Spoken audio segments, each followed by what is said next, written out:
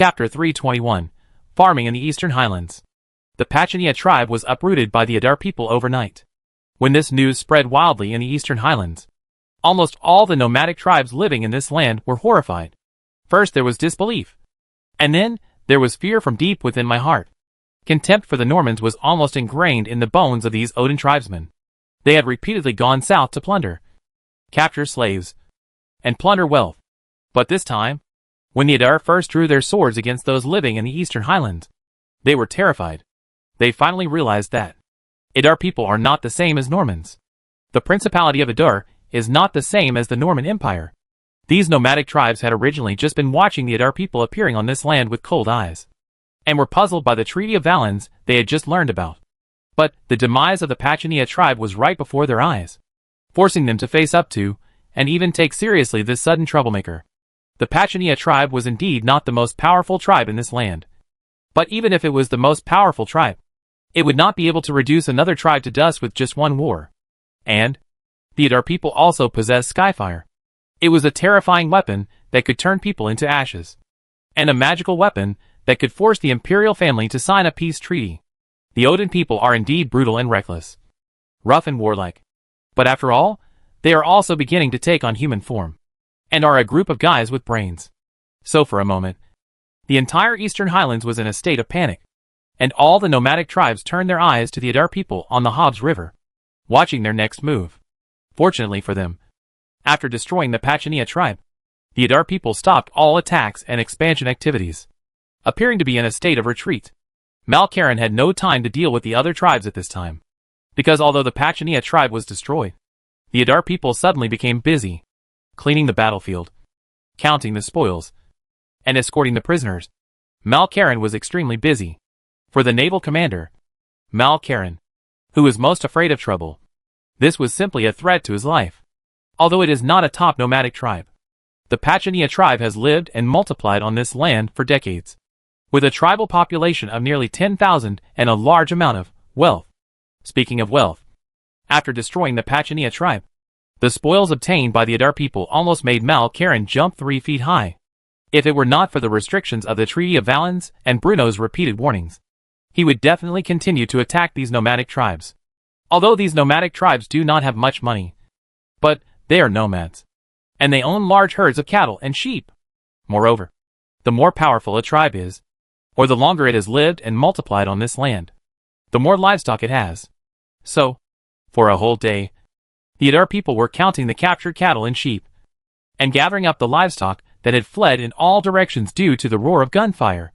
In addition to herds of cattle, sheep and horses, Adar soldiers also captured a number of prisoners. The tribe is not a regular army. A complete nomadic tribe certainly cannot be composed of only tribal warriors. In addition to those men who can pick up swords and fight for the tribe, there are also old people, women and children. In the tribal culture of the Odin Empire, the victor will own everything from the loser. Everything here not only refers to fixed assets such as wealth and weapons, but also women and children. In past battles, the victor would kill all adult men and elderly people from the opposing tribe, leaving only women and children who were shorter than the waist. As for the fate of these women and children, the women will become the victor's reproductive tools, and the young children will become the victor's slaves, and will be whipped and insulted at any time. So in a sense, becoming a captive of the Adar people is obviously much better than becoming a captive of other nomadic tribes. At least, the Adar people wouldn't do anything inhumane. Of course, there is no way to escape the status of a slave and the labor that is required. But as long as they work hard and change their violent, backward and ignorant side as Odin people, they may get the opportunity to escape from slavery and start a new life. This short war was over, but the Adar people's farming career in the Eastern Highlands had just begun. After all, the Adar people are not warmongers. They launched this night attack only to create a relatively stable external environment for themselves so that they can farm with peace of mind. The Principality of Adar has only two core interests in the Eastern Highlands. One is to set up a concession belonging to the Principality of Adar at the mouth of the Hobbs River, and the other is to mine or unhindered in the Eastern Highlands. As long as these nomadic tribes living in the Eastern Highlands do not come to the Adar people to cause trouble, and do not affect the core interests of the Adar people, then Malkaran will have no reason to fight everywhere. Therefore, as time went on, Envoys from Adar began to travel across the eastern highlands under the escort of agents, releasing the goodwill of the Adar people to the frightened nomadic tribes. These nomadic tribes also expressed that the Big Brother was awesome. After all, the power of the Adar people was there. What if they were to annihilate your clan in the middle of the night? Wouldn't that be what you feared? They were unaware of the secret exchange of interests between the Adar people and the Odin royal family. So ever since the Adar people demonstrated their nighttime combat capabilities, the chiefs of these tribes could not sleep well, each of them living in fear, fearing that they would repeat the mistakes of the Pachania tribe. And now, it is natural to accept the olive branch thrown by the Adar people. The chiefs sent envoys with gifts to visit the port of Hobbs and extend their cordial greetings to the Adar people. They also condemned the bad behavior of the Pachania tribe and expressed their approval of the Adar people's legitimate defense. For a time, people came and went in Hobbs Harbor, and the eastern highlands returned to its original balance. The only change is that there is one less Pachania tribe and one more Hobbs port concession controlled by the Adar people. The nomadic tribes that had left in a hurry also began to move around Hobbs Harbor again, and some bold Odins even tried to exchange goods with the Adars. This is exactly what the Adar people need. Chapter 322. The Odin people will never surrender unless they are provided with food and shelter. Time will always gradually smooth out the traces of the past, and history is always written by the victors. Before anyone knew it, more than a month had passed since the demise of the Pachania tribe.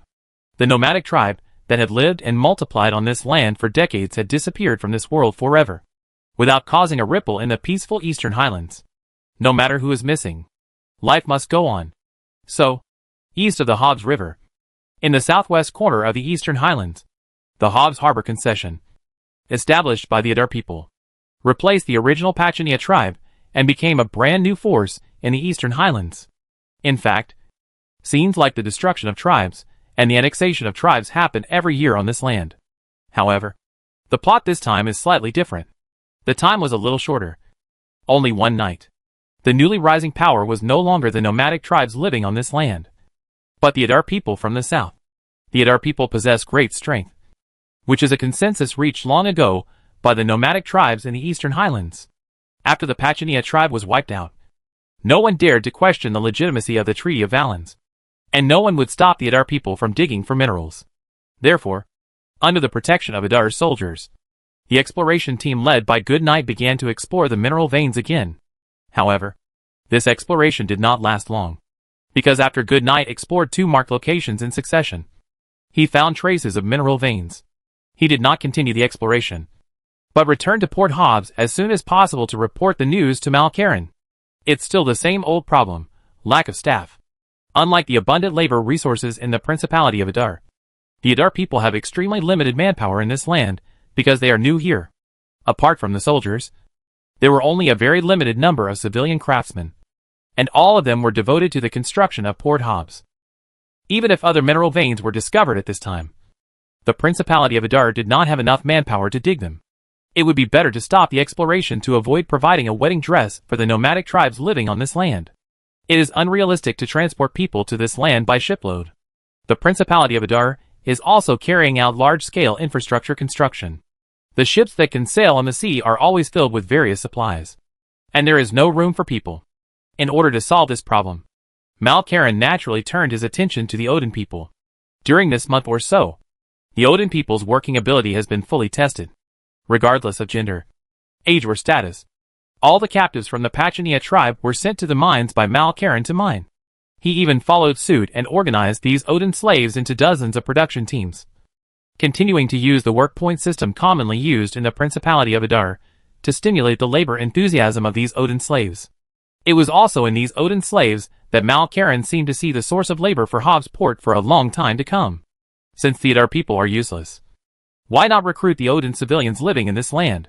Odin men are all big and strong men. Although their intelligence level is questionable, they are definitely good at working hard. Odin women are all violent and fierce women. Not only are they big and strong, but they can also do the job of 2 people. In Malkalu's opinion, this is simply a natural template for a coolie. And as time went by, the Odin people living on this land have gradually accepted the existence of the Adar people. Because this Adar concession located in Port Hobbs provides great convenience for the survival of the Odin tribe.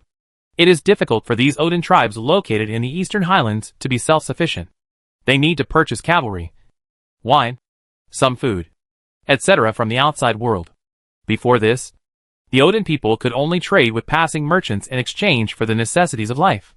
However, the time intervals between the arrival of these merchants and their round-trip routes were uncertain, which forced the Odin people living on this land to stockpile large amounts of supplies, and even caused conflicts and looting between tribes. Now, the establishment of Hobbs Port provides the Odin people with a brand new trading location and channel. The Adar people's concession is right there, unlike a caravan that would slip away at any time. The ships traveling between the Principality of Adar and the port of Hobbs would bring in large quantities of daily necessities and goods by sea every few days.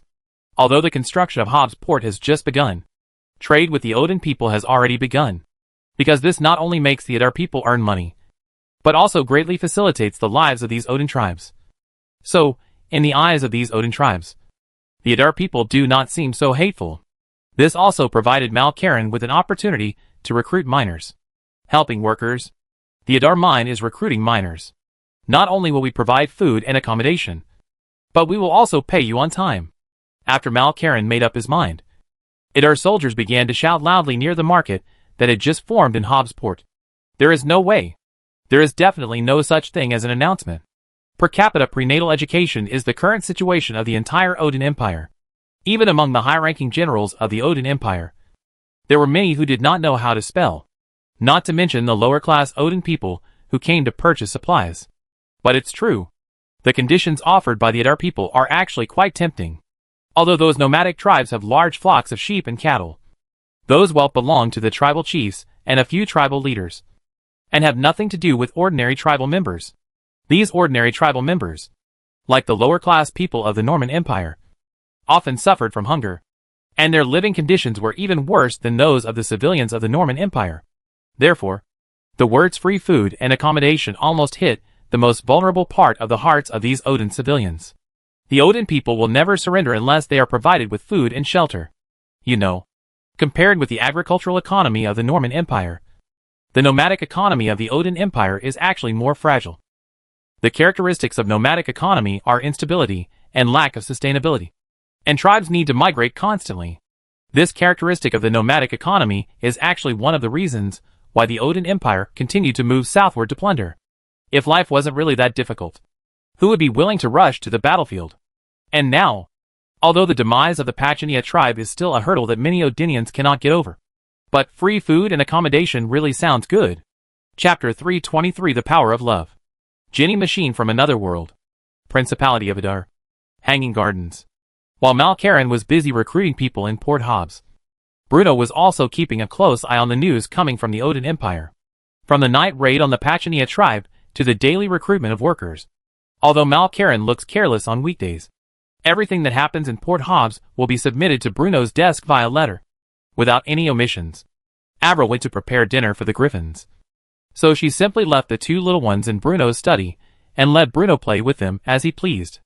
Although only a month or two has passed, the two little ones have obviously grown in size, and the wings on their backs are no longer just a few inches.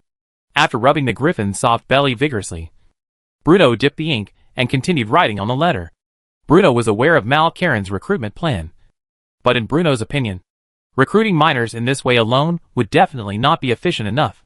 You know, the poorest Odin civilians probably don't even have the money to buy things from the Adar people, so they have no idea that the kind-hearted Adar people offer them free food and accommodation.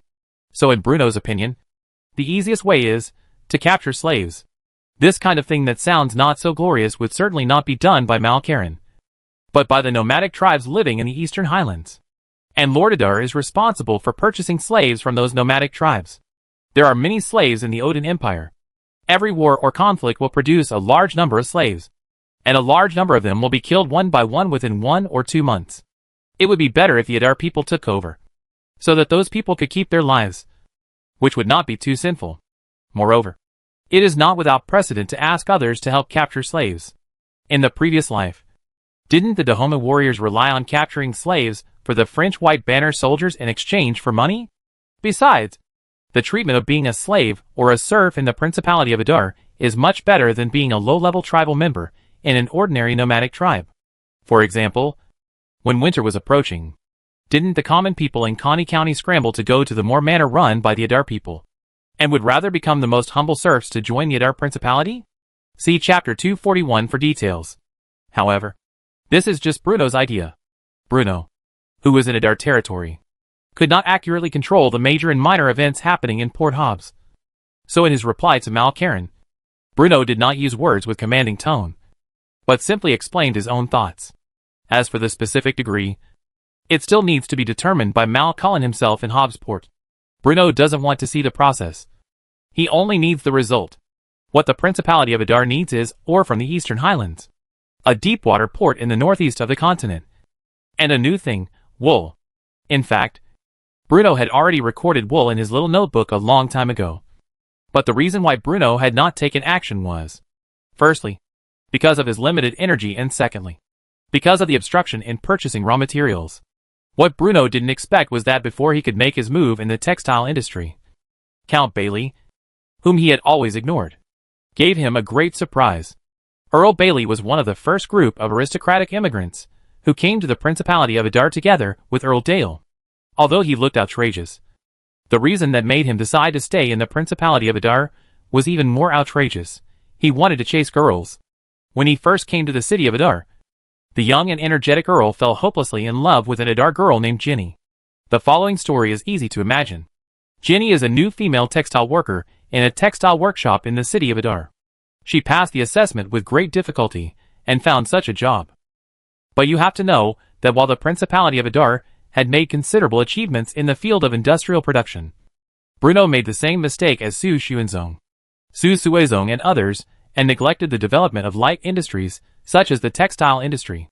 This has caused the textile industry in Adar County to remain at its previous inefficient level, forcing female workers like Ginny to spend a lot of time and energy staying in the textile workshops in Adar City.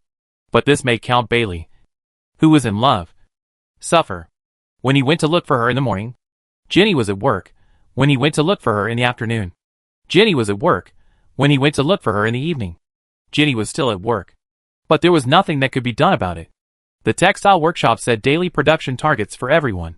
There would be bonuses for exceeding the targets, but the bonuses would be deducted if the targets were not met. Therefore, Ginny, who came from a poor family, wanted to spend all her time weaving yarn to help her family make a living. The girl was busy working in the workshop every day, while he was chatting and gossiping with that old guy Earl Dale all day long. Earl Bailey must be embarrassed. So, for the sake of his love and the happiness of his life, Earl Bailey took action. The power of love is infinite, and he soon realized Ginny's hard work. Then, after countless days and nights of deep thinking and careful improvement, Earl Bailey finally created a new spinning machine that used a spinning wheel to drive 8 vertical spindles. And Count Bailey even personally named the new spinning machine he made. It was called Ginny. Damn! When Bruno heard the news and saw the so-called Ginny machine with his own eyes, he couldn't help but exclaimed, "History is always surprisingly similar, even though this is a different world. Except for extremely minor differences in details. The Ginny in front of him is almost identical to the Ginny machine invented by James Hargreaves in the previous life." Bruno was stunned at that time. In fact, Bruno was not the only one who was shocked. Ginny was also moved by Count Bailey's persistence and perseverance. But at the same time, as an Adar native, Ginny vaguely remembered that a long time ago, Bruno, who was still the Count, had issued a decree to reward innovation and invention. So, under her suggestion, Count Bailey donated the Ginny to the current Duke of Adar, Bruno's steward. But Bruno is also a kind man. Although Ginny has been donated, if Lord Adar opens a large textile factory in the future, Count Bailey will naturally have shares in it. Moreover, Count Bailey's name, along with Ginny Machine, will be forever recorded in the history of the Principality of Adar. Chapter 324 Uncle Dell's Fried Chicken Shop. The birth of the Ginny Machine can be said to be timely. If Lord Barry had invented this thing a while ago, Bruno would have been able to just stare at it with his eyes wide open, and then leave the Ginny Machine in the corner of the warehouse to gather dust, because weaving and spinning require raw materials. But the Principality of Adar, at that time, simply could not get enough wool.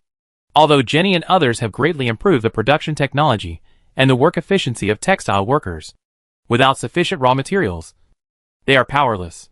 For the Principality of Adar at that time, The only way to get wool was to raise it themselves. But sheep need to eat. The Principality of Adar does not have vast pastures for sheep to roam around. And raising sheep requires food and feed. But compared with raising sheep and weaving cloth, the most important thing is to ensure that the people of Adar can fill their stomachs. Bruno was aware of this. Why did Bruno raise chickens instead of sheep? Because although the food basin chicken always looks cheap, it takes a short time to be marketed, grows a lot of meat, and the meat-to-feed ratio during breeding is also attractive enough. But now, the wool problem has a perfect solution. Odin people don't have much else. But they have a lot of hair. And the price is very low. After beating up the Odin people, the Odin Empire finally opened its doors to the present-day Principality of Adar. The establishment of Hobbs Port also allowed Bruno to turn his attention to the land in the northeast of the Odin Empire. The nomadic tribes in the eastern highlands don't have much else but plenty of sheep and cattle. And to be honest, for the nomadic tribes living in this land, it is very difficult to sell the cattle and sheep in their hands. Many people know that the nomadic tribes of the Odin Empire have large herds of cattle and sheep, and they all want to buy them for meat or fur. But the problem is how to transport these bleeding and mooing animals. There is no cold chain transportation in this era. For those business travelers, the only way is to walk there and walk back. But in this case, the risks on the road will be huge. The eastern highlands are already remote, and the nearest land route is blocked by the demonic forest, so that merchants and travelers can only take a detour via the Armanche Plain, and the round trip alone takes several months. Don't even think about whether you can make money in the end. You should be thankful if you don't lose money. It is for this reason that the prices of cattle and sheep are quite low in the eastern highlands of the Odin Empire, and the only thing that can be sold is fur. Meat and dairy products such as lamb and beef cannot be sold at all. But the Adar people can have it all, thanks to the convenience of sea transportation. The time from Merlin District to Hobbs Port will definitely not exceed a week. Bruno could even set up a textile factory directly in Port Hobbs, using local materials and cheap labor for production. After all, the Ginny machine did not need magic as energy to drive it. As for meat, if it is slightly marinated and processed, can it not be kept for a week? So, Bruno could be said to be getting more and more excited the more he thought about it. This is another complete industrial chain belonging to the Principality of Adar. Where is Lord Bailey? Thinking of this, Bruno asked immediately. Once you say you want to do something, you have to do it. Since you have decided to develop the textile industry with the spinning Ginny, you must involve the inventor, Earl Barry. Moreover, the Ginny machine must be counted as a technological investment, and the shares that should be given cannot be reduced at all. The profits that a textile factory could bring were definitely astronomical figures. Bruno felt a little jealous when he thought that Count Bailey could make a fortune by chasing a girl. I, the Duke, am still a single man. How come a little Earl has gotten ahead of me? Your Excellency the Duke, today is the opening day of the fried chicken shop. Earl Bailey should have gone to the shop to show his support. Mundell thought for a moment, and then gave his reply. Fried chicken shop? That's right. Bruno suddenly remembered that the fried chicken shop he and Earl Dale had set up together seemed to be officially open today. Call Avril and the two little ones. Let's go too, Bruno ordered. I have been staying in the Sky Garden for several days, taking this opportunity to find Count Bailey. I took a stroll in the city of Adar. As for the two little ones, they have always been extremely curious about the outside world and have no fear of humans. If you keep it at home, it will destroy the house. So it's better to take it out to burn off its energy. And most importantly, you can pet the griffin on the way. I'll get ready right away, Mundell said as he was about to leave. Hey, wait. Bruno stopped Mundell, who was about to leave, touched his handsome face, and said seriously, who do you think is more handsome, me or Earl Bailey? Mundell? What the H.L. is this a stupid question? Of course, it's His Excellency the Duke. Mundell managed a faint smile with great difficulty, and said affirmatively. Then why haven't I found the right girl yet? After sending Mundell away, Bruno muttered to himself. Adar City. After more than a month of preparation and decoration, the first fried chicken restaurant jointly funded by Bruno, Count Dale, and Count Bailey finally opened for business today. The fried chicken shop is located next to the Baths of Caracalla, which is one of the busiest places in the entire city of Adar besides Adar Avenue. Today, the status of Caracalla Baths in Adar is equivalent to that of Wanda Plaza and Plaza 66 in the previous life. It is equivalent to the landmark building and commercial complex of Adar. In the previous life, when young people were in love, they liked to go to the cinema and watch a movie together. In the Principality of Adar, young people immersed in the sour smell of love like to run to the baths of Caracalla and take a bath together. Therefore, it is difficult to have a low flow of people when opening a store near the baths of Caracalla, where every inch of land is valuable. As for the name of the fried chicken shop, it was given by Bruno. It is called Uncle Dale, and the logo is an old man with a big beard, who looks a bit like Earl Dale Woolley Dennis. This made Earl Dale very happy, because the business he did with the Duke was actually named after him. What does this mean? This shows that the Duke recognizes and approves of me. Therefore, although the Uncle Dale fried chicken shop has hired a dedicated person to operate it, Earl Dale still pays special attention to it, and spends half a day in the shop almost every day to feel at ease. Moreover, Count Dale even paid out of his own pocket to place an advertisement in the Adar Daily, becoming the first fast food restaurant in the entire Principality of Adar to place an advertisement in the Adar Daily. And today, the time to test the results has finally arrived, as the door of the store was finally officially opened. The curtain that had been covering the front of the store was slowly unveiled by the employees. Suddenly, the image of a kind-looking old man with a big beard appeared in front of everyone, making people feel particularly happy. Behind the portrait, what catches the public's eye are two capital letters UD, which is the abbreviation of Uncle Dell. The sign with red background and white letters looks particularly recognizable. The door head is simple.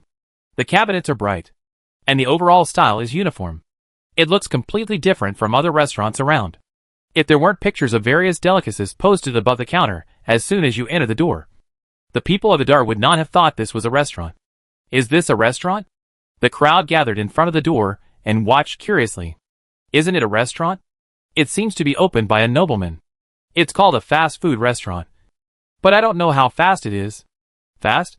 Are you going to kick people out if they eat too slowly? My goodness.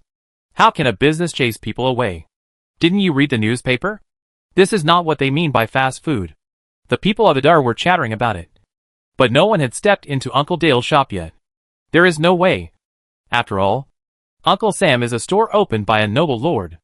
Although the quality of life of the people in Adar has improved significantly, and they appear neither humble nor overbearing when facing nobles from other places. But they are nobles after all. How many days had the Adar people had enough food to eat, and how many days had they lived a good life? When facing the noble lord, it was absolutely impossible to say that they were not nervous at all. In addition, the store of Uncle Dell looked very clean. When they looked down at their simple short coats, how could they dare to go into the store rashly? How could they afford to spend money in this place? Looking at the potential customers hesitating at the door of the store, Earl Dale was filled with anxiety. As a member of the nobility, this was the first time that he had to humble himself and run a business himself. At the beginning, it was to show respect for Bruno and to show his recognition of noble asset management. But as Earl Dale spent more and more time and energy on this store, he had completely devoted himself to it. Although the people outside the store were ordinary people whose status was far different from his, Earl Dale still hoped from the bottom of his heart that they could walk into his store at this time. In his opinion, it was a recognition and proof of his hard work day and night. My Lord Earl, you can go out and say a few words. Otherwise, they may be afraid of your status as a noble, James on the side quickly reminded. Hearing this, Earl Dale suddenly understood. He passed James and Lord Barry and took his place under the sign of Uncle Dale. The midday sun shone down from the sky above, shining on the Adar people standing in front of the shop. Earl Dale calmed down his nervous emotions, cleared his throat, and then said, "Everyone, I am one of the investors in this store, Earl Dale Woolley Dennis." As soon as the words came out, the noise of the crowd died down. Really? This shop is actually opened by a noble lord. Before they could come to their senses, they heard Earl Dale continue. I used to be a noble of the Norman Empire, and now I am a noble of the Principality of Adar. When I applied to immigrate to the Principality of Adar, the Duke warned me again and again that the Adar people are the cornerstone of the Principality of Adar. So at this moment, you don't need to be afraid of my status. Because in this land, in addition to the different identity labels between nobles and commoners, we have another thing in common that we cannot get rid of Adar people. And this fast food restaurant named Uncle Dell is my first attempt after coming to the Principality of Adar. I hope you can. ABA. Lord Dale's words were powerful and extremely emotional. Especially the sentence, "We are all at our people," reduced the gap between the common people and the nobles to the lowest level. After an impassioned speech, someone finally stepped into Uncle Dale's store. Since Bruno traveled through time, George's family has been living a happy life in our city. See Chapter 215 for details. You can eat fish or chicken once a month. And you can also prepare some New Year's goods during festivals. This time, Georgia had just received last month's salary, so she planned to buy some good food for the fat boy at home to improve his life. Unexpectedly, he happened to happen upon the opening of Uncle Dale Fried Chicken Shop. As an old Adar resident, Georgia has fully experienced the changes in the city of Adar during this period, and is much less afraid of the noble lords. No matter how powerful a noble is, he must abide by the laws of the Principality of Adar. He cannot punish civilians at will. So, after listening to Earl Dale's words, Georgia bravely entered the store. Earl Dale was extremely enthusiastic towards this first customer, and he did not show any airs of being an earl at all. He even came to the counter in person and handed the first customer an exquisite menu. After seeing the menu, Georgia's hands couldn't help but tremble. To be honest, for ordinary people, the prices of the meals sold by Uncle Dale are not low. A burger cost 3 copper coins, which was equivalent to Georgia's entire day's income. But, anyway, she can only eat it once a month at most. Although it hurts a bit, Georgia can definitely afford the price. I personally recommend this hamburger meal for 2, which includes a portion of fries and 2 burgers. It only costs 6 copper coins in total. Earl Dale introduced enthusiastically. His 3 copper coins are acceptable. But 6 copper coins. It seems I can barely afford it. It's just eating 1 or 2 less meals of fish this month. I am the first customer of Uncle Dale. I don't know how, Georgia said. I want a meal for 2. Chapter 325 Business Layout. 2 slices of fine white bread look exceptionally soft, with black and white sesame seeds sprinkled on the crispy crust. Georgia watched as the chef behind the counter skillfully sandwiched a golden fried chicken nugget between 2 slices of white bread. Then came lettuce leaves, tomato slices, onion rings. Although Georgia was just watching there, the rich aroma of fried chicken had already lingered in his nostrils. It looks like there is a lot of oil. In later generations, such meals would certainly be criticized for being too greasy. But in this era, fried foods like this are definitely a good thing. If it were on a normal day, how could the Adar people, who were used to eating coarse food, come across a single drop of oil? Or in other words, except for the nobles, everyone in this era is starving. So, as Georgia saw the big pot full of oil, she almost drooled. No wonder it's so expensive. Using so much oil, how can it not be expensive? The aristocratic fast food restaurant is different. Would you like takeout or dine-in? Earl Dale had already satisfied his pleasure and had retreated to the back. And the one doing the inquiries now was the clerk at Uncle Dale's. Is there any difference between these two? Georgia stared blankly at the boiling oil not far away, and had not yet come to her senses. Dine-in means eating in the store, and takeout means we pack the food for you to take back home. The clerk explained patiently. Takeout. I'm going to take it back, Georgia replied quickly. This set meal for 2 looks like a good thing. I must take it back for my wife and children to try. It would be a waste if I finish it all here.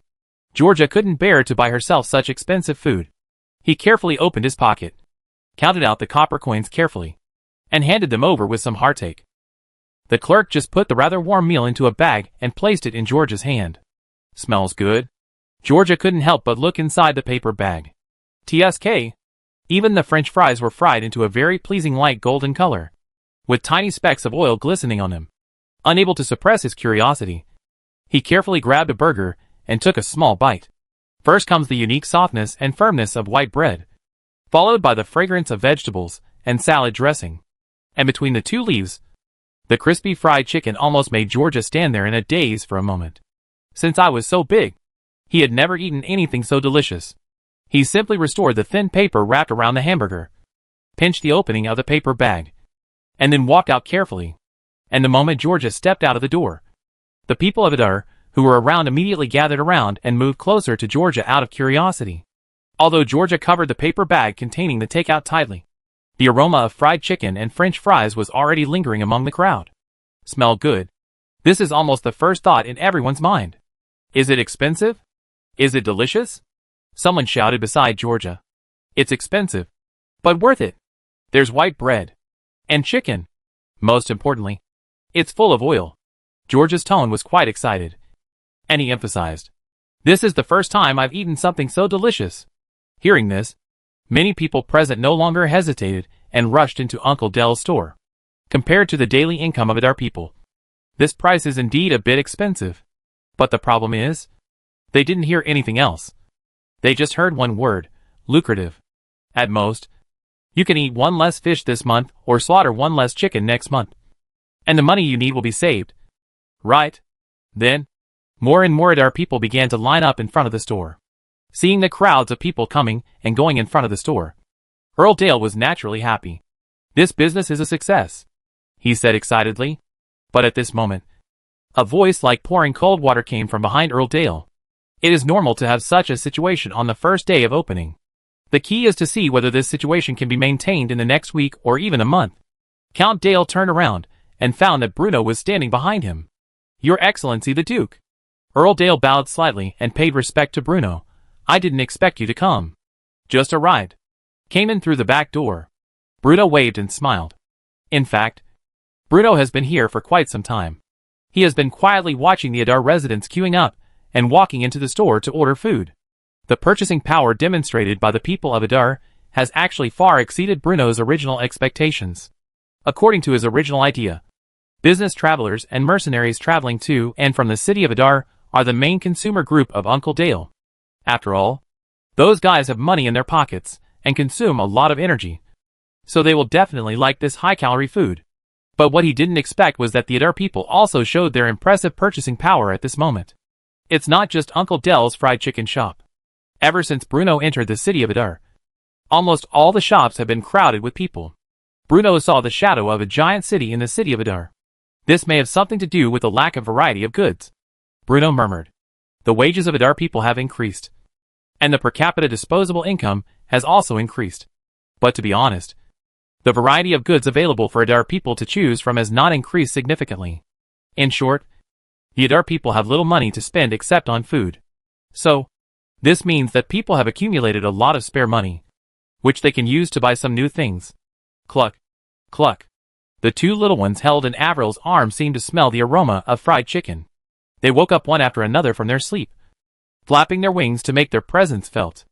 Earl Dale had not noticed the two little ones in Avril's arms before. He was obviously startled when he suddenly heard the cry of the little griffin. As a knowledgeable noble, Earl Dale must be familiar with griffins. Not only did he know that this was an extremely powerful magical creature, he also knew that it was the guardian beast of the Stewart family, the rulers of the Principality of Adar. Keep an eye on them, and don't let them eat anything careless. Go back and get some raw meat and bones for them, Bruno warned. Oh! AI Wire agreed. Where is Earl Barry? Bruno turned and asked Earl Dale. The main purpose of his visit this time was to discuss the matters of the textile factory and the ginny machine with Earl Bailey, and to understand the people's sentiments at the same time. But after being here for a while, I still haven't seen Earl Bailey. Yes. Earl Dale stretched out his hand and pointed to the kitchen inside. I saw Earl Bailey, wearing a chef's hat and a large apron, concentrating, frying French fries. For a time, Bruno felt extremely confused. This script is obviously wrong. You know, Earl Bailey is also one of the shareholders of Uncle Dale. Although I have been weakening the power of the nobles, I won't let you sneak in here and be a cook. Right? If all the nobles of the Principality of Adar were as friendly as Earl Dale and Earl Barry, and not at all overbearing, how could they highlight their own brightness and greatness, and their dedication to the people? This guy is a cook? Bruno asked in disbelief. This? Earl Dale seemed a little speechless. He pondered for a moment before speaking. Earl Bailey said, Miss Jenny likes to eat French fries. He wants to practice his French frying skills here, so he gave the original cook a day off. Bruno. Bailey! The Duke is here! Hearing Earl Dale shout, Earl Bailey quickly wiped his hands off the apron he was wearing and came over with a smell of French fries. Your Excellency the Duke! Are you looking for me? I plan to open a textile factory. Since I'm using the technology you developed earlier, you'll be considered a technical shareholder. Bruno got straight to the point. That's great. Earl Bailey was very excited. I will invest. And you will contribute technology. And own 20% of the shares. Bruno offered a very tempting condition. 20%? Isn't that too high? Before Bruno could finish his words, Count Bailey waved his hand. What is the use of technological progress? Neither the nobles nor the common people of this era had apparently ever thought about this question. Therefore, faced with Bruno's offer of up to 20% of the shares, Count Bailey was obviously a little confused. I haven't finished yet, Bruno said seriously. This 20% of the shares is not for nothing. You need to improve and enhance the Ginny machine in all aspects. For example, today's Ginny machine is a new type of spinning machine with a spinning wheel driving 8 vertical spindles. But this is definitely not the highest efficiency that the Ginny machine can achieve. You need to increase the production efficiency of the Ginny machine as much as possible. Or even find other sources of power besides manpower, Bruno added. Of course, Bruno can also directly use the system mall to spend brilliant points to tinker with a more efficient loom. But one must eat one bite at a time. Since Count Bailey already has experience in developing the Ginny machine, it would be a good idea to entrust this task to him. In this way, Bruno can also use his limited brilliance points, where they can be used for greater purposes. Don't worry, Your Excellency the Duke. You can leave this matter to me. Although Earl Bailey has a love-minded mind, he is very clear about serious matters. Hearing this, Bruno nodded. Once the Ginny machine is fully operational, the cloth produced by the Principality of Adar will have a crushing advantage in quality and cost. Not only the Principality of Adar, but also the Norman Empire, the Kingdom of Basel, and even the entire continent will be dominated by the cloth produced by the Principality of Adar. Listening to the grand blueprint described by Bruno, both Earl Bailey and Earl Dale could not help but open their mouths in amazement. It sounds so good. Your Excellency the Duke. Earl Dale's eyes were small stars. Bruno knew what Wooly Dennis wanted to say at a glance. The same goes for Uncle Dale. Don't just focus on Adar City or the Principality of Adar. The entire continent is the stage for Adar people. One day, UD branches will be spread across every city on this continent. It's not just this continent, Bruno added in his mind. Hearing this, Earl Dale was also excited. As he got to know Bruno better and better, Earl Dale knew deeply that Bruno's words had never been exaggerated. No matter how incredible they were, they would eventually become reality in the near future. Go out of the Principality of Adar and open branches of Uncle Dale in the Norman Empire and the Kingdom of Basel. When Bruno finished speaking, this idea has already taken root in Earl Dale's heart. Kingdom of Basel.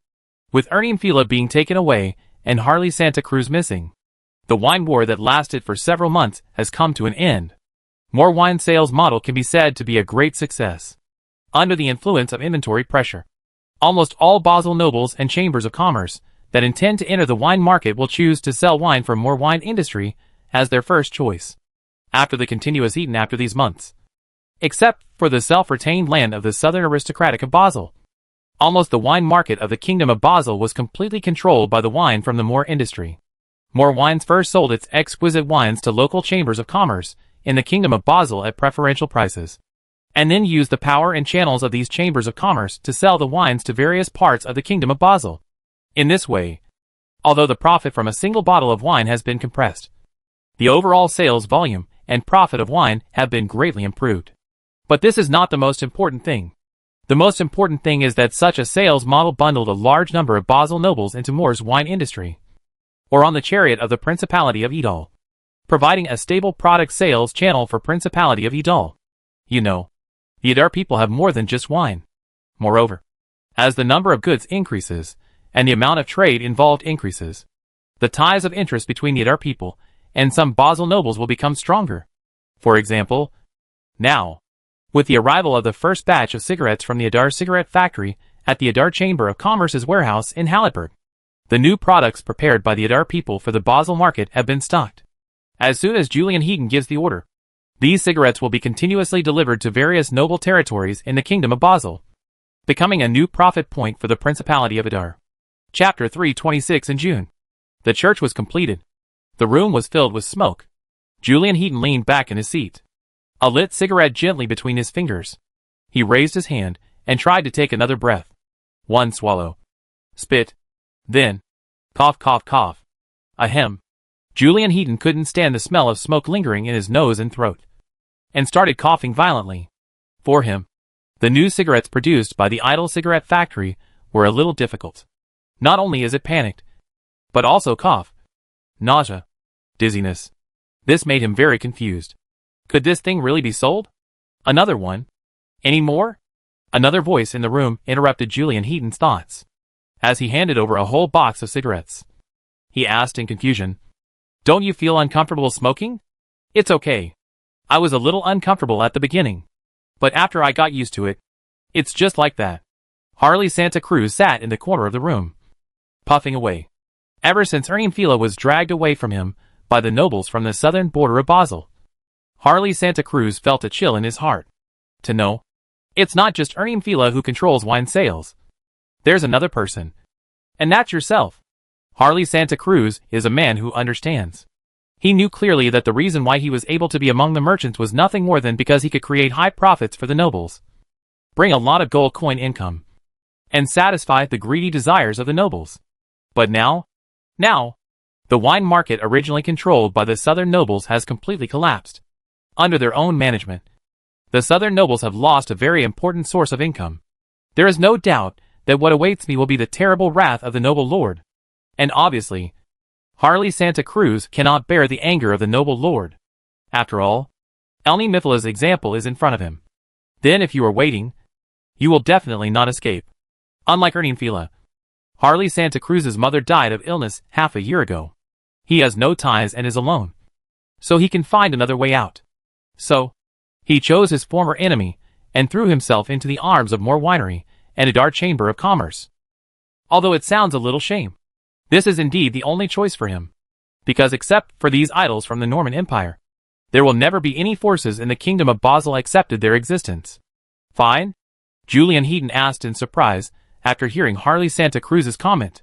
In his opinion, how could a cigarette that only makes people cough violently and feel dizzy be evaluated as okay? Maybe it's a psychological effect. I always feel that this thing can relieve my inner anxiety, Harley Santa Cruz said with some self-mockery. Julian Heaton shook his head. Although he himself didn't know whether this thing could be sold, he also knew that his preference did not mean everyone's preference. And the sales volume in the market was the best touchstone. And as the Duke mentioned in his letter, no matter how much or how little is sold, the sale of cigarettes can be said to be a very profitable business. Even if the sales in the Kingdom of Basel are not ideal, we can still try to launch it in the market of the Odin Empire. According to the assessment given by the Idle Chamber of Commerce, the primary sales group of this kind of cigarette should be craftsmen, adventurers, mercenaries, and the social attributes of this product may help us open the situation faster. Kiki. Julian Herring coughed again. Seeing this, Harley Santa Cruz calmly put out his cigarette. If there's any need for me, Lord Julian Heaton, just give me the order, Harley Santa Cruz said quickly. This is him recommending himself. Because Harley St. Cruz clearly knew that although the Edelans accepted their own voting, their inspections had never ended. During this period, Julian Heaton never assigned himself any tasks. This also made Harley St. Cruz a little panicked. Having nothing to do is not a good thing. It means that the Adar people have not yet trusted themselves, and their acceptance of themselves is only superficial. Don't be impatient. Julian Heaton naturally understood the meaning of Harley Santa Cruz's words. But even so, he had no intention of giving this task to Harley. But Julian Heaton suddenly turned around and said deeply, "Then, although the cigarettes don't need you to intervene for the time being, I have another thing here to give you to do it." Hearing this, Harley's heart trembled, and he quickly said, "Just give me your orders. I will complete the task assigned by the Chamber of Commerce even if I have to do my best." I finally got what I was waiting for. From the perspective of Harley St. Cruz, the task that Julian Heaton is about to hand over to him is the name he needed to pay to the Adar Chamber of Commerce. The plantations south of Basel are very unstable these days, and I plan to let you go there to keep an eye on them. After pondering for a moment, Julian Heaton said calmly, "Where?" Harley seemed to hear it wrong. "Planting in southern Basel." Julian Heaton repeated again, "Southern plantation?" For a moment, Harley Santa Cruz felt like a complete fool. Although it has just joined the Idle Chamber of Commerce, Harley also knew that the Idle Chamber of Commerce purchased a lot of land in the south of the kingdom, and established many rubber plantations and palm planting gardens around the southern coast of the Kingdom of Basel. Harley Santa Cruz didn't know what the uses of rubber and palm were, But he knew that the south was very unstable during this time, because the relationship between the aristocratic men in the southern Basel and the Idarians was very stiff. The plantation of the idle Chamber of Commerce in the south was suppressed. It is true that when we are doing these plantations, the idle Chamber of Commerce does not use its own name. But after all, it is the site of the nobles of the south. It is almost impossible to conceal the sky under the eyelids of the southern nobles, let alone a fire in the hearts of the southern nobles. The way to break people's wealth is like killing parents. The Adar people snatched the wine market from the southern nobles, which was enough to make those greedy nobles regard the Adar people as their lifelong enemies. Therefore, putting a few small fires when you are idle, and sending some bandits to harass, this can only be regarded as conventional operations, although they did not dare to cause damage on a large scale. Small actions from time to time made the plantation that the Adar people had worked so hard to build uneasy. Of course, Harley also wanted to make a force for the idle Chamber of Commerce. After all, this was a good opportunity to make him trust in the Tidar. But here's the thing. I came to seek refuge with the Adar people just because I was afraid of retaliation from the southern nobles. Does it mean that you will fall back to stare? When Harley thought that the southern nobles might use various means to cause his accidental death, he seemed to have a premonition of his impending fate. Rest assured, I will send you a group of accompanying guards. If those south of the Noodles want to start with you, it will not be so easy to succeed. Julian Hyden comforted. Only, Harley keenly captured one of the keywords. It's not that easy. This means that, although it's a little difficult, I might still be hacked to death by the angry southern nobles. If the plantation in the south can run smoothly under your coordination, then I will recommend you to the Duke, transfer you to the Principality of Edal, and since then, stay away from the right and wrong of the Basel Kingdom. Julian Hyden made his own commitment. If you want a horse to run, you must not only let the horse eat grass, but also let it see hope. For Harley, who was frightened all day, Julian Hyden's conditions were extremely attractive. Even though he was in the Kingdom of Basel, the glorious record and powerful strength of Principality Idle had been passed to Harley's ears. Once he could get the shelter of the Duke of Eder, he would no longer need to worry about the anger from the Basel noble. So, after a very tangled weighing, Harley finally gave a positive answer. Okay, I'm going south. After hearing the words, Julian Hyden couldn't help nodding. Don't worry. Then it will be the best player of the idle Chamber of Commerce to protect you. Even if you have an accident, they will definitely avenge you. Harley. That's true. After Harley left, Julian Hyden's deputy pushed in. You go back and tell His Excellency the Duke in person that I need military support from the Adar Navy or the Adar CIA. Julian Hyden's expression looked a little unnatural. Harley goes to the south that may face the danger. He is very clear about this. But Julian Hyden wants Harley to be in danger. And not only to encounter danger. It is best to encounter murder or even poison. The nobility of the southern Basel of the small-bellied chicken must no longer be able to live in harmonious in Edal. But sooner or later, the Principality of Edal needs to be produced in the rubber, palm and other tropical economy produced in southern Basel. This concerns the development and transformation of the Principality of Adar, and cannot be taken lightly. So, since those southern nobles do not intend to allow the Edal to obtain the required industrial raw materials through transactions, Julian Hyden has to find a way to solve the people who obstruct the Principality of Edal. And if Harley were murdered, it would undoubtedly provide a good entry point for the Adar people. Harley Santa Cruz. I hope you are a lucky man, Julian Hyden murmured. As soon as time came to June, the temperature of the Principality of Edal obviously became a little hot, and the sun shining from the sky became hotter. But, perhaps because of the adjacent mountains, it is quite refreshing in the air garden. Bruno could tease the little maid and the little griffin from time to time, and give Isabel some extracurricular tutoring when he had nothing to do. Bruno lived a very happy life. Spring plowing is long past, and the earliest batch of grains have even reached the time to prepare for harvesting. Under the increasingly anxious situation of the empire's inland, Principality Adar Principality presented a rare quiet and peaceful.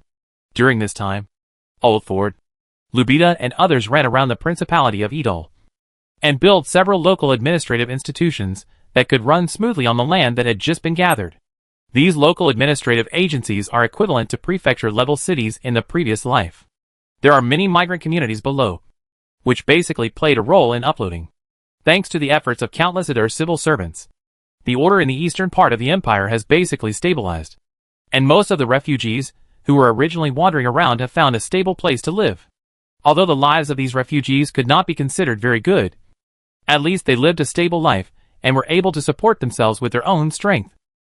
While the Nuadar people gradually stabilized, the wonders of the Principality of Idal also made significant progress. More than a month ago, the towering Stonehenge had already crossed the fast-flowing Sauron River, and the fastest progressing engineering team had even built the magic transmission line to the southwest corner of the Dale Hills. According to Bruno's estimation, it would only take another half a year for the magic transmission lines built by the magic crystal conductors of Stonehenge to cover every corner of the Principality of Idar. At the same time, Idle Public University, located on the south bank of Idal Hunan, has also completed the design and entered the stage of preliminary construction. After all, the Idle Public University was given high hopes by Bruno to impact the custom wonders of the SSS rating. There is no way to build the ready-made drawings provided by the system. Therefore, under the industry of countless engineers from the Kingdom of Basel, a new university drawing with many wonders from Oxford University, Alexander Library, and many wonders of the University of Oxford University, after 3 or 5 modifications, was put on the table case of Bruno. This blueprint can be said to be the crystallization of all the wisdom of many great engineers of this era. Even the budget needed to build the university far exceeded Bruno's original idea. This is no longer just a matter of double the cost. The budget needed to build Idar Public University has more than tripled. However, there is no way to do it. Brion has only created a wonders of SSS level so far. Wrong. It is a bit of a 5S level miracle that is a bit unprepared. Therefore, Bruno can only rely on increasing the budget to push the spectacle rating as high as possible.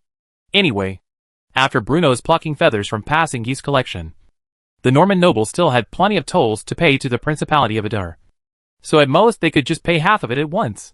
But then again, although the budget for building Idar Public University has increased, the construction of Hagia Sophia has basically been completed. According to Bruno's estimation, in a few days, Mundell and Mike should rush in to tell him the good news. Chapter 327 Guardian of Faith. Ding! When this sudden reminder sound echoed in the mind of Bruno, he suddenly realized that the moment he waited finally came. At this moment, the long-dormant wonder construction system was activated automatically. Construction of Hagia Sophia is completed. This news that Bruno had been waiting for a long time finally appeared in his vision. In the Wonder Construction Atlas, the card depicting the Hagia Sophia also changed from its original gray color to a bright golden color, shining with an eye-catching light. The code of the 3 letters is eye-catching, and the red wonders rating is printed in the lower right corner of the card SSS. The construction is finally completed. Bruno finally relieved and murmured to himself. The construction of the Cathedral of St. Sophia lasted nearly half a year, and finally officially stood on the land of the Principality of Idal in June this year. Although there is no technical support of various advanced construction tools in the previous life, one to say, the speed of building a spectacle of the Idal people is a speed. There is no way. After all, this is a world with extraordinary powers. If it were a world without magic, the Principality of Idar would probably have to wait until all of Bruno's children had run away before it would be possible for the Hagia Sophia to be built. Not to mention things like magic circles. Those magic tools that had long been used by the construction team of the Principality of Idar were no longer new. There are no strict legal provisions in this world to supervise and manage the construction process. Even if there are, they were made by Bruno on the spur of the moment. Therefore, in order to accelerate the progress of the wonders, after the boulder and the magic-oriented transmission line were in place, the architectural wonders of Principality Idle started the construction of almost 24 hours. Prepare building materials at night to repair the corners of the edge during the day. The main structure is mainly attacked to speed up the progress of the building. All in all, it is under the premise of ensuring the quality of the building's main structure, and Bruno almost do everything possible to speed up the construction of the St. Sophia Cathedral. After all, unlike the Idle Public University that needs to be built slowly to impact the spectacle rating, after the completion of the St. Sophia Cathedral, there is also a Venice military studio waiting for it. Moreover, Bruno is always waiting for the spectacle bonus that St. Sophia can bring to Principality of Idal, and always waiting for the title of Guardian of Faith to fall above his head. As long as Hagia Sophia is completed 1 day earlier, the Principality of Idar can get rid of the influence of the Church of Light 1 day earlier and complete the separation from the old religious beliefs to the greatest extent. Almai's Mountains. Air Garden. When Mundell rushed in a hurry, Bruno had already received the news from the Wonder construction system and knew what he wanted to tell him. Then, before Mundell could speak, Bruno asked calmly, Hagia Sophia is finished? Yes.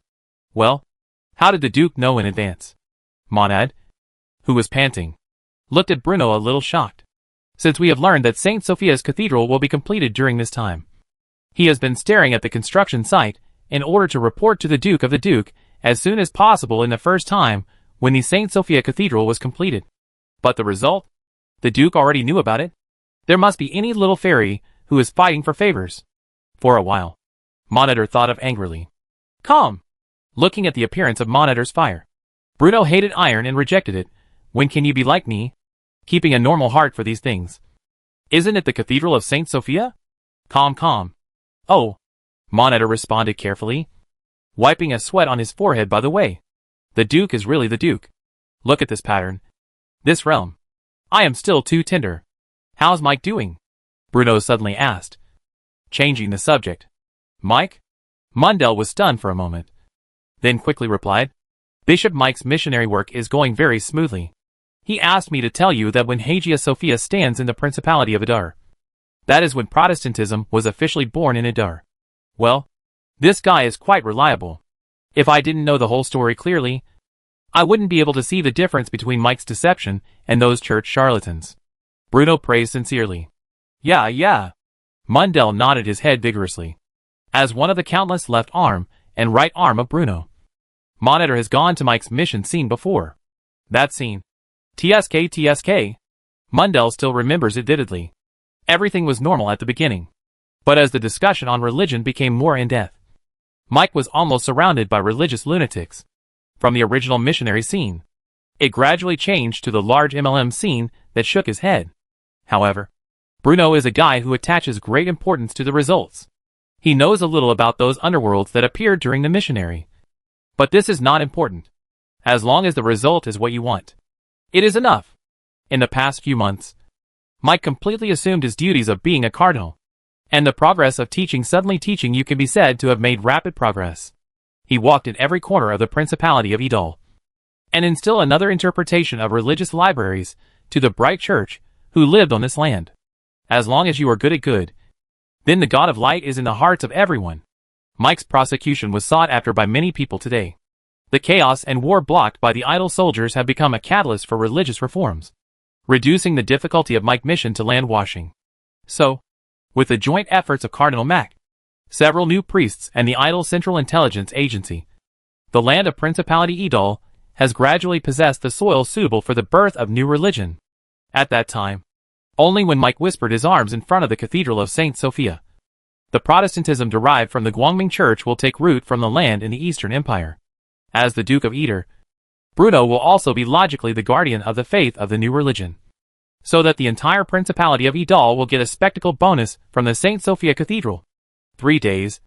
Told Mike that I gave him 3 days of preparation time. 3 days later, in the St. Sophia Cathedral, the Stuart family would become the guardian of the Protestants' faith under the witness of all the Adar. Finally, Bruno said deeply. Chapter 328, I am the Holy Army. I am stunned. After a long time of long-distance running, Veer Rock was already exhausted. As the commander of the Holy Army under the jurisdiction of the Guangming Church, he had long received an order from the Bishop of the Red Coat, Camus Blancad, and asked him to lead 3 or 5 soldiers of the Holy Army to explore the virtual reality of Idol in the Empire. In fact, the Bishop of the Red Clothing can be used in the business travel mouth to ask all kinds of news about the Principality of Idol. But the Holy See agreed. The mouth of business travel, deceiving ghost, rather than spending a high gold coin. And then the merchants who were walking around the mainland flickered. It might as well take a look at it in person. So as early as the end of April, Veer Rock set off from the Holy City by Hung. According to common sense, the way from the Idol of Idol from Shangcheng by Hung to East Empire is not too far away. Normally, it often takes more than half a month. Only, the conflict and war between the Prince Pitsman and the second Prince Rez are gradually upgrading, which makes the situation of the Empire inland extremely chaotic. While a large number of imperial soldiers paid their lives, they also brought countless sores and deaths to this land. Although the sacred city, located in the south of the empire, did not face the destruction of the war, it was difficult to avoid being affected by the war. A large number of people are displaced, and food has become a very tight material. The robbers, who often see the road-blocking cards on the road, can still be seen.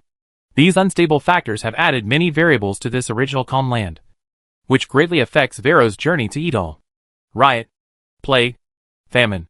There are no natural disasters on this land, but there are people. And this also made Vir have to choose to detour many times, and then just walked out of a quagmire and fell into another quagmire. The misery of the people was seen by him, and the sadness of fate was remembered by him. And what he saw along the way also made him more and more firm in faith in the God of Light. In his opinion, only by praying for the God of Light can the new life be re-enabled. Only when Vir finally came to the thorns, the moment I was about to set foot on the land of the Principality of Adar, he was a little overwhelmed like all the noodles from other parts of the Normandy Empire. The existence of the customs of thorns isolate the Idol Principality and the Empire inland. On the one hand, peace and stability. On the other hand, war and chaos. A large number of outsourcing people gathered outside the cross customs of thorns, waiting for the permission of the Adar to enter the land of the Principality of Idol. Patience. I listened to someone. As long as you enter the Principality of Idol, then everything is completely different. From time to time, there are exiles on the side of the road. But Varric is very puzzled by this statement. It is also on the land of the Normandy Empire, and it is also under the rule of the Normandy nobles. How is it? But when Mulroche thought that the Principality of Adar was a noble territory that could beat up the Odin Empire, he was more or less curious, and he always kept in mind the task assigned to him by the cardinal. Why don't you go east? The younger brother of Hiroki quickly came over and asked carefully. Although after some long distance running, the armor wearing the armor has been stained with a lot of soil and dust. But the cross, representing the Holy Army, was still wiped out, scaring the civilians. This perspective is the military master who belongs to the Bright Church. Your Excellency, the customs in front of us is the Stranglethorn Vale. We refugees must register before we can set foot on the land of the Principality of Adar. The civilian answered tremblingly. Customs? Registration? Hiroki is a bit embarrassed. But, although he didn't understand what customs were, this was just a private checkpoint. The Normandy Empire is prohibited from setting up a private card, because private cards often mean that they need to charge a high road fee. Damn Duke of Eder. The people of the Normandy Empire are so difficult, and they even want to search for oil from the people of these people. This is simply insulting his identity as the owner of the St. George's Medal. It is the dignity of the Holy See. Vir feels that an unknown anger is burning in his chest. This general. Hearing the words, the exile seemed a little panicked, because the holy religious army in front of him obviously misunderstood what he meant. No, don't collect money. Really don't collect. Huh? Just register the information, and then let it go through the passing. Everyone says this. And if it is not a citizen, the caravan and travelers can walk the green channels a few people over there. This civilian who was captured by the Crusaders had actually been stranded outside the Stranglethorn Vale customs for nearly 2 days. Therefore, he basically touched everything that the Thorns Valley customs showed to outsiders. Do you not collect money? Roach felt a little strange. If no money was charged, wouldn't it be unnecessary to register the information? Although I don't understand what the Adar people are engaged in. The information that happened in the Principality of Idol was the first priority given to themselves. Therefore, Hiroki had to follow the doubts in his heart, and came to the entrance of the green channel of the customs under the guidance of the civilian. This is your reward. Hiroki is a principled person, and the income of labor is also the criterion that he has been practicing since he became the Holy Army. Thank you, sir. After receiving the copper coins, the civilian was immediately ecstatic and extremely excited. Well, Roach sighed secretly. Roach, wearing a set of Crusader armor, quickly attracted the attention of Adar customs staff. Name? Roach. Age? 34. Identity or occupation? Church of Light. Commander of the Crusaders? Roach said proudly. Although the commander of the army can only be regarded as a middle-level general in the Holy Army, it is enough to proud Rock, because everything he does is for the God of Light. The most sincere belief in his heart. Yes, Crusader. The staff of the Adar customs glanced at Vir. and then filled the words Holy Army in the table with a pen. Finally, after some detailed inquiries, the staff of the Idle Customs showed a little smile. You can pass it. You can. The Holy Education Army. Chapter 329. After some inquiries, Veer Rock led his 3 soldiers of the Holy Army to successfully pass the customs of Thorns. But what he didn't notice was, when the staff of the Thorns Valley Customs filled the term Holy Army on his inbound form, the Hadel's hands were trembling slightly. Windfall. For the Edal girl who registered for the information registered by Varric. The appearance of Veer Rock brought her a lot of wealth. So when Verloki passed the customs with the sacred military soldiers, she finally couldn't help showing a hint of smiles. What's up? Why are you so happy? The lady civil servant working at the window next to her turned her head and asked curiously. Those people are all the Holy Army. Ha ha ha. Oh my god. A hint of surprise and, Indy. There's a new Uncle Del's fried chicken shop opened in Adar City. Anyone who sees it can get a share. You have to treat us. Good. Although the shop was very expensive, the girl on duty smiled happily. Because in the Principality of Adar, the Holy Army soldiers also have another name, Walking Silver, which is loved by the people. Walking Silver shilling was an important topic of conversation among the people of Adar during this period. And it was also a hot word from the Adar Daily. 2 months ago, in order to stabilize the social order of the Principality of Edal, create a better social security environment, and maintain the rule of the Stuart family to the Principality of Edal, the Edal Public Security Bureau and the Idle Central Intelligence Bureau jointly issued the Idle Citizen Reporting Spy Redition Award measures. The measures stipulate that all clergy from the interior of the empire, who have a clear subordinate relationship with the Church of Light, and all knights and retainers under the command of Norman nobles, may be engaged in espionage activities in the Principality of Adar, and are therefore subject to prosecution. And as long as the identity of the person being reported is qualified, the informant will be given 5 silver shillings as a reward regardless of whether he is engaged in espionage activities. You know, the exchange rate between silver shillings and copper coins was 1 to 20. 5 silver shillings were equivalent to 100 copper coins, which was equivalent to the salary of an Adar civilian for 2 months of continuous work. And this time, including Veer Rock, the idle girl registered 4 sacred soldiers at one time, and they were all reporting their own houses. It's become prosperous. That's 20 silver shillings, equivalent to 400 copper coins. For a while, the sister of Edal was so beautiful.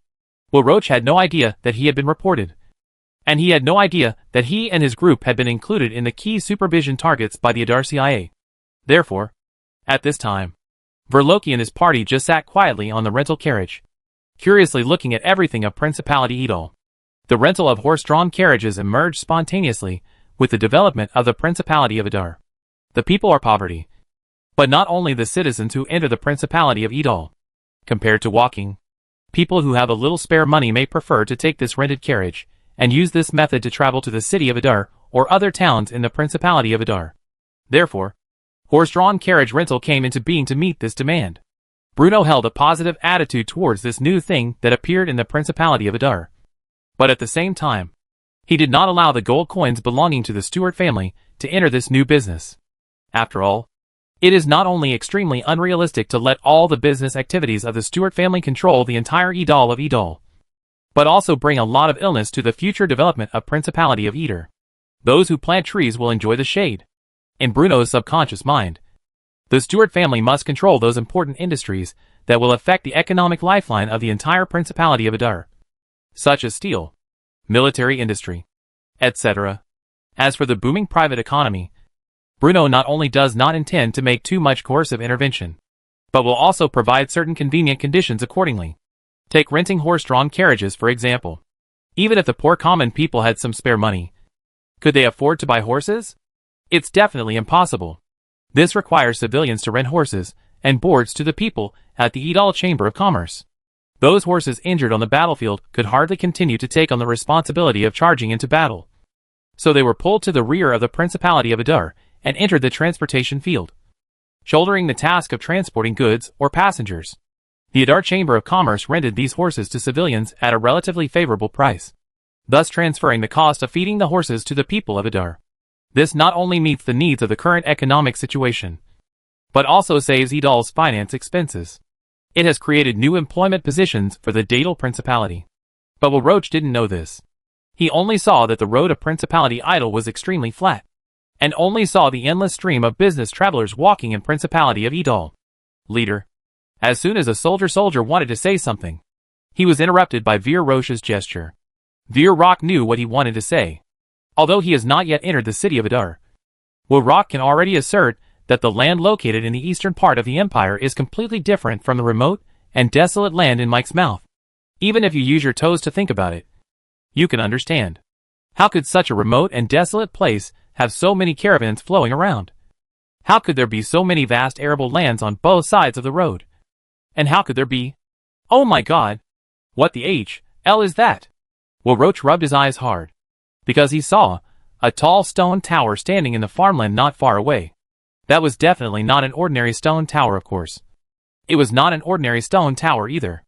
A large number of magical elements of different attributes converged at the top of the stone tower, rendering colorful colors and brilliance in the sky not far away. Moreover, such a stone tower is not only one. The cables hanging in the mid-air are connected to the stone towers. These towering stone towers continue to extend towards the distance, and they can't see the end at a glance. Such things were beyond Will Roach's cognition, making his eyes look a little dull. Such a huge project. Such a peaceful and stable place. The land in the east of the empire was full of wonders, and everything that appeared before his eyes made Will Roach a little overwhelmed for a moment. Chapter 330. What are the stone towers? What? Veer Rock couldn't help asking. Stone tower? The driver followed Will Roach's gaze, then paused and said proudly, "That's a boulder." It was a huge sum of money for the Duke, which was used to decorate. Decorate? Will Roach was a little confused. He even felt that his IQ was insulted. Who would have nothing better to do than build so many stone towers in the middle of a field as decoration? That's right. This is used to decorate. You see the sky. How beautiful. How gorgeous. The driver's eyes revealed unparalleled sincerity. Since the issuance of the Adar Daily, most Idrias have developed the habit of reading newspapers. Therefore, the driver is very familiar with the costumes of the Holy Army. There's no way. Who can resist the walking silver shilling? Although only the first proof idol people can receive 5 silver prize bonuses, the people who are reported after subsequent reports will also be commended by the Idol Public Security Bureau. So, since you know that the holy religion in front of him may engage in espionage on the land of the Principality of Idol, then it is naturally impossible for the driver to say the use of the boulder array. In fact, he also understands that the real use of the boulder array is widely known in the Principality of Idol. Even if he does not say, the holy religious army in front of him will sooner or later know the role of transmitting magic elements owned by the boulder array. However, if he wants to know that the guys in front of him may have a special mission, he will support the role of the giant stone array. And the driver thinks he cannot do it. The reason is simple. Because he is from Adar. In fact, the people are easily satisfied. Especially people like the driver in front of him, who are oppressed in this era. When the Duke of Eder, Bruno Studded, controlled this land, the people's lives have become very different. And Bruno is making these underlying civilians gradually straighten up and dare to stand up. The carrier was rushing this carriage, which was rented from his own Duke. So, with this alone, he loved Principality Idol.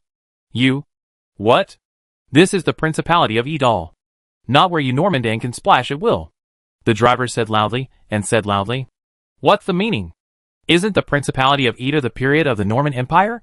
For a moment, Will Roach was completely stunned. The Norman people regard the Adar as the Norman.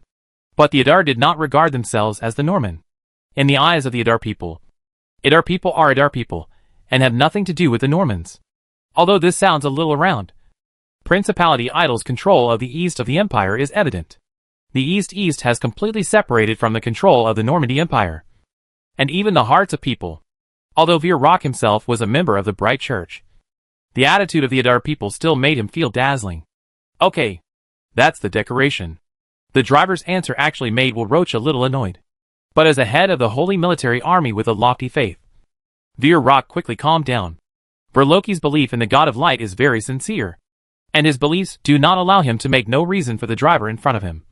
Let alone, this is the place of Principality Adar. Although he only came to this land shortly, he had already realized that the land was completely different from the outside world. The customs of thorns is like a very distinctive boundary, dividing the Norman Empire into two parts. When Veer Rock finally stepped into the land of Idol, he never saw the traces of the war, and never saw the exiles begging along the road. Hungry is hungry, and Ihong is like being completely blocked outside the Principality of Idol, and failed to affect the slightest impact on the land in the Eastern Empire. The war between the Idol and the Odin people did not have any impact on the Principality of Idol, although he knew that his driver was not to see herself because of some unknown reason. Veer Robic asked strongly. Of course it has affected, the driver said. At that time, the Idol people were very nervous. Gone? Is that all? Finally, the driver continued, many Adar people voluntarily went to the front line to fight against the Odin people. As a result, I did not expect that the Odin people were so unhappy. I surrendered all at once. But in this way, maybe I can go to the Bingyuan to travel in Jimbei in my lifetime. Varoki. Veer Rock has given up his plan to continue to talk to the driver, because he feels that even if he continues to talk, he can't get any gains. It is better to look at the appearance of Principality Idol. In fact, to be honest, the appearance of Principality of Idol to Veer Rock is extremely shocking. And it's not just shocking. If there is no war inland, what Veer Rock can feel is nothing more than the richness and stability of Idol's principality. But, along the way, Varric has seen too many people who have been destroyed by the war, and have seen too many families with islands scattered. Although it did not face the war, the waves set off in the war have caused the people in the empire to suffer. In some places, nobles are forcibly recruiting older men to enrich the private army. Some places run rampant and rob the people. However, in the Principality of Idol, what Veer Rock can see is only the scenes of living and career. Regarding the gauge of the people, Veer Rock has long been found out. Unlike the departure and disgust of other nobles, the Principality of Idol can even be said to be the only nobles who gather the citizen at this moment. The exiles from the empire's inland will be brought to the refugee camp by the staff of the Principality of Idol. These outdoor people will obtain a temporary residence and will be assigned to a suitable job according to their personal circumstances. Through labor, refugees can obtain food. Through labor, refugees can exchange for better treatment. The Principality of Idol gave countless people who were displaced because of the war, so that they could find a faint light in the turbid world. Although Mike's deception was puzzled and confused, Veer Rock had a wonderful sense of identity in Duke of Idol. Aside from the remaining thoughts, Duke of Idol, Bruno Stewart, is definitely worthy of the San George medal issued by the church, because what he saw in the Principality of Idol is not the scene of the heavenly dynasty described by the Guangming Church. Chapter 331. At noon, the hot sun waved in the city of Idol, and those buildings standing on both sides of the street seemed to be plated with a light layer of golden light. Although it has not officially entered summer, the temperature in Adar territory is already a bit hot and humid, and people on the streets always like to stay in the shade. It has been 2 days since Valo Rock has come to Principality of Idol. In these 2 days, he traveled almost throughout Idol city, saw a lot of new things, and heard and many things that made him feel unforgettable. The role of the boulder must not be concealed, because these are almost a secret in the hearts of the Idol. No, this isn't even a secret. It's an open fact. The existence of Boulder and Magic Sleeper Conduct has built a complete magic-guided transmission line for Principality of Idol, creating an idle magic-oriented industrial system based on magic elements. Many Adar people have worked in large factories in Idol, with the help of magic guidance machinery. The task that originally needed to be completed by 3 or 4 people may only need only 1 person. And the production plan that can be achieved for 2 or 3 days may only take less than a day. Street lamps powered by magic were erected on both sides of the road. Adar policemen armed with magical weapons patrolled the streets. The entire Principality of Adar seemed to be connected with the word magic, which seemed unattainable to ordinary people. Veer Robic is a legion of the Holy Army. In the eyes of ordinary people, this is already a very respectful master. But as the head of the army, Veer Roche's understanding of magic and the number of times of contact with magic things is not even as good as the ordinary people of the Principality of Idol. After all, on this continent, no other noble territory has been able to integrate the concept of magic into the lives of all its people like the Principality of Adar. So, to Will Roach, the land before him was like a paradise that had never been seen by the Church of Light. From social life to legal system, from power organs to economic order, everything on this land makes him feel novel. Wherever he looked, Will Roach was dazzled. Today, if you want to comment on the size of Idol's city, the target of reference has already jumped out of the category of the empire. Only the imperial capital of St. Lawrence, the holy city of Bethlehem, and several giant cities in the western part of the empire can be used as references for comparison with the city of Adar. Note that this is not comparable. It is just comparison. Although the imperial capital of St. Lawrence has a towering wizard tower, a majestic Norman palace, a magnificent imperial parliament, and a large population. But, let me ask you, in the entire Norman Empire, is there any city that can isolate sewage from houses? Even St. Lawrence, the capital of the empire, and Bethlehem, the holy city, cannot do this. The sewage was flowing everywhere, and the smell was unbearable. This is the most common situation in cities of this era. Speaking of manure water, with the improvement of living standards and growth of per capita income of Adar people, the once extremely busy job of Adar poop scooper has been neglected, and the original Adar poop scooper Shabi has also stepped down. Under Bruno's instruction, Shabi's brother Sadio became the new Adar's poop scooper. It can be said that the brother follows in his brother's footsteps. Of course, although the name of Adar the poop scooper has not changed, the actual authority has changed. The system of exchanging 3 large baskets of feces for 1 copper coin has not been abolished. But public toilets supervised by the Adar Urban Environment Department have begun to appear on the street corners of the Principality of Adar. 3 large baskets of feces in exchange for a copper coin. This price is actually very low. You know, the baskets in the Principality of Adar are all very large. This means that even if a whole family works together for a month, they may not be able to produce 3 large baskets of feces. The price one must pay to get this copper coin is that one's entire house will be surrounded by a foul smell. It would have been fine if the city of Adar had always been full of sewage. But when the city of Adar had fresh air for the first time, the people living on this land never wanted to go back to the previous days. In addition, the income of the Adar people has increased significantly. So, many people think that it is not cost-effective to live in sewage every day just for a mere copper coin. And in a sense, the fresh air actually stimulates the consumption desire of Adar people in another way. For example, now, if the smell of feces was everywhere in the street, Will Roach would never set foot in Uncle Dale's fried chicken shop, let alone sit in a chair with anticipation, waiting for the delicious meal. Captain, come and try it. It's still hot from the pot.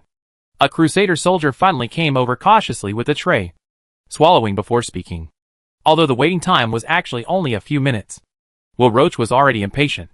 Crispy fried chicken, juicy French fries, hamburgers, tacos. There was no way. For these country bumpkins from the holy city of Bethlehem, they had never even seen such fragrant food, let alone tasted it. How much did it cost? Will Roach couldn't help but ask as he looked at the mouth-watering food on the tray. I ordered nearly everything, and the total cost was 26 copper coins, the soldier said cautiously. So expensive? Yes. The Crusader soldier nodded cautiously. Although the Crusader soldiers do not have to worry about food, they only receive a fixed salary every month. If Will Roach had not received the mission to come to the Principality of Adar this time, and received a considerable amount of activity funds, he really could not afford such a lunch. Only, whenever Will Roach looked up and saw the Adar people queuing in front of the counter not far away, he would feel an inexplicable shock coming from the subtle details. Admittedly, if you just choose the simplest dishes, a person may only spend 3 or 4 copper coins. But, for the vast majority of the lower-class people living in the inland of the Norman Empire, 3 or 4 copper coins were a huge sum of money that had to be kept in their trouser pockets. How could it be described as only 3 or 4 coins? What have you found out about the things I asked you to go out and investigate? Will Roach asked as he picked up a French fry curiously. Chapter 332. Commander, we discovered. The Crusader was about to answer, when he was interrupted by an involuntary groan from his own Legion commander. I saw Will Roach had already put the French fry into his mouth, and was chewing it with an intoxicated look on his face. It tastes good. Why don't you eat it first? Will Roach could not resist the temptation of delicious food. Hearing this, the other Crusaders also started to eat. After all, the food in front of them was so delicious that it was difficult for them to calm down and talk about other things. Eat first and talk about other things later. The food sold by Uncle Dale is not only greasy fried chicken, but also the taco, with corn flakes and charcoal grilled chicken, is also the signature dish of Uncle Dale. The outermost part of the taco is wrapped in a corn-fried tortilla, which is filled with tomato, shredded lettuce, chicken strips, and other ingredients. The color combination looks particularly rich, and it is one of the few dishes in the restaurant that is not so greasy. Will Roach grabbed a piece of taco and took a big bite. The corn tortilla on the outside was very crispy, and the inside was fragrant, spicy, sour and sweet, with all kinds of flavors. It made people unable to help but bite it one bite after another, including Will Roach.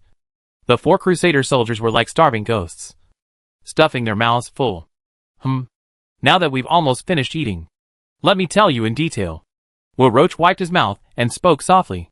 After all, this was in a restaurant, so he had already changed out of the Crusaders' iconic armor and lowered his voice, not wanting to attract other people's attention. Reporting to the commander. According to my investigations these days, I have discovered that in addition to Adar City, this land that has long belonged to Adar territory also includes several important town areas such as Merlin District and Grand Heights. These places also have a large population, and their prosperity is not much inferior to that of Adar City. And according to the information obtained from the people, the population of the entire Adar Principality has even reached about 500,000 or 600,000. Soldier A spoke first. Hearing this, Will Roach couldn't help but frown. The prosperity of the city of Adar had already amazed him. The hotels and shops along Adar Avenue, and the bustling crowds around the baths of Caracalla were all proof of the prosperous economy of the Principality of Adar. If there were several other equally prosperous towns in this land, then let alone being vassals, direct independence would be enough. This idea seems a bit dangerous. What else is there besides these? Everyone. We are a member of the Crusaders. Compared to these things, I care more about the religious beliefs of the Adar people, Will Roach said in a deep voice. Although this information could barely be considered intelligence, it was not what Will Roach wanted to hear, because at this moment, the current situation of the Principality of Adar is unfolding before his eyes. Will Roach was already certain that what Mike had said before about the remoteness and desolation of Adar territory was pure nonsense. If the Principality of Adar is still considered remote and desolate, then what is the inland of the empire? I'm afraid it's not even a dilapidated village. Right? When they heard their legion commander mention religion, the several Crusader soldiers present couldn't help but hold their breath. Everything else is fine, but the religious belief seems a little hard to talk about. What's wrong? Will Roach seemed to sense a strange atmosphere. Soldier B gritted his teeth and answered in detail. Commander, according to the people of Adar, under the order of Duke Bruno Stewart of Adar, the people of Adar built a large church covering a very large area on the ruins of Sorenburg north of the Soren River and called it Hagia Sophia. This is a good thing. What's wrong with saying it? Will Roach felt a little puzzled. Commander, take a look at this. Several Crusaders looked at each other. And then Soldier C said, while handing over a newspaper. After all, he had been in the Principality of Adar for 2 days. Will Roach was not too unfamiliar with newspapers. A new thing unique to the Principality of Adar. Adar Daily. It is said that reading newspapers is the favorite leisure activity of Adar people, suitable for both young and old. But to be honest, since everything that appeared in Adar City before Will Roach's eyes was so dazzling, Will Roach had never taken the time to read the so-called Adar Daily carefully. Only, the moment Will Roach took the newspaper, his eyes were stunned. At this moment, he finally understood why these thin sheets of white paper smelling of ink had such a strong appeal to the Adar people. The latest issue of Adar Daily devotes an entire page to introducing Hagia Sophia, which was built on the ruins of Sorenborg. According to the description in the newspaper, Hagia Sophia is not only the largest church in the eastern part of the empire, but also the largest church in the entire continent, both in terms of building area and capacity. It far exceeds St. George's Cathedral in the holy city of Bethlehem. This is a bit embarrassing. The Bright Church has always been proud of its own Cathedral of St. George, and often judges the degree of piety of the belief of the light of the bright gods. Now, the cathedral created by the Principality of Edal is even more magnificent than the St. George Cathedral. In this way, if the Holy See wants to do it to the Eastern Diocese, I am afraid there will be trouble. And, although Roche had not yet seen with his own eyes the Hagia Sophia standing on the ruins of Sorenburg, but in his heart he had already regarded this matter as a fact that was set in stone. The reason is very simple. The Idol Daily is issued by all Ida people. If this is fake, Then where will the Duke's face go? But having said that, the embarrassment is embarrassing. Veroki still appeases. It is always a good thing to build a church hard to build a church. It means that Mike is not exactly false. As for what to do later, it is not what we need to manage. Verloki secretly replenished the way in his heart. This time, Valo Rock went to the Principality of Idol. And there were two things that Bishop Camus Blancad wanted to be determined. One thing is to find out whether the Principality of Adar is the remote and poor place as Mike said. And the other thing is to find out how many believers there are in the Principality of Adar, and whether their belief in the God of Light is true or false. Now it seems that although Mike concealed part of the truth about the Principality of Adar, the religious beliefs of this land are still in the hands of the Church of Light, which gives him some psychological comfort. Mr. Legion Commander. Hearing this, several Crusader soldiers suddenly began to tremble all over. What happened again? Will Roach suddenly had a bad feeling. The Idol people do believe in the God of Light, but their faith is a bit different from our beliefs. Looking at Will Roach's slightly gloomy face, Soldier A felt like he was about to cry. Chapter 333 Broken Faith. Towering Wonders. What do you mean? Not quite the same. Veer Robic frowned, and the voice of speaking raised a little. If you want to be a member of the Holy Army, the most basic prerequisite is to have pious beliefs for the God of Light. As the leader of the Crusaders, Will Roach naturally values his faith more than his life, and will not allow anyone to defile it. What's more, during these days, he saw the shadow of the kingdom of heaven depicted by the Holy Sea of Light in the Principality of Adar. So, when Soldier A proposed an objection to religious beliefs, the string in Verica's heart tightened in an instant. It's Bishop Mike. The soldier's heart trembled, and quickly replied, during his tenure in the Eastern Diocese, Bishop Mike seemed to have a new annotation and interpretation of the religious classics of the Church. Hearing the words, Veer Rock seemed to be relieved suddenly. Such things are common, far from unique. Since Soldier A was vague, Will Roach thought that this was just some simple annotations on some obscure passages in religious texts. Not to mention Mike, the Cardinal Bishop of almost every diocese, likes to do such things. The bishops will integrate their understanding in the religious library, and then express their respect for the God of Light, and call on the people to maintain their devotion to the God of Light. These annotations for religious classics will be sent to the Holy City Barry hung for the Bishop of the Red Clothing. If someone is well written and is appreciated by the Holy See, maybe it will be transferred back to the Holy See Center and commissioned heavy responsibility. Master of the Legion. It's not so simple in this matter. Soldier's jaw tremblingly replied. Bishop Mike did not send these interpretations and interpretations of religious libraries to the Holy City by Hung. Hearing this, Will Roach's eyes gradually became solemn. Review of annotations. Interpretation of interpretation. Although the cardinal has the right to interpret religion in the local diocese, he should always maintain consistency with the Church of Light. If Mike were to instill his own understanding of religious texts into the public before getting an official response from the Vatican, it would be somewhat inappropriate. But, thinking of such a prosperous scene that Principality Idru was presented to himself, Veer Robic felt that this matter was big or small, and it should not be too serious. There is no way. The heavenly kingdom-like scene presented by the Principality of Adar and the Hagia Sophia towering on the land of the Principality of Adar are the most powerful support for Mike. Who dares to stand in front of Hagia Sophia and question Duke Adar's lofty belief in the God of Light? Who dares to watch such a prosperous scene? Suspect that Mike's interpretation of religious libraries is not reasonable enough? In the view of Veer Rocky, compared with Mike's contribution, he had previously forgiven the deception of the Bishop of the Red, Camus Blancad, to be forgiven. After all, apart from the tithes for nearly a year, what Mike did not actually cause any substantial losses to the Holy See of Light. Only, before Will Robic's brain was made up, the voice of the soldiers came out again. Moreover, Bishop Mike not only annotated religious texts, he also gave a completely different interpretation to the teachings of the Church of Light. The soldiers paused, then drummed the courage, and said deeply, Mackeeper's prosecution in the Principality of Idol. The God of Light is not actually a real God, but the incarnation of all the beautiful morals in the hearts of the Idol. When the words fell, Baramsai's face first revealed a vibrant, then shocked, and then his face was incredible. What the hell is this? No matter how outrageous other people's interpretations of religious texts were, they were all based on expressing their devout faith in the God of Light. But when it came to Mike, how can you give it out directly? As the commander of the Holy Army, Veroki, although the glory of outsiders is extremely glorious, actually failed to contact the core circle of the Bright Church at all. Therefore, he didn't know the news that the God of Light has hung up. And he didn't know the secrets contained in the Bright Church. So at this moment, he just felt confused and didn't know what to do. This question has been super outlined for him. Believe in these, the person who exists in the hearts of everyone in everyone's heart. It should not be a lot of. Veer Robic seemed a bit incoherent. Soldier A nodded, but then shook his head.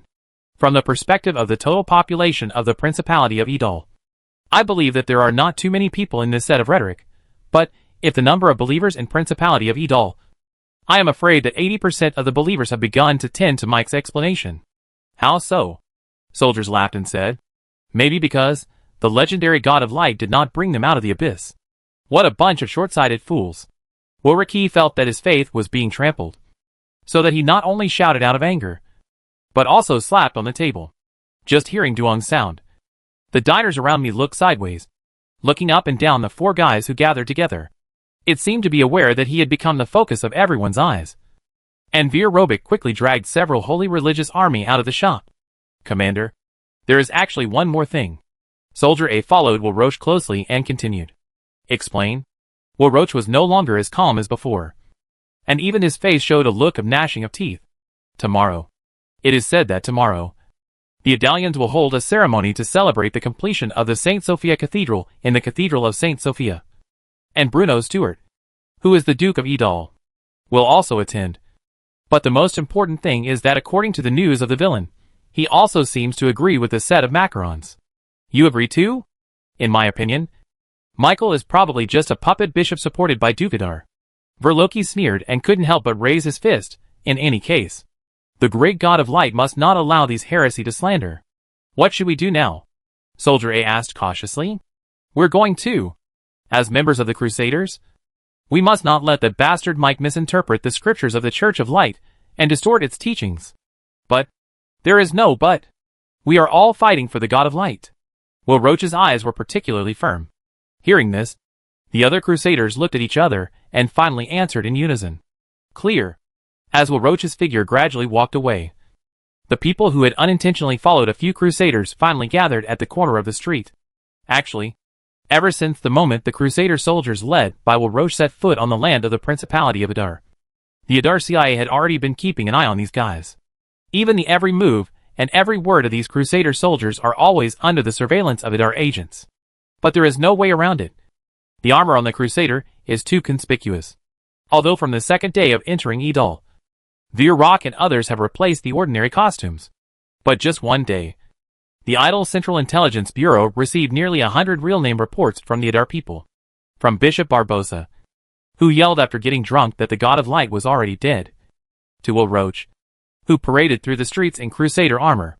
It has to be said that the sense of confidentiality of these clergy of the Church of Light was so weak that Bruno could not help but feel that it was a miracle that these charlatans had been able to hide the secrets of the Holy See in their hearts for such a long time. How could a busy store like Uncle Dell's Fried Chicken be considered a place to discuss confidential matters? Although Roche lowered his voice. As long as Agent Adar took a seat at the adjacent table, he would be able to hear everything the Crusader soldiers said. Even if these Crusaders were hiding in a room in a street and to discuss this, the Adar people might not be able to easily figure out the next plan of these Crusaders. Chiefs, those soldiers of the Holy Army seem to want to go to the Cathedral of St. Sophia. Do they need to inform the Duke of the Duke and the people of the Idol Public Security Agency? Adalg asked a bit anxiously. Several of you continue to follow. I will report to the Duke if the Holy Religious Army is doing something that is not conducive to Idol Principality. You can see the opportunity to act and take it directly. The headed by a person said deeply. Yes. Several agents nodded and dispersed again. Solenberg. Thanks to the concerted efforts of countless Adar people, Hagia Sophia finally stood on the ruins of Sorenberg in mid-June. In fact, there are almost no ruins left by the artillery bombardment in Sorenberg today. While building the Hagia Sophia, the Adar people built new houses and paved new streets on this land. Only on one side of the Hagia Sophia, the broken walls, the blood-stained stone slabs, and the traces left by the magic cannon bombardment are still vivid. According to Bruno's instructions, these traces will be preserved forever in a corner of Hagia Sophia. Although this is the Shura field that the Odin people have experienced, it does not prevent Bruno from showing all the Adar people the dangers of the battlefield and the tenacity and bravery of the Adar soldiers through the ruins in front of him. June 18th is an extremely important day for the Principality of Adar, because today will be the day when Bruno Stewart, Duke of Adar, will be officially declared the guardian of the faith of Protestantism. When the salty sea breeze blew over Salenberg, the square in front of Hagia Sophia was already filled with people. Some of them were workers who built the church. Some were Adar residents who came here after hearing the news. But more of them were believers, who once had devout faith in the God of Light. Police officers from the Adar Public Security Bureau are stationed in almost every corner of Hagia Sophia. They look around vigilantly and observe any possible hidden dangers. After all, not only Cardinal Mike of the Eastern Diocese, but Bruno has also arrived in front of Hagia Sophia under the escort of Agent Adar. The huge dome is surrounded by towering spires, and the walls made of colored marble are carved with countless masterpieces of Basel sculptors. These sculpting masters abstracted the contents of the scriptures of the Church of Light into murals, which decorated every corner of Hagia Sophia in the form of religious art. Even though Bruno had visited Hagia Sophia in his previous life, it was only after countless reconstructions and renovations. Therefore, when Bruno stepped into the largest church on the entire continent for the first time accompanied by Michael, he was extremely excited. The towering dome, and the portraits and sculptures displayed inside the Vatican. All of these make people feel speechless shock. But, in order to match Mike's previous remarks and the birth of Protestantism, the statues standing in Hagia Sophia are no longer the 12 archangels seated under the God of Light in religious texts, but are replaced by statues of Adar soldiers. Although these statues have different shapes, some holding sabers and some holding rifles, they all have one thing in common: they are handsome and majestic, showing the bravery of Adar soldiers. "Are you sure?" Bruno asked as they walked in the spacious church. "Don't worry, Your Excellency the Duke. The previous missionary work went very smoothly. After this, the birth of the new religion will surely spread throughout the Principality of Adar. The only thing we need to worry about is the external pressure from the Church of Light. I'll find a way to solve these." "That's good." Mike seemed confident. You know, after such a long period of missionary work, what Mike said before has had a great impact on the people of the Principality of Adar. When the lower class people were in the most difficult times, the God of Light they prayed to did not appear. When the lower class people were starving, the God of Light they prayed to did not appear either. All these things that have happened to the believer seem to confirm Mike's point of view that the God of Light is not omnipotent, but is only the embodiment of various good virtues. Only the Principality of Adar, and only the Duke of Adar Bruno Stewart can pull these poor people back from the brink of death. Chapter 334.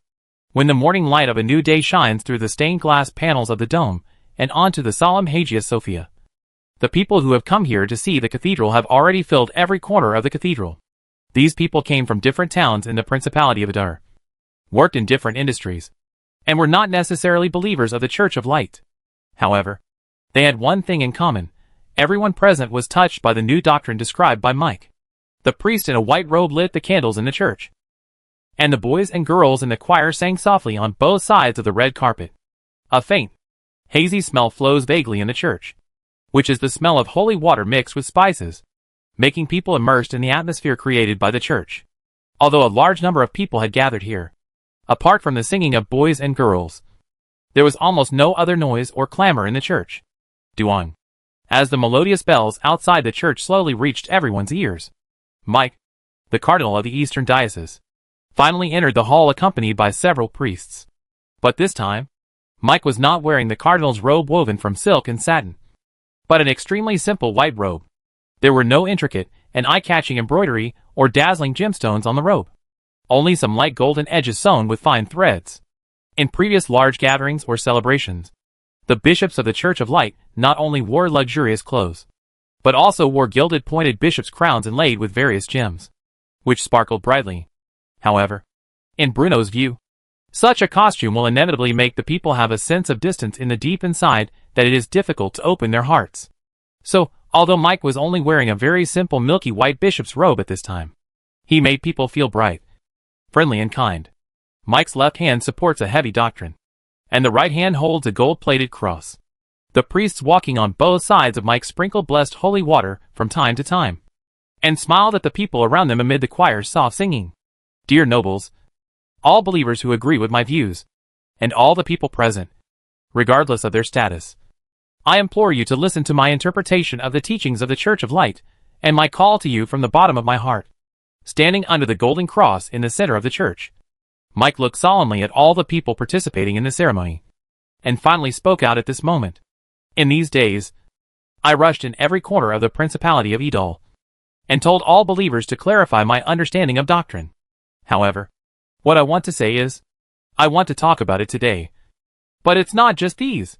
Mike was extremely nervous at this moment, because he knew very clearly what kind of waves his next words would cause in the entire Norman Empire, and even the entire continent. His back has long been infiltrated by sweat, and his palms are slightly trembling.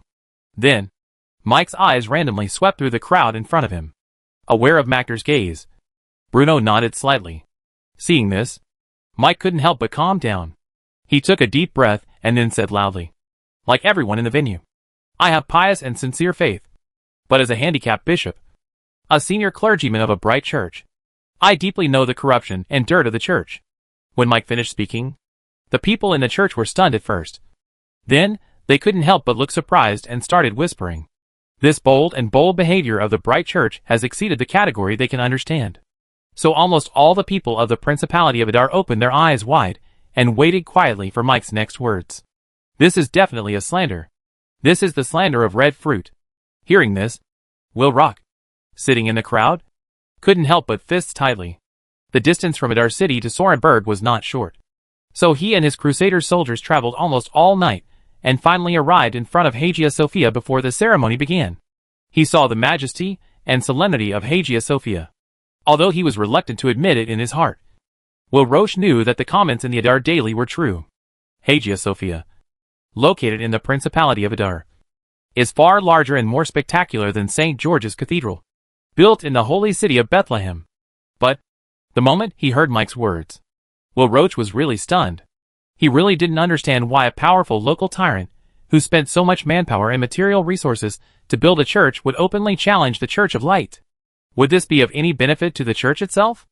If the Principality of Adar can always maintain its respect for the Church of Light, then relying solely on this church in front of them, the Stuart family of the Principality of Adar will always be invincible. There was no way, compared with the achievement of building Hagia Sophia. Concealing the truth in the eastern part of the empire was just a small matter in Will Roche's view. After all, as a god stick, who cannot love church? However, the public insult of the bright church can cause the consequences to be extremely serious. Will Roche could almost imagine the cardinal's rage.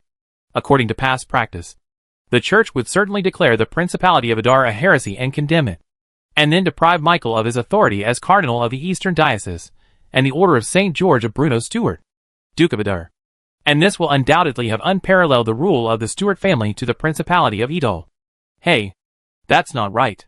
This does not seem to have any substantial impact on the Principality of Edol. The Stuart family will still rule the eastern part of the empire.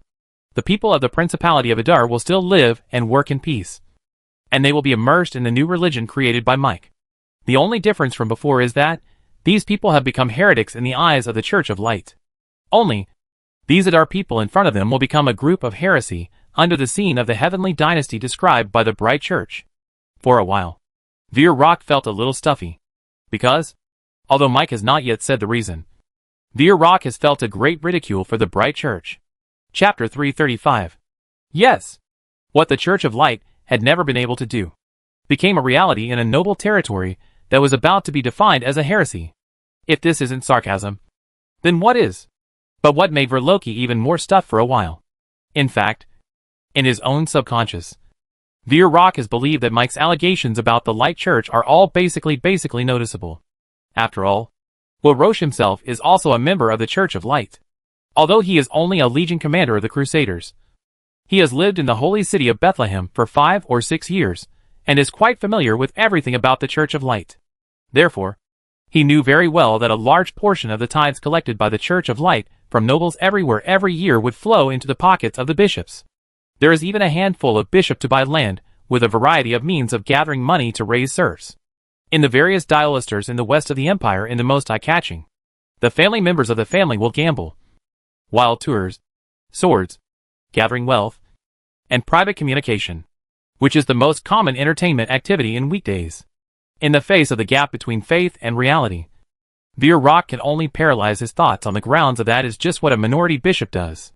Commander, Bishop Mike is blaspheming the church. The Crusader soldier at the side looked at Will Roach anxiously. Don't be irritable. Here, after all, it's the side of others. After thinking all the way, Veer Rock at this time has been calmed down. He had a lofty belief in the God of Light. But the scene in the Principality of Adar was unforgettable for him. Compared to those conservative bishops who follow the old, Veer Robic really wants to see how McMake in front of him refutes the rules formulated by the Bright Church and wants where to bring the Adar's faith. Of course, there is another less important reason. This is the Cathedral of St. Sophia, the site of the Principality of Idal. Will Roach was indeed a devout believer, but he was not a fool. Since the Adar people are about to become heretics in his eyes, then isn't he a heretic in the eyes of the Adar people? So he knew very well that if he jumped out at this time, the biggest possibility was to be captured by the police officers of the surrounding Idal Public Security Bureau. He has heard of the heresy attitude towards the heresy of the Bright Church. Whenever he has been caught by the church, he must be thrown into the religious trial. The lucky child may be sent to the pillar of the fire. But if it is unlucky, Will Roach shuddered at the thought. At that time, let alone the information from the Principality of Idal, whether you can go back in the end is still an unknown. I have held important positions in the holy city by Hung, so I know clearly that the bishops of the Guangming Church have a huge wealth. The tax you pay every year will flow into the hands of those dirty, greedy bishops. Hearing this, the people present couldn't help but look at each other, because according to the Guangming Church, the tax will be used to support priests specializing in religious activities, hold religious celebrations, and relieve orphans, widows, and poor people. However, what I want to tell here is that this kind of act is actually just the corner of the iceberg of the church crime. After that, under Mike's sign of the sign, the old Ford wearing a uniform appeared on the side of Mike. During the time since returning to the Principality of Adar, Mike had already accumulated a lot of fame in this land, and the appearance of old Ford made the people of Adar believe in Mike's words even more. After all, the white-haired old man in front of him could be said to be the second most important person in the entire Principality of Adar. Unlike Bruno, who stayed at home in the Sky Garden and played with griffins, the vague figure of old Ford appeared in front of the Adar people countless times. From Idal to the Del Plain, from the Del Plains to the Ed River, old Ford not only appeared at the scene of the peace talks at the end of the war, but also appeared in each of the workers' communities in the Dada. Your Excellency the Duke, Bishop Mike. Old Ford first nodded to Bruno in the audience, and then looked at the people of Adar in front of him. Everyone. Ahem. Old Ford's voice seemed to carry some kind of magic that always made people want to listen carefully. Since June 7th last year, the dark cloud of war has loomed over the heads of all Adar people. The Odin Empire's troops were divided into two groups, sweeping across the entire northern part of the empire like a whirlwind. Countless families were torn apart. Countless people were displaced. And when the Odins put their swords on the necks of all the Normans, everyone was equal under the butcher's knife. From the fall of the 14 Fortress to the northern Shinli Fortress to the Tuching tragedy on the Valence Plains, under the internal and external problems, the Normandy Empire is experiencing the biggest catastrophe in the past 10 years. Among the people present, a large part of it came to the Principality of Idal under the threat of Odin Tietchi. Therefore, old Ford's words seemed to bring them back to the chaos and hunger in the northern border of the empire, making them recall the miserable situation before they came to the Principality of Adar. Even, the members of the Atmosphere group have begun to build up their emotions and shed tears quietly. Old Ford paused and continued. However, just when Odin Tai rides the potential to sweep the entire East, the Idal people finally stood out. From the first battle on the Sauron River, to the final fierce battle that broke out on the Del Hills, countless idle soldiers picked up their weapons and put on armor. For the future of Principality of Idal, for the family behind them, the Eater people guarded their homes with a knife and gun. When faced with awing barbarians, the Norman Empire was shrank, but the Adar people were always strong. Even the powerful enemies of the Odin Empire had to kneel down under the feet of the Idal. The old Ford's words were very sensational, but at the same time, many people could not help but show a skeptic expression. Aren't you bashing the church now? What does this have to do with the invasion of the Odin Empire? Why can the Odin Iron Rider like a tiger pass through the forest of Warcraft? Why can the Odin army launch an accidental attack again and again? All the reasons. At this moment, Old Ford's eyes suddenly became extremely sharp. It's all because the Church of Light is colluding with the barbarians from the Odin Empire. Dirty church. Blaspheming their gods. Chapter 336 Casting Faith. The dirty church blasphemed their gods. Old Ford's words were so deafening that they made everyone present tremble in their hearts. At this moment, the church fell into deathly silence. The children who sang the poetry class have long stopped chanting. Only the words of the Old Ford echoed all the people's ear again and again. Most people present have experienced the pain of the war, and they have personally experienced the clouds brought by the Odin Empire to this land. For a long time, they have a resentment to grit their teeth about the Odin barbarians living in the north of the empire. So, at this moment, when the Old Ford told them that all the creators of all these were actually not just the Odin Empire, but also when they had always believed in the bright church, everyone's expression could not help but stagnate. The people's eyes were shocked, panicked, helpless. They dare not believe that the believers of all the light gods have always been regarded as the only orthodox bright church. And they will secretly enter the same way. Old Ford ignored the expressions of the people and continued. In order to achieve this sinful and dirty transaction, the bright church provided the Odin people with a method of Warcraft Mori, and regarded the life of tens of thousands of Norman people. It is precisely because of the behavior of Led the Wolf into the room that the Light Church has led to the unmanned slaughter and looting of the Odin people on the territory of the Normandy Empire. All of them should be avoided. Of course, Bruno knew that the thin words were far from realistic evidence. So, the moment when the voice of the Old Ford fell, the letter from the Odin Empire to the Adar was carefully held in the palm of the hand by the priest in the church, under the protection of the August Central Intelligence Agency. The priest, who held the letter, slowly walked between the believers present and presented the letter of the letter unique to the eyes of the bright church to everyone's eyes. Actually, for most believers present, what exactly written in the letter? They can't understand, because they have just started to learn spelling. And what the unique seal of the Guangming Church looks like, they don't know, because they have never seen it. But, although they do not understand the text written on the letter, this is the evidence that Lao Fu is fragmented and straightforward, coupled with the powerful words of the Old Ford and the certification of Cardinal Mike. Everyone present has believed this incredible fact without exception. Among the crowd, Roach's eyes were fixed on the priest, who was gradually walking towards him. If Mike's allegations about the corruption of the church are still within his expectations, then when the Old Ford accuses the Guangming Church colluding with the Odin Empire, he almost rushed up and desperately with the Old Ford. Unconsciously, the development of the situation has far exceeded the limit that Varric can imagine. This is no longer a simple slander of the bright church, which is simply shaking the foundation of the Guangming Church. Only, what if this is true? Somehow, Varric's mind suddenly burst into the idea of suffocating him, compared to the shock of the ordinary people of the Principality of Idol.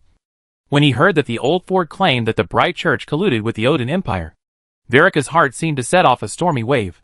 After all, he is the commander of the Crusader Legion affiliated with the Church of Light. As a firm supporter of the Guangming Church, the Exodal's rhetoric made him a little dazed for a while, and even felt a trace of fear. If this is true, how should he get along? As he was thinking, the priest holding the letter had already quietly come to a roach. Seeing this, Varric widened his eyes, and quickly swept the letter at a speed of 10 lines. Deep in his heart, he was extremely urgent to figure out whether the letter in front of him was true or false, whether there was a little bit of a speech by the Old Ford. Then, Varoluichi's gaze was solid on the seal in the lower right corner of the letter, because he was extremely familiar with that seal. It was the private seal of the Bishop of the Red Camus Blancad. There are traces of this seal in all the documents issued by the Guangming Church. You know, in this era, there is no way to fake the seal. Out of consideration of anti-counterfeiting, whenever a complete seal is completed, the craftsman will deliberately remove the corner of the seal, so as to form an irregular crack on the seal. And this completely randomly formed cracks can almost be said to perfectly avoid any possibility of fraud. After carefully examining the imprint on the letter, Roach suddenly realized that the priest in front of him had not left yet. You know, when dealing with those people before, the priest holding the letter would not stay for too long. But, although he didn't know why the priest would be normal and allowed himself to have enough time to check, at this time, he had no intention to think about other problems. After confirming the authenticity of the letter, his attention returned to the content of the letter, and he tried to read the contents of the letter as quickly as possible before the priest went away. Finally, when his gaze swept through the last word, the priest also moved his footsteps and showed a brilliant smile towards Michel Robic. However, Will Roche subconsciously ignored the priest's smile, because at this moment, the commander of the Crusaders had no intention of paying attention to it. After verified the authenticity of this letter, he was on the edge of the upcoming collapse. His outlook on life, worldview, values, and the beliefs he pursued all his life seemed to be ruthlessly shattered by the Adar people at this moment. It was such a simple letter that made Verloki a strong question of the Bright Church, who had believed in the Bright Church for more than 10 years, and had a strong question. Why? Why has it been regarded as the purest and most devout church that has always been stirred with the pagans of the Odin Empire? Under everyone's gaze, the priest still slowly travels among the crowd. The letter held in his hand was presented in front of each idol, as more and more believers show a very complicated expression. The foundation of the Church of Light's faith in the Principality of Adar completely collapsed. The Bright Church is decaying and old, but our faith is devout and sincere. As Mike's voice echoed in the church again, the torment in Verika's heart finally relieved a bit. Everyone present raised their heads and listened quietly. But what does the corruption of the Church of Light have to do with our faith? Don't forget, what we believe in is the God of Light. After hearing that the believers seemed to have a flash of light in the eyes of the believers, the initial church was just a group of believers who had pious faith in the God of Light. According to their understanding of doctrine, they founded a mediocre religious organization, and they could not represent the God of Light at all. Complicated religious rituals and seemingly noble sacraments are nothing but means for the church to defraud money. Here, I advocate the establishment of an honest church without hierarchy and complicated rituals, with sincere faith, kindness, and dedication to family, friends, and even strangers. Our souls should be saved. At the same time, a pious voice came from the crowd, broken and then rebuilt, justified by faith. Yes, everyone present seemed to be enlightened at this moment. What I believe in is the God of Light, not the Church of Light. And the God of Light is the embodiment of all the good virtues in this world. Since the Church of Light has become corrupt, the old doctrines can no longer explain the reality of this land. So, with Bishop Mike's new interpretation of the doctrine, why can't a new, honest church be born on the land of the Principality of Adar? At this moment, the flame of hope seemed to be rekindled in the hearts of the believers, and the way they looked at Mike gradually became a little different. Mike has become the last straw in the hearts of believers. Looking at the eyes cast towards him by the believers, Mike seemed a little excited, because he had realized that he was about to become the leader of a brand new sect and provide more help to his Lord Duke. My fellow devout believers, what we need to do now is not to destroy the old faith, but to set things right and free the people from the ignorant and corrupt Church of Light. In this new church that is about to be established, the collection of tithes will become standardized. These taxes collected from the people will never become money in the pockets of clergy, but will become special funds for the construction of medical, educational, and social services in the Principality of Adar. From now on, our faith in the God of Light no longer needs to be bound by formalities, and prayer is no longer an activity that can only be performed in churches. As long as we spontaneously believe in the God of Light, we will be able to receive God's care. This new sect that will be born in the Principality of Adar will be inclusive and open. We defend our own beliefs, but we also respect different beliefs. Mike paused, then said calmly, just like His Excellency Will Roche, who is sitting in the 13th row on my left, and the Crusader soldiers beside him. Although he is the head of the Crusaders and still serves the corrupt and backward church, we at our people will still respect his choice. As long as he does not do anything that harms the Principality of Adar, he can freely enter and leave this sacred church and should not be regarded as a heretic by us. Hearing this, Will Roche's pupils suddenly shrank. The believers around all turned their eyes in the direction of Will Roche. Wow! A walking silver shilling. Unfortunately, it has been discovered in advance. Will Roche never imagined that his whereabouts, and those of several other Crusader soldiers, had long been under the surveillance of the Adar people. He finally understood why the priest had stayed in front of him for so long. He is a member of the Crusaders of the Church of Light, a soldier who takes orders directly from His Holiness the Pope and Cardinal Camille Blanchard. Since he had not raised any objections to the letter, Mike's appeal and Old Ford's accusation against the God of Light suddenly became irrefutable. Presumably, if he had done anything radical just now, he would probably have been immediately controlled by the plainclothes detectives of the Adar Public Security Bureau.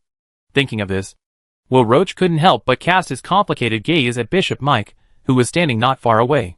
Mike nodded slightly, ignoring Will Roach's gaze, and solemnly drew a cross on his chest. May the God of Light bless you all. However, Mike's greetings did not receive a response from the believers. Bishop Mike, please lead us. This sounds like the atmosphere group under the Adar CIA. However, when the believers saw that the leader of the Crusaders had already tacitly agreed with Mike's words, they all pleaded, Bishop Mike.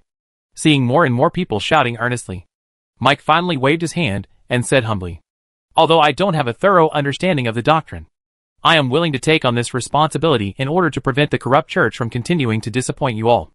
It's just that the former Church of Light was also extremely pious, but it eventually fell into the current state under the corruption of wealth and power.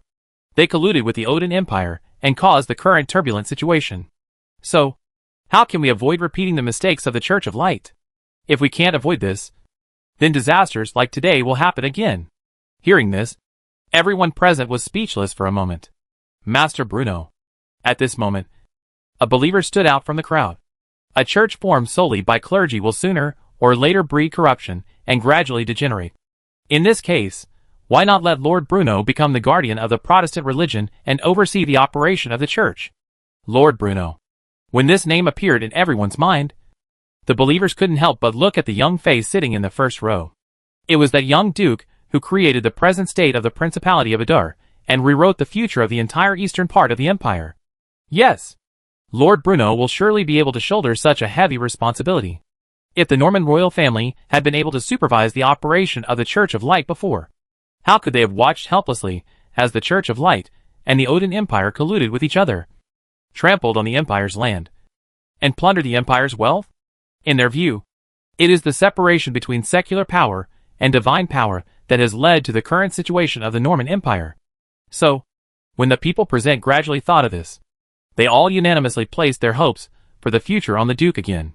Your Excellency the Duke, with the boiling public opinion, Mike said earnestly, please become the guardian of the Protestant faith, protect the future of Protestantism, and defend the glory of the God of Light. Hearing this, Bruno refused righteously. How can this be possible? Although I am the only holder of the Order of St. George in the vast land of the eastern part of the empire, I am not a clergyman after all. It is against the rules to do this. Yes, His Excellency the Duke is also the owner of the Order of St. George. So it is probably most appropriate for him to be the guardian of the Protestant faith. Then can you just watch the future Protestantism repeat the same mistakes and follow in the footsteps of the Church of Light? Mike comforted emotionally. But in the end, Bruno looked embarrassed. Your Excellency the Duke. After all, this is for all the people living in the Principality of Adar. Your Excellency the Duke. You can do it. You are the only one we can trust. Your Excellency the Duke. Chapter 337 Transformation. The traditional culture of the flower growers emphasizes 3 requests and 3 refusal. But this is a different world. So, Bruno decided to bring the traditional culture of the flower growers to the other world. This is not because he is so particular, but because Bruno is a man who cares about his reputation after all. If only Mike and a few others shouted a few times, and then I ran up happily and agreed to be the guardian of the faith, then I would seem a little too complacent and not have any dignity at all. Wouldn't I? Therefore, only when the people present beg him again and call on him again and again, will Bruno be forced to take on this responsibility under the demands of the boiling public opinion. Anyway, Bruno is very popular in this land, and there is Bishop Mike and the atmosphere team of Adar CIA to guide public opinion. So there is no need to worry about accidentally overturning the car. When the people's voices began to become tearful and hoarse, Bruno felt that he had finally gotten the hang of it. Then, in response to the call of the people of Adar, Duke Bruno's steward of Adar became the defender of the Protestant faith. That's right. The name of this new sect is Protestantism. On the one hand, it is because Protestantism has always upheld the belief in the God of Light. But there are obvious differences in the interpretation of doctrine from the Church of Light. On the other hand, it was to facilitate the reception of refugees from the interior of the empire and make them realize that Protestantism did not mean heresy, but was a branch derived from common beliefs. I will resolutely defend the idle people's interpretation of Protestant doctrine. Any people or even nobles who have doubts about the existence of Protestantism can stand up and debate with me. I will rely on my sincere belief in the God of Light to protect the most sincere expectations of the idle people. On the 6th year and 18th of the new calendar, in the vow of the great Bishop Mike, under the testimony of the guardian Bruno Stewart, a new religion was born on the land of the east of the empire. At the end of the ceremony, the crowd dispersed, but Verlo's eyes were still dull. In fact, it was not only him, but even the Sacred Army soldiers next to him had never slowed down for a while. For these soils of the Holy Army, they must not know through the atmosphere group to guide public opinion. Will Rock and others only saw countless people's sincerity, and only saw the public's respected names of the Duke of Eder, and really wanted to let the actual rulers of the Edal Principality intervene in religious affairs and guard the just-born religion. When have they ever seen such a scene? Among the limited cognitions of Vero Luigi, there should be a natural and insurmountable gap between the nobles and the bottom people. Fear and panic are the most common reactions made by the Norman Empire when they see the aristocratic master. If this is inland in the empire, let alone shouting the name of the nobles loudly, and even looking at the aristocracy should be considered a very good thing. However, Will Roche did not hear any negative emotions in the shouts of the people of Idar. What he could hear was the admiration, respect and love that came from their hearts. But how is this possible? Even when the red jacket Camus Blanquet travels, the people along the way just press their heads one by one to the ground, and even dare not look up at the distinguished red bishop. So, the nobles of the Guangming Church and the inland of the empire are afraid that it is really decadent. Will Roche. When a calm shouting came in the ear of the head of the army, Vieux Roch turned his head and saw a young man wearing a uniform standing beside him. You are? Will Roche hesitated. Director of the Idar CIA. Krell. Hearing the words, Vieux Roch suddenly felt clearly. No wonder. Although the Idal in front of him looked particularly young, he revealed a kind of momentum in his raising his hands. Idle Central Intelligence Bureau. It should be a member of this institution. I discovered my identity. Since you entered the Principality of Idar, we have received at least 72 reports from Idar citizens. Claire took the initiative to speak. The public's report? Vieux Roch stunned. He obviously hadn't expected this. After all, you are from the Holy Army from the Empire in the inland of the Empire. For the rotten church service, Claire said bluntly. The people of Idar are worried that spies from the inland will destroy their peaceful lives in Idar. They are also worried that the war and filth from the inland will spread to the land in the east of the empire built by the Duke. Creel's words made Varric not know how to answer for a while. Prior to this, whenever someone mentioned the empire's eastern part of the empire, the first thing to think of is barren and embarrassment, downward and remote. But who could have thought that in the hearts of the Edal people, they were the frogs who were sitting in the well at the bottom of the well? So, are you going to detain me now? Vieux Roch looked at the Edal agent who gradually gathered around, showing a bitter smile. The Principality of Idar is an open and inclusive country. You can still walk freely on this land, but you are under the surveillance of Idar agents. Claire's answer was beyond Will Roche's expectations. Aren't you afraid that I will report this land to Lord Camus Blancad, to the Bishop of the Red in this land? Since the new church dares to expose the darkness and dirt of the Guangming Church on the land of the Principality of Edal, then the Principality of Edal will not worry about the Guangming Church knowing the news, even if the Holy Army advanced to the east under the command of the Pope. So what? Is your strength stronger than the Odin people? You are just a jealous scene of the heavenly kingdom presented on the land of Principality of Edal. Since you can't create such a peaceful and happy scene for believers, don't you want to let others create it? Doesn't it reflect the old and decay of the church? Hearing this, Will Roche couldn't help but clench his fists. This is so heartbreaking. What you see now is just the tip of the iceberg of the Principality of Idar. The miracles that have occurred on this land are far beyond your imagination. You believe in the God of Light, not the Church of Light. Will Roche, you are a man of devout faith, and His Excellency the Duke has long seen all of this. Rather than declining with that corrupt church, why not take a walk around the land of the Principality of Idar? Take a look, and dedicate your loyalty to the Protestant Church and His Excellency the Duke. That's all I have to say. After saying this, without waiting for Will Roche to respond, Claire led his agents out of the church. This is just the corner of the iceberg of the Principality of Edal. Will Roche couldn't help muttering as he watched Claire's tall figure gradually disappear at the door of the church. Chapter 338 Sacrifice. If the Normandy Empire is divided into 5 parts, east, west, north, south, and middle, then the Eastern Empire is roughly referring to the vast territory of the Kingdom of Basel. That is, the land under the jurisdiction of the Principality of Edal. But compared to the entire Normandy Empire, the land area of the Eastern Empire is only equivalent to 1/3 of the west of the empire. From the Cecil Mountains in the east to the vast ocean in the west. From the Carter Highlands in the north to the Norman River Plain in the south. More than a quarter of the entire Norman Empire's land can be considered to be within the western part of the empire. Early summer. Cicero Mountains. The thick mountain forest covered the hot sun at noon, and the mist of the half mountainside had gradually dispersed. In the dense mountains of the Cecil, the group was walking through the thorns and mud. This place is already a no-man's land. Not only is there no one living here, but wild beasts are also rampant. But these adventurers still rely on their perseverance and move forward with difficulty. They are wearing extremely rude shabby cloths and dusty. However, if you observe it carefully, you will suddenly realize that the solid armor that is covered under the outer layer is shocking under the outer layer. Click. The leading adventurer took out a sharp knife, and with a sharp cold light flashed, the chaotic branches blocked in front were suddenly cut off. How far is it? In the team? A panting middle-aged man finally couldn't help asking, reporting to His Excellency the Bishop. This is it. We have arrived. The leading adventurer replied excitedly. I saw several people struggling to cut through the thorns in front of them, and the cliff at the end of the forest suddenly appeared in front of everyone. Under the rugged cliffs was a deep cave about 1 meter high, hidden in the shadows of thorns and rubble. Bishop Olsen's eyes narrowed slightly, and he snatched the map from the Crusader's hand and compared it with the cave in front of him. That's right. These people in front of us are all core members of the Church of Light.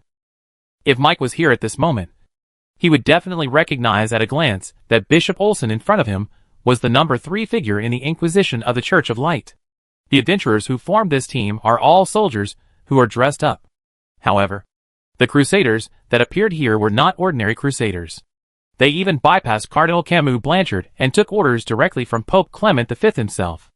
Everyone follow me in. Bishop Olsen finally issued an order. My Lord Bishop, don't we need to leave some men behind to keep watch? A Crusader soldier asked doubtfully. Bishop Olsen glanced at him deeply and emphasized. No need. This is an uninhabited area. The cave was cold and humid, and the light of the torch swayed back and forth in the black lacquer cave, illuminating the rock wall around. The uneven ground was slightly slippery, and there were many animal bones scattered on it, probably because the cave underfoot was once occupied by wild beasts. This is actually the first time that Bishop Olsen has come to this cave, and also the second time the members of the Bright Church set foot here. For decades, the bishops of the religious trial, together with some soldiers of the Holy Army, were anonymous and walked all over the mainland. Their only goal is to find the magic wells scattered across the continent. Even the church is somewhat unclear about the distribution of magic wells, and their abilities to extract magic power vary. Compared with the Eastern Empire, it is obviously not only one magic well in the western region. So, after going through untold hardships, the Church of Light finally discovered the traces of 4 magic wells in the western part of the empire. The reason why Bishop Olsen came to the cave in front of him was to activate the last magic well in the western part of the empire, and make the western part of the empire a place with as little magic as the eastern part of the empire. In fact, even Bishop Olsen himself did not know the real reason for this. But according to the statement from Crane V, the tasks of his own seemed to be related to the advent of the God of Light. The coming of the God of Light. Thinking of this, Bishop Olsen couldn't help but turn his head and take a look at the wooden box in the center guarded by the Crusaders. As far as he knows, only the key installed in that wooden box can successfully activate this magic well and complete the layout of the Bright Church to the west of the empire. The cave gradually extends downward, and the rock wall gradually becomes more humid and cold. Finally, when the soldiers headed by the Holy Religious Army stopped themselves, Bishop Olsen seemed to see the light regiment of the Pope. At the end of the cave is a small hall that is not very spacious. On the stone pillar in the center of the hall, a hazy ball of light is changing irregularly in the darkness. The ball of light sometimes expanded, sometimes shrank, sometimes disappeared into the darkness, and sometimes burst into a soft milky white light. And it seems to be able to feel the arrival of Bishop Olsen, because, the moment when everyone entered the small hall in turn, the light ball seemed to be stimulated and violently beating in the air. This is a miracle. Bishop Olsen pushed the cross in the light group. Seeing this, the Crusader soldiers present followed suit, looking at the ball of light, whose beating frequency was becoming stronger and stronger. Bishop Olsen finally opened the wooden box held in the hands of the Crusader soldiers. Then, except for Bishop Olsen, everyone present widened his eyes. Because putting it in the wooden box is a disabled finger. Even the bright red blood stains on the broken finger still did not dry up. Swish. However, at this time, the holy religious soldiers had no time to think about it. Because the moment the wooden box was opened, the beating of the light group bloomed the dazzling white light and instantly filled the entire cave. Bishop Olsen only felt that his body was wrapped in an unspeakable hot and chaotic white became the only one he could see. At the same time, a looming vortex is gradually forming in the air above the Sisser Mountains. The massive magic seemed to be slowly mobilized at this time, and began to surround, rotate, converge at a very slow speed. The center of the vortex corresponds to a towering mountain. The top of the mountain peak is a calm lake. The cave where Bishop Olsen is located is directly below the peak. Bang! As the light gradually faded, the sound of the wooden box falling to the ground suddenly came from behind Bishop Olsen. He had long been expected to look back, and saw that all the Holy Education Army soldiers who were standing behind him had turned into a bone scattered on the ground. Everything you do is for the advent of the God of Light. Bishop Olsen smiled and murmured to himself. Chapter 339 Duke's Troubles. On the banks of the Chishui River, where the Carter Plateau meets the Stuen Basin, two great noble families in the west were born, one of which was the Blood family. Most of the land on the south bank of Chishui River belongs to the territory of the Brad family, under the hard work of the Duke of Luen in the past. This land has long become among the entire empire. The area with the most serious land mergers is even 7 of each 10 people.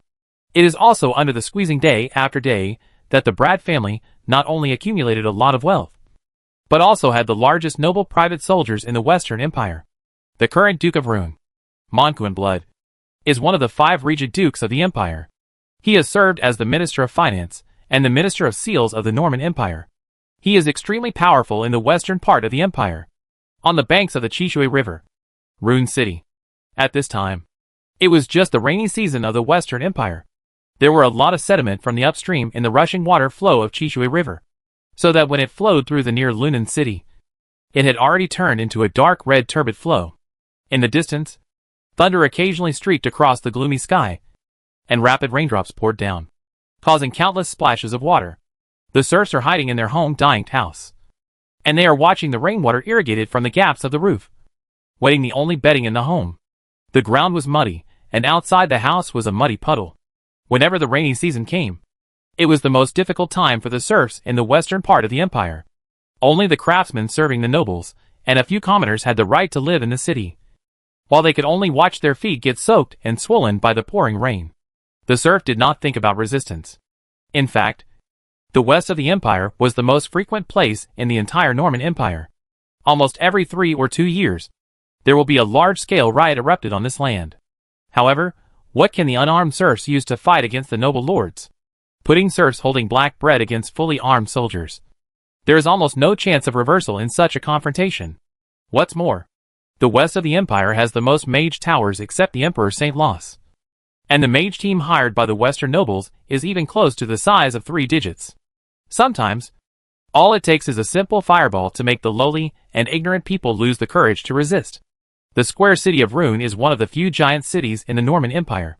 The family castle belonging to the Brad family stands in the center of the city. On the towering tower, the flag of the Brad family sounded in the storm. Boom boom. A dull thunder suddenly bombed from the sky in the distance, and the endless thunder could not help but tremble slightly. And the orange-red light was shivered. The first floor of the castle is a traditional banquet hall, with scarred armor placed on both sides, which are symbols of the achievements made by the ancestors of the Brad family. From the Viscounts to the Count, to the Jill, the Duke, and even the Grand Duke, the Brad family always stabilized step by step. From the nobility of the west of the empire, it gradually entered the splendid hall of St. Los Gold and entered the center of power. There are 3 huge oak-long tables in the banquet hall.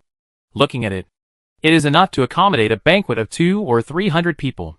The giant stone pillars around the hall are hung with scarlet curtains. The curtains are sewn by pale golden satin, and the family emblem of the Brad family sword and flower. At least 50 candles on each gilt candlestick in the banquet hall, and the mauve flame lit up every corner of the hall. The Duke of Luen was sitting at the end of the oak-long table alone, and was cut with a half-live steak in the tray with a knife and fork. A crispy collision sound of the knife and fork, and the tray echoed in the empty banquet hall. The endless rainstorm has lasted for several days, and the mood of Duke Lane is also very depressed these days. This is not because of the heavy rain, but because of something else. Master Duke, Master Alesi is here.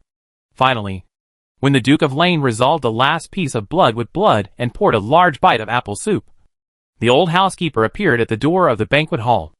Alesi, who followed the housekeeper, seemed a little anxious, and hurriedly came to the side of the Duke of Luen in a hurry. Your Excellency the Duke. Looking at Alesi's dignified face, Duke of Lane seemed to have a bad hunch in his heart. As the aristocracy in the west of the empire, the Brad family had a team of professional mage consisting of dozens of mages and several major spells.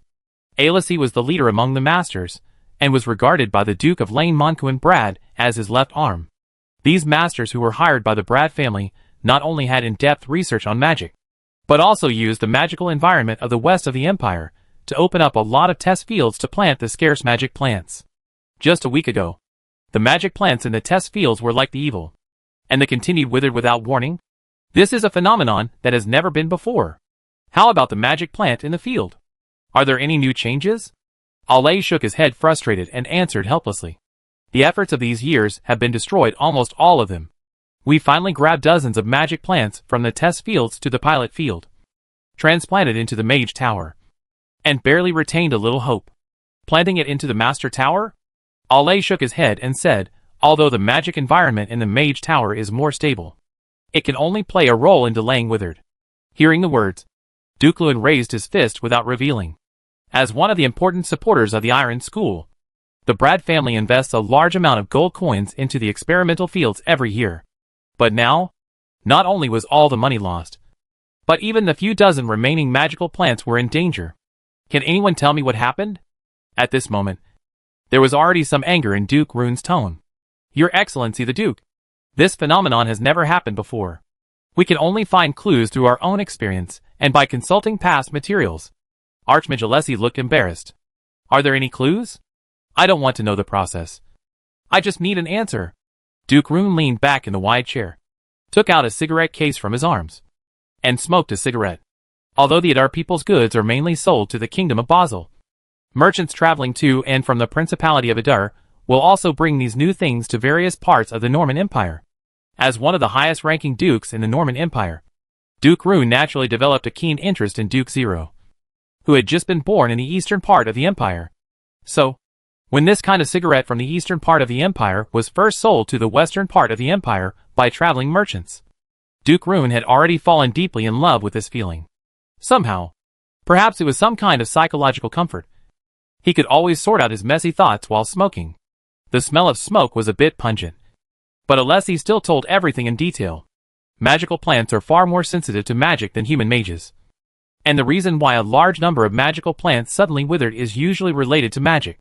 So, after consulting a large number of magic-related books and drawing on the experience of the mage school, we believe that only one situation can cause the current phenomenon.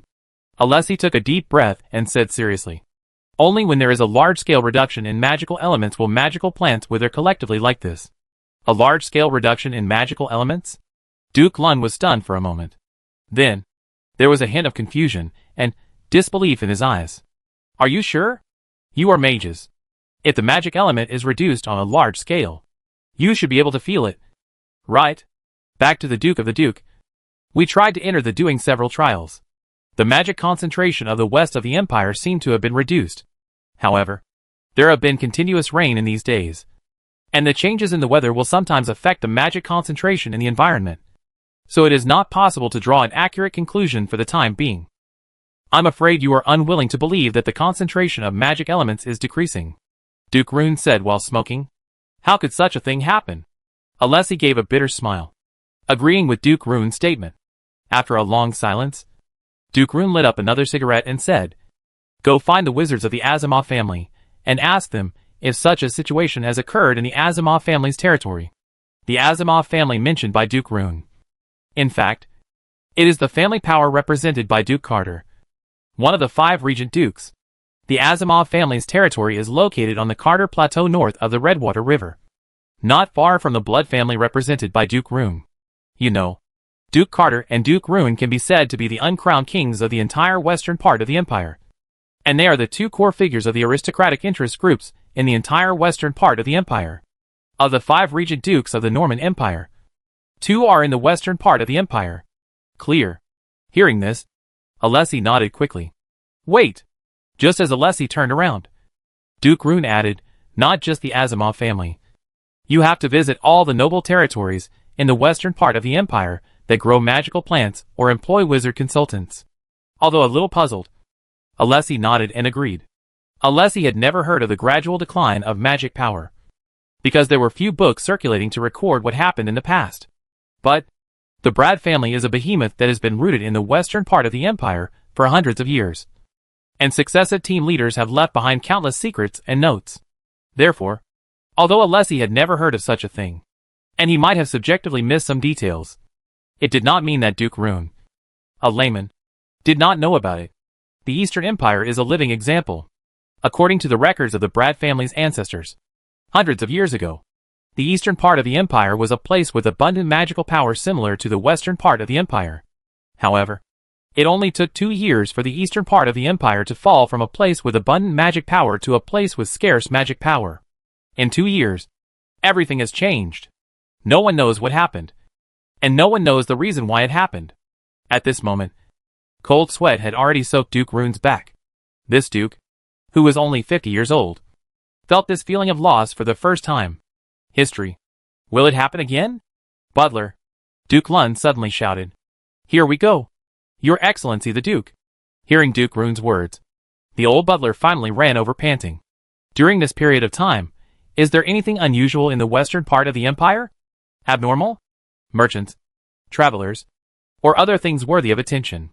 Somehow, in the underworld, Duke Lewin always feels that this matter should always be traceable. There was a peasant uprising in Duke Carter's territory, and many people were killed and injured. The old butler frowned and tried his best to recall. The caravan from the east brought a lot of fresh things. The war in the interior is very intense, and the refugees have attacked Earl Cecil's territory. Bishop Olson of the Inquisition went to Cecil Diocese a few days ago and brought a group of crusaders with him. For a long time, Duke of Lewin finally opened his eyes. All check me. After Elise returned, if this happened in the west of the empire, then from the cream to the caravan, from the church to the nobles, I would like to figure out what happened. I wish now. The Duke. Also, have you found out any news about Arnell? Hearing this, the old butler shuddered and said, reporting to the Duke, I received news from the imperial capital of St. Lawrence a few days ago. It seems that Arnell wrote a letter and asked some mage apprentices to go east. But I don't know where they went. The Arnell mentioned by the two is the Arnell blood, who ran away from home and is now the mage advisor to the Principality of Adar. Duke Lund had 2 wives, if his illegitimate children were included. He had a total of 5 sons and 2 daughters. Except for Arnell blood, the illegitimate son born to his lover, who ran away from home a year ago and has been missing. The rest of his children are famous in the western part of the empire, and are sought after by countless nobles. The eldest son, Conley blood, was highly regarded by Duke Rune, and had already shown remarkable communication skills. Although the youngest daughter, Rhea blood, has just come of age, she has already been called the most beautiful woman in the western part of the empire. She is so stunningly beautiful that countless young men have come to her house to propose marriage. The rest of his children also had their own talents. But his illegitimate son, Arnell blood, ran away in anger. Perhaps because he paid little attention to him. What kind of chaos has the interior of the empire become? Why haven't the people been found yet? Send more people out. If you can't find them inland, go to the east. If that doesn't work, go to the Odin Empire and the Basel Kingdom. In short, no member of the blood family can die outside. This is related to the dignity of the family. Duke Rune said with a frown. Chapter 340, Venice Arsenal. The eastern part of the empire. The Principality of Adar. When the Duke of Lane was faintly worried about the large-scale attenuation of magic, Principality Adar was not calm. The completion of Hagia Sophia and the birth of Protestantism caused a sensation in this land in the eastern part of the empire. The day after Bruno was announced as the guardian of the faith, the Adar Daily used an entire issue to thoroughly expose the ugliness and filth hidden behind the Church of Light. causing all Adar people to tremble in their hearts. At the same time, the privileges led by the Hedekad of the East Diocese of Makar also began to walk in all corners of the Principality of Idol, to the leakage fish that still believe in the Light Church, and preach their understanding and interpretation of doctrine. Bruno took an oath in front of Hagia Sophia, which to a large extent eliminated the resistance of the original believers to the Protestants, and made them begin to try to accept the new doctrine preached by Michael. After all, in the minds of the vast majority of Adar people, Bruno Stuart, Duke of Adar, is definitely a savior-like figure. Under Bruno's rule, the Principality of Adar not only resisted the Odin cavalry that crisscrossed the continent, but also stayed away from the raging wars in the interior of the empire. The poor and distressed people got a way to make a living and support their families, and the refugees from afar saw hope for their future lives again. Therefore, when Bruno Stuart announced to all the people that when he would become the guardian of the Protestants' belief, most people have already begun to tend to be the new religion that has just been born in the native of Idol. The crime of the Bright Church in the Idol daily is just one aspect of the reason. The increasing family feelings of the Idol, and the increasing family feelings are also an important promoter to promote the general acceptance of the Protestantism on this land. Just like most of our people, they don't want to hear themselves called Normans, as the crimes of the Church of Light are constantly exposed. The Norman Empire and the Church of Light have become symbols of the old forces in the minds of most of our people. When they mention these things, they will recall the pain they once experienced. During that period, starvation and cold were the worst experiences. Watching loved ones pass away in natural disasters and man-made calamities was the norm for most civilians and serfs. It is for this reason that they are eager to forget everything they used to, and they want to completely throw away the experiences other than Idol. Therefore, the birth of Protestantism was just in time. It not only allowed the Adar people to forget their past experiences, but also provided a new place for their fragile emotions. Everyone was busy during the period of the St. Sophia Cathedral. Michael was busy preaching and consolidating the Protestant base. Old Ford was very busy. He was busy building a complete administrative system. Shabi, Lister, Lobita, almost everyone is busy day and night on the land of Adar, working hard for the future of Adar. The only one who was free was Bruno himself. The life of the nobility was boring and monotonous. Whenever Bruno yawned and got up from the bed, it was usually the sun shining brightly. The air garden has been regarded as its own palace by Bruno, because after all, it is far from Idol, and there are not many noise, which is a rare summer resort. Not only is the geographical location close to mountains and water, the surrounding trees, flowers and plants are also lush and green. Although it cannot be said to be warm in winter, it is definitely cool in summer. The atmosphere of the aerial garden is very harmonious, and there is no need to consider any complex interpersonal relationships, except for the Adar and guardian soldiers who are responsible for guarding the garden. Only a few people, including Bruno, are qualified to live here. The little maid Avril is one of them. Whenever Bruno gets up, she will most likely be outside the door playing tricks with the two little ones. Mundell was one of them. He was there to help Bruno organize documents that needed to be approved as soon as possible. He was like a personal secretary responsible for transmitting information. But to be honest, the Principality of Adar is only this big an area, and under the civil service system established by Bruno, there are not many things that require Bruno to make decisions on. Although the Bright Church has always been regarded as his greatest threat by Bruno, he has no persecution of delusional disease. And naturally it is impossible to think of these messy things all day long. And as long as most files are at a glance, they can be stamped in signature, reviewing and passing. So Bruno's daily life is actually very leisurely. It is nothing more than a book, tossing a little food, and laughing at the little maid and Isabel from time to time. And then, there is nothing wrong with the guise of the Principality of Idol. Of course, when Bruno felt like it, he would change into inconspicuous clothes and wander aimlessly around the land of the Principality of Adar with the agents of the Adar CIA. Sometimes it's just because you have nothing to do. But sometimes you happen to discover problems in subtle details, which can be regarded as a secret visit. Although Bruno was not used to life without electronic devices when he first came here, as he lived in this land for longer and longer, he gradually forgot these thoughts. For Bruno, the most important thing is to live in the present. Bruno has trained the fat cook's cooking skills to suit his taste. Breakfast everything is simple. The current white porridge is warm and warm. and the side dishes of the rice are refreshing and delicious. After the meal, he boarded the carriage accompanied by Mondale, and drove eastward under the escort of Agent Adar. Today will be an extremely busy day for him. Bruno's destination this time was the largest port in Marinti, located on the east coast of the Principality of Adar. Because the journey was not close, the attendants paved several soft cushions in the carriage in advance. They felt extremely thick at a glance, so that the bumps in the road were minimized without a perfect shock absorption device. In addition, a simplified version of the magic air conditioner newly developed by the mage apprentices was placed in a corner of the carriage. The magic crystals were used to store magic power, and the accompanying source stones were used to replenish magic power to the maximum extent during the process of magic power consumption.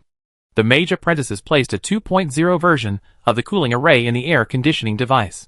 This array was derived from frost magic and is not yet very mature, so the cooling effect needs to be improved urgently. However, the space in the carriage is not large after all, so this magical air conditioner, which is still in the testing stage, can actually play a certain role. As the carriage began to move slowly under the escort of Adar soldiers, Bruno leaned back on the seat and dozed off. He was full of energy when building Hagia Sophia, but after it was officially completed, Bruno felt a little bored. Everything seemed good before he got it, but after he got it, he felt a little uninterested. This is exactly what Bruno himself was like. Hagia Sophia gave Bruno a religious buff called Guardian of the Faith, and the added effect was very satisfying. But the problem is, the main purpose of the reason why Bruno is busy building the St. Sophia Cathedral is to promote the birth of the Protestant and prevent the threat from the Bright Church. Therefore, the buff that the Guardian of Faith brings to the Principality of Adar will not be of much use in peacetime. Let's take a look at the bonus that the religious buff Guardian of the Faith can bring to the Principality of Adar. Religious spread speed increased by 20%. When fighting against infidels, war exhaustion is reduced by 50%. When fighting against infidels, soldiers' morale increases by 20%. When fighting against pagans, the combat capability of soldiers increases by 20%. When fighting with pagans, except for the first article that can improve the efficiency of mission. The rest are all related to the fatter. To put it nicely, this is called protecting myself. But to put it bluntly, this guy is nothing but a warmongerer. If this were a game, Bruno wouldn't even need to make a declaration. He could just go straight to the Holy War. The Earl Zero Holy War. The Duchy Holy War. The Kingdom Holy War. Anyway, there were pagans all around, so he would have a proper reason to attack anyone. But the Principality of Adar is now in a stage of recuperation after all. No matter how rich the Principality of Adar is, or how brave the people of Adar are, they cannot bear to fight with others all day long. Bruno now has a very clear understanding of the current situation of the Principality of Adar. Whether it is the Normandy Empire, or the Odin Empire, or the Kingdom of Basel in the south. If you want to fight one alone from here to fight a conventional war, the Principality of Idal will definitely not counsel. After all, the gap between weapons and equipment is here. However, if the Principality of Adar were to fight two at once, or if the other side desperately used human wave tactics, then the Principality of Adar would really be unable to cope with it. Therefore, if he did not increase his own power while the fighting was raging in the interior of the empire, would he still be waiting for the royal family to settle accounts with him after the war? For Bruno, the most direct way to enhance the strength of the Principality of Adar is naturally to use the traditional skill of civilization players to knock wonders. According to the status quo of Eder and the future development plan, Bruno has long sorted out a time chain about the Order of Wonders. So after the construction of the St. Sophia Cathedral, he soon aimed his eyes at another wonders in the spectacle of construction. In fact, in a strict sense, Venetian Armal Studio is not just a simple warehouse that places military weapons. This arsenal, which was still located in the northeast of Venice before Bruno crossed over, is actually one of the oldest shipyards in Venice. Even in the 21st century, the Venice Arsenal is still not fully open to tourists due to the existence of a naval base inside. Travelers can only stroll around the Venice Naval Museum outside the arsenal to barely enjoy the view. What Bruno has to do now is to let the Venetian arsenal stand on the coast of the Principality of Adar. After the war, the Adar Naval Shipyard in the Marin district immediately entered a stage of full resumption of work and production. But there was nothing that could be done about it. Although every Adar soldier was clamoring to win military merit, there was no battle to fight for the time being. The suspension agreement with the Odin Empire has just been signed. The concession of the Principality of Idal was also set up on the land of the Odin Empire for the first time. A large number of mineral resources were transported to the Principality of Idal, so that Bruno had no reason to continue to find the Odin people. The Kingdom of Basel in the south is the ATM machine in Bruno's eyes. As for the empires inland, that is a pot of hodgepodge. And the messy forces are staggered. And Bruno cannot let the Principality of Idal be trapped in the quagmire. Therefore, the vast ocean naturally became Bruno's preferred direction of expansion. If one wants to expand overseas, the navy is naturally an important part that cannot be avoided. Although the craftsmen of the Principality of Adar are not very capable, and have not yet developed things like steam engines, the Adar people's three-masted warships can already be regarded as products that are ahead of their time. So under Bruno's urging, the construction of the three-masted warship had already begun in the shipyard in the Merlin district. In Bruno's vision, Adar Heavy Industries will become a large-scale shipbuilding industry group fully funded by the Stewart family. Although Adar Heavy Industries now only has a small shipyard, it always has dreams. After all, as a hacker, it is definitely possible to realize your dreams. This is the self-confidence of the crossing. Bruno's carriage arrived safely at the Merlin district on the east coast of the Principality of Adar around dusk. Since I hadn't greeted anyone before, no one came to greet me. The afterglow of the setting sun is scattered on the sparkling sea, and the surging sea water is dyed orange-red by the setting sun. As Bruno began to invest large amounts of money in the field of shipbuilding, the already vibrant Merlin district became even more lively. The gradually lit-up magic street lamps illuminated the streets and alleys, dispelling the slowly enveloping night. The shouts of vendors were incessant, and the crowds of people came and went in an endless stream. Except for the lack of the unique grandeur of Adar City, the prosperity of Merlin district is comparable to that of Adar City. Your Excellency the Duke, do you want to let Shabi come and serve you? Mundell carefully lifted a corner of the car window curtain and asked softly. Due to Shabi's outstanding performance and outstanding contributions as Adar's officer, after leaving office, he was ordered to serve as the governor of the Merlin district, responsible for many matters on the entire east coast of Adar, including the Adar shipyard. No. Find a clean hostel at will. We stay here for one night. Through the gap of the curtain, Bono ordered the crowd on the street. Chapter 341 The Wonderful Journey of Vilrock. Three-legged frogs are hard to find, but there are plenty of clean and tidy hotels. Bruno didn't say hello to Shabi in advance, and found a hotel that looked quite clean and tidy in the center of Merlin district. Although it was far from luxurious, Bruno was not that picky. After a little bit of items, Bruno took Monitor and several accompanying guards, and quietly went out. Now that I have already come to Merlin's special zone, Bruno naturally take a look. This place where I drew a small red circle on the map. What is the development? The most prosperous areas in Adar are along Adar Avenue and around the baths of Caracalla, while the place with the largest flow of people in the Marin district is Warner Street adjacent to the seaside. Warner Street is the coastal main road running through the north and south directions that runs through the Merlin Special Economic Zone, traveling from south to north. On the right are rugged rocks and the newly built port pier. The anchored fishing boats are swaying back and forth under the impact of the waves, and the sound of waves can be heard from time to time. On the left side are rows of shops, which can still be open for business at night thanks to the lights in the shops. Although the dark night has gradually enveloped the city, the Merlin district is still bustling at night under the light of the dim streetlights. Street lamps had only appeared in the Principality of Adar for less than half a year, and the Adar people were still not excited about them. Naturally, there were no separate magic lamps for lighting in the homes of the common people. So many times, the Merlin Special Economic Zone at night is not much quiet than the day.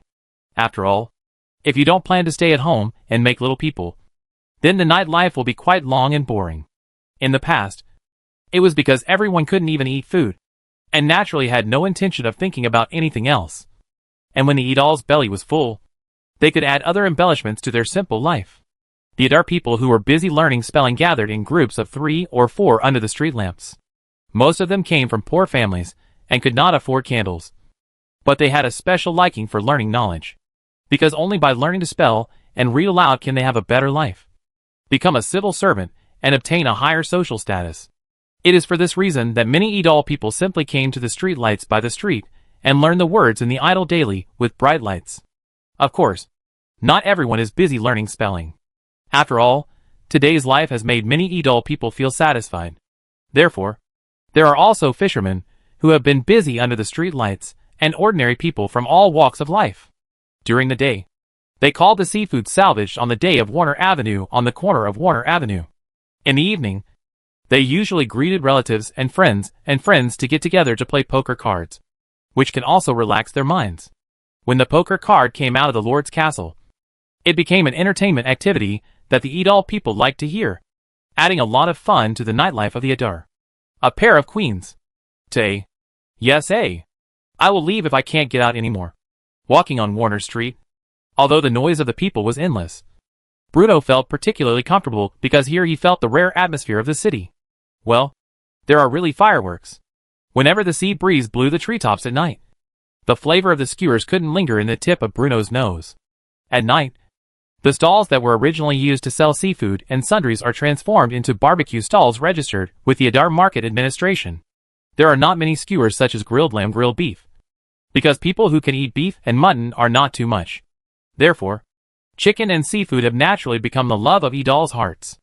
In addition, ingredients such as roasted eggplant and roasted potato chips are also very common, adding a lot of popularity to the night of this seaside city. Master Legion. Look at it. Is that person Duke of Idol? At a barbecue stall on the side of Warner Street, a Crusader soldier suddenly caught sight of a familiar figure.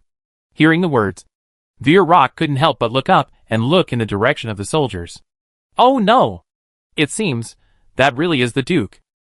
A week later, when Mulroche saw the young and strong Duke again, he felt that he had 1,000 words in his heart and was eager to ask Bruno all the questions in his mind. The establishment of Protestantism and the completion of the St. Sophia Cathedral have happened a week ago. On that day, Creel, director of the Idol Central Intelligence Bureau, talked to Veer Rock, which made him feel deeply. Between the God of Light and the Bright Church, you should not draw an equal number. Although Protestantism and the Church of Light have different interpretations of doctrine, they have one thing in common, which is to let all the people living in this world experience life like in the kingdom of heaven. Although it has passed for a week, Mike and Old Ford's condemnation of the Bright Church still echoed in his ear. The letter of the seal of the red jacket, Camus Blancad, was wandering deep in the heart of Veer Rock at all times. The reason why Cardinal Camus Blanchard sent Mulroche to the Principality of Adar to investigate the situation was because Mulroche had the purest faith in the God of Light. He will not beat his eyes like the churches in the church and the mud, and will not bow to any forces. In the impression of the Bishop of Red, Verloki must firmly grasp the scale in his heart, and to the most real situation of the Principality of the Church. It's just like this time. As if he valued Mike at the time, the Bishop of the Red Cloth looked away again. It is because of the pure faith of the God of Light Robic that he will see the birth of the Protestantism. While listening to the number of new churches, he still stays on this heresy land. The Protestant Church calls the Guangming Church heresy. So, under the collision of these two views, Veer Rock chose to believe in his eyes. Since leaving Hagia Sophia that day, Will Rock continued his journey in the Principality of Adar. He knew that every move would be under the monitoring of Adal, but he didn't have much concern about it, because at this time, he had already forgotten the task assigned to him by the Cardinal. Veer Rock just wants to do one thing now. That is, to measure this miracle place located in the Eastern Empire with his feet. To see the living conditions of the Adar people with your own eyes. During this week, he saw endless farmland, people living and working in peace and contentment, and even saw the application of magic in people's livelihood. These scenes that cannot be seen in the Empire inland impact the vulnerable inner world of Varric again and again. It's just that. Will Rock didn't realize that when he decided to take a look at the Principality of Idol, he couldn't go back. Not only the people of Idol City live and work in peace, all the people living on this land have very enthusiastic expectations for their future, and they are full of joy for their current life. Along the way, the news of the Adar Daily in the future was introduced to the ears of Varric in the Empire's inland news, and he would talk about the crimes committed by the Guangming Church. Some of them are not known to Veer Rock, but some of them have heard of Verosai. So much of it, Will Rock has gradually begun to accept the teachings proposed by the Protestant Institute, and try to understand the new religion that was born in the Eastern Empire. Master Duke. It seems to be Verloki. Monitor keenly aware of the gaze cast from the side of the road. Oh! Sweeping the sacred soldiers who were stringing string. Bruno suddenly became interested. Go in the past.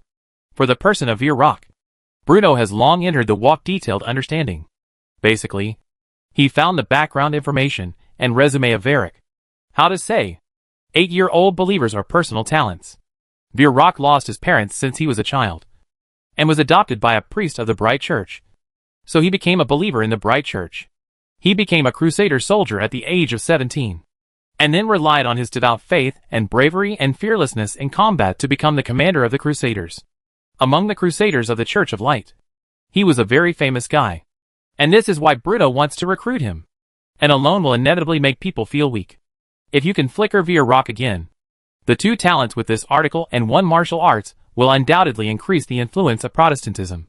Moreover, if Valo Rock can give up his former faith under the witness of everyone, it will be extremely huge on the deterrent effect of the Guangming Church itself and the impact on the Bright Church believers. Although there are somewhat fear of the secret behind the church, Bruno is not afraid of the enemy with the church. And even from the moment he decided to let Mike reveal the crimes of the Guangming Church, Bruno had already made the worst plan. Moreover, according to the conclusions of Bruno and everyone, the Bright Church may not dare to tear his face with Principality of Idol. And even, there may be rats. Because what Bruno revealed was only the collusion between the Odins and the Church. The secret of the Church of Light assassinating the Norman Emperor Raphael Alexander was still hidden behind the scenes by Bruno. The Church colludes with the Odin people, which will make the idol people angry. But if the Church properly guides and discredit, it may not be suppressed by the public opinion storm of Protestantism.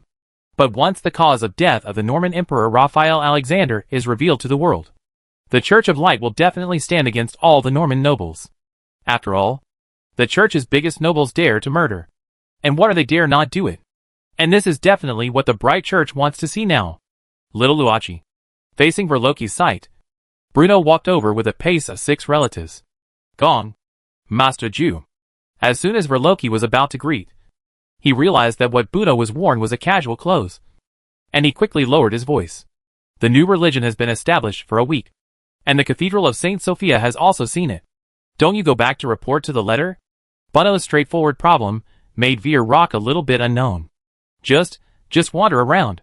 Somehow, as soon as he saw the young Duke, Verloki could not help but feel that he had a low head. There is no way. The one who stands in front of his eyes is the founder of the heavenly prince, like seen. The most noble Duke of the Idol's eyes. The guardian of the Protestant faith. Who can only look up. Turn around? While sitting down, Bruno said with a smile. What do you think of my Principality Adar? Can you compare the Inland Empire guided by the Guangming Church? Hearing the words, Varric's face seemed a bit complicated. Can this be compared? Today, the internal rotation of the empire is sick, hungry, wars and famine hugging the rich place. And the remote and desolate east of the empire shows a scene of prosperity that he has never seen before. From Eder City to Soren, and then from the Grand Highlands to the Merlin Special Zone. The soldiers and soldiers around them were alive. And they were alive. If there were not, there were caravans and frames from other aristocratic color, and they would constantly exclaim in a row, which helped Veer Rock to disperse a lot of attention. He only felt that he was about to throw the Holy Army's face. It's pretty good, it's indeed much better than the interior of the Empire. Although I feel that my face is a little unable to hang. Veer Robic answered in 1510. It didn't seem to notice the embarrassing expression of Varric. Bruno picked up a bunch of roast chicken wings and said, This is the unique foot basin chicken of the Principality of Adar. It grows fast, and is easy to raise. Apart from looking a little bit cheap, there is nothing wrong with it. It tastes good too. But anyway, it will be slaughtered sooner or later. When you are alive, you can bear it a little bit. Bruno bit a large mouthful of chicken wings. And it was really good to taste. Well, it's really a good chicken. 2 people answered and answered. But Veer Robic was somewhat unnatural. He wanted to ask Bruno to ask his questions in his heart. But when he came to the young dukes in front of the young duke, he always didn't feel very easy to speak. Finally, Bruno spit out the chicken bone in his mouth and sent an invitation to the head of the Holy Military Army. Tomorrow I am going to the Idle Army port on the other side of the river. If you are idle, do you want to be together? Huh? Well, Roach was stunned at first. Then he was ecstatic and nodded in agreement. Are you kidding me? That's the Adar people's naval base. Without the approval of the Duke, the idle soldiers would not be able to let him go in. And, once you get the opportunity to get alone with the Duke. So many questions in my heart. I am afraid I can get an answer. Chapter 342. The Adar Navy. Baroki has a dream for a long time. He lost his parents since he was a child. When he was quiet every night, those wives he had seen with his own eyes, and the scene of windmill and sleeping would lingering in his mind. Because of this, he joined the bright church under the influence of the old priest. He is eager to experience the prosperous scenes depicted by the bright church, and always eagerly look forward to the harmonious society where everyone can live and work in peace and career. And in the eastern part of the empire, he saw hope. As he stayed on the land of Principality of Idol, he was getting longer and longer, and the task of piercing intelligence had been thrown behind him. At this moment, Will Roach's thoughts were actually very pure. He had seen the people's livelihood in the Principality of Adar, the roaring machinery, and wanted to take another look at the military port guarded by Adar soldiers behind him to see if he could find more surprises. Similarly, Bruno also wanted to show the good side of Idol. If Will Roach could be kept in this way, it would naturally be a good thing, because the addition of the Crusader Legion commander could provide important support for the development of Protestantism. But even if Veer Roki still wanted to return to the Guangming Church in the end, and wanted to return to the Saint City Berihang, Principality Adar would not lose any losses. Some things, not a simple look at it, can understand the trick. At most, Will Roach saw with his own eyes the three-masted warships owned by the Adar Navy, which were far more powerful than any other forces. But what does it matter? Not to mention that the Guangming Church is located in the inland, and the Holy Army has no navy at all. In the case of no drawings and professional craftsmen, no one can successfully copy this giant ship that can be sailed above the vast ocean by virtue of a visit under the supervision of Idol. Therefore, Bruno's approach was both to win over Will Roach and to intimidate the Church of Light. Although the minds of the two people are different, the end result is that they are in the same time. After solving the remaining skewers, the time to meet the next day, several people leave each. Master Legion. After seeing the military port, do we still go back? On the way, a soldiers hesitated for a long time, and then said the words that had been stunned by him. The situation in the Principality of Adar brought a huge shock to Will Rock. But was it not the same for them? As the Guangming Church gradually became the target of Idol's population, the hearts of several Holy Army soldiers have also shaken. Even in the hearts of several Holy Army, staying in the Idol Principality was not happy, but abandoning the darkness. We'll see. Will Roach's confidence is not enough. The next morning, when Bruno's car slowly arrived at the Adar naval port, Will Roach, with dark circles under his eyes, had been waiting here for a long time. In fact, since accepting the invitation of Bruno, the head of the Holy Military Army, who has experienced the storm, couldn't sleep excitedly. Almost all night, his mind was fantasizing the scene in the port of Idol, so that he was barely fell asleep when he was about to dawn. To know, although the Principality of Idol has been acting in a low key, the war with the Odin people finally led the Idol strength to surface. This is a powerful force that can compete with the Odin Empire. It not only defeated the Odin's offense, but also coerced the Odin people to sign the Valinay Treaty. It was in sharp contrast to the second prince of the begging of the land. With this record alone, it is enough to be awesome. The arrival of Bruno Stewart, Duke of Adar, shocked the soldiers at the Adar naval port. Perhaps many citizens do not know Bruno, but there is no Adar soldier who feels strange to the young Duke. The Adar army was the armed force under the leadership of the Stewart family. It was a loyal guard who defended Idol's territory with Brion Stewart as the core. Therefore, Bruno's own portrait is hung in every Adar's military camp. Your Excellency the Duke. Although he was very surprised, the soldiers calmed down in the shortest time and gave the military salute towards Bruno. Well trained, a team that has fought many battles. Seeing the soldiers' subconscious reactions, Will Roach couldn't help but cheer in his heart. The Crusaders, blessed with faith, are already considered one of the few elite legions on this continent. But compared with the Adar soldiers in front of them, they still feel a little ashamed. Inside the door to see the door, the layman to watch the fun. As the commander of the Holy Army, Veer Robic knows how difficult it is to train such an army. In addition to financial, food and logistical support, the soldiers must also have a common goal and a sense of belonging to this land. Only in this way can the strength of countless soldiers be united and such a spirit be displayed. When Bruno arrived, The idle soldiers were conducting daily training.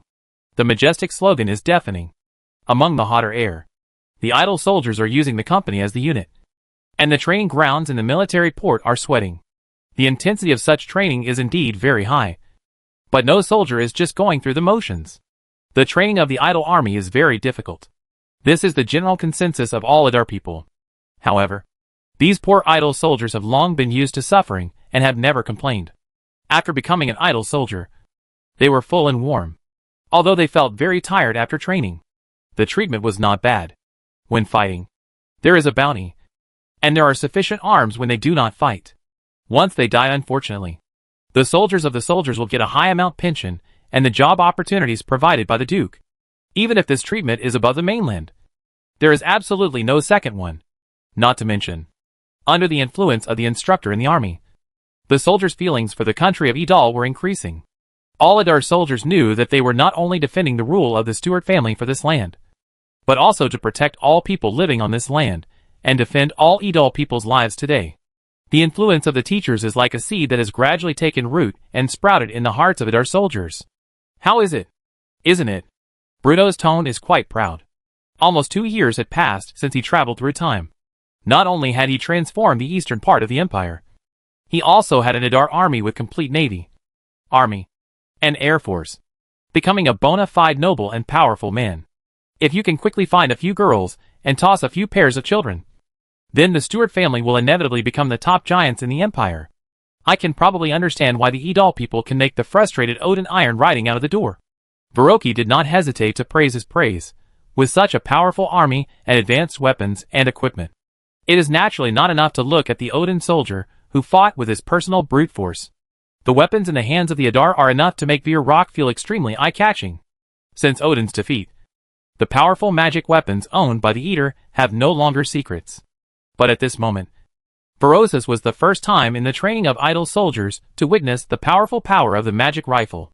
100 meters apart. Only the trigger is simply stuck, and the target in the distance will be penetrated instantly by the screwed magic energy rays. If the Idal's opponent is not the Odin, but the holy religious army like this. Thinking of this, Vir Rock can't help but sweat. Unless you can make full preparations in advance. When facing the idle soldiers, any enemy will pay a very heavy loss. Bruno naturally heard the sound of Loki's string, and laughed. What you see is the persuasive Type I submachine gun. We have not planned to sell for the time being. At least, it is not yet available for sale. Do you mean? Some weapons can be sold. Although Vir Rock has basically abandoned the idea of returning to the Guangming Church, he couldn't help asking.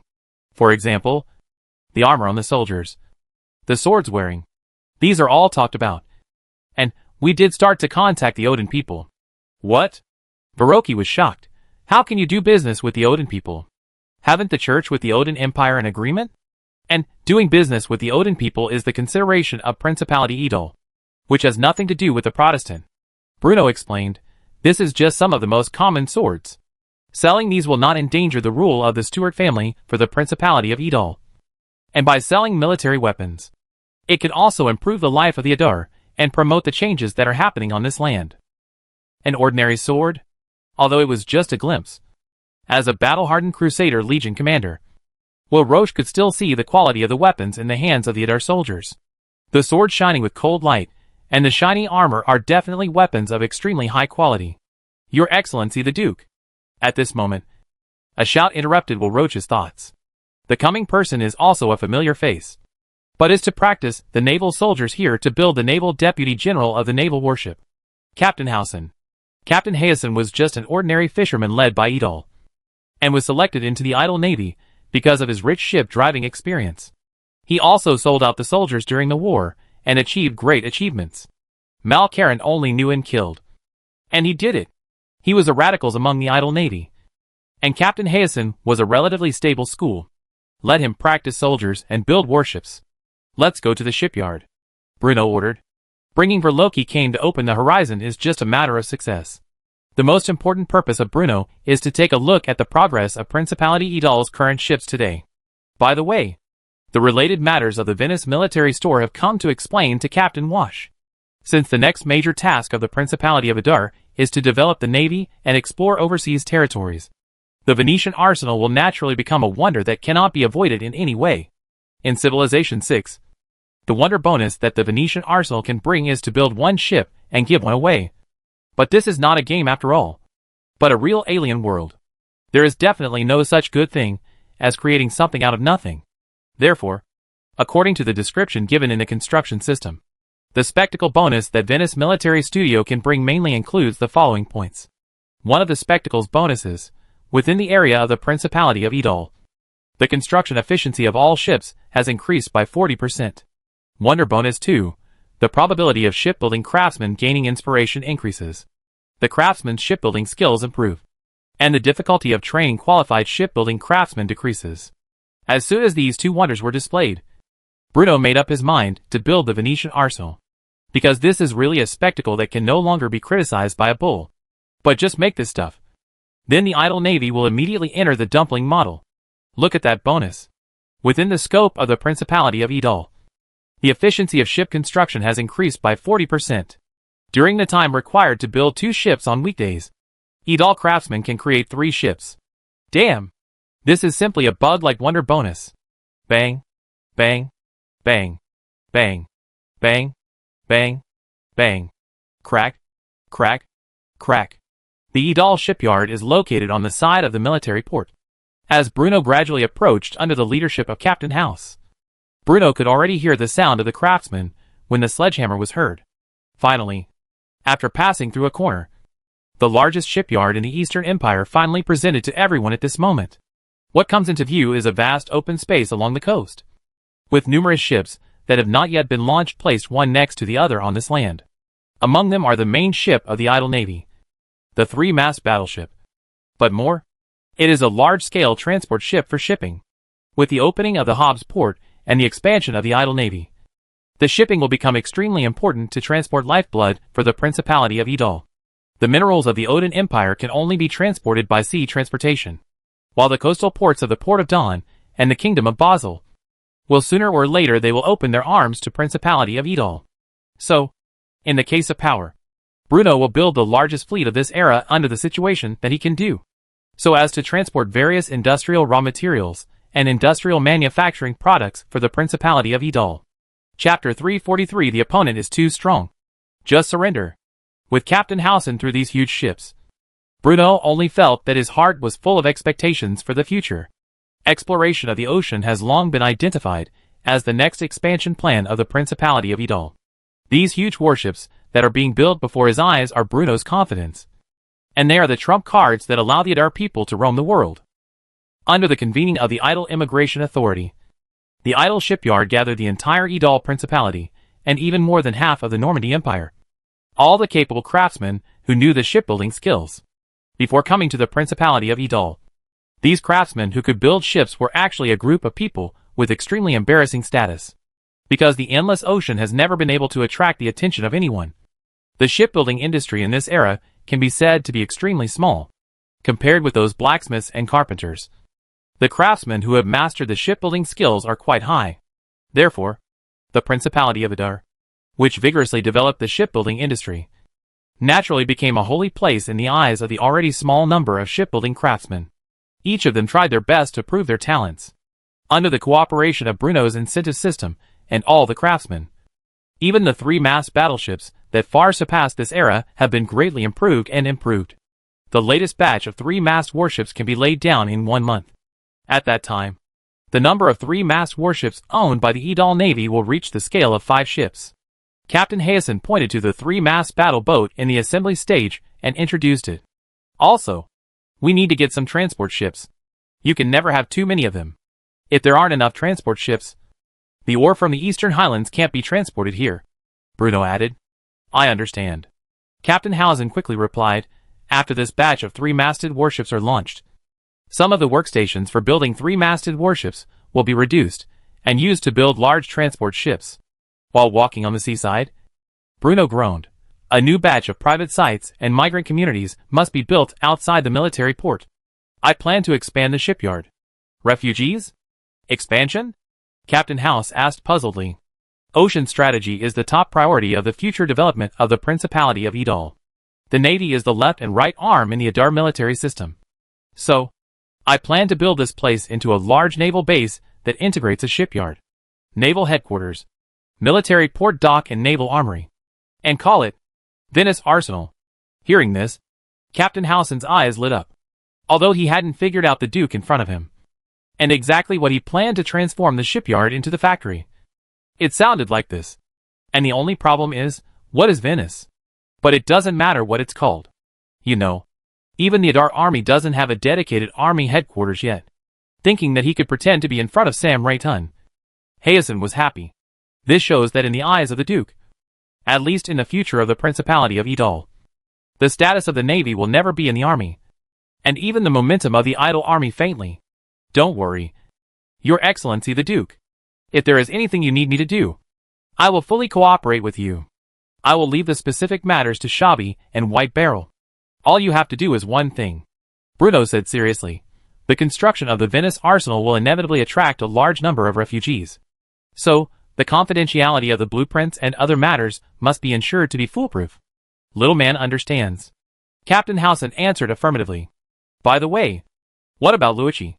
After the Captain Howson explained carefully, Bruno turned back and asked at Monet. I'm probably visiting myself. The Duke of the Duke is relieved. There have been all agent followed those holy army. And there will be no problems. That's good. In fact, until now, Veer Rock is still stupid. To be precise, after walking through the corner, when the whole picture of the idle shipyard was completely showed up in front of everyone, Varric was stunned directly. Not only will Rock, but also the eyes of several accompanying Crusader soldiers became dull the moment they saw the Adar shipyard. Will Roach considered himself a man who had seen the world, and the holy city of Bethlehem, where he was stationed all year round, was itself one of the largest cities in the southern part of the empire.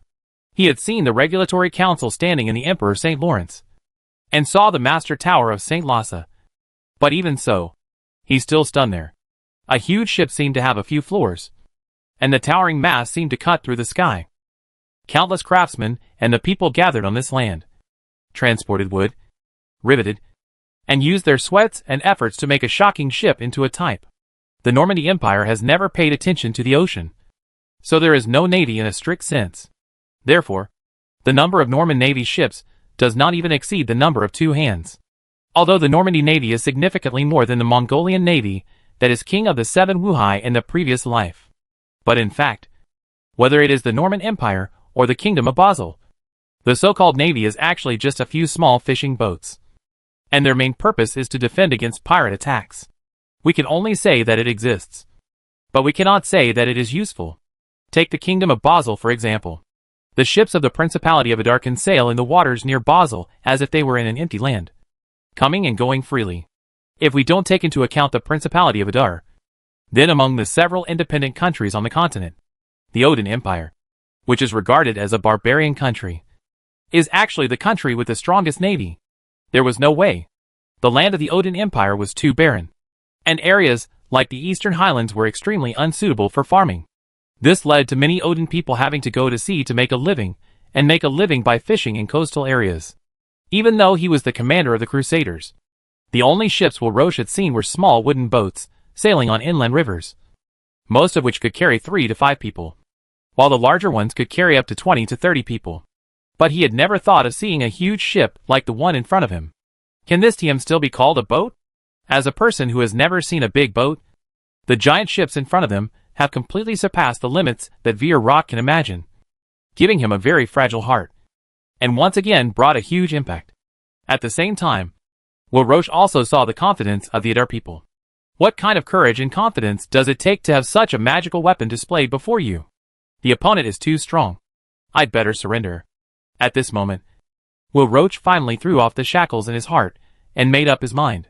Even though he knew that once he threw himself into the arms of Protestantism, what might be waiting for him might be revenge from the Church of Light, including but not limited to assassination, murder, poisoning, etc. But at this moment, he still chose to follow the voice deep in his heart. Perhaps, the Principality of Adar can really bring a different tomorrow to this land. Chapter 344 Assassination. Summer is a rainy season. This is true for the Principality of Adar, which is located in a temperate zone, and even more so for the southeastern region of the Kingdom of Basel. The southeastern part of the Kingdom of Basel is mostly rugged hills and mountains, and dense forests cover most of the land south of Basel. Since the beginning of June, the continuous rain has lasted for quite some time. Although the rain is not heavy, it has been dripping continuously without any sign of stopping. Squeak! The wheels of the carriage rolled over the bumpy puddles, and the splashing water contained a lot of mud and sand. According to a rough calculation, it has been nearly a month since Halle Santa Cruz left Halleberg in the north of the Kingdom of Basel. During this nearly 1 month, the fatigue of the journey and the inner anxiety always made it difficult for Halle Santa Cruz to get a moment of peace. No matter what era it is, traitors have no human rights. Although Halle Santa Cruz joined the Adar Chamber of Commerce in order to save his life and had no way out, he still could not gain the trust of the Adar Chamber of Commerce in a short period of time. Halle Santa Cruz needs to pay the Adrera as soon as possible to prove his ability and loyalty. And Julian Highton also hopes to examine the ability and character of the Basel to see if he is worth training. So, under the influence of these factors, the task of going to the southern part of the kingdom to manage the palm plantation on that land for the Adar Chamber of Commerce naturally fell on Halle Santa Cruz. In fact, when Halle Santa Cruz first heard the task that fell on his shoulders, he was completely stunned. Because the difference is really, how to say, there is something indescribable about this.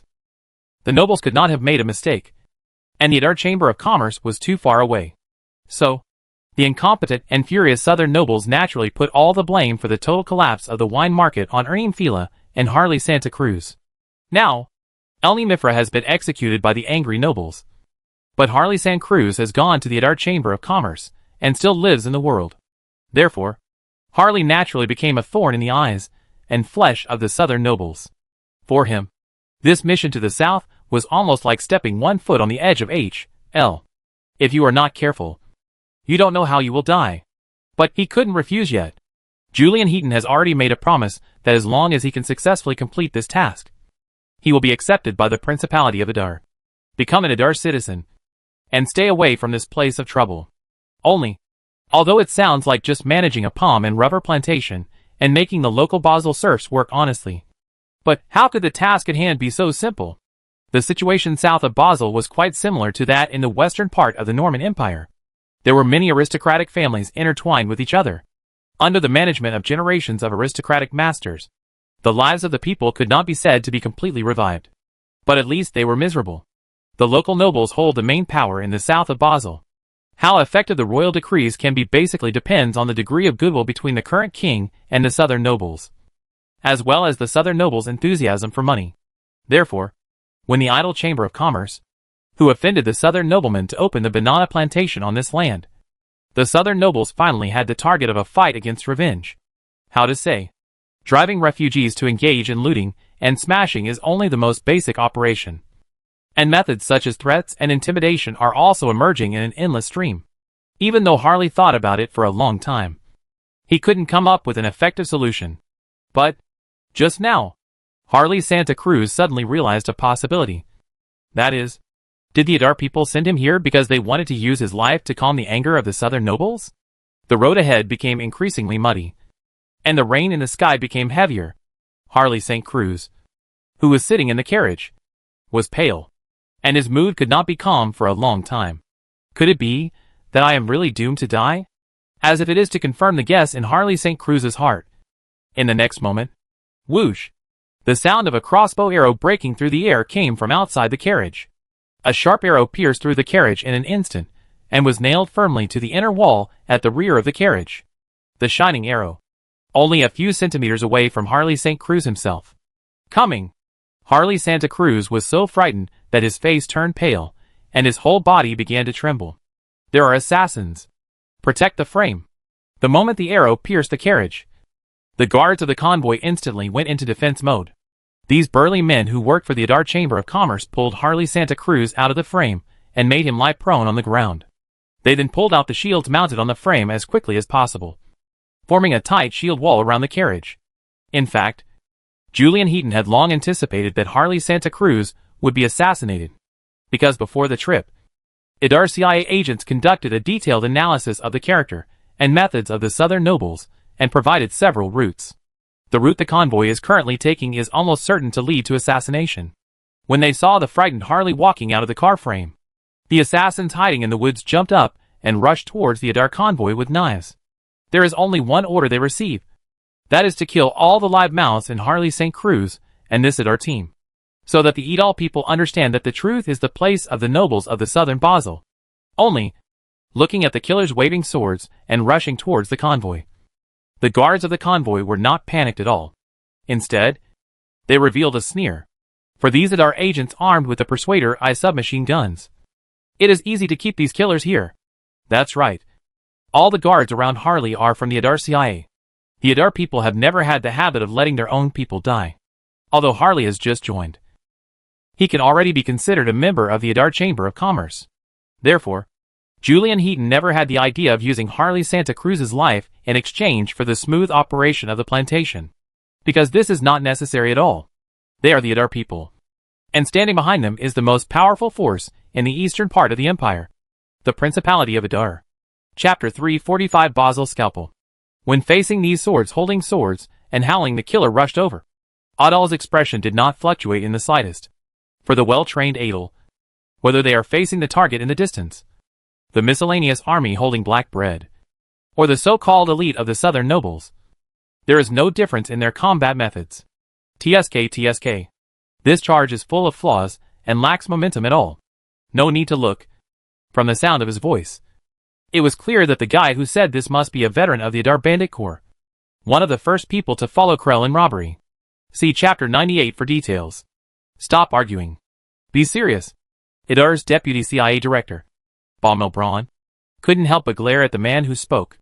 Although the road is muddy and a bit wet, the speed of these killers emerging from the mountains has not decreased at all. And even within the expected time, it accurately entered the range that can experience the strongest firepower. Raise up the firearms, open the insurance, and pull the trigger. After a set of clouds flowing, the aggressive killers were almost dead and injured. Didn't this group of people not hear us? Haven't heard of the strength of Principality Idol? Some agents asked puzzledly. The news is blocked. And their aristocratic masters don't necessarily want them to know these. Otherwise, who dares? Baumel Braun asked. When the Adar people perform a plan, they never consider the interests in front of them. Bruno has been instilling something he calls the big picture into the decision-making officials of the Principality of Adar. Perhaps Bruno's implementation of specific policies and control of various intricate interpersonal relationships are not familiar. But, as a traverser, Bruno's pattern is very large. The word pattern sounds a bit nihilistic. But with the vision of across the times and Bruno's inspection in the last life, he can control the future of Principality of Idol and predict many things that may happen. Oldford, Claire and others will formulate the next practical plan for the future of the Principality of Adar based on the judgment and direction proposed by Bruno. For example, isn't the industrialization of the magic guidance of the entire development of Idol's Principality today? Isn't it developed under the influence of Bruno? While tailoring the Genrino of Idol, the plan and strategy for the Kingdom of Basel also took shape in Bruno's minds, and had performed with Oldford, Coral and others to communicate many times. In the original plan of Bruno, the role of the Kingdom of Basel is very simple. In the final analysis, it is just an ATM machine. The Basel nobles who are silly money can provide a large amount of funding sources for Principality Idol, so that Bruno can demolish and build it in the Principality of Idol and settle the exiles. The Idol Chamber of Commerce can open the market of the Kingdom of Basel through the wine from the Moor industry. But the more important thing is to find a stable partner and sales channel. When the Principality of Idar is dumping in the future, it has a ready-made channel for cooperation. Originally, everything was so simple. But, with the development of the magic guide industrialization and the progress of society, Bruno has gradually realized that the development of the Principality of Idar not only needs the iron ore from the Odin Empire, but also the tropical crops from the Kingdom of Basel. Although today's Principality Idol's demand for rubber, palm oil and sugar cane is not too strong, the experience of last life made Bruno understand that if some things do not plan early, they will be stuck around the neck sooner or later. It is precisely for this consideration that the Idol Chamber of Commerce began to purchase land in southern Basel, opened planting gardens, and even inspected places suitable for the construction of seaports to transport goods and raw materials. However, while the wine brings huge benefits and reliable business allies to the Idol, It also greatly impacts the original interests of the Basil's noble group. The anger of these southern nobles has caused the situation today. Actually, the Edal Chamber of Commerce originally wanted to talk to the nobles in the southern Basel. Even if it was given some interests, it was not impossible to talk about it. Because the Edalians are indeed a foreign household. They are not familiar with life on this land. All they want to do is to make money and make money stable. And they don't want to do anything messy. If we think from a normal perspective, this matter can indeed be resolved through negotiation. But no one knew whether it was because the kingdom of Basel had experienced too long of peace and comfort, or because of the prevalence of inbreeding among the southern nobles, which made it impossible for the nobles' little heads to accommodate too many normal people's thoughts. The aristocratic men living in the south of the kingdom of Basel not only did not have the desire to negotiate at all, but even rejected the olive branches thrown by the principality of Edal under the influence of their stupid little head and the decent aristocracy. Not only that, they even went further and began to blatantly harass and invade the plantations controlled by the Adar people. The minions of the southern nobles not only burned down the plantations, but also burned down many houses of local people hired by the Adar people, which greatly affected the Adar people's plans. Therefore, after explaining the facts that happened in the kingdom of Basel to the Duke Brion Stuart, Bruno successively discussed countless times.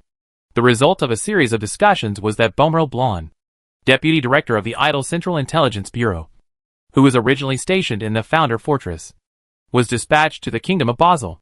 The task of Beaumont Blon came here is to quietly become the accompanying guard of Harley St. Cruz with his actor Idrew. Halley's inability to do anything about the situation south of Basel was not actually due to its own capabilities. It was because the southern nobles were indeed powerful, and they could not compete with this group of local tyrants with ordinary business means. So, when Bruno and Old Ford had a discussion, they finally took out a plan that made everyone feel dazzling. No matter anyone or any forces, none of them can stop the development of Edal. And they cannot stuck in the neck of the Edal people on the raw materials. Since the southern nobles do not cooperate, then change a batch of coordinated nobles. And this plan, it is called Basel surgery by the Edal. The purpose of surgery is to treat and diagnose diseases. The patient's health is treated through treatment methods such as excision and suturing, which is commonly known as surgery. And now, in order to save the Basel lower-class people who are in dire straits, and to let the universal values of the Principality of Adar gradually penetrate into the hearts of the Basel people. By the way, the supply of the idle people is no longer subject to others. The Edal's ruling class headed by Bruno had to make his determination and decided to allow the nobles of the southern Basel to obtain a lofty life ideal by serving people by rational. The opening of the rubber plantation, the opening of the palm plantation, and the planting of other tropical crops for the principality itself? Of course not. It is for the poor and destitute people of Basel. The opening of the plantation will require manpower, and this will undoubtedly provide a new work post and a source of life to the bottom of the Basel, which will be embarrassed by the original life. When people have money in their hands, their daily expenses can proceed normally, and money can flow, so that they can gradually get rid of the embarrassing situation of barter. These raw materials produced by the people are just needed by the Protesta of Edal. So well, it is very good anyway. All in all, after many officials in Bruno and Principality of Edal, a plan that was called the Basel surgery knife was born after a while.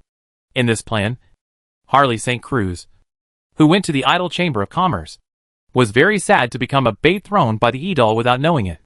Adar agents were busy cleaning up the battlefield. Beomalo Buluin looked around, and finally saw the Harley St. Cruz leaning on the side of the wheel stupidly. Ahem. Balmayer coughed a few times. And by the way, he shook his right hand in front of Harley's eyes.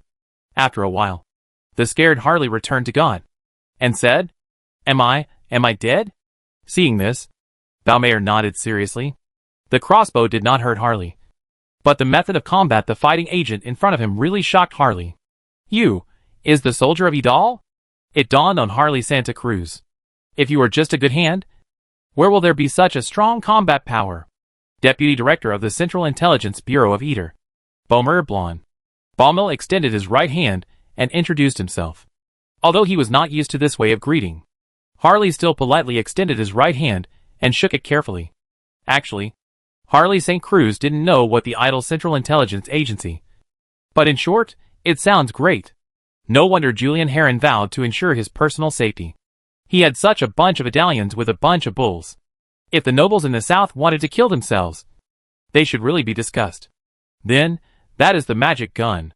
In the time of speaking, Harley's eyes, involuntarily floating towards the Personator Type 1 submachine gun that was tightly held by the idle soldiers in his hand.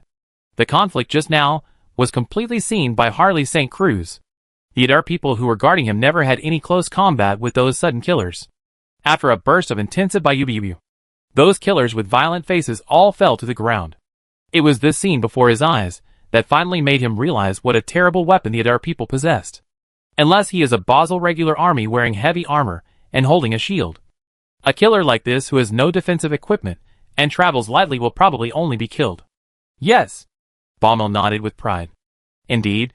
As the first batch of magical submachine guns of the Principality of Adar, the Persuader series of guns still have many shortcomings. For example, it is difficult to penetrate the hard shield or the armor of the soldiers. Or the quasi-headed head still needs to be improved.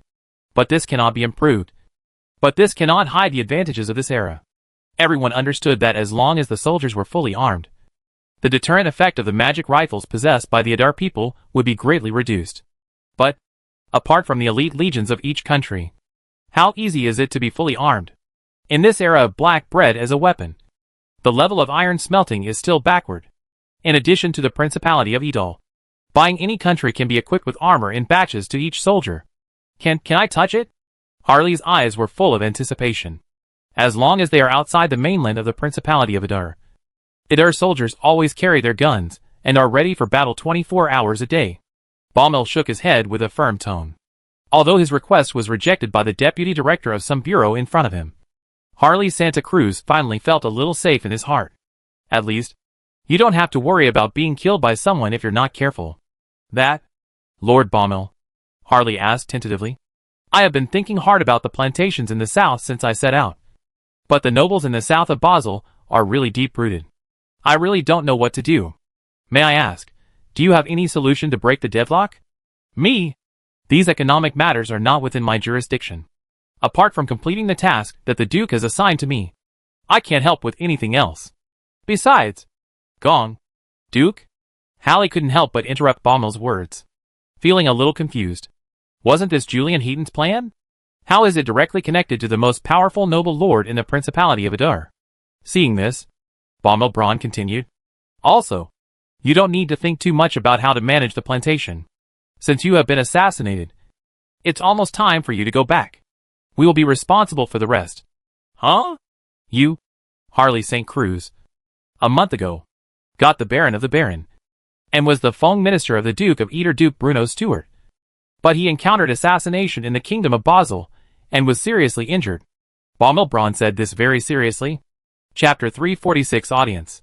Harley felt as if his brain had gone blank in an instant. His eyes staring blankly at the Adar man standing in front of him. What is he saying? What Baron? What seriously injured? His cute little head couldn't understand what was going on for a moment, and he looked confused. I have forgotten to tell you before. As early as you voted for the Idle Chamber of Commerce, the Duke of the Duke granted the honorary position of Baron Henry to recognize your outstanding contributions to the Adar Chamber of Commerce. As Baumel Braun spoke, he took out a wooden box from his bag. Opened the wooden box. Inside was a medal and a letter of commission. Hallie's hands were shaking a little as he carefully picked up the letter of commission with the seal of Bruno Stewart. Duke of Adar, Haley Santa Cruz, a Basel man, has turned from evil to good, and has made outstanding contributions. Now appointed Baron Henrik. Hallie read intermittently, with a hint of disbelief in his eyes. What on earth is going on? In Harley's opinion, the incident before his eyes was indeed a bit outrageous and strange. How did I, without knowing it, become that? Baron Henrik? The Duke will never let his people's efforts go in vain.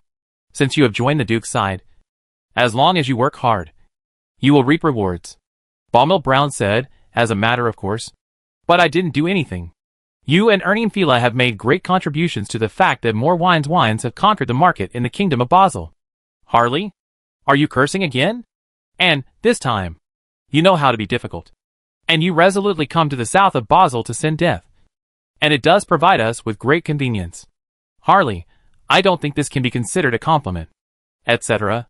Harley seemed to be aware of something. and asked some of them, Lord Baumeier, listening to you. The Duke has never thought about it from the beginning. Let me take care of this plantation in southern Basel. Hearing this, Baumel nodded seriously. So what are you going to do?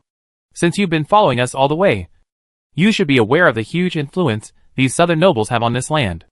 If you want to use normal business methods, it will definitely not be possible. Harley's voice gradually became smaller and smaller, and his eyes kept casually glancing at the weapons in the hands of the Adar people. At this moment, a very bold idea came to his mind. I am afraid these Adar people in front of me had never thought of using normal means to solve the problem. Although major frustrations were encountered in the dispute about wine, as an ordinary civilian businessman who came from, since Harley could be responsible for being heavily tasted by the aristocratic masters of the Kingdom of Basel, he naturally proved that he was a smart person. At least, it is also a capable, fiddly guy. Thinking of my noble status that came from nowhere, Harley actually drew a trajectory in his mind that made him feel extremely horrified. No way. No way. The Adar people shouldn't be so radical. Yes, if we use normal means, we will definitely not be able to compete with the nobles in the south of Basel. But they use force to threaten and intimidate the operation of the plantation, which is already a violation of the rules. And now, these southern nobles are still ignorant of what is good for them. They even go further and use assassins to kill Baron Henrik of the Principality of Adar. This is a blatant provocation. Baumel seemed to see what was in Harley's heart, and said indignantly, if Harley Santa Cruz was just a businessman, then death is death. Because no matter how hard Harley tried or how much he struggled, he did not belong to the aristocracy, and would not be taken seriously by the nobles of the Kingdom of Basel. In most places on this continent, there is an inherently insurmountable gap between common people and nobles. But everything changed when Harley Santa Cruz obtained noble status from the Principality of Adar. Baron Henrik, although this is only an extremely low-level noble title, he is actually a member of the aristocratic class, and the nobles were assassinated. Let's put it that, even if the aristocratic master was captured by the enemy on the battlefield, after the war was over, he could fully get freedom by paying high ransom. Except for the Odin Empire, no punishment for nobles has almost become an unspoken rule that everyone must follow by default. Baron Henrik. At this moment, Harley was suddenly immersed in his own name. This is the Baron from heaven. Although it was a bit uncomfortable at the beginning, he felt very cool to listen to Baumeier. Is this what it feels like to be a noble? Really? The feeling of being a noble is so wonderful.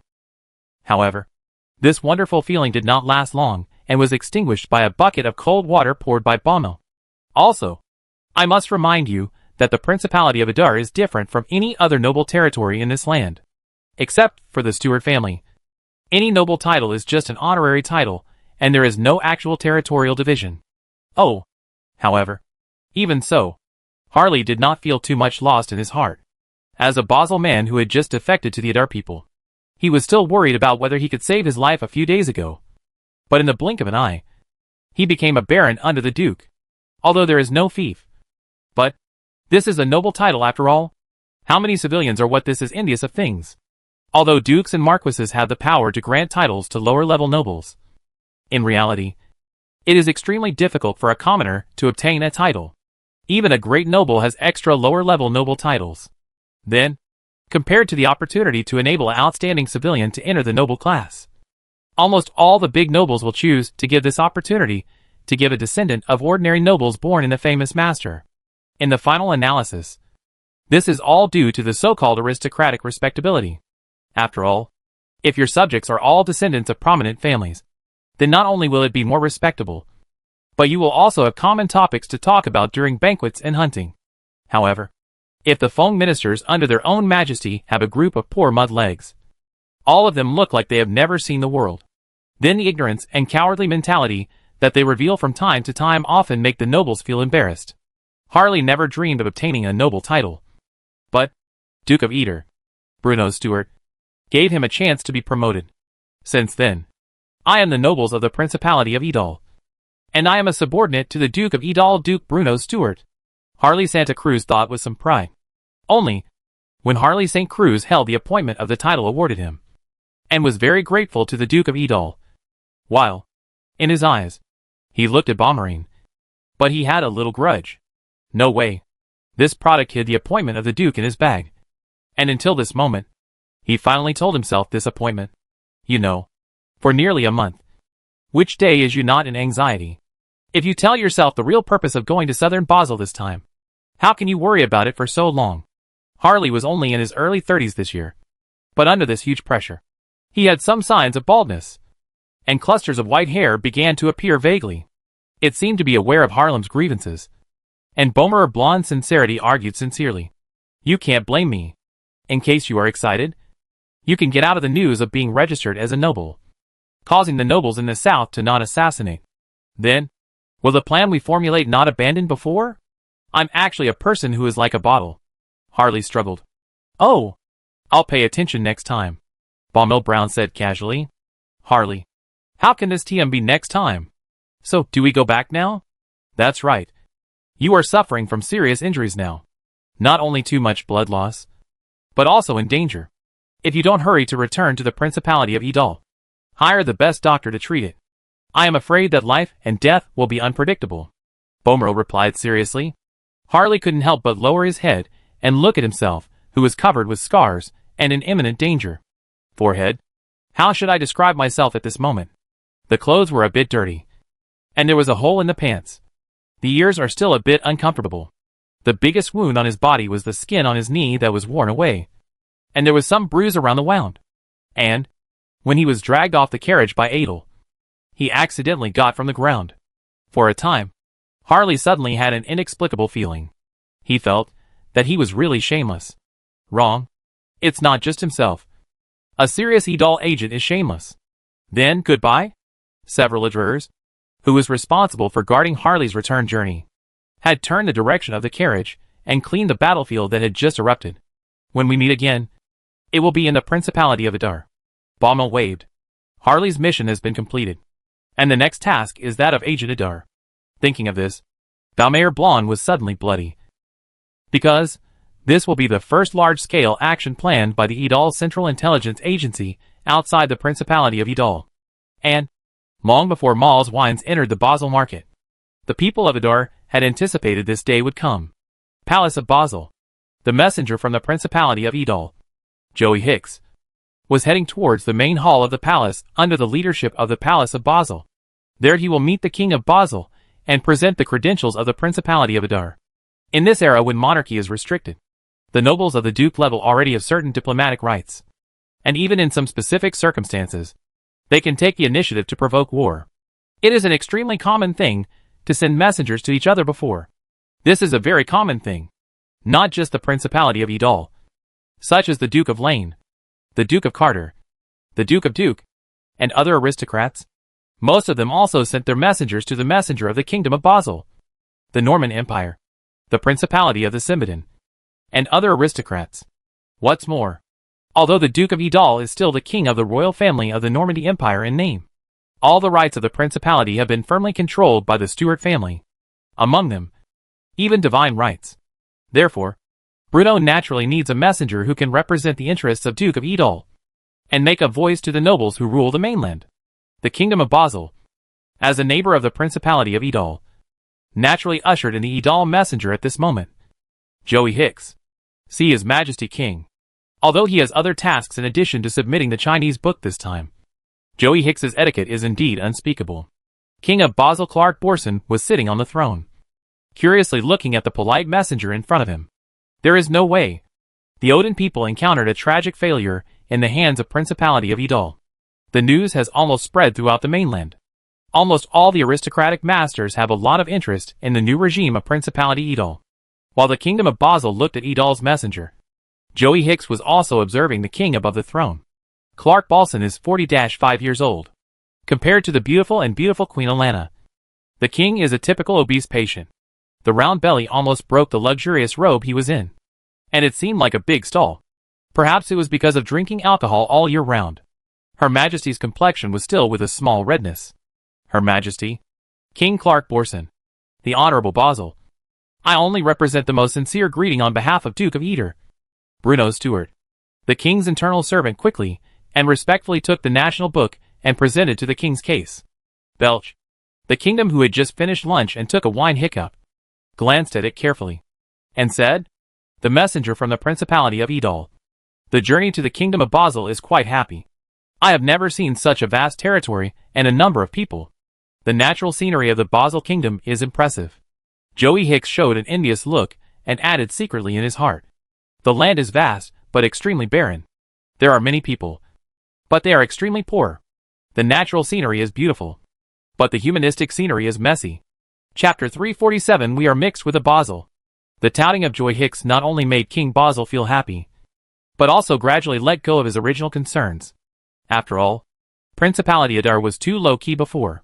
Before the fat Auden people, they never even appeared in the sight of any big nobleman. This also caused Clark Borson to be vigilant about this new government that suddenly emerged from the kingdom of Basel. But when King Clark Polson saw that the Adar envoy in front of him was so polite and respectful to him, he relaxed a lot for a moment. I accept the goodwill from Bruno Stewart, Duke of Adar. After all, the kingdom of Basel and the Principality of Adar are neighbors bordering each other. If there is any problem, we can communicate and resolve it. And the wine you produce really tastes good? King Basel took another sip of the wine. His face flushed, and said happily, "For the southern nobles who are rich and not obedient, King Basel Clark Borson has always not liked it. Because any qualified or unqualified monarch, it is impossible to watch the Feng Chen's ministers jumping around and be indifferent. But dissatisfaction is dissatisfaction. Most of the Basel nobles understood that compromise is the soul of politics.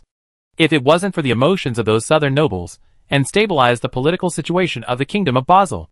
A few months ago, King Clark Polson was determined not to use the royal power to order the Norman family to drive the wine industry out of Adar. But what he didn't expect was that these Adar people were very powerful, and regained their ground through other means, severely slapping the faces of the southern nobles. Although this would undoubtedly cause a large amount of money to flow into the Principality of Adar. But in Clark Polson's opinion, this was obviously much better than having it flow into the hands of the southern nobles. Your Majesty, on this visit, the Duke specially asked me to bring you a gift. A kind of good wine. Joey Hicks smiled obsequiously. Oh! Upon hearing this, King Basil's eyes lit up. As a wine lover, he loves all kinds of wine, and never stops drinking until he is drunk. Not to mention, the fine wines brewed by the people of Adar are all of excellent quality, with an excellent reputation. Joey Hicks waved his hand, and the attendants hurriedly followed and presented fine wine in an exquisite wooden box. This strong liquor is called whiskey, and it is the most sophisticated and complex liquor brewed in the Principality of Adar. Or liquor. Hearing this, King Basel became even more interested. The Principality of Adar is rich in spirits, and the brandy made from grapes is regarded as the finest wine by the King of Basel. So, when the eunuch carefully placed the whiskey in front of King Basel, he took a big gulp without even having the eunuch to test it for poison. Call. The moment the liquor entered his stomach, King Basil's face flushed.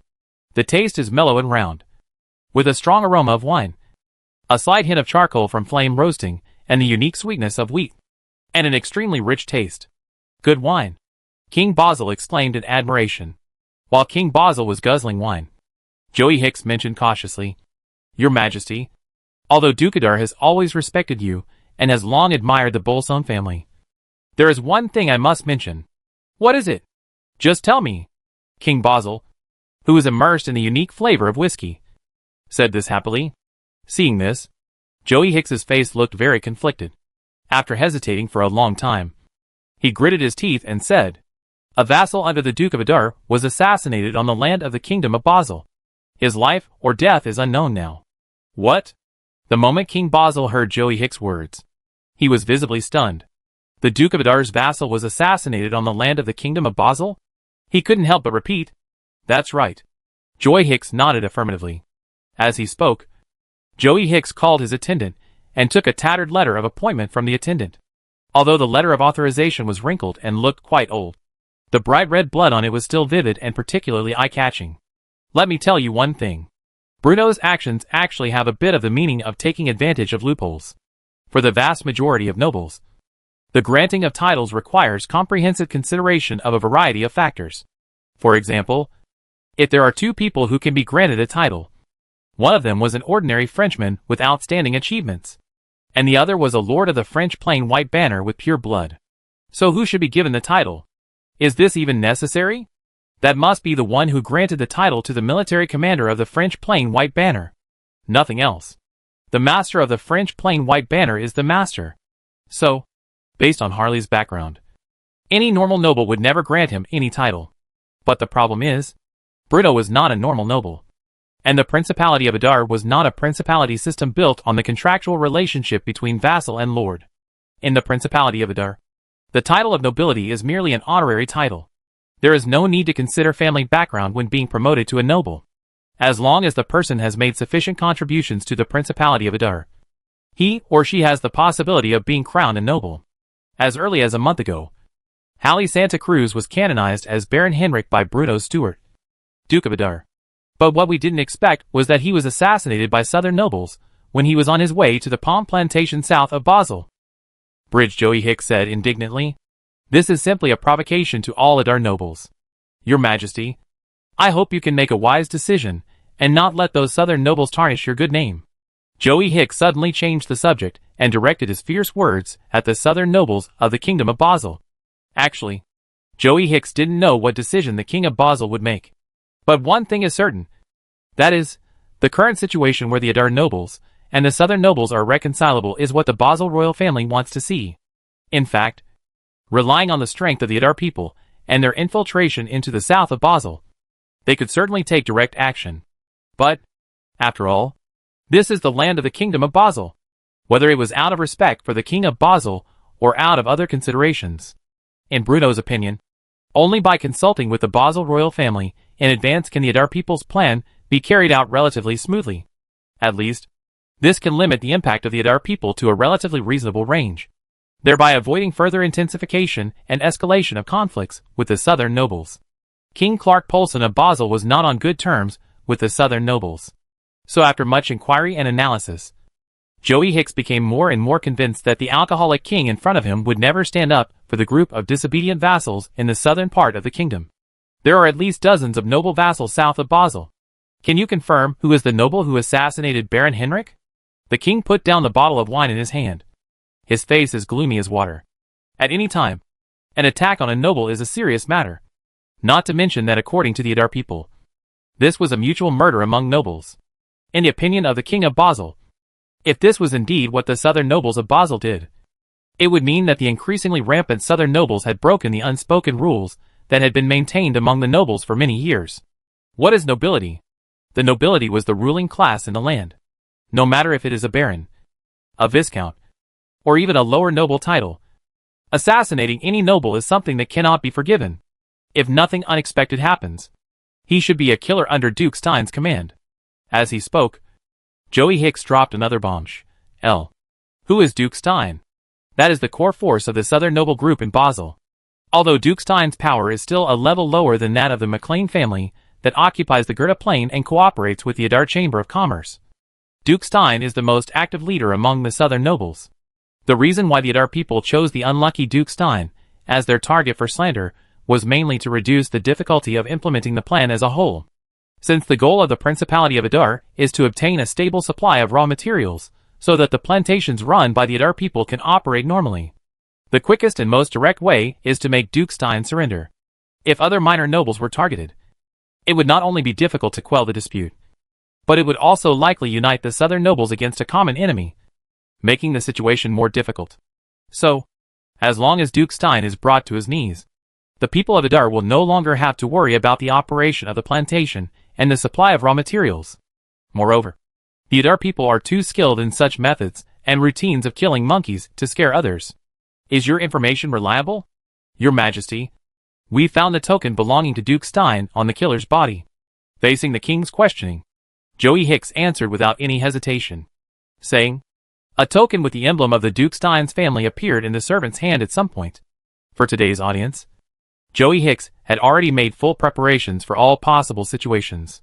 With the help of the Adar CIA, the Adar people had already made sufficient plans, whether it was the targets of the slander, the order of speeches, or special situations that might occur during the audience. Duke Stein may not be the one with the strongest background among the southern nobles, but he is the one that King Basel hates the most. Putting the blame of assassinating a noble on him would undoubtedly make the plan go more smoothly. All in all, the Adar people actually have only one goal, and it is very simple, which is to put the blame on the southern nobles. Then the impatient principality of Adar will have a reason to compete with the southern nobles of Basel. On the throne, King Basil frowned. The name of Duke Stein was always on his mind. The Adar envoys seemed to have given him a difficult problem, which was, as the Duke of Stein, a vassal of the Kingdom of Basel, should he protect him or not? If he was determined to stand on the side of Duke Stein, even Clark Polson himself would not be happy. However, if he reprimanded and admonished his Duke-level vassal just because of a few words from Adar's envoy, then his face as a king would be lost.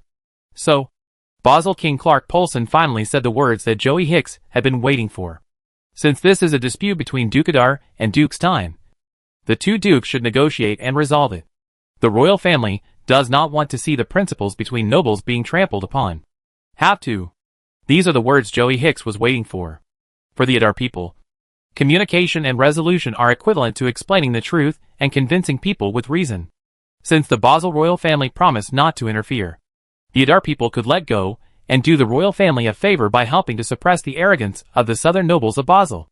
As you wish. His Majesty the King of Basel. Joey Hicks replied politely. July. The Dukedom of Stein. In the summer, the surrounding air is getting hotter. Although the family castle of the Duke of Stannon is not far from the sea, it is difficult to bring a little coolness in the sea breeze. Bart Paris is considered an old man around Duke Stein. As a genuine knight, nearly 40 years of trust.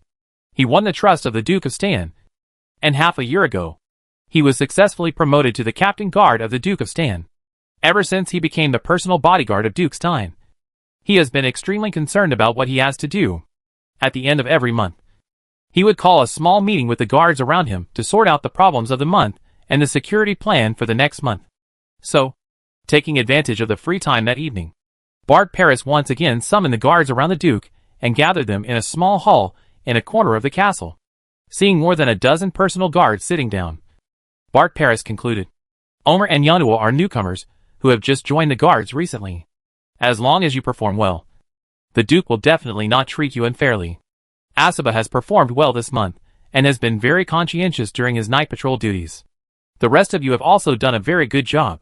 In short, you are the most responsible group of guards I have ever seen. You are worthy of being the experts I carefully selected recently. Bart Paris was generous in his praise. A sudden fire half a year ago resulted in the death or injury of most of the original guards. Bart Paris, who was originally just an ordinary knight, was appointed at that time and became the captain of the Duke Stein's personal guard. The process of selecting qualified guards was once very difficult, but after going through untold hardships, Bart Paris was extremely satisfied with the guards he selected. Somehow, these selected young men are very talented. After a little training, they can take on the important task of guarding Duke Stein very well. In some ways, even Bart Paris is ashamed of himself. Therefore, the captain of the guard, who was loyal to Duke Stein, also deliberately trained these new young people. Every time he held a meeting to arrange the duty and patrol tasks for the next month, he would designate a young person to try to develop a patrol plan to exercise their deployment capabilities. Asaba, it's your turn to make a plan this month. Bart Paris nodded to Asaba, who was sitting on the side. Seeing this, Asaba did not refuse. He cleared his throat and looked around. Everyone, before I formally explain my patrol plan, I have one more thing to explain.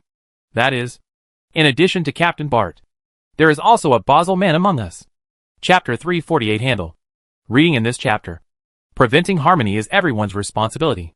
The bright moonlight penetrated the pitch-black night, passed through the small stone window, and projected onto the uneven floor. In the middle of the long table, the light burning on the candlestick was stroking lightly and swaying. The moment Asaba finished speaking, the room fell into deathly silence. In addition to Captain Bart, there is also a Basel man among us.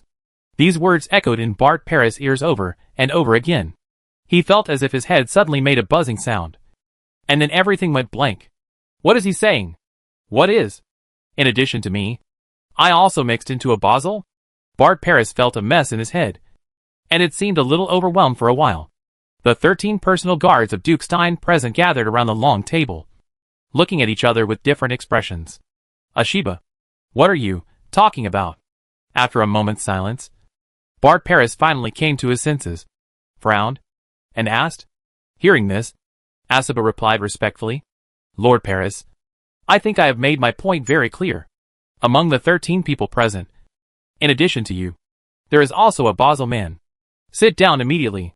You are talking nonsense. Your father-in-law has lived in the territory of the Duke of Stan for generations. Isn't it a Basel? Bart Paris had no idea what had happened to Asaba, so his tone was quite displeased. As the captain of the Duke's Guard, he originally wanted to give these talented young men a chance to train and perform. But he didn't expect that Asaba, who was always diligent and conscientious, would not appreciate it. This is absolute nonsense. Captain Bart Paris, Asaba said seriously, which was rare. You can criticize my other bad aspects as you like, but you can't insult my personality. I have never said that I am from Basel. I will always be loyal to the Principality of Adar, under the leadership of Bruno Stuart, Duke of Adar. Hearing this, 11 of the 13 people present suddenly stood up and said in a low voice, Serve the Principality of Adar. Silly. This time, Bart Paris was completely dumbfounded. What is Asaba saying? What are they doing? What Duke of Adar? He said he was an Adar? Bart Paris wanted to pause and say something, but Asaba didn't give him much time to think, because in the past 10 seconds that Bart Paris had not yet responded, he and another Duke guard with another face were tied to the seat, and his mouth was stuffed with a pair of stinky socks that had just been peeled. Bart Paris? The tied guard? The taste is so unpleasant. Asaba waved the air around the tip of his nose, saying, Who is this socks that has never been washed? Just a week. On the side, a young man with a guard was flushed and seemed a little shy. Forget it. Let's just leave it at that. Although Asaba has always had a good impression of Bart Paris, the captain of the guard, he would not risk being exposed in advance by tinkering with the socks that smelled of salted fish. Asaba looked around, and the remaining 10 dukes' personal guards were determined. He had no doubt. As long as he gave the order, they would loyally carry out the orders from the Principality of Adar, and serve the Duke of Adar wholeheartedly. That's right, including Asaba. Out of the 13 people present, fully 11 were agents from the Adar CIA. In fact, according to common sense, no matter how powerful the Adar CIA is, it is impossible to place so many spies around a Duke-level noble in such a short period of time. But the Adar people really did it. There are certainly some accidental factors involved, but it is also related to the new policies implemented within the Adar CIA after Krell took office. Since the Kingdom of Basel has always been a neighbor of the Principality of Adar, and the domestic political situation is far less tense than that of the Norman Empire. Therefore, ever since Krell became the director of the CIA, he began to use the Kingdom of Basel as a simulation site for training Adar agents. Only agents who have performed well in the Kingdom of Adar will be sent to the interior of the Norman Empire to carry out more difficult missions. And these Adar agents were naturally not sent out at random. As mentioned earlier, Bruno has been implementing a forward-looking thought and pattern to the senior management of Idol. Claire, who came from a civilian family, had always paid special attention to what Bruno mentioned. Under the leadership of Krail, the Idol Central Intelligence Bureau has always closely paid close attention to the policies of Principality Adar's next time, and will find those hidden threats and opponents hidden in advance. Therefore, as early as the Idol's wine had just entered the Basel market, the Duke of Stein, who represents the nobles of the southern Basel, was identified by the Idol Central Intelligence Agency as noble forces that may have conflicts with the Principality of Idol. Duke Stein naturally became an important target in the eyes of the Adar CIA. That is why, as early as a year ago, young agents from the Adar CIA successfully infiltrated Duke Stein. Half a year ago, the battle situation in the wine market was particularly intense, and the fire that almost wiped out Duke Stein's personal guards was just a trial run by Agent Adar. Julian Hayden didn't know that if the Moor wine industry and the Adar Chamber of Commerce were sinking at that time, the Idol Central Intelligence Agency, under the leadership of Krail, would wish them a good power through other means. After the fire, at that time, the only surviving Bart Paris became the captain of the personal guard, and began to screen a new group of personal guards. Fire, murder, bribe, blackmail. Through this series of measures, Adar agents continued to climb up and gradually gathered around Duke Stein. Add some accidental coincidence and opportunities. So far, among the teams of only 13 people in the total number of people, 11 people are agents from the Idol Central Intelligence Agency. In fact, It was not only the shock by Bart Paris and the aggressive guards, but even the oddball agent Idrew with a speed of movement was more or less aggressive. Because, except as Astaba, who is the head of agent, they do not know that the other party is actually the agent of the idol Central Intelligence Agency. The highest order from the CIA has been issued. Without paying any attention to Bart Paris, who was tied to the chair, and the somewhat shocked Adar agent, Astaba quickly got to the point. After completing this mission, we can return to the Principality of Adar. Upon hearing this, the agents present couldn't help but reveal expressions of joy. Principality Adar. There is a land that keeps their soul dreaming.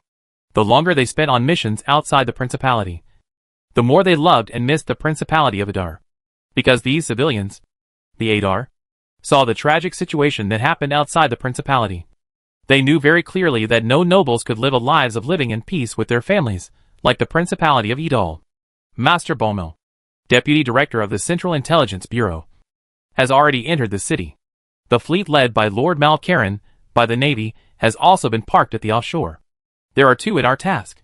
First, we need to get the evidence we need, and use it as a means to force Duke Stein to surrender to the Principality of Adar. Secondly, the gate of the underground treasury. With Lord Malkaran, the wealth that has been accumulated from the generation of the heir. Asaba's words did not make Adal's face present too much waves. But when Asaba's words fell, a pair of salted fish-flavored socks almost fainted the face of Bart Paris.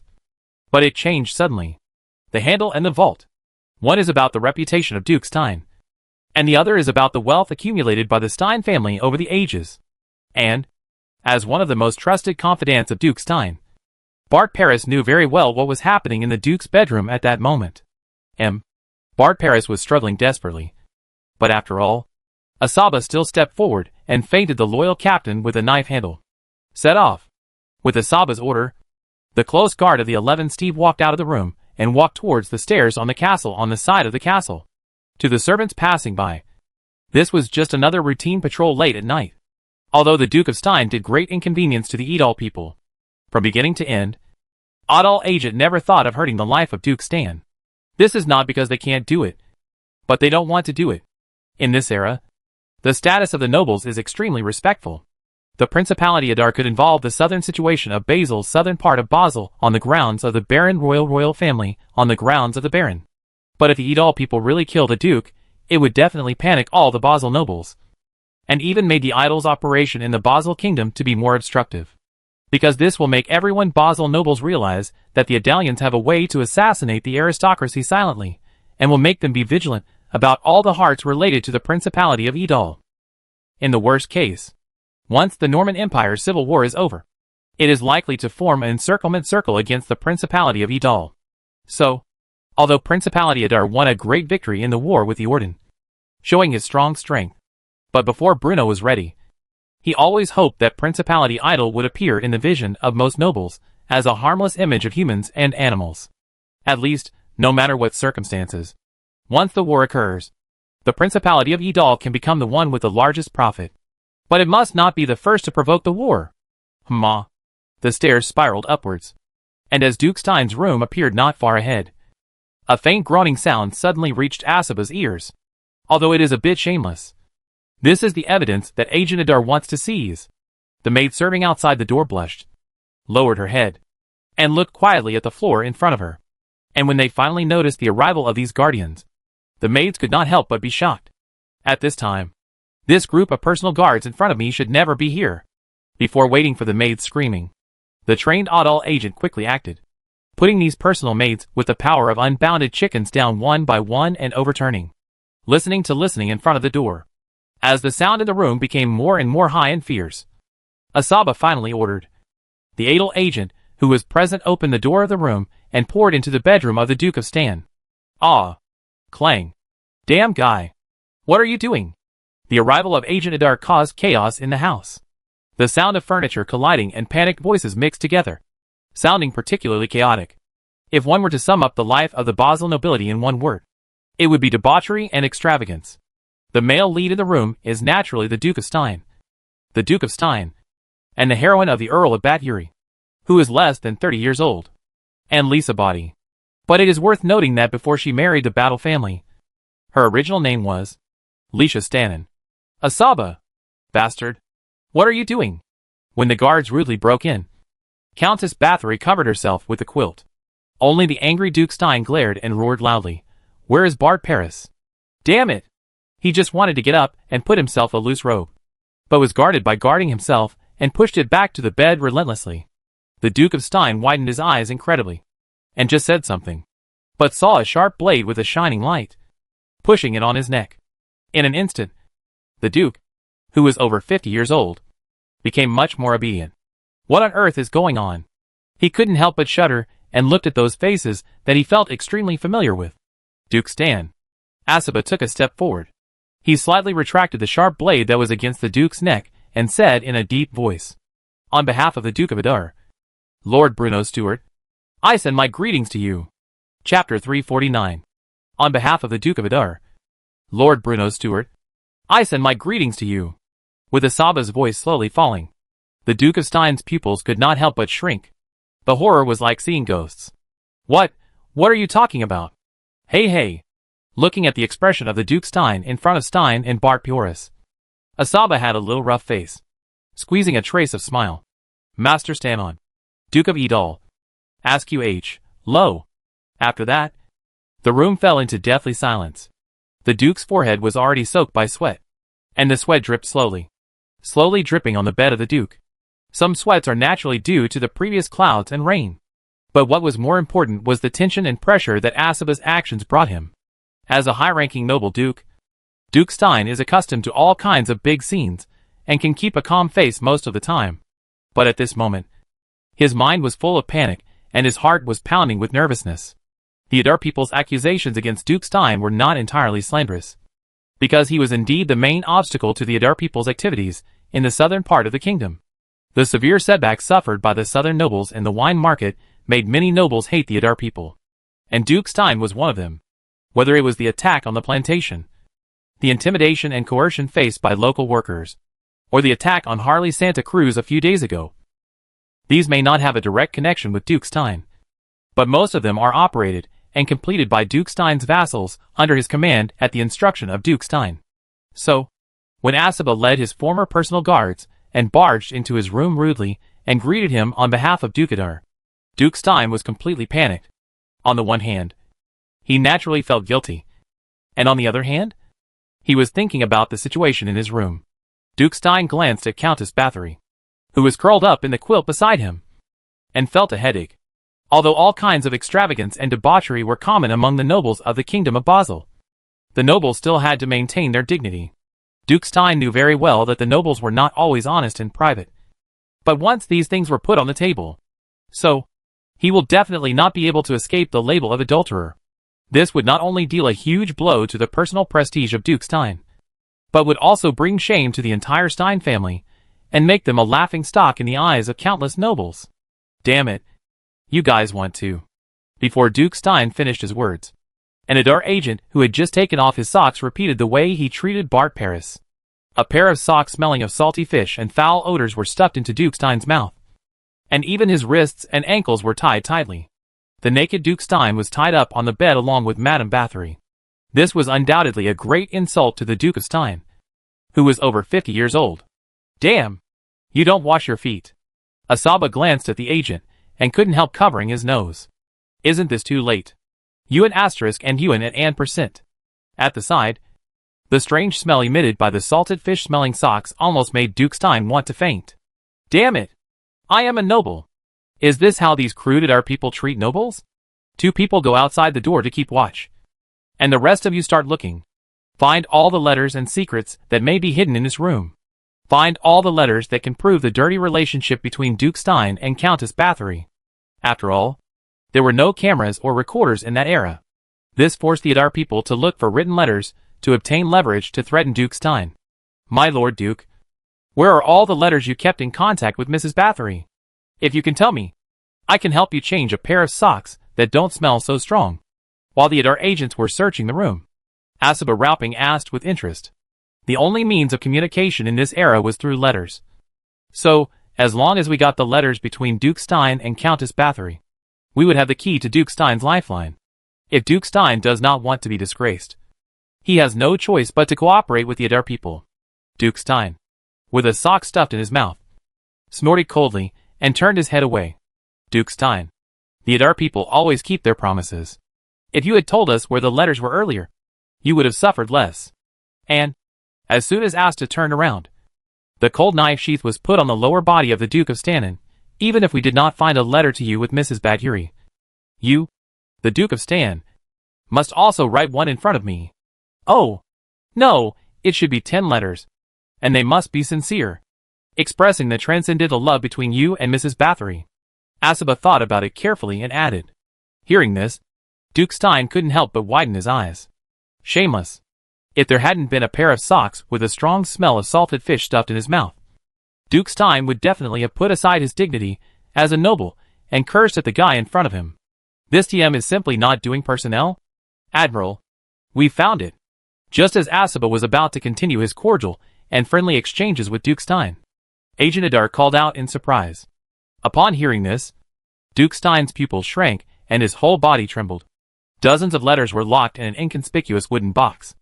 As the Adar agents violently opened the box, letters that were enough to ruin Duke Stein's reputation appeared in front of the Adar agents. Asaba picked up a letter. Except for the seal of the Duke of Stannon. The handwriting above did come from the Duke of Stannon. TSK. It will be perfect once it's stamped on it. Asaba was amazed while standing in front of the Duke of Stan, reading intermittently, Dear Lisa. Although it is hundreds of miles apart, my thoughts about you are like, well, Duke Stein, who had always been quite resistant to the Adar people's questions, finally revealed a look of pleading. Well, actually, I am still an upright person, and don't want to know about these dirty deeds. Asba shook his head without any time. After all, he folded this letter, carefully put these letters in the pockets on his own coat. Now, I want to take out the salted fish flavor in your mouth. But you can't yell. Understand? Hearing the words, the Duke of Stein nodded quickly. Of course, he dared not have other ideas, because the Edal people in front of him not only mastered the most secret of things, but even put the scabbard in his hands on his own. Cough, cough, cough. With the salted fish-flavored socks finally picked out by Asaba, the Duke of Stein was pardoned like a pardon, breathing the fresh air around him. At this moment, he was still naked. The double torture from psychological and physical torture had made him lose all his dignity as a nobleman. What do you want to do?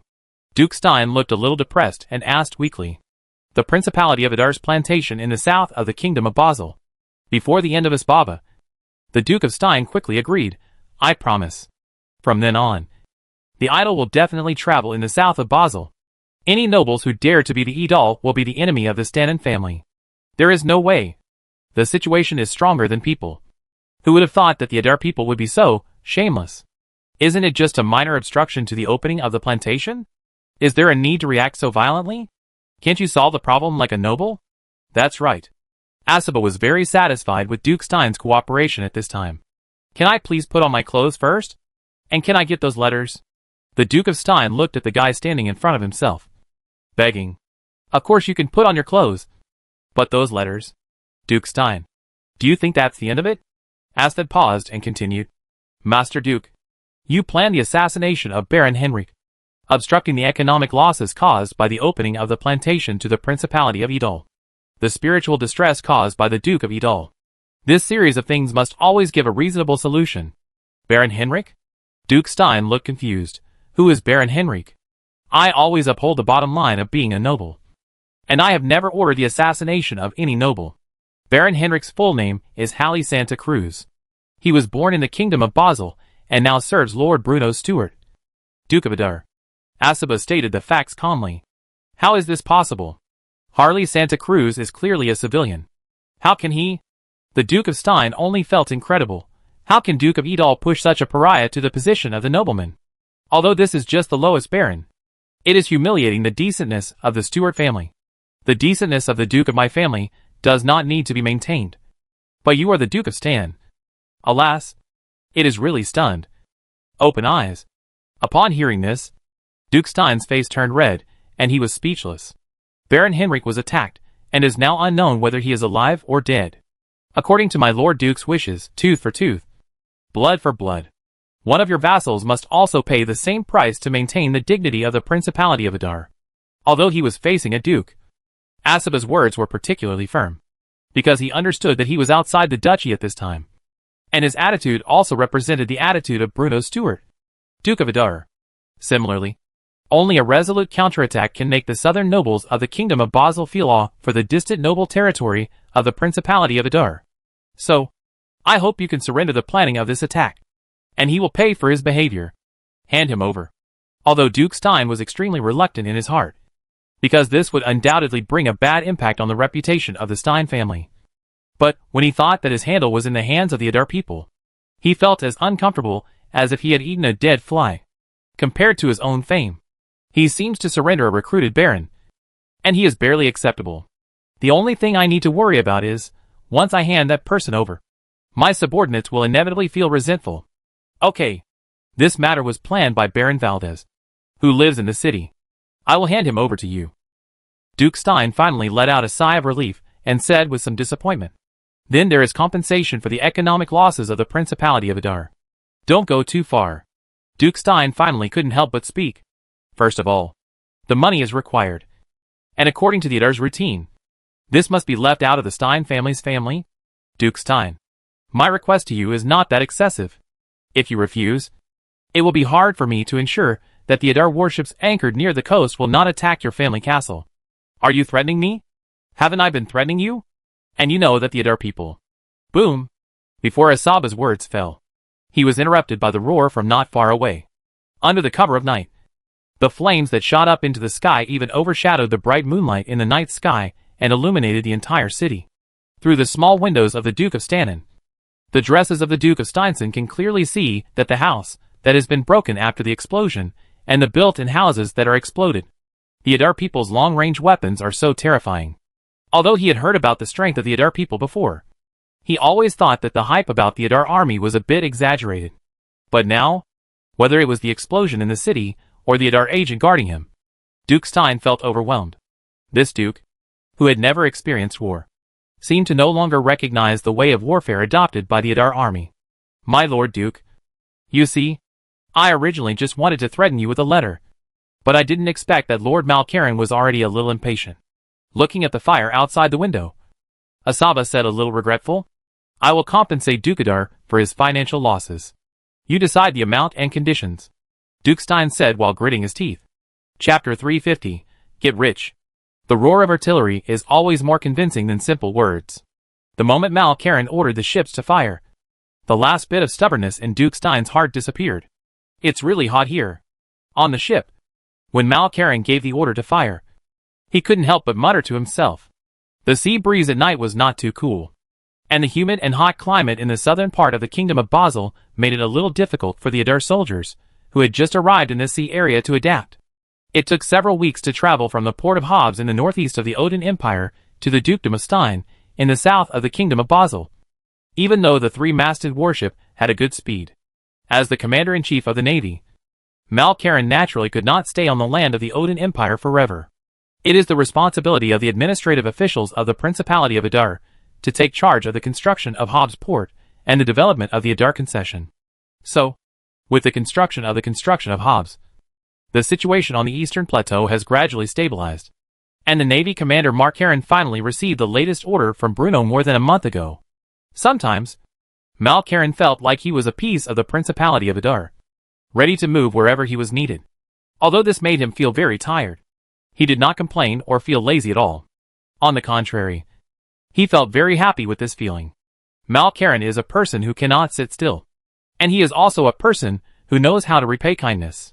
Duke Bruno's steward of Adar gave him his current status and power, making him an absolute leader in the Adar army, and naturally he had to contribute to the Principality of Adar. Any enemy who dares to touch the interests of the Stewart family will be eliminated by Malkaran. Although Malkaran had been eager to try and ready to go in this operation against Duke Stein, the Adar Navy was not the main participant in the plan, but an assistant for the smooth implementation of the plan. Adar CIA agents will take on the most core aspects of the entire plan.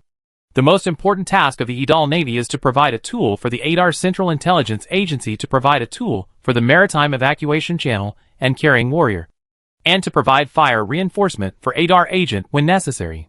For example, the bombardment just now was an agreement made in advance between him and the Adar CIA. The dark night enveloped the sea, and the surging sea water beat against the rocks along the coast. When the artillery was bombarded, the ship was trapped above the ship. The time passed by every minute, and Mal Karen looked at the towering castle not far away. There was a very proud emotion in his heart. This is a sense of pride of the Idol. Once upon a time, the Adar people were fighting with Earl Soren for the ownership of the Golan Highlands, and were suffering from the dispute over the Golan Highlands. But how long has it been? Ever since Bruno Stewart, Duke of Adar, finally stepped out of the castle and assumed his responsibility as the head of the Stewart family. The entire eastern part of the empire has been completely renewed. Today, the opponents that the Principality of Adar faces are no longer the local nobles around Adar, but several independent kingdoms on this continent, which are Duke-level nobles.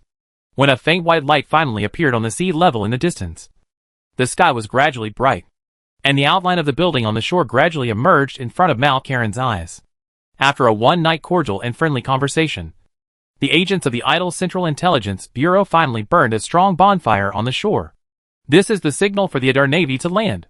After the letters that were strictly guarded by Adar agents were escorted onto the ship, and it was ensured that the Adar people had complete control over Duke Stein's leverage, Mal Karen led a group of Adar naval officers and soldiers fully armed into the city on land. The communication between Adar's agents and Duke Stein seemed to be effective.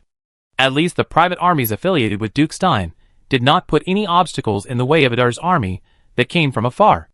The raging fire caused by the explosion had been put out by the local city defense forces, but the collapsed houses and burning ashes seemed to be a deterrent to Duke Stein, making the Duke of Basil's private army feel fearful.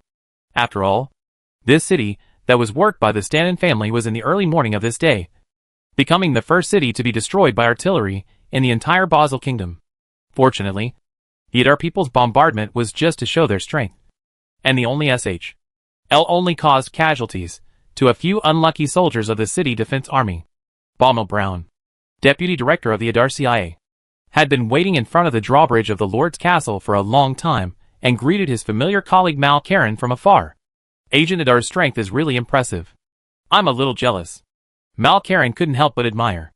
As the participants of this plan, Mark R. Karen, the commander of the Navy, has long seen the action plan of the Idle Central Intelligence Agency. How to say, even Mal Karen, who possessed extremely high military literacy, could not help but marvel at this plan. If it weren't for the CIA's deputy director, Baumel Braun, who took the initiative to reveal it, who would have thought that Duke Stein, a Basel noble, would have so many Adar agents around him? In the Duke's Guard, which consisted of only 13 personal guards, agents from the Adar CIA occupied 11 of the seats. This terrifying ability to infiltrate behind enemy lines and excellent tactical qualities is enough to make any enemy feel cold. I remember that the Duke once mentioned the idea of the Marine Corps. If you can turn the Duke's idea into reality, the landing combat capability of the Adar Navy may be greatly improved. Baumel Braun waved his hand and said modestly, "By then, we may not need Agent Adar to lurk in secret in this way. The presence of a Marine Corps can complete our mission today." The speaker may not mean it, but the listener may take it seriously. Although Baumel only mentioned it casually, the idea of landing operation took root firmly in Mal Karen's heart at this moment. Prior to this, the naval commander, Mal Karen, had always been somewhat indifferent to the idea of landing operations, because in his opinion, the ocean should be the Navy's home ground. But today, seeing Agent Adar's agile figure and powerful individual combat ability, Mal Karen was really moved. If there could be a decent Marine Corps in the Navy, it would definitely take the military strength of the Principality of Adar to a higher level. Mal Karen had almost made up his mind that as soon as he returned to the Principality of Adar, he would submit an application to Bruno to form a Marine Corps. Where is the vault? After finally getting rid of the distracting thoughts in his mind, Mal Karen finally got straight to the point. Why did Bruno send the Adar Navy? In addition to providing fire support to Adar agents, another major task is to transport the spoils. Since Agent Adar has successfully obtained the leverage over Duke Stein, blackmailing him is naturally an essential step. The negotiation results between Agent Adar and Duke Stein were indeed satisfactory. But if one wanted to directly take out all of Duke Stein's family wealth accumulated over generations, that would obviously be a little unlikely. One is that the wealth owned by the aristocracy is definitely an astronomical number, and a three-mast warship is absolutely incomplete. The second is because the idle people have a face. Although there is the handle of the Duke of Stannon in their hands, they cannot be urgent at once. You know, taking advantage of others is a science. What the Adar people need to do is to achieve sustainable wool pulling. The vault is in the basement of the castle. And we are really rich this time. There was a hint of excitement and joy in Baumel Brown's words that was difficult to conceal. When the Odin Empire invaded, the Adar people reaped rich rewards in the eastern lands of the empire. Whether it is the road fee paid by the fleeing nobles, or the wealth left by the nobles in the Lord's castle, the vault of Principality Edal is stuffed, and even supports the vast majority of funds required to build the Edal Public University. But when Odin's cavalry invaded, there were no Duke-level nobles in the eastern part of the empire, let alone a fat sheep like Duke Stein. Before the east was officially controlled by the Edal army, many aristocratic color located on that land had been plundered by Odin Iron. Therefore, the wealth seized by the Adar people was actually just the tip of the iceberg of the huge wealth owned by the Norman nobles. But the Dukedom of Stein before us has never experienced war or plunder. So, when Malkarin walked into this huge underground vault, what he saw was the wealth accumulated by the Stein family over generations. The gold and silver coins were piled up into small hills, shining brightly under the light of the fire. The gilded candlesticks, the jewel-inlaid crowns, the pure gold scepters, and all kinds of precious and rare treasures. The shock brought by the Stein family's treasury almost made Malkarin's footsteps freeze there for a moment. I'm rich. Like Baumel Brown.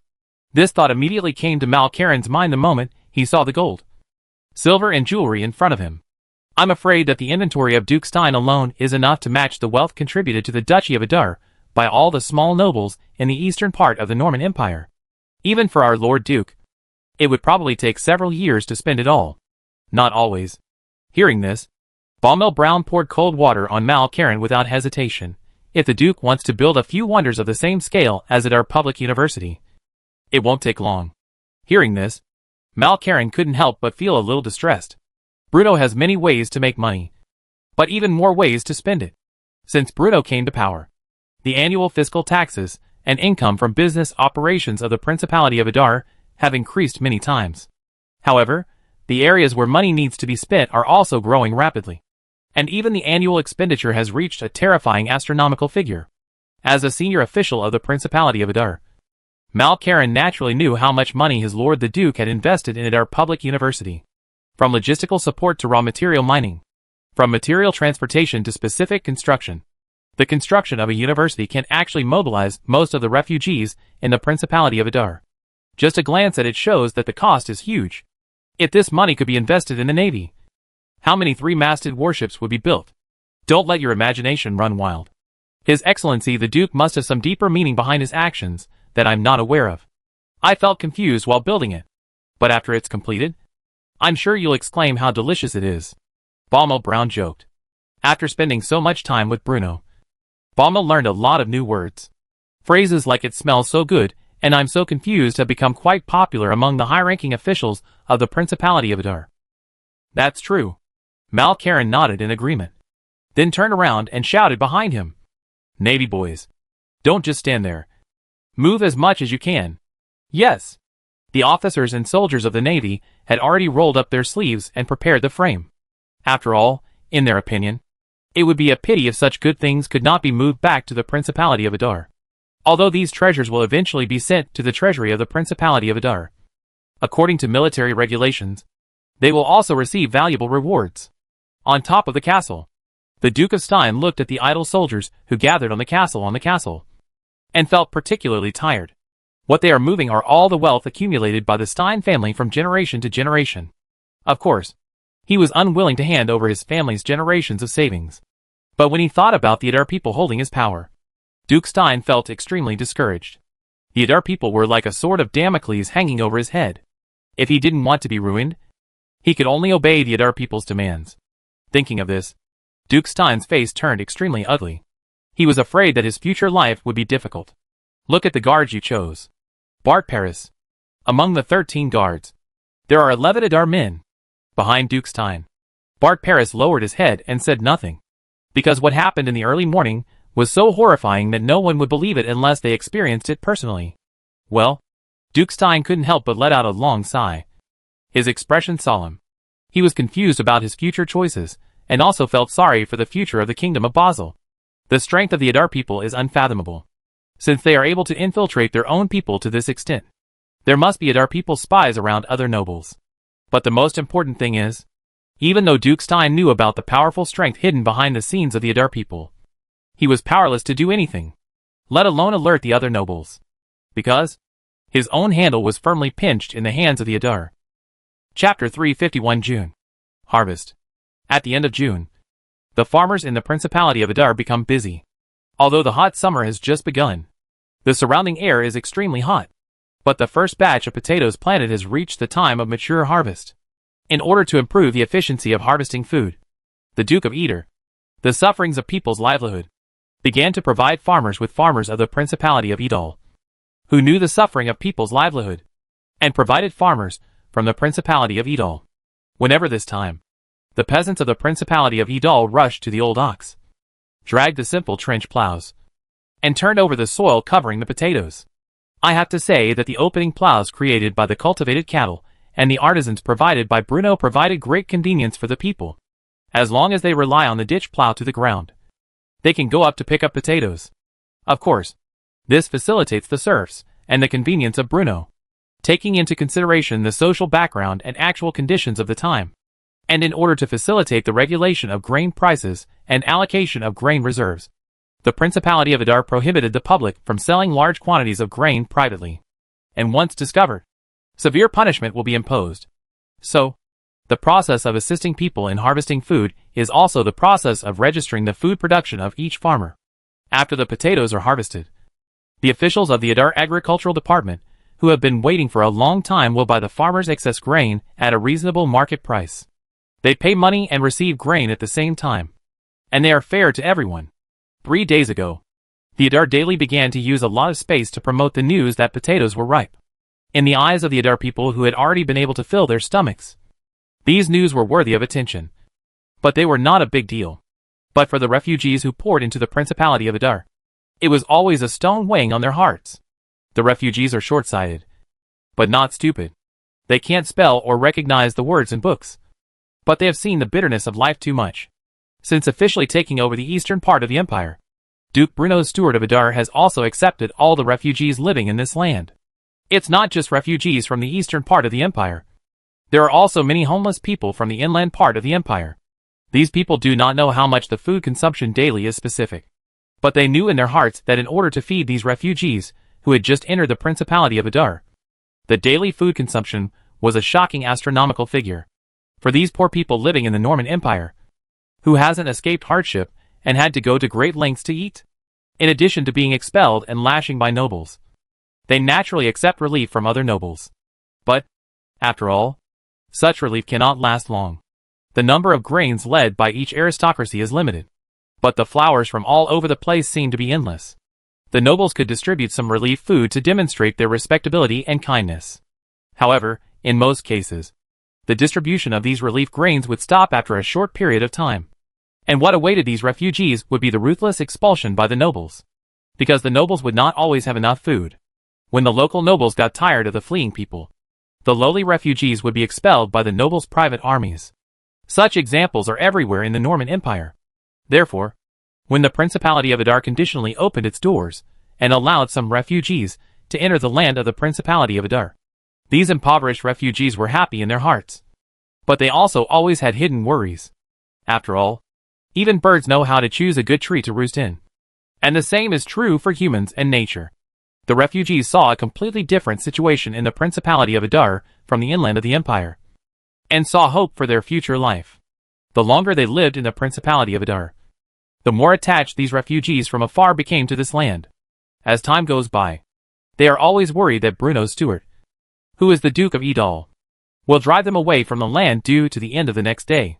The work for relief method adopted by the Principality of Adar made these refugees feel much more at ease. In this way, the food the refugees received was not just a unilateral contribution from the nobles, but the result of an equal exchange between the two parties. That is, the refugees provided labor, and the nobles provided food. Although this will make the creepieces exhausted, the hidden concerns in their hearts have gradually reduced a lot. After all, looking at the huge construction sites present in front of them, The outsourcing can realize that the Principality of Idal needs their labor and dedication. They work desperately to prove their worth to the Principality of Idar, so that the largest noble lord in the eastern part of the empire would allow them to continue living on this land. Officials of the Principality of Idal will distribute relief food to all the exiles participating in the labor every day. But the reality is that the people often hide these rare foods, store them, and continue to work on their stomachs to receive relief food. They just day after day and hungry. Until they were hungry and unbearable, they would carefully turn out of those grains that they treasured, and then chewed a little bit, because they couldn't be sure whether the Principality of Idar would still provide them with these life-saving foods tomorrow. It is precisely for this reason that almost every few days, there are refugees fainting from hunger on the construction site. Even though Idar officials have assured all the refugees countless times that the daily relief food would not be stopped, and that they did not have to hide the food as a treasure, these refugees kept repeating the same behavior. They had been driven away too many times, and were fed up with hunger. Therefore, under Bruno's instruction, the latest issue of Idar Daily began to circulate in the refugee camp, sending the news that the grain was about to be harvested to all homeless refugees. Bruno knew very well that only by allowing these refugees to witness with their own eyes the horrific output of those crops, would the anxiety and worry in their hearts gradually dissipate with the passage of time. Just as he expected, when the news of the first batch of grain harvest in June spread from the refugee camp, these refugees, who came from afar, were even more enthusiastic than the farmers of the Principality of Idar. They surrounded by Tian Yin and the cultivated land, looking at the first batch of potatoes that were harvested, and farmers worked among the fields. Those food, it looks really much. An elderly refugee couldn't help but exclaimed loudly. Although this is just a piece of arable land, the harvested potatoes have almost piled up into a small hill, considering the weight and size of each potato, and the vast farmland outside the city of Idar. The harvest scene before their eyes undoubtedly left the refugees watching with deep shock. Most of the lower class people make their living by working in the fields, so they have a very clear understanding of the amount of food that each piece of land can produce. But at this moment, they were stunned by the scene in front of them, because the output of potatoes had completely surpassed the scope of their awareness. Such a small piece of land can harvest such a large amount of food. If we use this piece of land to grow rice and wheat, I'm afraid that by the time we harvest, we won't even be able to produce 1/3 of the potato yield. These days, they have already tasted this new crop, potatoes. This specialty, unique to the Principality of Idar, has been deeply imprinted in the hearts of all Idar citizens for its strong sense of fullness and soft texture. And it is said that in the city of Nadal, the practice of potatoes is endless. Just by listening to the sideways, these citizens, who are only allowed to move near refugee camps and construction sites, are quite envious. My Lord Duke, the great god of light, looking at the potatoes that were almost into a hill, some exiles kneeling on the ground all at once, crying and crying. This situation made them think of their past difficulties. If they had been able to have a new crop like potatoes, their family and friends might have been able to avoid the same fate as before.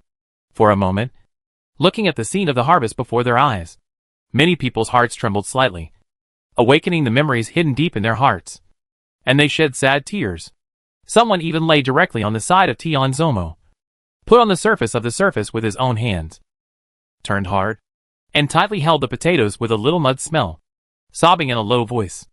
Actually, there are not many things that people ask, but the nobles inland in the empire, and the bright church, who have taken root for many years, have never been able to make them pay as expected.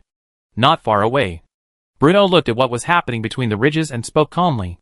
But there are no potatoes in the interior of the empire. Veer Robic sophistry on the side. At this time, Roche had already led several of his crusaders to completely rebel, join the Protestant camp, and became a special citizen of the Principality of Idar. But, looking at the scene not far away, he still said so. This is not Roki deliberately bumped, nor is it for the push for the bright church, but simply raising his questions in his heart and wanting to get the answer from Bruno. Anyone who can become the commander of the Crusaders is definitely not a simple guy. In the view of Veer Rocky, Mike, who is a handicapped bishop, is the spokesperson of the Protestantism. But it is better to say that the Duke of Idal Stujwa, who stands in front of him, is the true description of the Protestantism and the controller behind the scenes. The teachings of Protestantism do have refreshing everyone, and indeed reducing the burden of the people. Like everyone shaped the image of a God that more in line with the wishes of the people. But Vierrock can also see that through the birth of Protestantism. The Duke of Eder, who is the guardian of the faith, directly involved in religion, and let the Stuart family's rule of this land officially overlooking the God rights. If it was changed before, this was absolutely unacceptable to Vierrock, because in the past, under the influence of secular power, the public's belief in the gods will be distorted, and the prayers made to the God of light will not be able to respond. But the behavior of the bright church suddenly awakened him, and everything of principality idol also changed his thoughts in his heart. Bruno's interpretation of doctrine may indeed have his own selfish existence, but as Vierrock's understanding of the doctrine of Protestantism is becoming more and more profound, he can feel the unique advantages of the Protestant Institute. One said that although Bruno's interpretation of Protestantism has brought a lot of private goods, compared to the promotion and advocacy of the bright church, Protestantism can be said to be an extremely progressive religion. Take the Legion of the Holy Religious Army as an example. Since joining the Protestant, he has been lifted his own military position and became the most ordinary Protestant believers. Personal practice and personal experience are one of the content contained in the teachings of Protestantism. Barocci walks around the Principality of Edal, accompanies the side of Bruno, uses his eyes and thoughts to observe everything that happens on this land, to discover the difference between the existence between the east and the mainland of the empire. And this scene of the refugees shedding tears was like a sharp sword, piercing deep into a roach's heart. There is indeed no potatoes in the empire inland. Bruno nodded and said affirmatively, but even if it is available, will people's lives really be better? What will Rock just wanted to say? Bruno then said, of course, the people at the bottom of society cannot live better. The nobles will only intensify their exploitation of the people living on their land. They will impose more taxes and assign more labor. Wars and famines will still occur frequently on this land. All of this is inevitable. Hearing this, Will Roach fell silent. He couldn't understand everything Bruno said, but the Principality of Adar before him confirmed almost all of Bruno's views time and time again. Also, faith can be a value standard in your heart, but it should not become a shackle that restricts your thinking. Instead of stupidly praying to the God of light over and over again, you might as well make your own contribution to the Principality of Adar like everyone else, using your own hands to build a kingdom of heaven, rather than just begging for mercy from the gods. This is what a true believer should do. Bruno's words lingered in Will Roach's ears again and again, making him nod thoughtfully. Create with your own hands, instead of blindly begging the God of God. Use your hands to create. Chapter 352, Craftsman in Magic. Every time the harvest season, Bruno's figure will appear on time in the field to show that he pays attention to every harvest. Of course, it is naturally impossible for him to be a duke. After appearing in front of the public, he will leave by car with Mundell and others. Talking with Vierrock is just one of the small episodes. Compared to the teachings of the bright gods with Vierrock, Bruno prefers to go in the direction of Edal Public University. The construction of the Idle Public University is always impacting Bruno's mind. Almost every few days, he will go to the construction site of the Edal Public University in person to go to the south bank of the Edal Hunan Bank. After all, this self-defined wonders of Alexander Library and Oxford University are the first time that Bruno has tried to break through the SSS level wonders, trying to achieve a higher spectacle rating. The area of the first construction plan of the Idle Public University alone has exceeded 3,000 acres, which is generally the same as most small towns in this era. Since Master Andy had been sent by Bruno to build the Venetian Arsenal, this architectural wonder located on the south bank of the Adar River naturally became a hot spot in the eyes of the great engineers from the Kingdom of Basel. But even though these great engineers recommended themselves time and time again, and were even willing to pay for it out of their own pockets, Bruno was still a man of principles after all. As a result, under the mention of Bruno, the major engineers jointly established the Architecture Committee of the Idle Public University. The committee takes the Idle's White Barrel as the president and uses many Basel engineers as a member to jointly plan for the construction of the Idle Public University to supervise the construction quality and construction process of the university, as if to prove that their own strength was no less than that of others. Even Bruno, a time traveler, couldn't help but marvel at the ingenious ideas of these great engineers. After all, these large-scale buildings can inevitably stand on this land for a century, becoming a wonders of building a highly reputation. And how can the major engineers, who are builders, try their best to do their best? This is a precious opportunity for them to be famous for future generations. Everyone picked up the firewood, and the flames were high. When Bruno came to the construction site again, the construction of the Alexander Library, which was relatively difficult to build, has begun to take shape. According to the plan of the great engineers, Idar Public University was divided into two parts, the East and the West. The East District is a living and commercial area with the Alexandria Library as its core. In the eastern area of Idar Public University, the city and the university are integrated. There are future student dormitories and classrooms, as well as a large number of shops and houses. The west of the university is the main body of Oxford University, which focuses on the most important scientific research facilities and college institutions of Idar Public University. It will undoubtedly become a gathering place for all kinds of talents of Idar Principality to have a stronger academic atmosphere. Bruno has long seen the design plan of the Idar Public University set by major engineers. According to the conception of the major engineers, the magnificent and elegant architectural styles will appear in all corners of the University of Idar. But it wasn't until Bruno saw the vast construction site with his own eyes and looked at countless workers who were busy on the construction site that he could experience a deeper touch. The construction area of Idar Public University is far beyond the reach of any previous wonder. Bruno has not seen a construction site of such scale for a long time since he came into this world. If it wasn't for the wood and stones that were imprinted on the floating array, it was drifting towards a higher place in accordance with the established trajectory. For a while, Bruno even thought he had returned to the earth. For a long time, Bruno has quite high expectations for this Idar Public University in front of him. And achieving a higher wonder rating as possible is just one of Bruno's goals. In addition, he also hopes that the first university in this other world established on the land of the Principality of Idar can become an academic holy place known to everyone on the continent. The spectacle rating only needs to be desperately smashing the money, but want to be the academic sacred place that everyone knows in this era. It is far from being so easy to achieve. Not to mention the average level of cultural literacy and prenatal education at this time. Even if the Principality of Idar directly tapped ready-made talents from other noble territories, it would not be an easy task. This is not that other nobles do not let people go, but because these talents in the eyes of Bruno may be just an inconspicuous marginal figure in the army of the exiles. They may flee in the chaos of war, or even die tragically from hunger or illness in some unknown corner. Therefore, in order for Idar Public University to operate smoothly after its completion, during this period, the Idar Immigration Administration and the Idar Central Intelligence Agency were almost busy to the point of bursting. Indeed, under the rule of Bruno Stuart, Duke of Idar, this land in the east of the empire gradually became more prosperous and abundant than the inland areas. However, the Principality of Idar still lacks a lot of heritage. The background here does not refer to wealth or the reputation accumulated by the family over generations, but the talents that Bruno values most. The Principality of Idar does not distinguish between commoners and nobles in its division of talents. In Bruno's eyes, there are only two kinds of talents that are in short supply in the Principality of Idar. One is the magicians who join the Idar school, and the other is ordinary people who are proficient in various industries. Nowadays, with the added bonus of the wonder of the Great Lighthouse, almost every month several mages come to the Principality of Idar, attracted by the light of enlightenment emitted by the Great Lighthouse, to devote themselves to the research of magic arrays and magical technology. So, those lower-class people who are proficient in all walks of life have become the most scarce talents in the Principality of Idar today.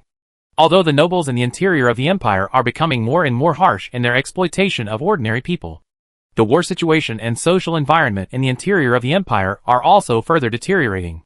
But those refugees who heard of the existence of the Principality of Idar crossed thousands of mountains and rivers all the way to the east, and finally arrived in this land alive, were ultimately only a minority. This forced the Idar CIA agents to repeat the activities they had previously carried out in the northern border of the empire. Countless agents from the Principality of Idar mingled among the distressed crowd, trying their best to search for talents who were proficient in various skills in the interior of the empire. Once a discovery is made, these people will be gathered at a designated location by agents of the Idar CIA, and then they will be connected by specialists sent by the Idar Immigration Administration. In short, Bruno's request was very clear, which was to take advantage of the war to recruit elites from all walks of life and use them to expand the talent pool of the Principality of Idar. Not to mention, The so-called talent is just an assessment given by the Principality of Adar, inland of the empire. The aristocratic attitude towards them is no different from the rest of the people. And even these craftsmen themselves never think they are personal talents.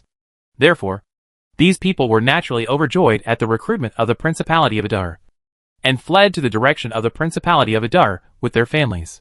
The living area of craftsmen should be almost the same place, right? While walking on the construction site, Bruno asked at the side of Monadier. Although the Adar Public University is still in an orderly construction stage, many craftsmen from the empire have arrived in the land. Master Duke, the residences of those craftsmen are on the west of the construction site. According to your requirements, all the wooden houses just built are enough to cover the wind and rain. Hearing this, Mondale quickly replied. He didn't know why the Duke of his family cared for these at the bottom. But Monadier was faithfully obtained the order of Bruno. After all, the Duke's instructions may be confusing at first, but time will always reveal the deeper meaning behind Bruno's actions. Go and see, Bruno ordered. The temporary resettlement point prepared for the inland of the empire is located near the Adar Public University. A large number of low wooden houses are lined up and tightly packed together. If it were in the previous life, this would definitely be a slum. But in fact, these houses, which were built on Bruno's orders not long ago, although they look a bit simple, have already made the craftsmen who came from afar very happy. At least, it provides a sheltered place for the displaced craftsmen, so they no longer have to worry about their future livelihood. After all, the craftsmen's dwellings were only temporary structures, and the nearby ground had not been hardened. The mud and puddles left over from the last rainstorm were still visible everywhere. When Bruno arrived here, it was probably the craftsmen's mealtime. The chefs of the Principality of Adar prepared a sufficient amount of large pots for these farmers. Although it was not necessarily delicious, it was more than enough to fill up their stomachs. That guy is O'Connell? Bruno asked, noticing a figure not far away. Mundell took a closer look. Yes, that is indeed Isaac O'Connell, Your Excellency the Duke. As a craftsman who had lived in the interior of the empire for generations, Isaac O'Connor had actually long since given up hope on his life. The chaos caused by the war tore his family apart. The eldest son was forcibly taken away by local nobles and dragged to the war, and no news of him was heard since then. The younger son had been ill for a long time and was very weak. His condition had not improved at all. If it wasn't for the leadership of Adal, he came to the land located in the Eastern Empire and gave his younger son to the treatment of Dr. Idle. The only last relative left by Okuno was probably not much time. Okuno did not understand why he was regarded as talent by this aristocratic master who was far away in the Eastern Empire. But his thoughts were simple. Since the Duke of Idal recovered his life on the verge of collapse, he would do his best to do things for the aristocratic master. The improved furrow plow commonly used by farmers in the Principality of Adar when harvesting potatoes was designed by O'Connor. The craftsmen of this generation were not a group of simple-minded, strong-limbed guys. The reason why their technical level was extremely backward was more because of the shackles that imprisoned their thinking and the backward production relations. Let me ask you, when a person suffers from oppression and bullying, and even has difficulty guaranteeing his daily life, how can he have the time and energy to think about other things? Moreover, in other places, even if there was a furrow plow, it would be of no use at all, because the farmers could not afford oxen. But in the Principality of Adar, the rulers of this land would provide farmers with oxen and tools needed to harvest crops free of charge. And this provided the most basic social soil for the emergence of the furrow plow. Therefore, when Bruno proposed the idea of the improved version of the ditch plow and asked the craftsmen to put it into practice, in a short time, O'Connor and the rest of the craftsmen turned this idea into reality. Your Excellency the Duke. When O'Connor saw Bruno looking around and staggering towards him, he couldn't help but feel something in his heart. The improvement of your improved trench plow is good, and the peasants of the Principality of Idal have benefited a lot. This is what I should do. Moreover, the Duke has given me and my family so much in compensation. Hearing this, O'Connor seemed particularly excited. Bruno set a rules a long time ago. Once the craftsmen have any good inventions, they can get bonuses and honors awarded by Duke of Idal. Although this bonus was just a drop in the bucket for Bruno, it was a windfall for the craftsmen. As long as you work hard for the Stewart family, I will definitely not treat you craftsmen unfairly, Bruno vowed to say. The development of the Principality of Adar depends on the improvement of magic technology and the popularization of magic in life. But not all machines and tools need to be driven by magic. In Bruno's view, the progress and development of the Principality of Idal is not just the responsibility of the mage to bear, as ordinary people's craftsmen and talents from all walks of life. It is also an essential assistance. After all-round mages like Arnell Wright are only a minority. For the entire mage group, the research of magic arrays and the optimization of lines are already the best that mages can do. The manufacturing and production of large-scale machinery can not only be completed by several mage. The mage can only design the magic conduction route and upgrade ordinary machinery to magic guidance machinery. But the most basic parts, such as the principles of mechanical operation, precision control, mechanical upgrades and product replacements, these are not something that mages can easily solve with their innate magical talents. Only when you throw your pride as a mage and the contempt for ordinary people, you can cooperate with the craftsmen who know how to operate the mechanical operation and cooperate with each other. O'Connor and the craftsmen present are the talents urgently needed to promote the development of the magical industrialization of the Principality of Idar. Chapter 353 O'Connor's Ambition. Why can't the Principality of Idar make bicycles? Or, why can't we build a vehicle powered by magic? The mage's optimization of magic lines and storage of magic power is only one aspect. Bearings, chains, these seemingly inconspicuous things are the most needed things that Principality Idal needs to overcome. Bruno was not asking to replicate the path of Earth civilization in this magical world. If these inconspicuous parts could be replaced by other magical equipment, that would naturally be the best idea. However, no matter how the future develops, no matter the direction of magical technology, the future of the Principality of Idar will definitely be inseparable from the participation of ordinary people who are craftsmen. The construction of the St. Sophia Cathedral allowed Bruno to account for 150 points of glory, so that Bruno had an idle fund in the system mall to exchange some fresh things.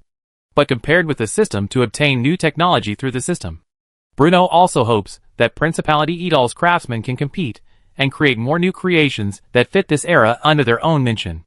After all, there are so many areas in this world that need development, but Bruno only has so many glory points. So, these points must naturally be spent on the most critical areas to justify the existence of this bug-level system. It is precisely for this reason that Bruno pays special attention to recruiting all kinds of talents and craftsmen. At least in the current Principality of Idar, the logic of it is better to buy than to make is definitely not feasible. During this time, the first and second batch of craftsmen of the Principality of Idal had settled in these houses. The Principality of Idar will provide them with all the daily necessities they need. And the only task of these craftsmen is to create the tools and equipment you need. Monitor and O'Connor carefully followed Brienne's body, and the three people walked in this temporary resettlement point for the craftsmen. What are the difficulties in life to mention idle officials responsible for this area? Although other places in the empire, the craftsmen who have mastered a skill are not worth mentioning. But in the Principality of Idal, those who have achieved something in any line are the talents we need, Bruno said towards O'Connor. This sentence was not only spoken to O'Connor, but also to be conveyed through O'Connor's mouth to the ears of all the craftsmen who had just arrived on this land. Although before they came to this land, Idar agents had already described to these craftsmen the excellent treatment given by the Principality of Idar. Anyone would inevitably feel a little nervous when suddenly arriving in a strange place. Only by allowing these craftsmen to calm down can they devote most of their time and energy to the tasks assigned by Bruno. As you wish, Your Excellency the Duke, O'Connor said quickly. Among the nearly 100 craftsmen living in this temporary settlement, O'Connor was one of the few civilian craftsmen who had many interactions with Bruno because he had been responsible for improving furrowing plows, water wheels, and other farm tools. Therefore, he had a better understanding of the young nobleman in front of him, and developed an indescribable feeling of admiration and awe. Those mages of the Idar school, you should have seen them? I have only met Master Light, O'Connor replied respectfully. If placed somewhere else, a wizard would be a big shot that only nobles could command. Prior to this, the Duke in front of him had several times to communicate with Master Lit, and to study topics such as the design principles of the machinery, which undoubtedly made O'Connor nervous. The topic that such craftsmen are accustomed to it, and they have no problems in their own discussions. But if they want to teach the aristocratic master or noble mage, it is difficult for O'Connor to keep calm. Wright should mention it with you. The focus of the development of Principality of Idal is the industrialization of magic guidance, Bruno continued to say while crossing a muddy puddle. Yes. O'Connor nodded. Although because of the existence of magic, the industrialization of magic guidance sounds like a high-end and high-level stuff. But in fact, the premise of the industrialization of magic guidance is the premise of the success of you, which is your arrogant craftsman, Bruno said very directly. Lie in us? Hearing this, O'Connor was stunned for a moment. If these words were not spoken by the Duke in front of him, any craftsman would have regarded them as an unrealistic joke. O'Connor finally came back to his senses and looked at his lord the Duke cautiously, waiting for the next words. The essence of magic machinery is large-scale machinery driven by magic. If you craftsmen cannot create machinery that meets the requirements of the Principality of Adar, then even the most powerful wizard will be powerless in the end. So, the Principality of Adar has given you treatment far superior to any other noble territory. You can obtain housing and remuneration provided by the Principality. Your children can live a stable life on this land and learn spelling and reading that were previously only available to children of nobles. But all the efforts of the Principality are not unrewarded. You need to use your own hands and brains to design tools and machines that can promote the development of the Principality of Adar. Explore more perfect mechanical design principles, and even the laws of development and change of all things in this world. The law of development and change of all things? O'Connor was completely confused. He was just a craftsman. How could he be related to the changes of all things? I'm just giving an example. After seeing the progress of the construction of Edal Public University, Bruno's mood was particularly comfortable. So he patiently explained very patiently. For example, when you boil the water, boiling water rolling, and then generates a lot of steam. Sometimes, these boiling steam can even stand up the lid. But have you ever thought about why the lid of the pot is pushed up? Bruno looked into O'Connor's eyes and said seriously, this shows that the boiling steam exerts a force on the lid. No one touches the lid, and no one casts magic on it. The force that lifts the lid is a law inherent in nature. Although this natural law seems to have nothing to do with the industrialization of magic. How to combine magic with the natural laws that are widely present in nature, and how to apply magic to various areas of daily life are undoubtedly things that you must pay attention to, Bruno said seriously. It seems to make sense. O'Connor lowered his head and pondered. Not seem, but certainly, Bruno corrected him. You have been in the Principality of Adar for quite some time now. Aren't those magical street lamps standing in the streets and alleys the best proof of the universality of magic? Yes. Magic guides streetlights. The conversation with the Duke made O'Connor extremely nervous, and for a moment, he even forgot about the magic lamps scattered throughout the Principality of Adar. Under the stable supply of magic power, these streetlights can bloom soft light at night. For the people living on this land, the darkness and deepness of the night after the night came. This is destined to be a great change. When this idea suddenly emerged from O'Connor's mind, an inexplicable sense of pride began to emerge in his heart. As the lowest class of civilians, all they have been thinking about is how to solve the next meal, and how to spend the winter every year. But in the Principality of Edal, craftsmen like yourself can become a help to promote the development of the magic guidance, which has reignited Overknown's eyes. Since the Duke's trust in these bottom craftsmen, the Duke, then we must never let down the Duke's trust. Chapter 354, Explorer's First Ocean Voyage. Bruno's words undoubtedly made O'Connor's blood boiling. Even if Monadier, who was on one side, couldn't help but have a mood. At this moment, he seems to have been able to see the huge potential of the future of Edal.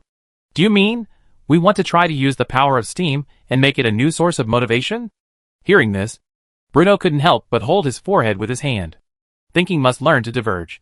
Steam is just a chestnut that I am listed, and the power it can provide is limited after all.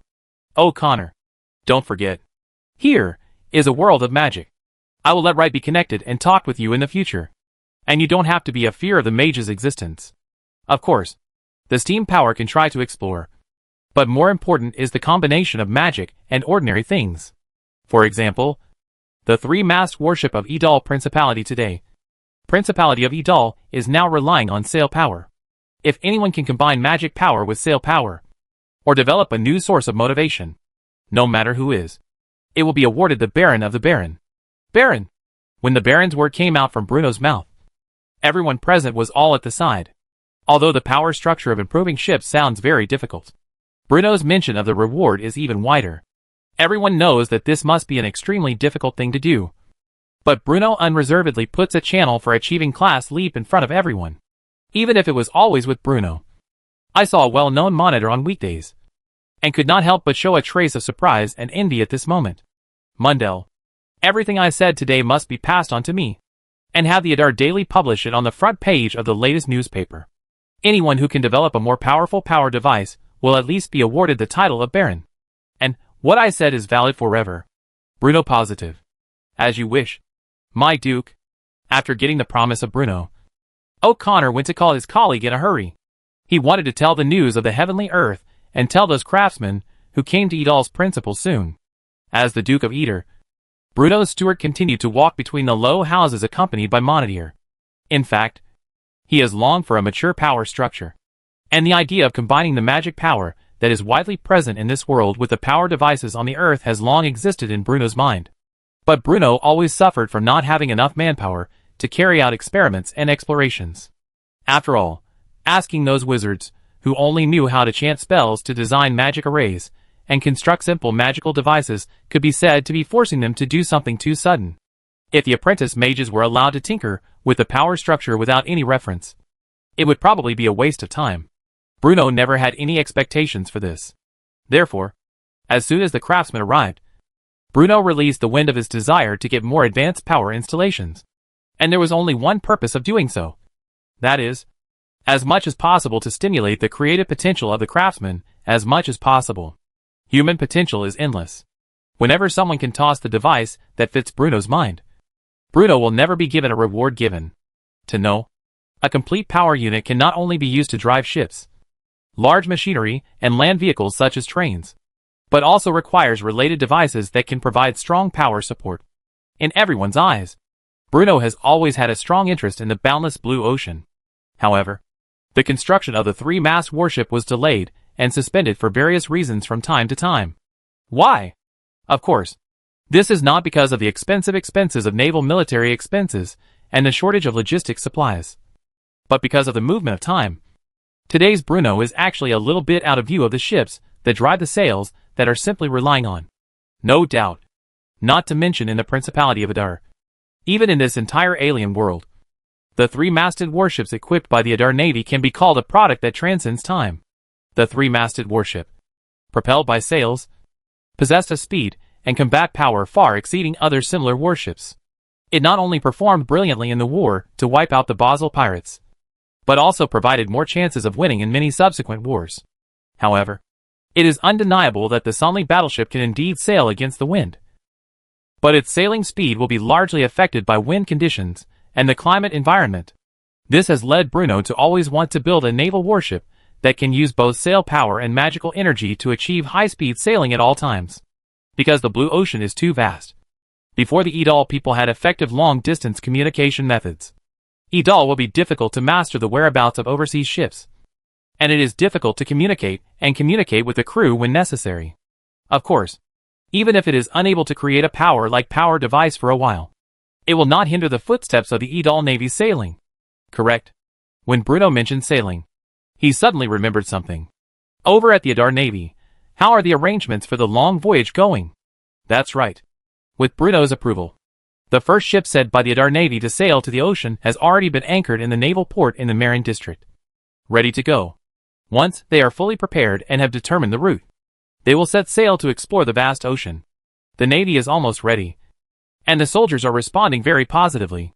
If everything goes well, we can set off probably next week. Mundell replied quickly. Bruno looked around, and felt that it was not too early. So he turned around, and instructed de Monet. Back to the empty garden first. The day after tomorrow, you go to the military port and give it to Captain Howson. As you command, Your Excellency the Duke. Mundell's heart moved, and he quickly replied. Exploring the land located overseas, and collecting information related to overseas is a basic strategy set by Bruno for the Edal Navy after the war with the Odin. After all, no matter which neighboring country is in the east, south, west or north on land, none of them is a suitable option for starting a war now. Therefore, the funds that flowed into the Principality of Adar through various trades, in addition to being used to build wonders and public infrastructure, were mostly invested by Bruno in shipbuilding and ocean-related fields. A three-masted warship, a large transport vessel. The construction of a large number of ships has led to the flourishing shipbuilding industry in the Principality of Adar, and has also provided a large number of jobs for the people living in this land. As one ship after another was launched, the Adar naval officers and soldiers, who had long been eager to explore the ocean, put it on the agenda. Unlike most nobles and common people of that era who were afraid of the ocean, under Bruno's influence, the people of Adar were more curious about the ocean than afraid of it. They naturally knew that the vast ocean contained endless dangers. But what they know better is that, while facing dangers, there are also huge amounts of wealth in the ocean. Not to mention corals, pearls, and whales that are enough to sell high-priced products. The catch fish from the ocean alone can make the lives of the coastal people very different. Not to mention, although on the bright side, this time the purpose of ocean navigation is only to explore and find it. But all the high-ranking officers of the Navy, including Admiral Malkaran, are well aware of this. In the hands of Bruno Stewart, Duke of Adar, possess a very complete nautical chart. Chapter 355. For Bruno, the spectacle construction system is definitely a large number of swallowing points. Among the map function of the miracle construction system, each map fragments need to be at least 20 splendid points to complete the unlock. Even if the 150-point brilliant points given by the Cathedral of St. Sophia are all smashed on the map fragments, up to 7 unlocked places that have not been explored. Fortunately, the spectacle construction system is still a principled system after all. In the unlocked map interface, most areas including the Kingdom of Basel, the Normandy Empire and the Odin Empire have already enabled Bruno as a system host to check at will. But there is one thing to say. Although the brilliant points that unlock the map are not low, the map provided by the spectacle construction system is indeed remarkable. The map provided by the system is not just the basic version, with a few contour lines and a few cities, rivers, and mountains marked on it. It not only provides zooming in and out functions, and is updated regularly, but also provides extremely detailed introductions to the hydrological conditions and resource distribution of various places. Take the Principality of Adar for example. Whether it is the Adar Avenue that is extending towards the Dale Hills and the Valence Plains, or the wonders and buildings that are under construction, they will all be presented on the system's map interface. In addition, even the ocean flow in the Merlin Bay will be specifically marked on the map. The reason why Bruno strongly requested to obtain the mineral mining rights in the Eastern Odin Empire and the establishment of the concession in the East Highland to establish the concession that belongs to the Principality of Edal. And it has to be attributed to the assistance of the system map. Therefore, even though unlocking map fragments is expensive, Bruno can only grit his teeth. No way. This money does not take. If you really follow the era of the First Life, the ship who sent the Edal Navy to send the Navy of the Eater is like a fly without a head, and explores it a little bit on the endless sea. Then you will not see the shadow of the new continent until the year of the monkey? Bruno can't wait that long. Only, purchasing map fragments is a bit like opening a blind box. Bruno doesn't know which map fragment to unlock to see the new world, because it more or less depends on luck. But he did not choose, only to go forward to this road with hard scalp. Therefore, when the naval soldiers were ready to go, clamoring to explore the vast ocean, Bruno activated the system and began to exchange nautical charts. This is not that Bruno intentionally delays, but is the risk of exposing the exposure one day when it takes out of the navigation. Although Bruno has sufficient trust in the Central Intelligence Bureau, it is always good to protect it. The reason why Monitor went to the Songhang Sea the next day is because the map in the system is equivalent to a dynamic electronic version. What was handed over to the naval generals could only be copied by Bruno according to the map provided by the system. Drawing takes time. The location of the first map fragment that Bruno unlocked was chosen by him in the sea east of Merlin Bay. His ideas are actually very simple. Since you don't know where there are land, you can unlock all the way to the east. Anyway, it will be seen sooner or later. The content of the first map fragments is all ocean. But Bruno has long been prepared. The second piece of debris was still the vast ocean, which made him feel a little lost. The third fragment is still, etc. Not the ocean. It's land. Although Bruno's hand was uncomfortable when playing cards, it was not ambiguous in the business. This time, the god of luck once again favored Bruno, the time traveler. When he unlocked the third map fragments in the east of Indal, Bruno was surprised to discover the new world. But, at the moment of seeing the new world, An extremely familiar vocabulary appeared again in Bruno's vision again. Because above the new continent, there is a clear place for text logo. See Chapter 141. Although a year has passed, but Bruno still clearly remembers the description of the French islands. The former mainland was 4/4. After 10,000 years of offset, those broken land also entered the field of human vision again. According to the description of the miracle construction system, the French islands located in the center of Merlin Bay are the land fragments from the land. So, what will happen to that one on the sea across the sea?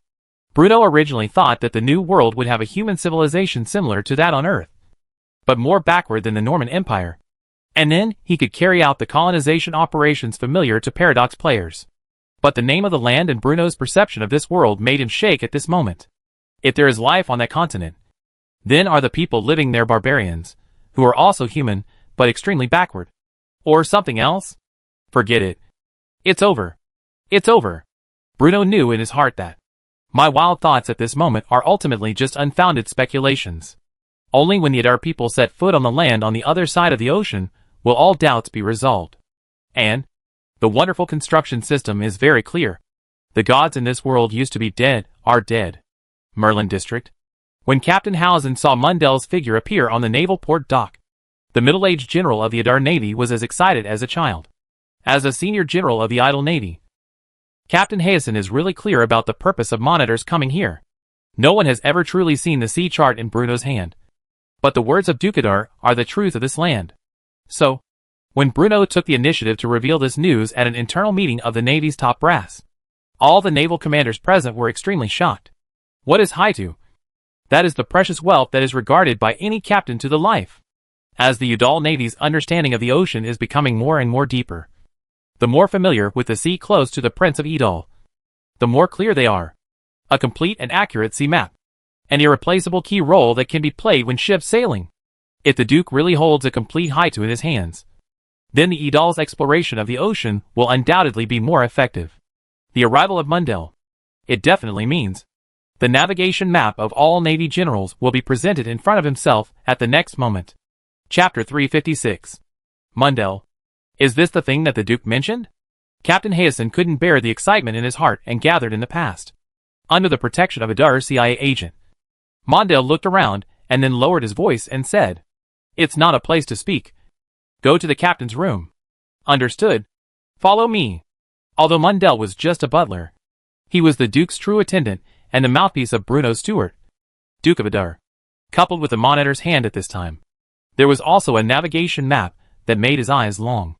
Therefore, Captain Hausen's performance was naturally respectful. As he said, Monitor set foot on the leader of the Explorer, who was anchored in the military port under the leadership of Captain Hausen. As one of the first two three-masted warships in service in the Adar Navy, the name of the three-masted warship Explorer embodies the ambitions of the Adar people. Or rather, the Duke of Adar Bruno Stewart. For the ocean. At this special moment, the mission of the first ocean navigation fell on the body of the Explorer Sonley warship.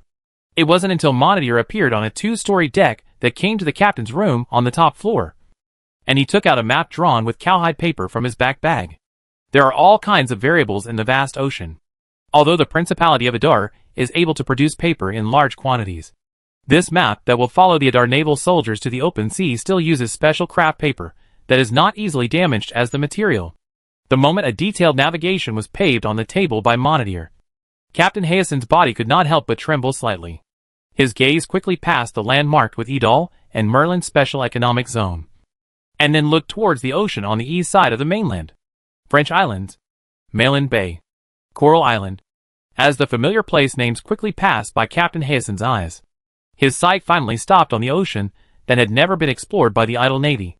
Almost all of the factors that may exist and island reefs, almost all of the factors that may affect the navigation, are almost all marked by Bruno in detail in that one that makes Captain Hausen feel extremely strange to the sea.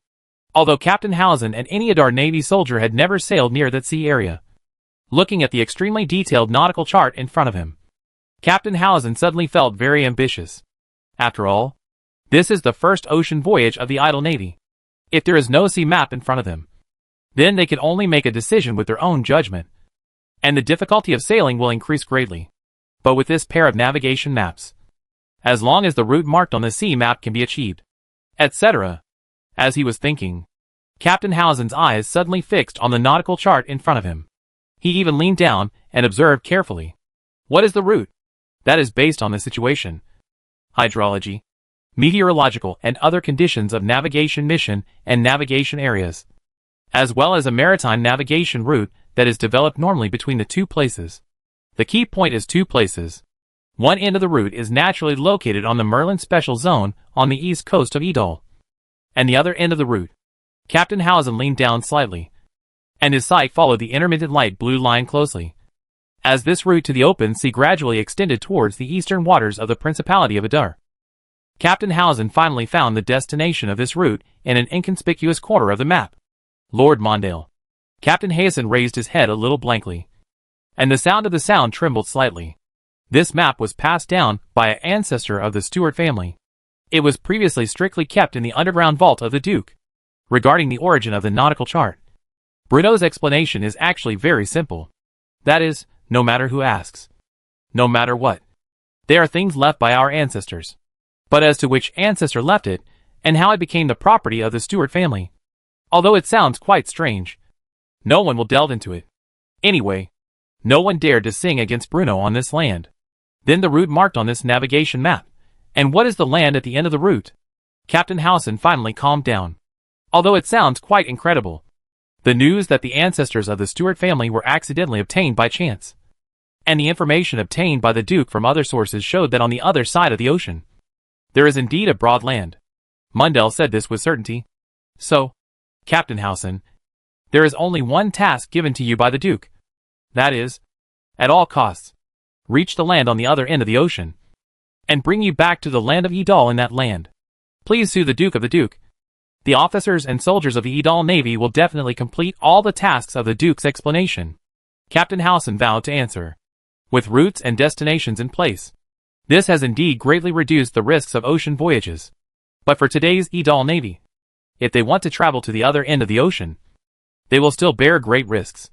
However, the Idol Navy was afraid of this, because they knew that the heavier their burdens on their shoulders, the more military merits they would get, and the more rewards the Duke of Eder Brion Stuart gave them. The Duke has prepared a brand new kind of food for you, and it's almost here. Just as Monad was immersed in the shock brought by the mainland on the other end of the ocean. Monader said, brand new food? Captain Hausen seemed a little confused. Just follow me. While occupying the same amount of storage space, the food provided by the Duke can last twice as long as other food. Double? Captain Hausen's eyes widened. Not to mention Hausen. Who is the captain? Even if it is the most common naval officer in soldiers, it knows what it means. For a long time, the shortcomings of logistic supplies are the most important part of troubled ocean navigation. And double the time. If the original food can support for a month, then today's Idol Navy can support it for 2 months. In conjunction with Master Idol designed by Master Idol, it can purify seawater into freshwater. From then on, logistic supplies will no longer be an obstacle to restricting the Idol Navy's salary. At least twice as much, Mundell added confidently. And this kind of food is called compressed biscuits by His Excellency the Duke. Chapter 357. Moving forward together. When the three-masted warship Explorer slowly sailed away from the port under the gaze of the people of Adar, Captain Hausen's heart was filled with an indescribable sense of ambition. This time, he will expand the territory of the Principality of Adar. This time, he will explore the unknown land at the other end of the ocean for Duke Brion Stuart. Although the task of led the army to go to sea has extremely high risks, it is the fragrant of all the Idol Navy generals. There is no way. Military merit is hard to earn. As soon as Captain Hausen, who was originally busy supervising the construction of the Venice Arsenal, heard about the mission of ocean exploration, he volunteered to become the commander-in-chief of this ocean voyage. For Captain Hausen, it was really boring to stay in the naval port all day long to do construction. Under the influence of the Navy Commander Mark Heron, almost all senior officers of the Idol Navy were eager to return their reputation on the battlefield to open up their territory for the Principality of Idol. Moreover, if it weren't for the fact that Mal Karen, the commander-in-chief of the Adar Navy, needed to stay at the center and was busy directing the operations in the noble territory south of Basel, Captain Hausen would not have been able to do such a good job. When Captain Hausen saw the crowd on the shore gradually disappearing from his sight, He turned around and faced the boundless blue sea before him. Captain Howson knew very well that beneath the now calm sea, there might be great danger hidden. But, even though it is known that ocean navigation is dangerous, Captain Howson still has to do. Opportunities and risks coexist. Captain Howson believes that with the support that the Duke gives himself, those danger that may occur has long been reduced to the lowest. The nautical chart brought by Mundell helped Captain Howson avoid wrong routes and anxious planning. And the compressed biscuits delivered later solved a major problem in logistical supply.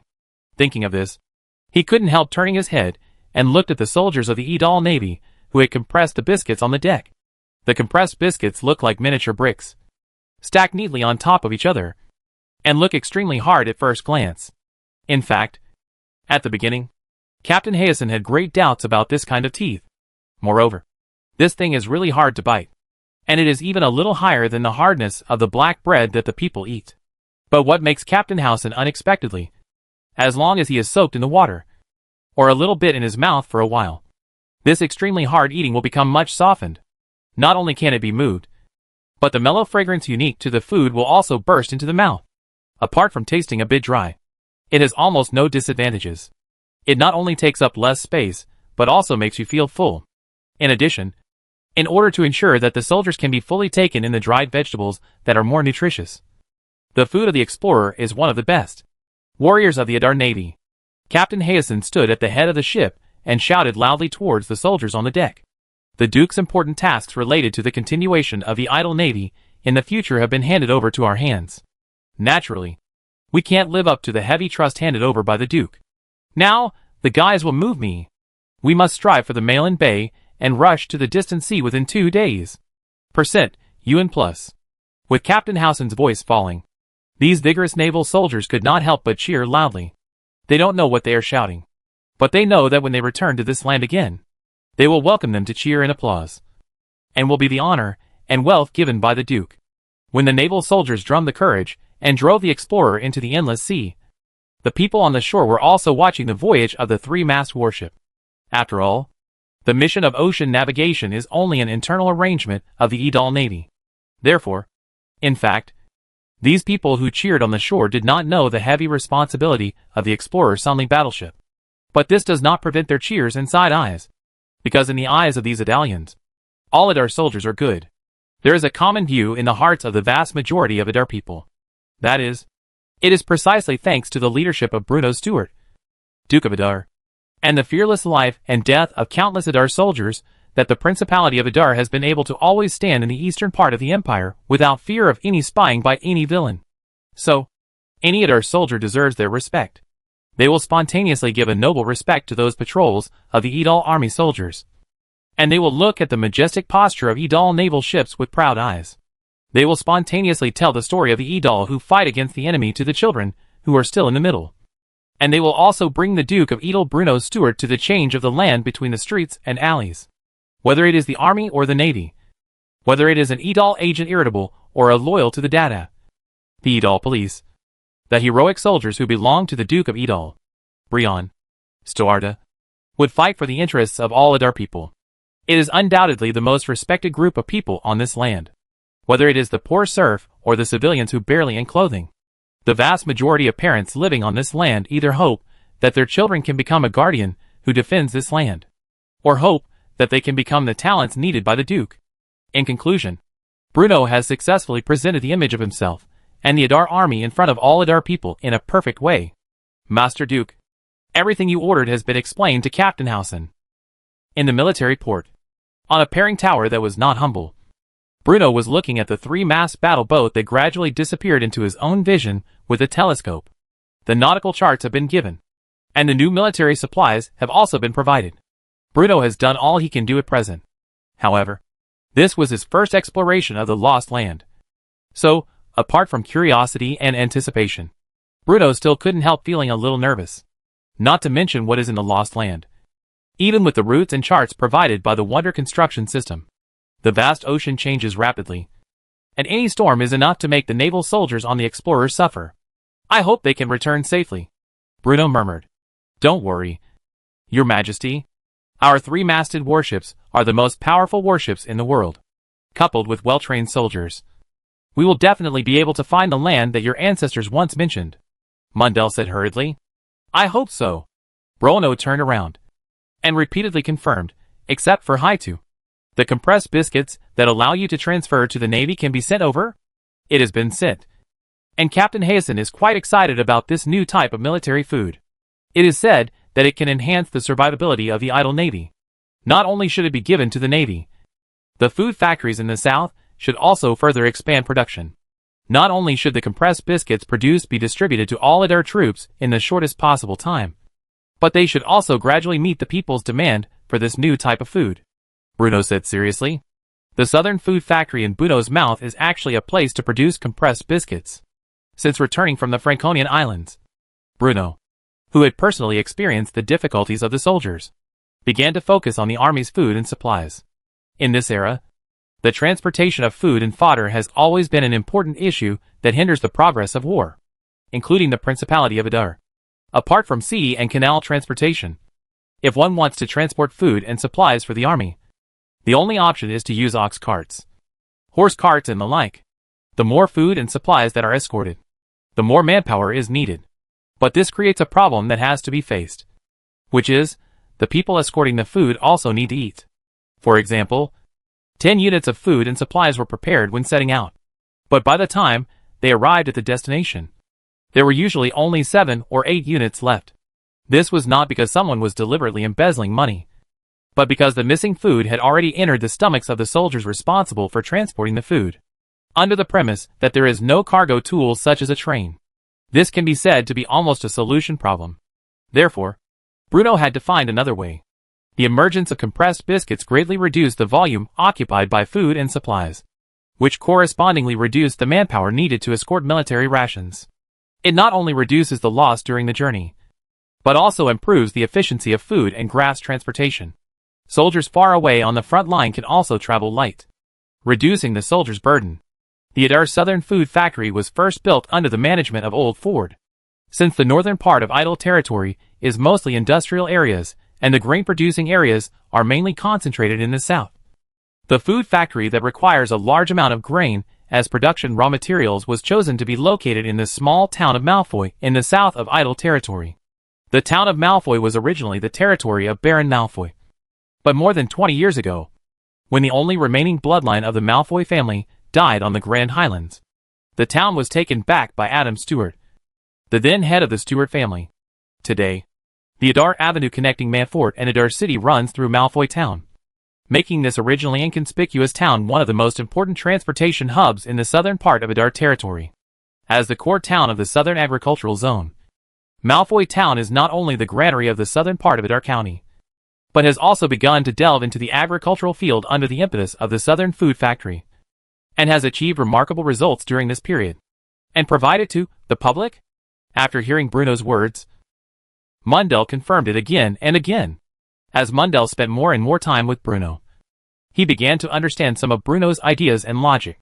Producing more compressed biscuits requires more manpower, opening up more arable land, and creating more jobs for refugees who have no means of production. But, in Monadier's view, is it really necessary to provide such compressed biscuits to ordinary people? Although in some aspects, Monitor can keep up with the rhythm of Bruno. But according to his consistent thinking, good things like compressed biscuits must be left to the Duke's own deployment. As for whether the people need it or not, black bread can feed them anyway. So why go through so much trouble? Yes, not only the army, but also the people will need this kind of food. Bruno nodded seriously. The existence of black bread has indeed saved many Adar people from hunger. But the living standards of Adar people cannot remain stagnant forever. This is not because Bruno is some saintly person. Rather, it is because only when the people of Adar have spare money in their hands, the people's living standards will be improved. The taxes Bruno can collect will increase, and a virtuous circle can be achieved. If he just buried his wealth deep underground, then what was the difference between Bruno, a time traveler, and the noble lords in this world? Only by spending the money in your hand can the wealth in Bruno can truly exert its own value. As a result, since the end of the war with the Odin people, in addition to building a spectacle, Bruno has begun to put a lot of money in the field of people's livelihood and some industrial fields that have not been valued before. As a time traveler, Bruno had seen the lesson of the Soviet Union. So he knew very well that blindly developing the military industry would only lead to the industrial structure of the Principality of Adar becoming increasingly distorted.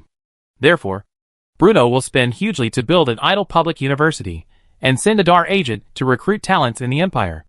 Only if the Principality of Adar makes progress in all areas can he truly gain a foothold in the eastern part of the empire and make the Principality of Adar a powerful force that no one can destroy. During the end of the war, more than just compressed biscuits, scattered daily necessities such as soap, toothbrushes, etc., also began to gradually enter the life of civilians. Besides, the Adar Textile Factory, jointly funded by Count Bailey and Duke of Adar Bruno Stewart, has also officially landed in the Cologne Industrial Zone. A large amount of wool imported from the eastern highlands of the Odin Empire was transported to the factory, and through the ginny machine and assembly line operations, countless low-cost ready-made clothes were delivered to various parts of the Principality of Adar. The farmland of the Adar people no longer only produces a few kinds of food that can fill their stomachs. Although compared to a single staple food, various vegetables, fruits and melons are still expensive, the Adar people's vegetable basket has now had a lot more choices. And these obvious changes are what really make Bruno happy. Because, as time went by, the appearance of the Principality of Adar presented to Bruno gradually overlapped with what Bruno hoped for. Chapter 358, The Wanderings of the Young Lady. As new things continue to emerge from the land of Adar, the areas north of Adar that were recently brought under the rule of the Stewart family are also gradually recovering their former glory. Oh, no. They are gradually showing a vitality and vigor that they have never had before. The retreat of the Otting people avoided the people who lived in the Eastern Empire to avoid becoming a slave to a barbarians. Therefore, they did not resist the arrival of the Eater. In their view, their days were nothing more than a return to the old days. Although their lives were extremely difficult under the oppression of the noble lords, at least they did not have to worry about the safety of their lives all the time. But, when those people living in the Del Hills are ready in advance, they plan to hardly get up with a scalp to accept the more stringent squeezing from the Duke of Edal. They found that the world seemed to be different from before. For the first time, they realized that not all nobles would make the common people live in dire straits and on the brink of collapse. At the beginning, when they trembled as they watched the fully armed Adar soldiers walk into the villages and towns, every civilian's heart was in their throat, because according to their previous understanding, the soldiers under the nobles are simply unforgivable lackeys. Not only do they do evil, but they also collect protection fees from the already distressed civilians. But, to everyone's surprise, none of this happened. Apart from maintaining normal order, Adar soldiers did not interfere in the lives of local people at all, and did not even have any interaction with the local people.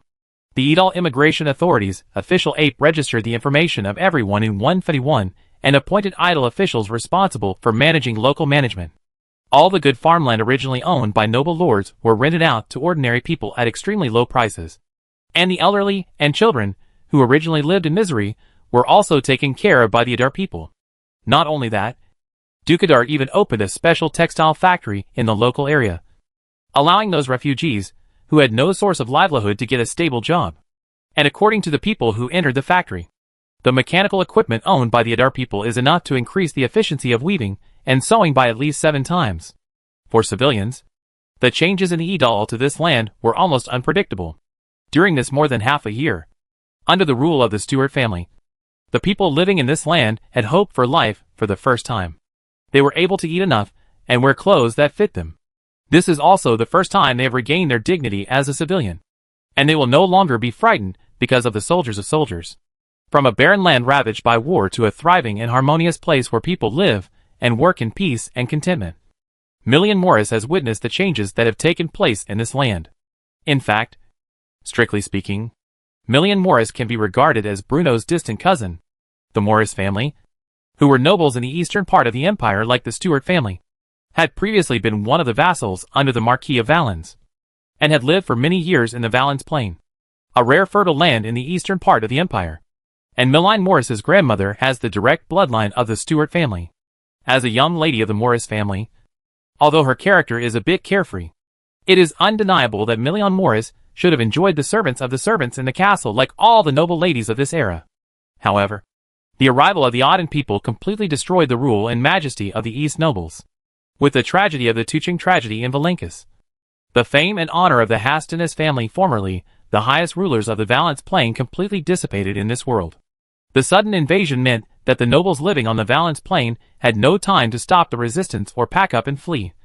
And Millie Morris, a noble lady, was separated from her family in the war and the raging fire. That night, she only remembered that the raging fire separated countless people, and the pungent smell of smoke almost suffocated them. She heard her mother's helpless cries, and her father's angry roars. Then, when Millie Morris woke up groggily, she saw only ashes and ruins all over the ground and felt the heavy wooden boards pressing on her. Her family had long since disappeared, and those familiar attendants and servants had also long since died. At that moment, she suddenly felt that she was no different from the common people, after losing the protection of her parents and soldiers, as well as the flattery and compliments from others. A feeling of helplessness began to surge in Millie Morris's heart. Anyone would feel overwhelmed by a sudden change, let alone Millie Morris, who was only a 13 or 14-year-old girl. She once shouted the names of the attendants and called her parents' help. But over time, watching the full ground around her, she gradually realized that her shouting that she could not let the lost parents return to her, but attracted the attention of Odin. So, when watching the castle he was familiar with was burned by the Odin people, Millie Morris seemed to know a lot overnight. The careless personality makes her not like most noble ladies. Although the sudden disaster caught her off guard, and the separation of her family made her feel a deep sorrow, Millie still relied on her own strength to push away the wooden board that was pressing on her and stumbled to her feet. Everywhere you look, you are the broken walls. Under the threat of Odin Tiechi, Millie Morris did not dare to help the help of others with her aristocratic status. Therefore, she became a member of the national army who moved to Eder. During that time, the noble lady tasted the taste of Hungary for the first time. And for the first time, she felt the hardships of the people's lives. But Million's heart was very clear that no one would tolerate her temper, and no one would give up her life-saving grain because she was a noble lady. What surprised her was that even before she arrived in the land of Adar, she had heard the news of Adar's army's great victory while she was wandering. Millie Morris never thought that his grandmother's family would have such a powerful strength. In fact, everyone was stunned by the victory of the Principality of Adar. They never thought that the earldom huddled in the eastern corner of the empire could make the Odin Empire shrink and retreat. As the officials of the Edal Immigration Authority began to count the identity information of all the citizens and arrange their jobs and residences for homeless people, Millie Morris reported his own house. Daughter of Count Maurice and distant relative of Bruno Stewart, Duke of Adar. If it is just an ordinary nobleman, the staff of the Edal Immigration Authority at most greeted list, the director of the Transfer Management Bureau, and then operated according to the way of Principality Adar. But the problem is, this young girl is related to the Duke of the Duke. Then, the report from the Del Hill area was quickly passed to List's hands, and then presented in front of Bruno. Millie Morris? Even though he inherited all the memory of the original body, Bruno was still a bit strange to the name. Is the Morris family? Is the in-laws of the Stewart family? It is probably your grandfather's generation. He once married the Morris family.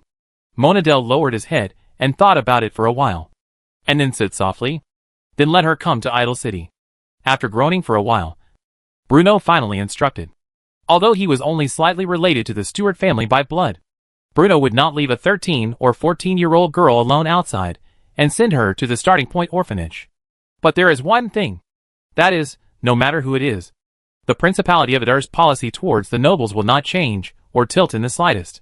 The Stewart family does not need their respective politicians, and the Eastern Empire does not need any aristocracy except the Stewart family.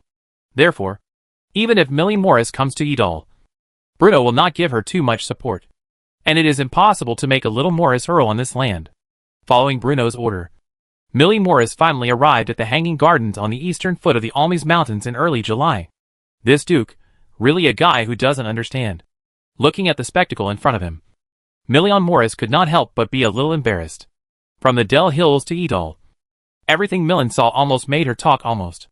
If everything in the Eastern Empire has surprised him, then she can already be described as incredible. Millie has been to the Cathedral of St. Sophia, where the Duke of Edal officially declared that he was the guardian of the faithful faith, the towering circular dome, and the brilliant cathedral, and even made her think that she had come to the Saint City by Hung. Millie also saw the Neural Fortress standing on the banks of the Sauron, the solid city walls, and the turbulent river water. providing Idol with an indestructible line of defense. The endless Stonehenge, the crowded baths of Caracalla, the ancient Roman aqueduct that runs through the city. The wonders of these buildings standing on the land of the Principality of Idol made Millen marvel at the strong financial resources and strong heritage. All these made her even more curious about the young Duke of Adar. The soldiers guarding the Sky Gardens had already received news of Millen Morris's arrival. After confirming her identity with the accompanying soldiers, they placed the noble lady of the Morris family into the Sky Gardens. This is of course to get Brienne's promise in advance. You must know that before a period of time, several soldiers were punished by the Duke of the Duke because of the private place in the air garden. As soon as she reached the second floor of the garden, Miriam was startled by a pale golden figure rushing towards her. Hey! Stop! Stop! If you are tossing and broken. The Duke is angry.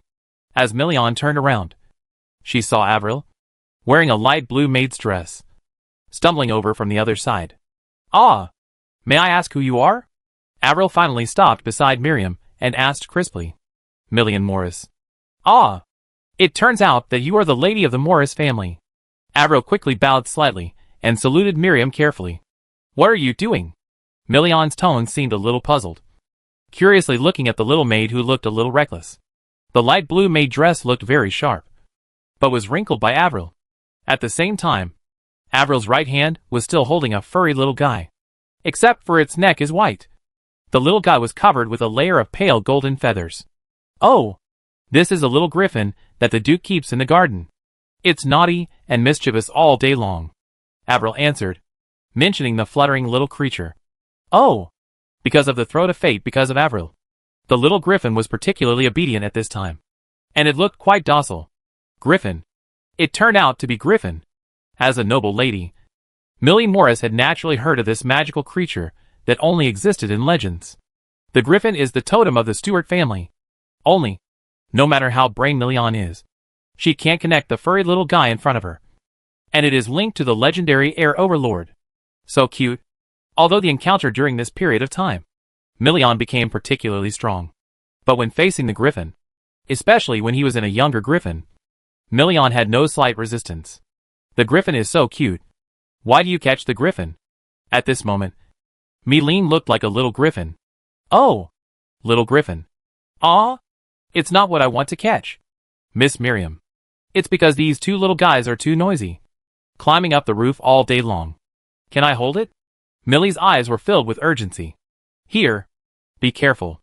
This guy doesn't look so honest, Avril said. Miriam carefully took the little griffin. Harry. So soft.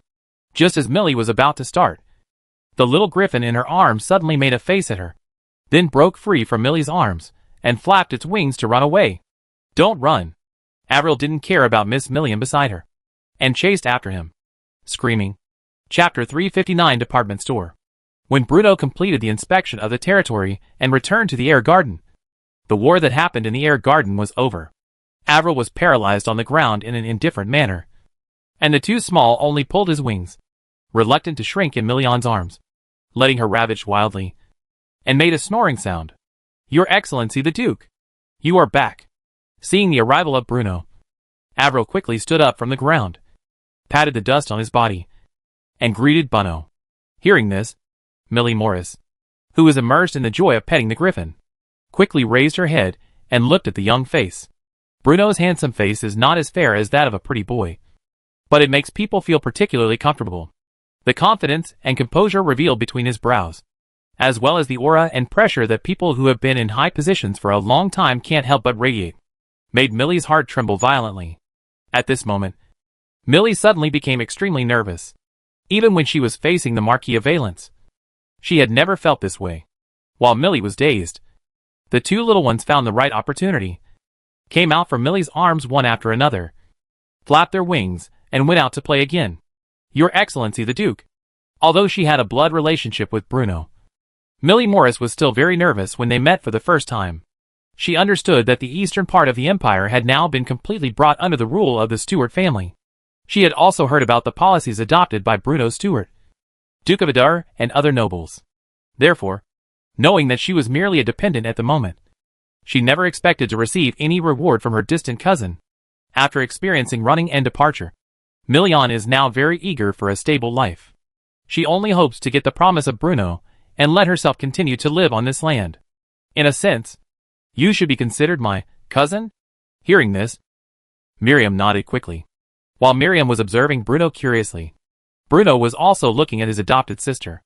After Million Morris, like the officials of the Idal Immigration Administration, clarified her identity, the information about her had been touched by the Idal Central Intelligence Bureau.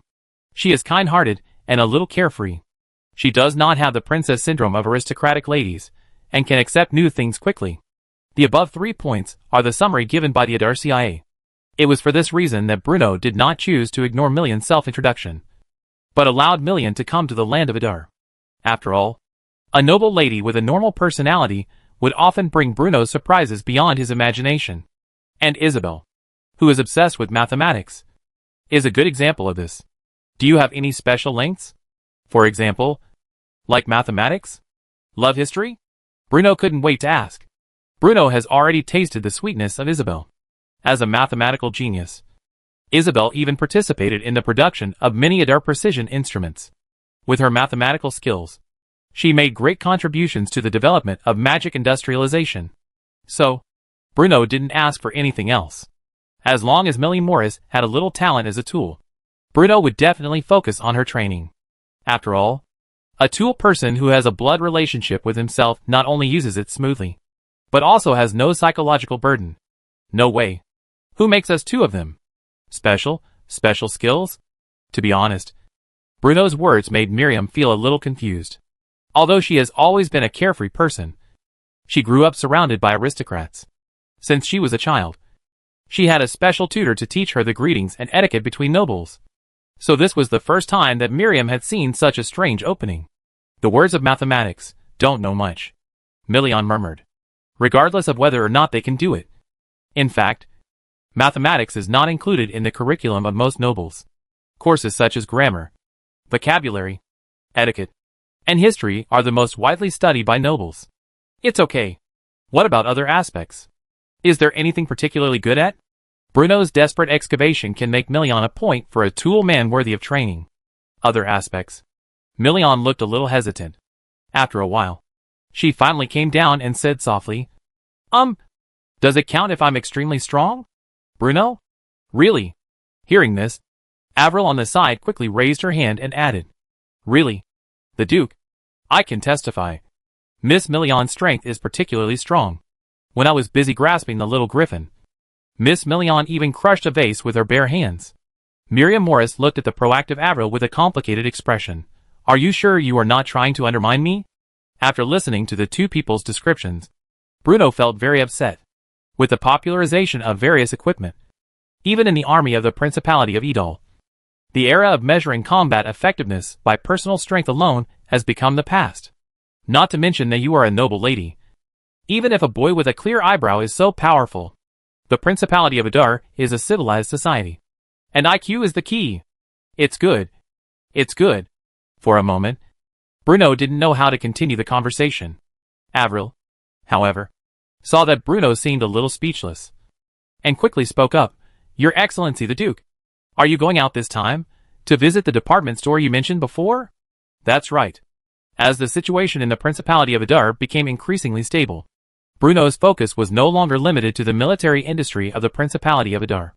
In order to ensure that they have enough funds to build a spectacle, in addition to the taxes charged, Bruno also invested a large number of acts through the Idle Chamber of Commerce.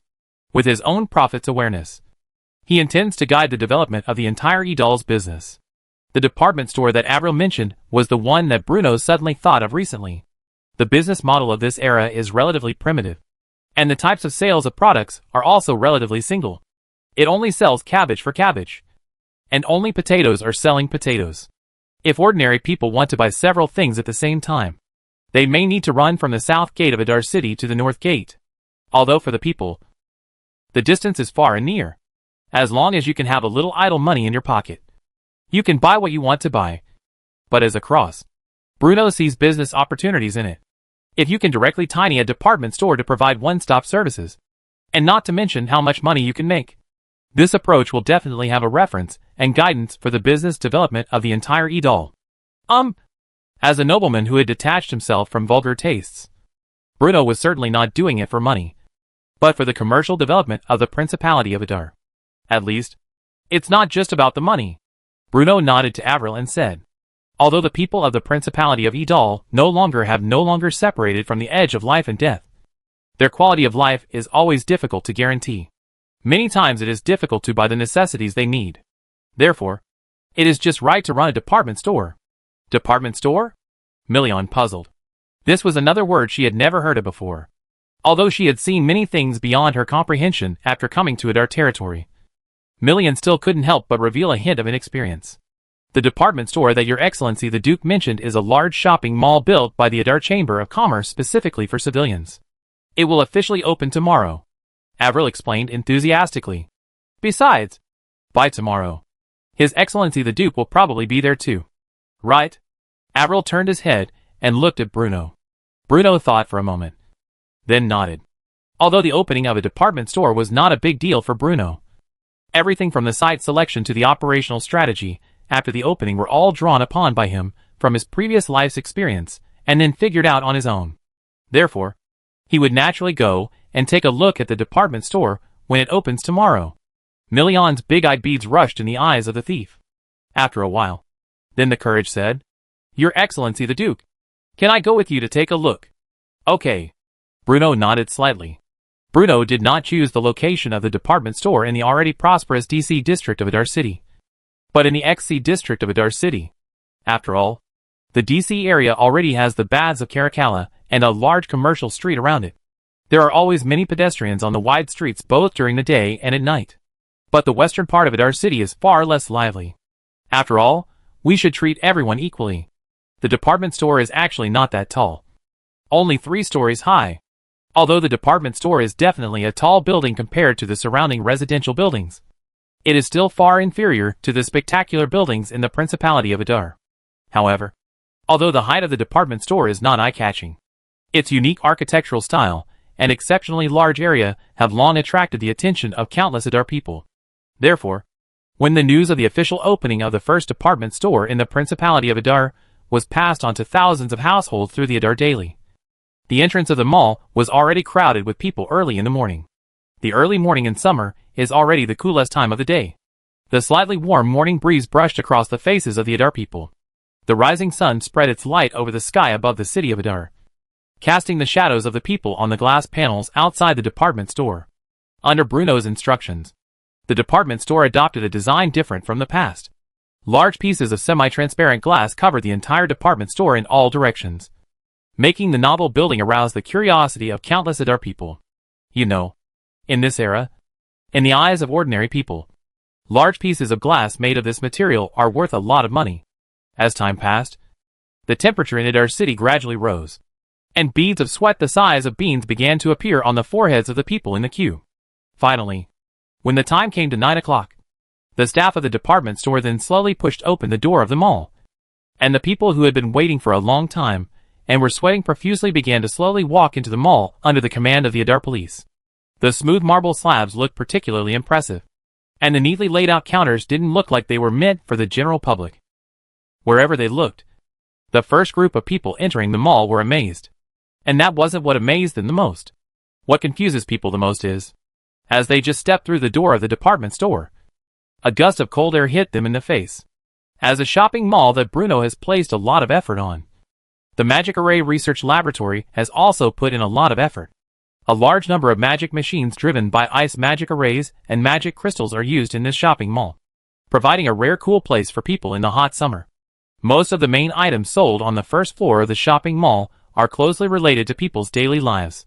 There are not only a wide variety of vegetables, fruits, freshly baked bread, all kinds of fresh chicken, duck, fish and meat, as well as various ready-made foods, but also daily necessities needed by people in their daily lives. The second floor mainly sells various clothing and hats. Although these various types of clothing produced by the Adar Textile Factory seemed a bit rustic in Bruno's opinion, they were already top-notch clothing for the people.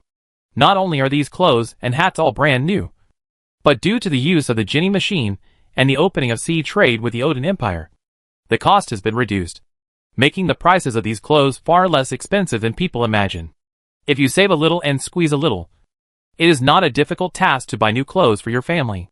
In addition, the second floor also sells goods such as spirits, cigarettes, coffee, and some jewelry with reasonable prices, although the prices are much higher than those on the first floor. If people really want to buy them, it is not a fantasy. As for the third floor, various restaurants and eateries are gathered together, and the aroma is fragrant. Various delicious snacks coming from the Lord's castle emerged one after another, making the children living in this land happy, and they dragged their families upstairs one by one. Bruno, Miriam and others had arrived a long time ago. But as a duke, Bruno naturally couldn't line up with the common people and go through the main gate. Millie leaned against the railing on the third floor, curiously looking at the bustling crowd downstairs and the magnificent decoration of the department store. She was speechless for a moment. Smooth floor, bright magic lamps, transparent glass windows. In other noble territories, even the shops frequented by nobles would not be decorated like this, let alone occupy such a large area. But here, in the Principality of Adar, this is actually just a shopping mall for civilians? Chapter 360. I am very energetic. For Millie Morris, the Principality of Adar is a place where she can refresh her worldview and values at any time, and also a place where her brain can shut down at any time. This was the case when she faced the architectural wonders built by the Adar people, and it was also the case when she faced the huge shopping mall in front of her. She even saw several huge fitting mirrors in the lobby on the second floor. The mirror must have been specially ground and polished, and it far surpassed the mirror that Millie Morris had used in the past in terms of clarity and any other aspects. Standing in front of the mirror, she could even clearly see the tiny freckles on her face. Even in the palace of the Norman Empire, there might not be such an exquisitely made mirror, but in the Principality of Adar, such a precious treasure was openly placed in the shopping mall for all civilians who came to buy goods. Even though Millie Morris, who had personally experienced the suffering of displacement, had no prejudice against civilians, in her heart, everything she saw was still unbelievable. This mall, will it really always be open to civilians? Although she already had a positive answer in her heart, and Avril had told her everything about the department store countless times, Miriam still couldn't help asking. Certainly. Bruno nodded as a matter of course. Even if you are included, there are no more than 20 honorary nobles living in the Principality of Adar. If it weren't for the shopping needs of the common people, how could such a large shopping mall be built? But the civilians. All right. Stop talking about commoners. In the eastern part of the empire, all honorary nobles and commoners have a common identity, the builders of the Principality of Adar. Bruno said, as he handed a beautifully packaged cup of coffee to Miriam Morris. This is a specialty of the Principality of Adar. It's called coffee.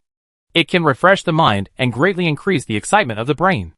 Only, looking at the gift Bruno handed over, Miriam quickly waved her hand and declined. No. I'm always energetic and never need something like this to refresh myself. It's okay. Now that we're in Adar County, we're bound to stay up late. Drinking more coffee will help you stay alert in the middle of the night, Bruno said with a smile. Why did Bruno give coffee? Because, although Bruno did not find the potential to become a tool in Millie Morris, it did not mean that Bruno would give up this labor force that came to him. Bruno's plan was to send Millie to 2-Point College or learn something from the teachers at Adar Public University, and then discover Millie's talents in the process of learning. After all, in addition to the so-called strength that Millie mentioned, in Bruno's opinion, no matter who it is, there will be a few shining points. If not, it just means it has not been discovered.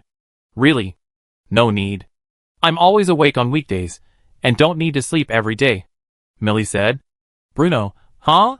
What did she just say? Seeing the Duke in front of him showing a confused look, Miriam quickly explained. What I said is true. Your Excellency, I am always full of energy on weekdays. I can't sleep even if I want to. I usually only sleep once or twice a month. No need to sleep at night? Hearing this, Avril on the side opened her mouth wide and said enviously, Ms. Miriam, you are so awesome. Because those two little griffins were so noisy, I couldn't even rest at night. I couldn't sleep at night even if I wanted to. Listening to the silly conversation between the two, Bruno stroked his forehead with his hand. But, then again, there is no such thing as sleeping at night. If this happened on Earth, such symptoms would be difficult to explain, and most people would not be able to sustain the feat of going without sleep for more than a month. Even if there was, he would have probably died suddenly. But this is a different world. A different world with magic. In this case, Millie's symptoms seem to have other possible explanations. For example, mental power.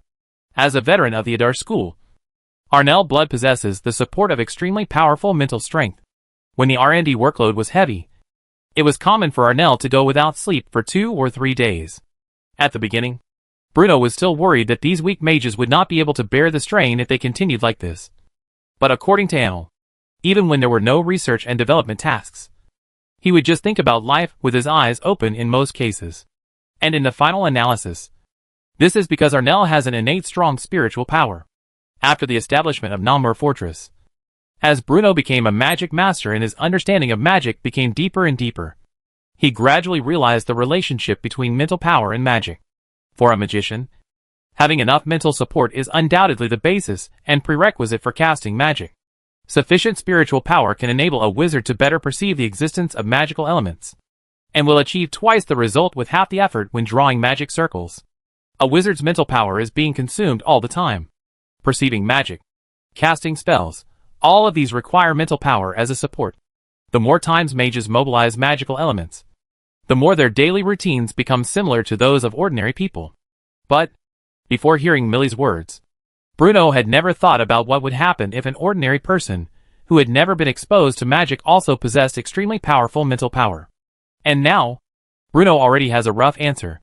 Millie has no talent for sensing magic, so the mental power she possesses cannot be released or consumed, which makes her brain always remain in an extremely clear state, which makes it difficult for her to fall asleep every night. At the same time, this also seems to explain why Millie is so powerful. Without a strong body, ordinary people would find it difficult to withstand the existence of such a vast mental power. Certainly, the above are just Bruno's personal opinions. It will take repeated experiments and demonstrations to make a reasonable judgment on Millie's situation. However, no matter what the final result is, it is obviously impossible to send Millie to 2 Point Academy to learn knowledge casually. I'm just saying. Bruno seemed a little excited. How can a person not have any advantages or specialties? Miriam, this is your unique advantage. What? Miriam just felt a little confused. Why did you come up with your specialty? Could it be that not sleeping for several days and nights can be considered an advantage, compared to not needing to sleep? Millie still felt that her great strength was closer to the definition of a specialty. Go to the French Array Research Laboratory. Annel Brad and the master of the Idle School may bring you an unexpected surprise, Bruno said. Chapter 361 Accident. Miriam felt confused. I just followed the Duke in the department store to broaden my horizons. And then, it seemed that my unique talent was discovered by the Duke unintentionally. But the problem is, no matter how hard Millie racked her brains, she couldn't figure out how not having to sleep every night could become her advantage. Millie Morris has always been troubled by this habit of hers. She envied the normal routine that others had. In her opinion, being able to curl up in a warm bed and sleep soundly was a very happy thing. In this era when night life was extremely monotonous and scarce, she could only stare at the twinkling stars outside the window in a daze, sitting there in boredom one tormenting night after another. Your Excellency the Duke. What you mean is? Miriam's eyes lit up. In her opinion, the Magic Array Research Laboratory of the Principality of Adar is almost synonymous with omnipotence. The magical street lights developed by the mages of the Adar school can make the night in the Principality of Adar as bright as day, allowing her, a real night owl, to walk freely on the streets at night. It is precisely because of this that she has an inexplicable impression on the legendary Adar French Research Lab. Perhaps the mages of the Adar school can gradually get your schedule back to normal. But this is just a possibility, Bruno said rather conservatively. In fact, before Arnell Blood came to a more complete conclusion, Bruno didn't know what different changes an ordinary person with strong mental power could bring to this land. Thank you, Your Excellency the Duke. Looking at Bruno's gradually walking away, Millie expressed her sincere gratitude. But, if you go to the Adar Array Research Laboratory. Bruno stopped, paused, and then said seriously, you will swear allegiance to the Stuarts no matter what. Right, Lady Morris? It wasn't until this moment that Bruno finally admitted that Million Morris was the identity of the in-laws, and through her olive branches Millen, the Morris family could make the Morris family's honorary nobles, and continue to reproduce on this land. Morris. Earl? Bruno's words made Miriam unable to react for a moment. But, when she finally came back, Milian could not help but show a sense of relief. The attitude of Principality of Eater's promise to the nobles is very clear. That is, no aristocracy except Duke of Idal has a real land. Therefore, being able to retain the title of Earl Maurice was the best outcome Milian could imagine. After all, the policy implemented by the Norman Empire has always been a male-dominated inheritance system. If Bruno deliberately ignored Miriam Maurice's legitimate claim to the title of Count Maurice, there was nothing she could do. And now, if your disappeared parents and relatives are still alive, I'm afraid I will make such a choice. Thank you for your trust. Your Excellency Dukadar, Miriam said very seriously, the Maurice family will be loyal to you. As soon as he stepped out of the side door of the department store specially opened for nobles and staff, Bruno's expression suddenly turned cold. Krell, director of the Adar CIA, had been waiting outside the door for a long time, looking quite solemn. Your Excellency the Duke, I will go back first. Just now when they were in the department store, Avril saw Agent Adar whispering with Bruno, and coupled with the situation outside the mall, it was obviously not something her cute little maid should know. Go ahead. Follow Miriam. Bruno nodded. After that, Bruno walked towards Claire and whispered, What's going on at the naval port? Workers building the Venice Arsenal found a body on the construction site this morning. But as for that corpse, anyway, you still need to go and see it in person before you can make a final decision, Claire said simply. When Bruno came to the idle naval military port in Merlin's Special Economic Zone, it was no longer early. The rolling sea water was scratched with the orange reef was reflected by the sunset. Those crabs shrinking in the gap could only hold the potholes on the reef, so as not to be rolled away by the seawater. The offshore portion of the Venetian arsenal has been built. The Adar people use soil, rocks and cement to build a solid base, which covers a very large area. At first glance, you can tell that it is the prototype of another architectural wonder, since the Venetian arsenal was located in a naval port. The construction site where the remains were found had been cordoned off by Adar CIA agents. As for the workers who discovered the corpses, they were already enjoying a sumptuous dinner in the barracks at the soldiers' invitation. Claire was already on the way, telling Bruno what happened today, and Bruno had gradually formed some guesses of his own in his mind. In the morning, construction workers found a skeleton on the edge of the beach. In fact, it stands to reason that this kind of thing would not reach Bruno's ears. After all, this is the current situation of this era. Except for the Adar Public Security Bureau, who will check whether the body is an Adar citizen. Most of the nobles in this world will ignore it. But the problem now is that it is not a human skeleton. Nor is it the skeleton of an ordinary marine creature. Although only the skeleton was left, it emitted a faint dark light, which made the workers who were working at the time quickly realize that the skeleton in front of them was likely related to some kind of magical creature. Long before Bruno arrived, a team of mages led by Anil and Adar agents began investigating the corpses in front of him. Therefore, when Bruno arrived at the naval port, the first person he saw was the sad-looking Arnel Blood, Master Minter. When Arnel saw Bruno again, he was quite excited as he hadn't seen Bruno for a month or two. Did you find anything? Bruno asked as he walked towards the Venice Arsenal with Arnel, Claire and others. The black light on the skeleton is probably related to the magical element, but it is not exactly the same. Anil had no choice but to answer truthfully. Oh, what's going on? According to Bruno's original conjecture, this is probably an unknown magic creature. But, looking at Arnel's appearance, Bruno finally realized that this matter was far from as simple as he thought. Chapter 362 Mutant? We can indeed detect fluctuations related to magical elements on the skeleton, but it is only a correlation. Anelin paused and continued. That seems to be a special element that is combined with magic and divine power. God. Arnel is the backbone of the Adar School's various research, while Krell is the director of the Adar CIA, in charge of a large amount of confidential documents and directly responsible to Bruno. Everyone present was a core figure of the Principality of Adar, so they naturally knew what the divine power that Anil was talking about was. Bruno's first contact with divine power was on the Farron Islands. The remaining divine power on the Farron Islands caused the magic crystal to change, becoming a source stone that could spontaneously absorb magic power. Although the existence of divine power is not directly related to the industrialization of the magic guidance of Idol, the source stone formed under the action of divine power is closely related to the development of the magic cause of Idol.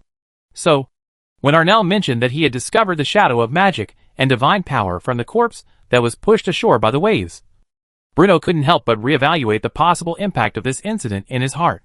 Seeing that everyone present had serious eyes, Arnell said quickly, "However, according to our analysis, the remnants of these two forces are already very weak, and there shouldn't be too many variables." As they were talking, the group finally arrived at the original construction site of the Venice Arsenal, crossing the makeshift cordon set up by Adar agents. When Bruno finally saw the skeleton that everyone had been talking about, shining with black light. Ding! A strange yet familiar voice suddenly sounded in Bruno's mind. This is the sound of the Wonder Construction System being activated automatically. Since coming to this world, the Wonder Construction System has been activated automatically no more than a handful of times. Before that, this prompt sound appeared only when you discovered the natural wonders. This was the case when I found the French islands, when Bruno first saw the acid basin for the first time. And there is no exception. Every time the Wonder Construction System starts automatically, it brings important information to Bruno. You have an important reminder. Species name, primary mutation. Species introduction, a mutant species from the Lost Land. Born in a devastating explosion. A strange creature created by the interaction of magic and divine power. Cause of death, drowning. Bruno, the expedition team led by Captain Hausen, had not been there for long when they discovered the skeletons of creatures from the Lost Land on the coast of the Principality of Adar. And, what the hell is this mutant TM? I'm not playing any apocalypse survival game. Nor am I playing any video games. What I want to do is to build up the Principality of Adar, and then live peacefully and honestly and farm in the eastern part of the empire. It is enough to have an unknown Church of Light as a hidden boss for oneself. So what is the purpose of bringing up some mutants? But, although he thought so in his heart, Bruno still obediently accepted this established fact. The key is, there's nothing you can do if you don't accept it. He is not playing a game, and he doesn't have a console. There are many objective things that Bruno cannot change. Therefore, he quickly returned to his shock in the miracle construction system, and carefully looked at the corpse that was washed countless times by the seawater. The corpse in front of me has a skeletal structure quite similar to that of humans, and is about 1 meter tall. But it looks like it is walking on all fours. Is this the only one? Bruno asked with a frown. We have only found this one skeleton so far.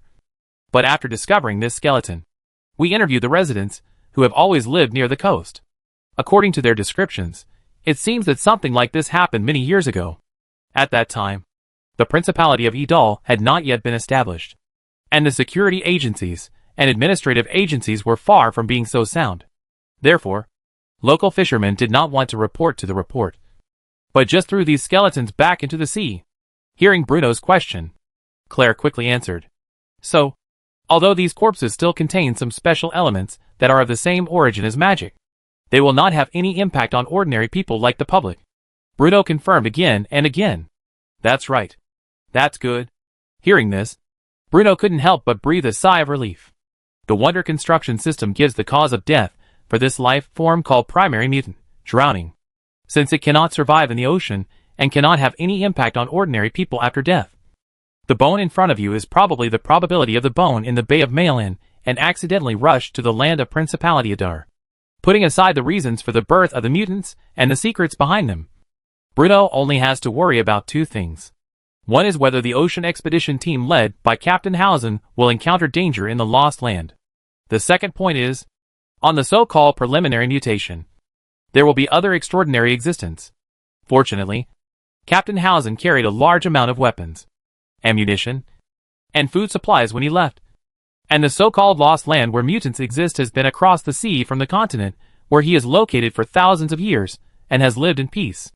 As long as there are no major changes, the main external contradictions facing the Principality of Adar will not change. And the Church of Light will always be the #1 enemy facing the Principality of Adar. How many people know about this? Bruno looked at Claire. Not too many. Not even more than 10 people. Since this is the Adar Navy's naval port, we cordoned off the scene as soon as we heard the news. In the name of an independent investigation team, a statement was issued, and the foreign flow rushed the remains of the dead magic creature to the shore. According to the current speculation, it would not have any impact on the ordinary people, Bruno told him. In addition, Bruno changed the subject and instructed Arnell. Pack the skeleton and send it to the test site of the Array Research Laboratory intact. Ask Patsy to come back as well. It would be best if we can figure out what kind of creature this is. I go to do it. Arnell also understood the issues involved and quickly agreed. The mutant corpses that were washed up on the construction site of the Venice Arsenal by the ocean currents were, after all, just an accidental encounter during the construction process. Under Bruno's instructions, Agent Adar lifted the security on the construction site in the evening of the same day, and the construction of the Venice Arsenal continued the next day without any delay or postponement. The Idle Central Intelligence Agency, responsible for the aftermath, rewarded each of the 5 silver orders as a reward to each worker who discovered the corpse, and defined some of the skeletons they discovered as a magical creature that died deep in the ocean, because there are not many people who know this news. And similar things have occurred in the coastal areas before. It has not attracted much attention. Construction of the Venetian arsenal continued as normal, and life along the coast also went on as normal. Everything like it never happened. However, the core figures of the Principality of Idal, including Anil, Creel, are far less relaxed. On the second day of discovering the mutant corpse, Bruno officially ordered the establishment of the Adar Institute of Magical Creatures, which was affiliated to the yet-to-be-established Adar Public University, and specialized in the study of various magical creatures and unusual special beings. The director of the Institute of Magic Biological Research has been following Doug Barteroff to dig a grave to dissect the corpse everywhere, perhaps because of the field of medicine and biological research. Paddix, as a mage apprentice, not only made a rapid progress in medicine, but also successfully advanced to a mage in the process of dissecting the corpse. The Idle School, which has developed rapidly today, once again adds a member of a member. And how long has it been? For more than half a year. Patricia had already chased his teacher, Dr. Doug, who was diagnosed with his illness and surgical accomplishments. But this is not the most important thing. The most important thing is that as a wizard, Patsy did what Bruno most wanted to see. That is, he even introduced magic to the medical field of Principality Idal in the booming medical field. With the help of the Adar French Array Research Lab, Patty tried many times to enchant the surgical appliances. Through the effect of magic, he erased the source of infection that might exist, so that the patient's probability of successful survival after surgery was greatly improved. Therefore, high-quality tool people who are loyal to the Principality of Idal and their hard work have naturally entered Bruno's vision. Although he knew that his hope was slim, Bruno still hoped that the mage who had a strong interest in biological research could infer the strength of mutation during his lifetime with the skeleton that residues some special elements. After all, although this strange creature that will die due to drowning will not pose too much threat to Idal Principality, but Captain Howson is not going to explore the place where he is. According to the information currently mastered by Bruno, the land in the east of Eder is the place where the remaining place mentioned by the Wonders construction system. Therefore, this kind of strange species living in the place of legacy will sooner or later the Idal will face it. In the idea of knowing and knowing that, not fighting, Bruno naturally needs to find out the situation of mutation as much as possible, and then combine the information that Captain Hyacinth may bring to the difficulty of developing the land. Of course, the response measures made by Bruno are not just the establishment of the Institute of Magic Biology. Under his coordination, the Idle Central Intelligence Bureau established an unusual investigation department, and the Idle Public Security Bureau established the Idal Coast Guard to find more information related to mutation and provide more references for the Institute of Magic Biological Research. Led by Pate, when Paddix, who had just returned to Idal from Del Hills, received the appointment from Duke of Eder. The Duke of Eder, he was a little bit embarrassed. For Patty, who followed Dr. Doug's corpse and performed a planing experiment, the skeleton of an unknown creature would not have any conflict or fear, because everything that should be spit has been exhaled. Just a corpse is a little bit of it. But here's the thing. From the cure for the people of the Principality of Idal, exploring more feasible treatment, to the skeletons of creatures, and finding a way to understand the strength of this biological life. The span is a bit too big. It was even a big feeling that Patisi produced a less real feeling. Anyway, there is a little organs for anatomy, but in the face of lonely bone shelf, he really doesn't know where to start. However, as a high-quality tool person who is diligent in thinking and learning, Patty still takes the heavy responsibility of being the director of the Institute of Magic Biological Research with his strong interest and a serious and responsible attitude towards work. First, he poached several of his fellow students from Adar Medical College, which made Dr. Doug very angry. Then he borrowed several talented mage apprentices from Adar Magic Array Research Laboratory, which made Anil speechless for a while, digging the wall back and forth. Patisai finally set up a shelf in the Magic Biological Laboratory in 3 days, although there are only 6 or 7 people throughout the institute. Although the sparrows are small, the 5 internal organs are all available. The mage is responsible for extracting and analyzing the special elements separated from the bones, while doctors use various means to collect various animals from the corners of the Principality of Idol. There is no way Bruno can provide only one bone shelf to Patisai. So in addition to exploration of special elements on the corpse, Patty can only start with the bones. Among all the animals that can be caught, researchers at the Institute of Magic Biological Research especially like to grab pelvic chickens. Who makes them delicious, No. Because their bones are the easiest to study. In short, although the things that can be referred to and borrowed are very limited, Patisai's Chow I team has a model, which also makes Bruno particularly pleased. At the same time, when Patty was busy conducting the research on mutation, Bruno had also collected his sight from this sudden issue. After all, the arms trading time agreed with the Odin to be closed to the arms trading time. Chapter 363. The Patia Plain is located in the northeast of the Almonge Plain, and is also the king court of the Odin Empire, in the eyes of countless Odin people.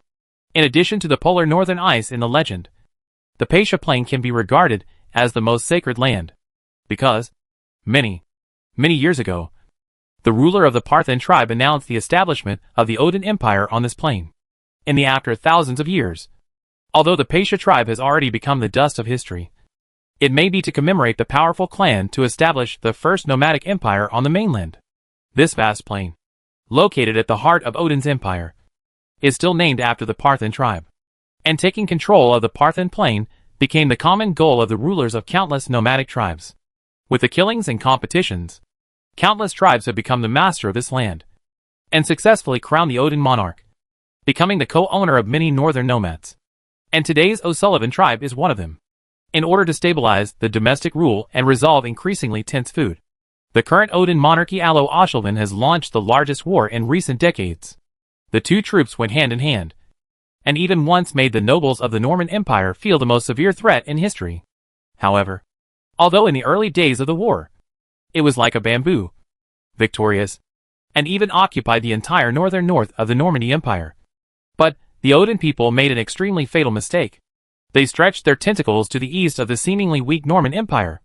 The soldiers of the Principality of Edir used their own strength to recognize the appearance of the dear father, and also made the conspiracy between the Odin Empire and the Bright Church exposed to the eyes of all Adar. Therefore, when the Principality Idal was able to develop peacefully after the war, the Odin Empire in the north was not calm. Arolo Oshalin is indeed a few wise monarchs in the history of the Odin Empire. Although he is very young, he is able to balance the relations between the major tribes in the Odin Empire very well, and launch wars at the most appropriate time. But here's the thing. He met Bruno, a variable. In the death of the great priests, the imperial marshal fell into the battlefield. The Odin army had no morale, and the idle army was aggressive. But the signing of the Treaty of Valence meant Ario O'Sullivan's retreat, and also meant that he would have to face the questioning of various domestic forces. The Odin people only look at the results, and do not look at the process. Even though the combat plan drafted by Alo O'Sullivan was comparable to any Odin famous general, the decision of Alo O'Sullivan was the most appropriate approach at that time. But this still cannot cover the fact that the Odin Empire was defeated in the hands of the Idal. The Odin Empire was able to defeat the regular army of the Norman Empire, but it was defeated by a border noble. This would be considered a great humiliation in the eyes of any tribal chief. So, for the Odin monarchy Alo Oshalvan, the days after the armistice were not good. Many tribes of the Odin Empire did not get the land that had been promised to them. And the Odintal Rider, which was directly under the Aya Livin ministry, was seriously casualties in the war with Idal. The temporary weakness of the O'Sullivan ministry has caused many tribal chiefs to dare to join forces, and ask O'Sullivan to ask for loot he deserves. What's more, there is a headache that makes Alo O'Sullivan feel a headache. What do those damn Idal people do on the highlands in the east? Looking at the map hanging on the side of the big account, O'Sullivan only felt that his brain was a little painful. During these days, As the Adar people's development of the Eastern Highlands gradually got on track, the construction of Hobbs Port was also in full swing, and news about the Adar people was constantly presented to Ariel O'Sullivan. Only, all these good news for the Adar people became swords piercing O'Sullivan's heart. The reason why Ariel O'Sullivan transferred the mining rights on the eastern plateau of the Odin Empire to the Principality of Adar was because the Eastern Highlands were a barren land known to everyone in the Odin Empire. In the hundreds of years since the founding of the Odin Empire, no one has successfully mined any mineral deposits in the Eastern Highlands. But, even though they were thousands of miles apart, Ariel O'Sullivan was stunned just by the words in the letter. It seemed as if the Adar people had anticipated the distribution of minerals in the Eastern Highlands. Wherever they went, there would be a mineral buried deep underground, exposed to everyone. Such an exploration efficiency has set off a very extensive shock throughout the Odin Empire. You know, in the eyes of most Odin people, the Odin Empire has always been a country poor in mineral resources, and many ironwares have to be obtained through smuggling in the Norman Empire. Today, mineral resources have finally been discovered in the Odin Empire. However, these precious minerals were given to the Adar people for free by Ariel O'Sullivan, the monarch of Odin, with the help of a peace treaty. This caused the tribes of the Odin Empire to go into an uproar. How to say? Apart from the small tribes that already lived in the Eastern Highlands, who were very happy, all the large tribes in the Odin Empire were putting pressure on the young military leader Odin, demanding that he regain the mineral mining rights in the Eastern Highlands. In fact, it stands to reason that the nomadic tribes in the Eastern Highlands are the owners of these mineral deposits. However, the leaders of these tribes are not fools. They knew clearly that with the power they possessed, they could not protect the minerals located in their territory. Once the ownership of these minerals falls into the hands of his tribe will never see the sunrise the next day, because those large tribes that have been eyeing the precious mineral resources for a long time would probably join forces to wipe me out overnight. But if the Adar people were allowed to mine, even if the tribes in the country were dissatisfied, they would be helpless. So, as minerals were continuously mined in the Eastern Highlands, the tribes involved were happy to see the Adar people transport pieces of iron ore to the concession in Port Hobbs. Moreover, as time went on, the Adar people's massacre of the Pachania tribe was gradually forgotten by the Odin people, because ever since the Adar people gained a foothold in the Eastern Highlands, they have never been at odds with any tribe. Adar soldiers are always stationed in the Adar concession in Port Hobbs. As long as no one deliberately obstructs the Adar people from fulfilling the Treaty of Valens, the Adar people will not make any moves. What's more, the Adar people's purchase of large quantities of cattle and sheep in the Eastern Highlands has made the tribes living in the Eastern Highlands taste the sweetness of cooperating with the Adar Principality for profit. Naturally, they are unwilling to go back to the time when they had to eat coarse food and suffer from oppression by powerful tribes. His Majesty. Just as Alo Oshelvan was stunned at the map of the Odin Empire, an old slave walked in carefully. Lord Soma of the Namagala tribe has arrived. Hearing this, the young Lord Odin couldn't help but frown slightly. As the current chief of the Namgara tribe today, Soma Namagra came here, and Alo Oshelvan could guess even with his toes. It was nothing more than talking about the mineral resources in the Eastern Highlands, and asking for the spoils that had been promised to him before the war began. In fact, if this war is won, it is understandable to ask for loot based on how many contributions. But the problem is, strictly speaking, the Odin Empire did not win this war, and Ariel O'Sullivan had already taken out a large part of the spoils looted in the early stages of the war, and distributed them to the various tribes within the empire. Let him in, Aliel Oshelvan said Shinshung. Yes. When the old slave slowly retreated, the big Soma Namagala lifted the curtain of the tent himself, and walked towards Ariel O'Sullivan, with a step that showed no regard for his relatives. Your Majesty, Lord Odin, the King of Kings, His Majesty Ariel O'Sullivan of the O'Sullivan tribe. He bowed slightly, and paid tribute to the young monarch. But in his words, he vaguely revealed a hint of stun. If it had happened before the war, Soma would never have dared to be so presumptuous, because the Imperial Marshal Portia was still alive at that time. The Odin cavalry of the O'Sullivan tribe was also well prepared and ready for battle. But now behind it is not only the Namagala tribe, but also the support of several other powerful nomadic tribes. He came here with only one purpose, which was to instigate the young monarch in front of him to ask the Adar people for the mining rights of the mineral deposits in the Eastern Highlands.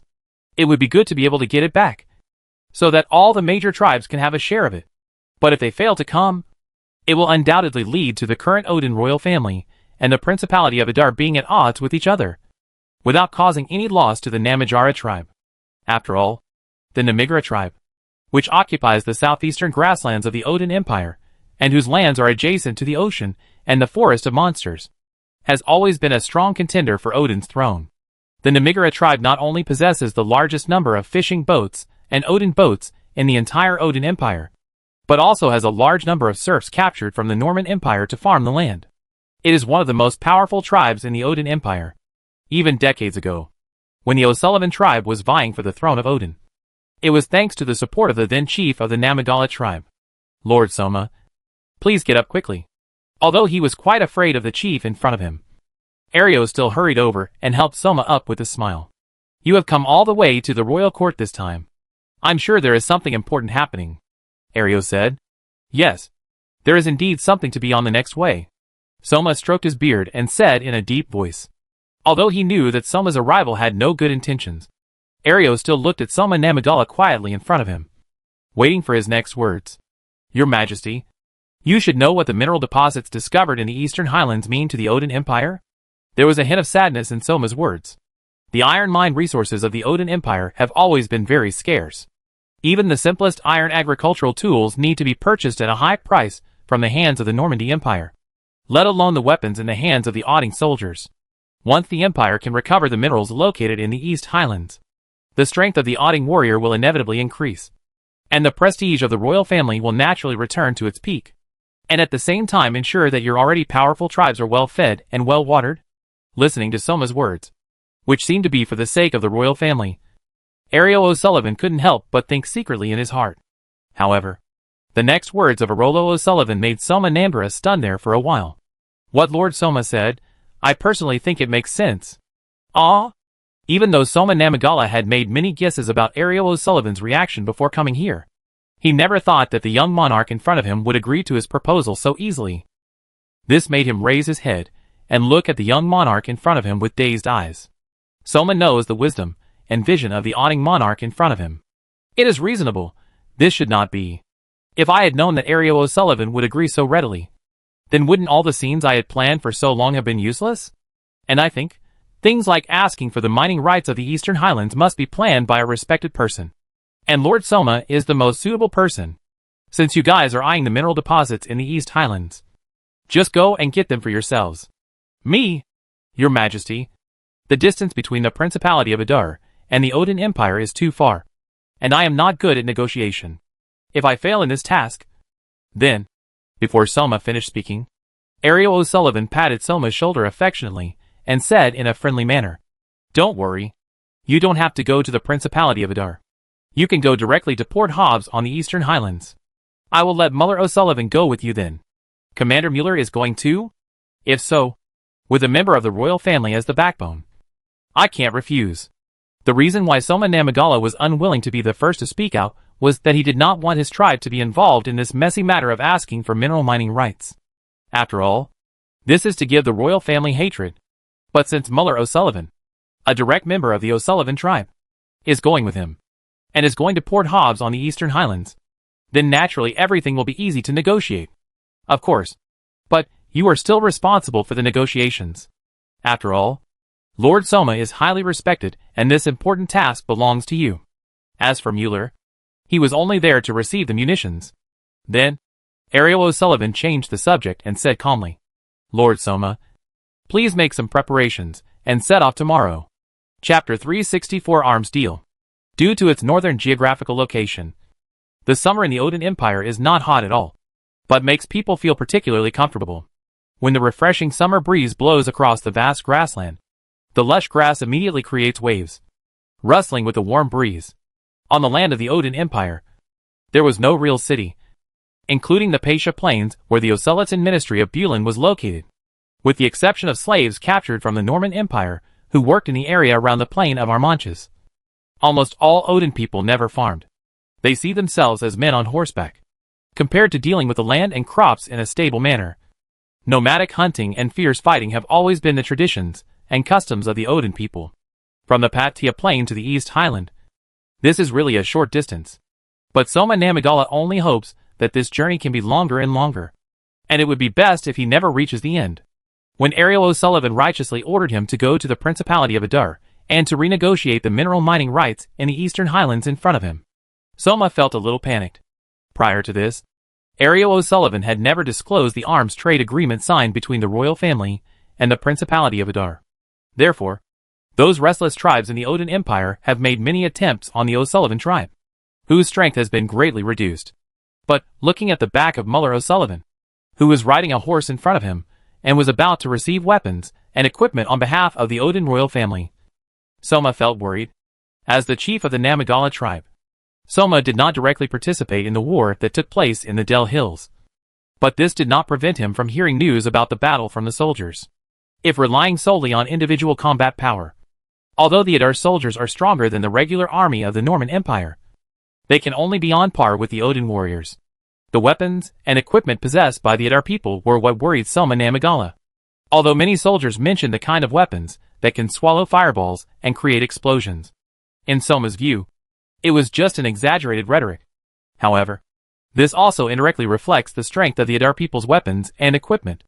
If the O'Sullivan tribe, which is the royal family of Odin, could really obtain a large amount of advanced weapons and equipment from the Adar people, then his previous provocation might lead to unpredictable consequences, and the O'Sullivan tribe's rule over the Odin Empire would continue without dispute. Master Soma, what are you thinking about? Just as Soma Namagala was lost in thought, Muller O'Sullivan, who was walking in front of him, came to Soma's side at some point. Muller is the younger brother of Odin's monarch O'Sullivan and a direct member of the O'Sullivan tribe. Although his personal force is not conspicuous, Muller, who is young, already has a little shadow of Lao Yingbai, but is Alu O'Sullivan's left and right arm. Ah, Commander Muller. It's nothing. I just feel that the summer weather is particularly comfortable. Soma waved his hand quickly and said, Hobbs Harbor is just ahead. Muller O'Sullivan pointed to the buildings not far away and said, At that time, I will hand over weapons and equipment with the special person of Principality Edal. As for the issue of mineral mining rights, I will all be entrusted to Lord Soma. After hesitating for a long time, Soma said, Commander Muller, receiving weapons and equipment is a big deal after all. I have also heard about the powerful weapons in the hands of the Adar people. So, in that case, why don't you come with me, Master Soma? Seeing this, Muller O'Sullivan continued, Let Soma Namgara see the strength of the Adar people, and look at the equipment that is about to be sent to the royal family. This is not the temporary intention of Muller, but the thing that Arolo O'Sullivan explains before leaving. This is not only a deterrent to other tribes, but also allows those tribes that look at the Iron or on the East Highlands to retract their eyes. They no longer judge the Odin royal family on the grounds of this. After crossing the Hobbs River, you will enter the territory of Hobbs Port, since this place had become the Adar people's concession. The patrol team composed of Adar soldiers soon discovered these uninvited guests from the Parthan Plain. In this land that originally belonged to the Odin Empire, he was questioned by Adar soldiers. Whether it is Muller O'Sullivan or Soma Namgara, the two Odin nobles have a less comfortable feeling. Once, this is just the barren land in their hearts. The sparse grasslands also made the Odin Empire never take this land seriously, which meant that when signing the Treaty of Valens, the Odin people agreed to the conditions of the Principality of Adar without much consideration. But now, after learning about the vast mineral resources hidden under this land, the nobles of the Odin Empire could not help but regret it. At the same time, they could not help but marvel at the changes that had taken place on this land. Only half a year had passed, and the Adar people had built a city of considerable size from scratch on the original wasteland. Port terminal, commercial district, residential housing. Except for the Odin people walking on the streets, everything in Port Hobbs is almost the same as those cities on the land of the Principality of Adar. The establishment of Port Hobbs brought prosperity to commerce in the Eastern Highlands. The nomadic tribes living in the Eastern Highlands could sell their cattle and sheep to the Adar people. Convenient sea transportation allowed wool, leather, and various meat and dairy products that were not valuable in the Eastern Highlands to flow into the Principality of Adar. These cheap foods and production raw materials not only greatly affected the lives of the Adar people, but also allowed Bruno to build the first textile factory of Edal in the Cologne industrial zone to produce clothing and coats in large-scale production. The Adar people transported the liquor, glass, and a large amount of daily necessities they produced to this originally extremely isolated land. As a result, Not only did the Adar people get the benefits they expected, but even the tribes living on this land also felt, for the first time, the changes that convenient trade could bring. A large number of Odin slaves were sold by local tribes or exchanged to the Adar people. Although the IQ of these Odin people who were as strong as bulls was questionable, they were all good workers and made great efforts in the construction of Hobbs Port. After all, the Idal's attitude towards slavery is preferred throughout the continent. As long as you work hard, you can eat full meals. On weekdays, he will not be blamed and whipped for no reason. The slaves will naturally do their best and sell their strength. Odin's delegation from the Parthen plain was like bumpkins entering the city, walking through the streets and alleys of Port Hobbs with their eyes wide open. On this land managed and governed by the Idal, they have seen countless new things that have never been seen before, and they also see the strong impact brought by the Adar people. The person in charge of receiving Odin's delegation was Bridger, the deputy director of the Adar CIA, who was specifically responsible for handling Odin matters. Because of his outstanding contributions in delivering important information and managing intelligence work in the Eastern Highlands, Bridger just received this appointment that made him extremely excited a month ago, becoming another civilian senior official of the Adar CIA after Krell with a humble background. The arms transaction with the Odin Empire was the first task received by Bride after taking office. But, before the handover of weapons, Bridger also prepared a small-scale military exercise for Odin's delegation arriving at Port Hobbs. Muller O'Sullivan represented the most noble Odin royal family, and Soma Namagala represented the powerful nomadic tribe. Therefore, while Arolo O'Sullivan wants to be deterrent to other tribes through arms transactions, Bridge also hopes that through this military exercise, the Odin people who are jealous of mineral resources on the East Highland clearly recognize the strength of the Idal. Certainly, if you can make the military fire of Idal a few more customers, then it will be better. Military weapons prepared for the Odin royal family have long been placed in a temporary weapon test field east of Hobbs. The military capacity idle soldiers queue on both sides. Even if they were the most experienced generals in the Odin envoy, they also praise the spiritual appearance of the Idal army. The Odins fought with brute force, although their personal strength was enough when fighting against the regular army of the Norman Empire. Once they fought against the Adar soldiers. Thinking of this, everyone in Odin's delegation couldn't help but look solemn, because the disastrous defeat in the Battle of Del Hill was still a shadow in the hearts of many Odin people. The guns held in the hands of Idal soldiers showed many people present showing a fearful expression. Soma Nangara did not personally participate in the war with the Idal, but this does not mean that others in the group have never seen the power of the magic rifle.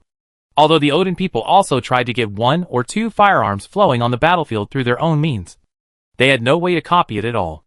And they also knew that the weapons that were not sold to the Odin Empire, for the time being the biggest relying on the Idal people. This is the weapon to be delivered this time, which is produced by the Idal Army Fire Factory, Bridge said. When Soma Namagala saw those melee weapons flashing with cold light, his eyes instantly changed. As the chief of the Odin Empire, having a good personal force is a prerequisite. Therefore, Samana Maragara, who has participated in countless battles and duels in person, is too clear about such a blade. What does the Odin soldiers mean? As a country that considers the barren iron ore the most common weapon in the hands of the soldiers of the Odin Empire is that it has been rusty, or even known for several generations of tomahawk. Although such weapons and equipment are obviously much more powerful than the Norman cannon fodder holding black bread, they are a bit too simple when compared with the regular army of the Norman Empire. In most cases, the Odin people can only rely on the battlefield to collect the enemy's weapons to achieve the update of their weapons and equipment. However, Principality Adar provided them with a new option. They can buy sharpness and lethality more than the strong blade of the Norman Empire's regular army from the Adalians. But, just the next second, when Bridger picked up a weapon, a burning flame suddenly appeared on the blade. At this moment, Soma was almost in place, and his legs were even excited. The 500 enchanted sabers and 3,000 ordinary melee weapons that Lord Odin wants are all here. As long as you pay all the gold coins, you can take them all away. Only, the moment Bridgen's words fell, Soma suddenly realized that the weapons and equipment in front of him were all prepared for the O'Sullivan tribe as the royal family. Also, are you interested in seeing other weapons of the Principality of Adar, such as the magic cannon?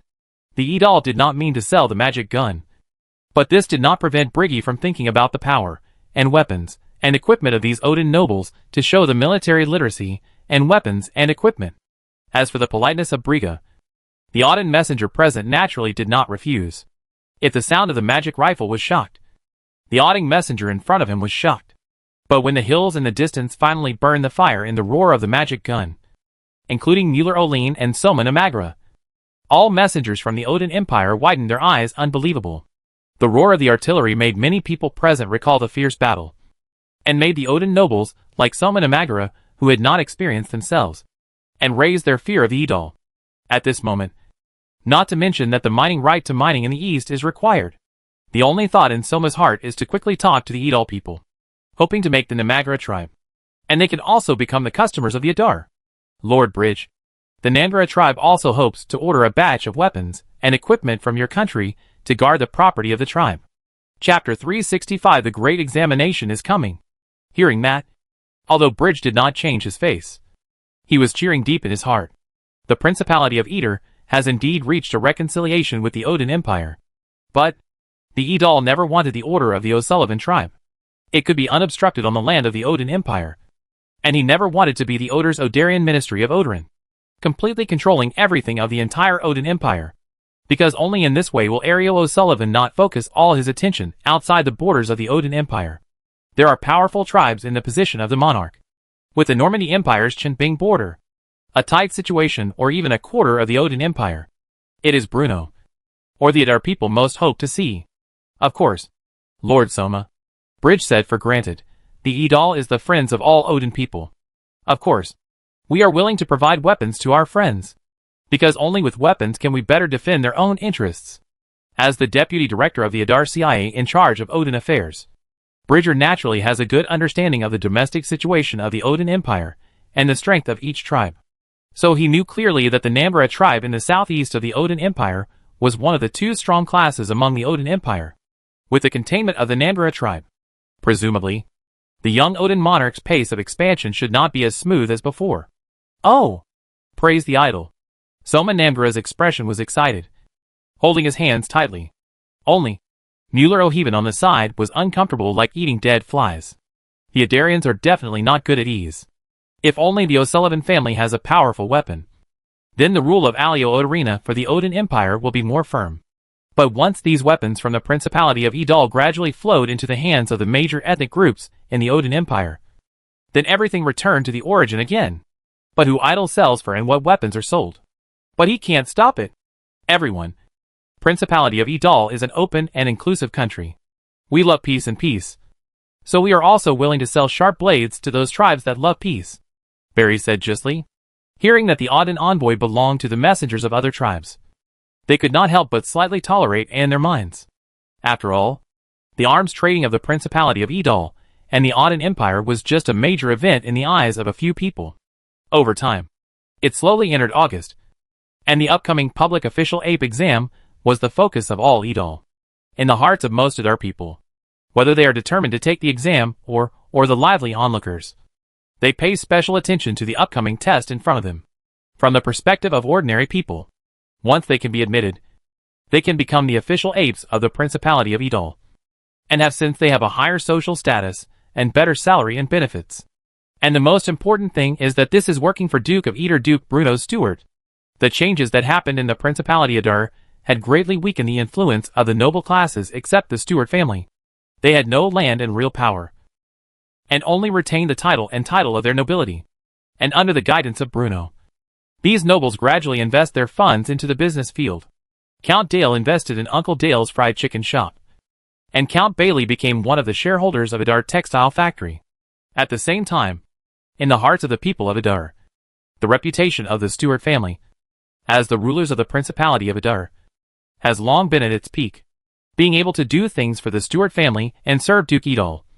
For civilians, this is the supreme glory. Therefore, the people living on this land are very nervous about the upcoming big test. But it was not just the ordinary people of the Principality of Adar who were nervous. As the exam drew closer, even the Duke of Adar, Bruno Stewart, began to become anxious. A year's time. The education reform that Bruno has been vigorously promoting has been implemented for more than a year. And now it is finally time to test the results. During this period, The night classes and literacy classes at 2 Point College were overcrowded again and again. And the Adar Daily also used a series of reports to teach people how to spell and guide the thinking of the common people. This was not just Bruno copying what he had seen and heard, but because the people's knowledge and cultural level were really closely related to the rule of the Stuart family. In today's era, it can basically be regarded as an era with small farmers' economy as the main body. Even if it is the Principality of Idal. Even in the change, it is precisely because of the inherent self-sufficient and closed nature of the small peasant economy that a number of loosely connected aristocratic territories and aristocratic manors were formed on the vast land of the Norman Empire and the Kingdom of Basel. Under the social environment of small peasant economy, people in different manors basically did not interact with each other. Anyway, everyone eats from the fields. Their living conditions are not much different, and the food they grow is enough to be self-sufficient.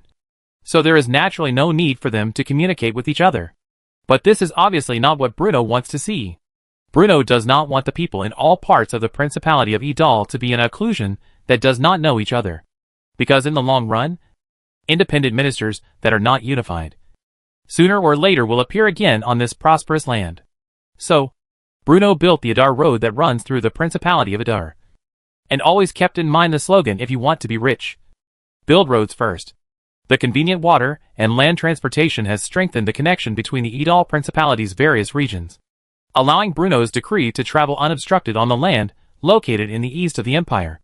However, it is obviously not enough if only convenient transportation. If Bruno wanted to keep the Duchy of Adar under the rule of the Stuart family for a long time, he would need a completely new class to connect the ruling Stuart family with the common people. And the traditional Norman aristocracy is obviously impossible to do this. Therefore, the existence of the official ape system and the upcoming large-scale exams are the changes made by Bruno to consolidate the rule of the Stuart family. Idal officials, who have been selected after the examination, will become a professional administrative team representing the Stuart family to manage various localities. The existence of the system of floating officials and the system of selection and appointment can also effectively prevent the emergence of a local powerful and wealthy class with deep roots.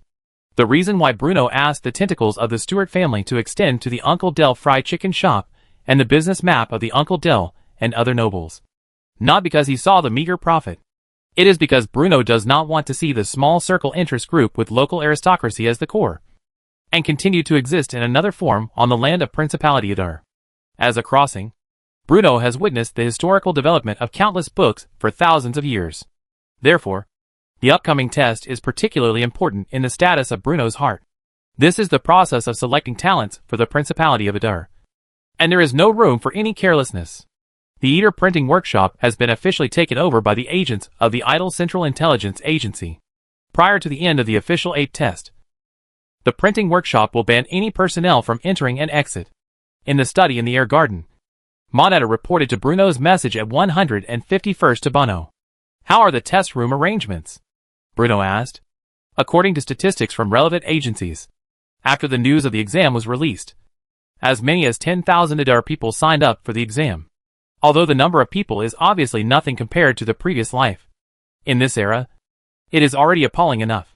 You know, the total population of the entire Idal has not even reached 1 million people. And this means that at least one of every 100 people, even 2 to 3 people, sign up for the exam. The examination venue is located at Adar Public University. Although the university has not yet been fully completed and the conditions inside are rather simple, many of the buildings can already be used normally. Mundell replied quickly. As the personal attendant of Bruno Stuart, Duke of Adar, Mundell knew clearly how much importance his Lord Duke attached to the upcoming examination. Not only did he give several test questions for the candidates who personally, but also personally wrote the rules and regulations of the official ape examination and the examination process, and formulated the examination specifications. That's good. Hearing the words, Bruno nodded. On August 7th, Sheen should take the exam. When the first major exam of Principality Idle, the first exams finally arrived.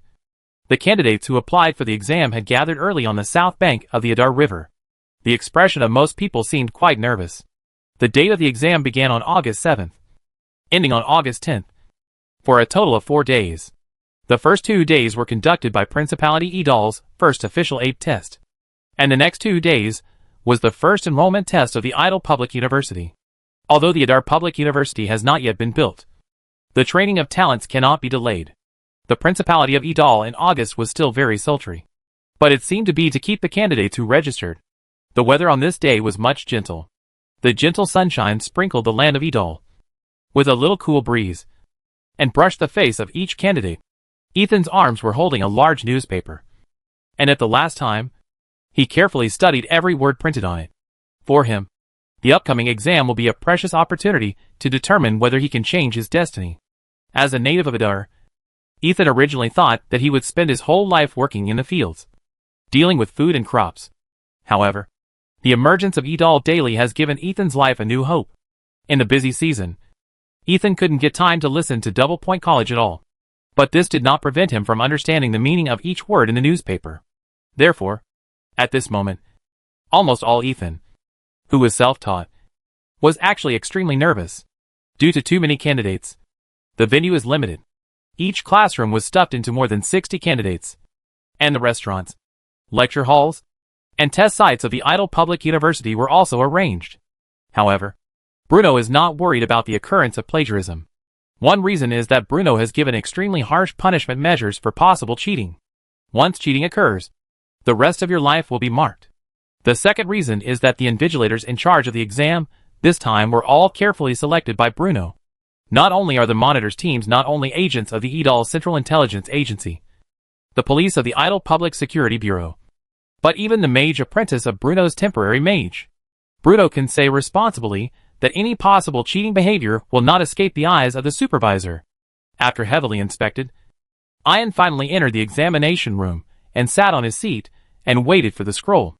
Although the weather was not hot, due to excessive tension, his back had been soaked by sweat, and his pencils in his hands trembled slightly from time to time, so that when he wrote his name, some of them trembled, and the handwriting written was crooked. Damn it! Seeing this, Ison quickly tightened his trembling right arm with his left hand. Take a deep breath. Ethan had already carried out many times in his heart, and he also encouraged himself again and again. But when he really went to the examination room, he still felt extremely nervous. Finally, when the test papers were sent to Ethan's hands, and he roughly swept the topic on the test paper, his original hanging heart gradually calmed down. The test paper is not difficult. At least a lot of topics. Ethan will do it. Although Ethan's right hand was still trembling a little when he first started answering the questions. As his attention gradually focused, Ethan gradually got into the state. The topic on the test papers was personally produced by Bruno himself. Considering that 1 year ago, the per capita cultural level of the Idal was still staying at the prenatal education stage. Therefore, the topic of Bruno was relatively simple.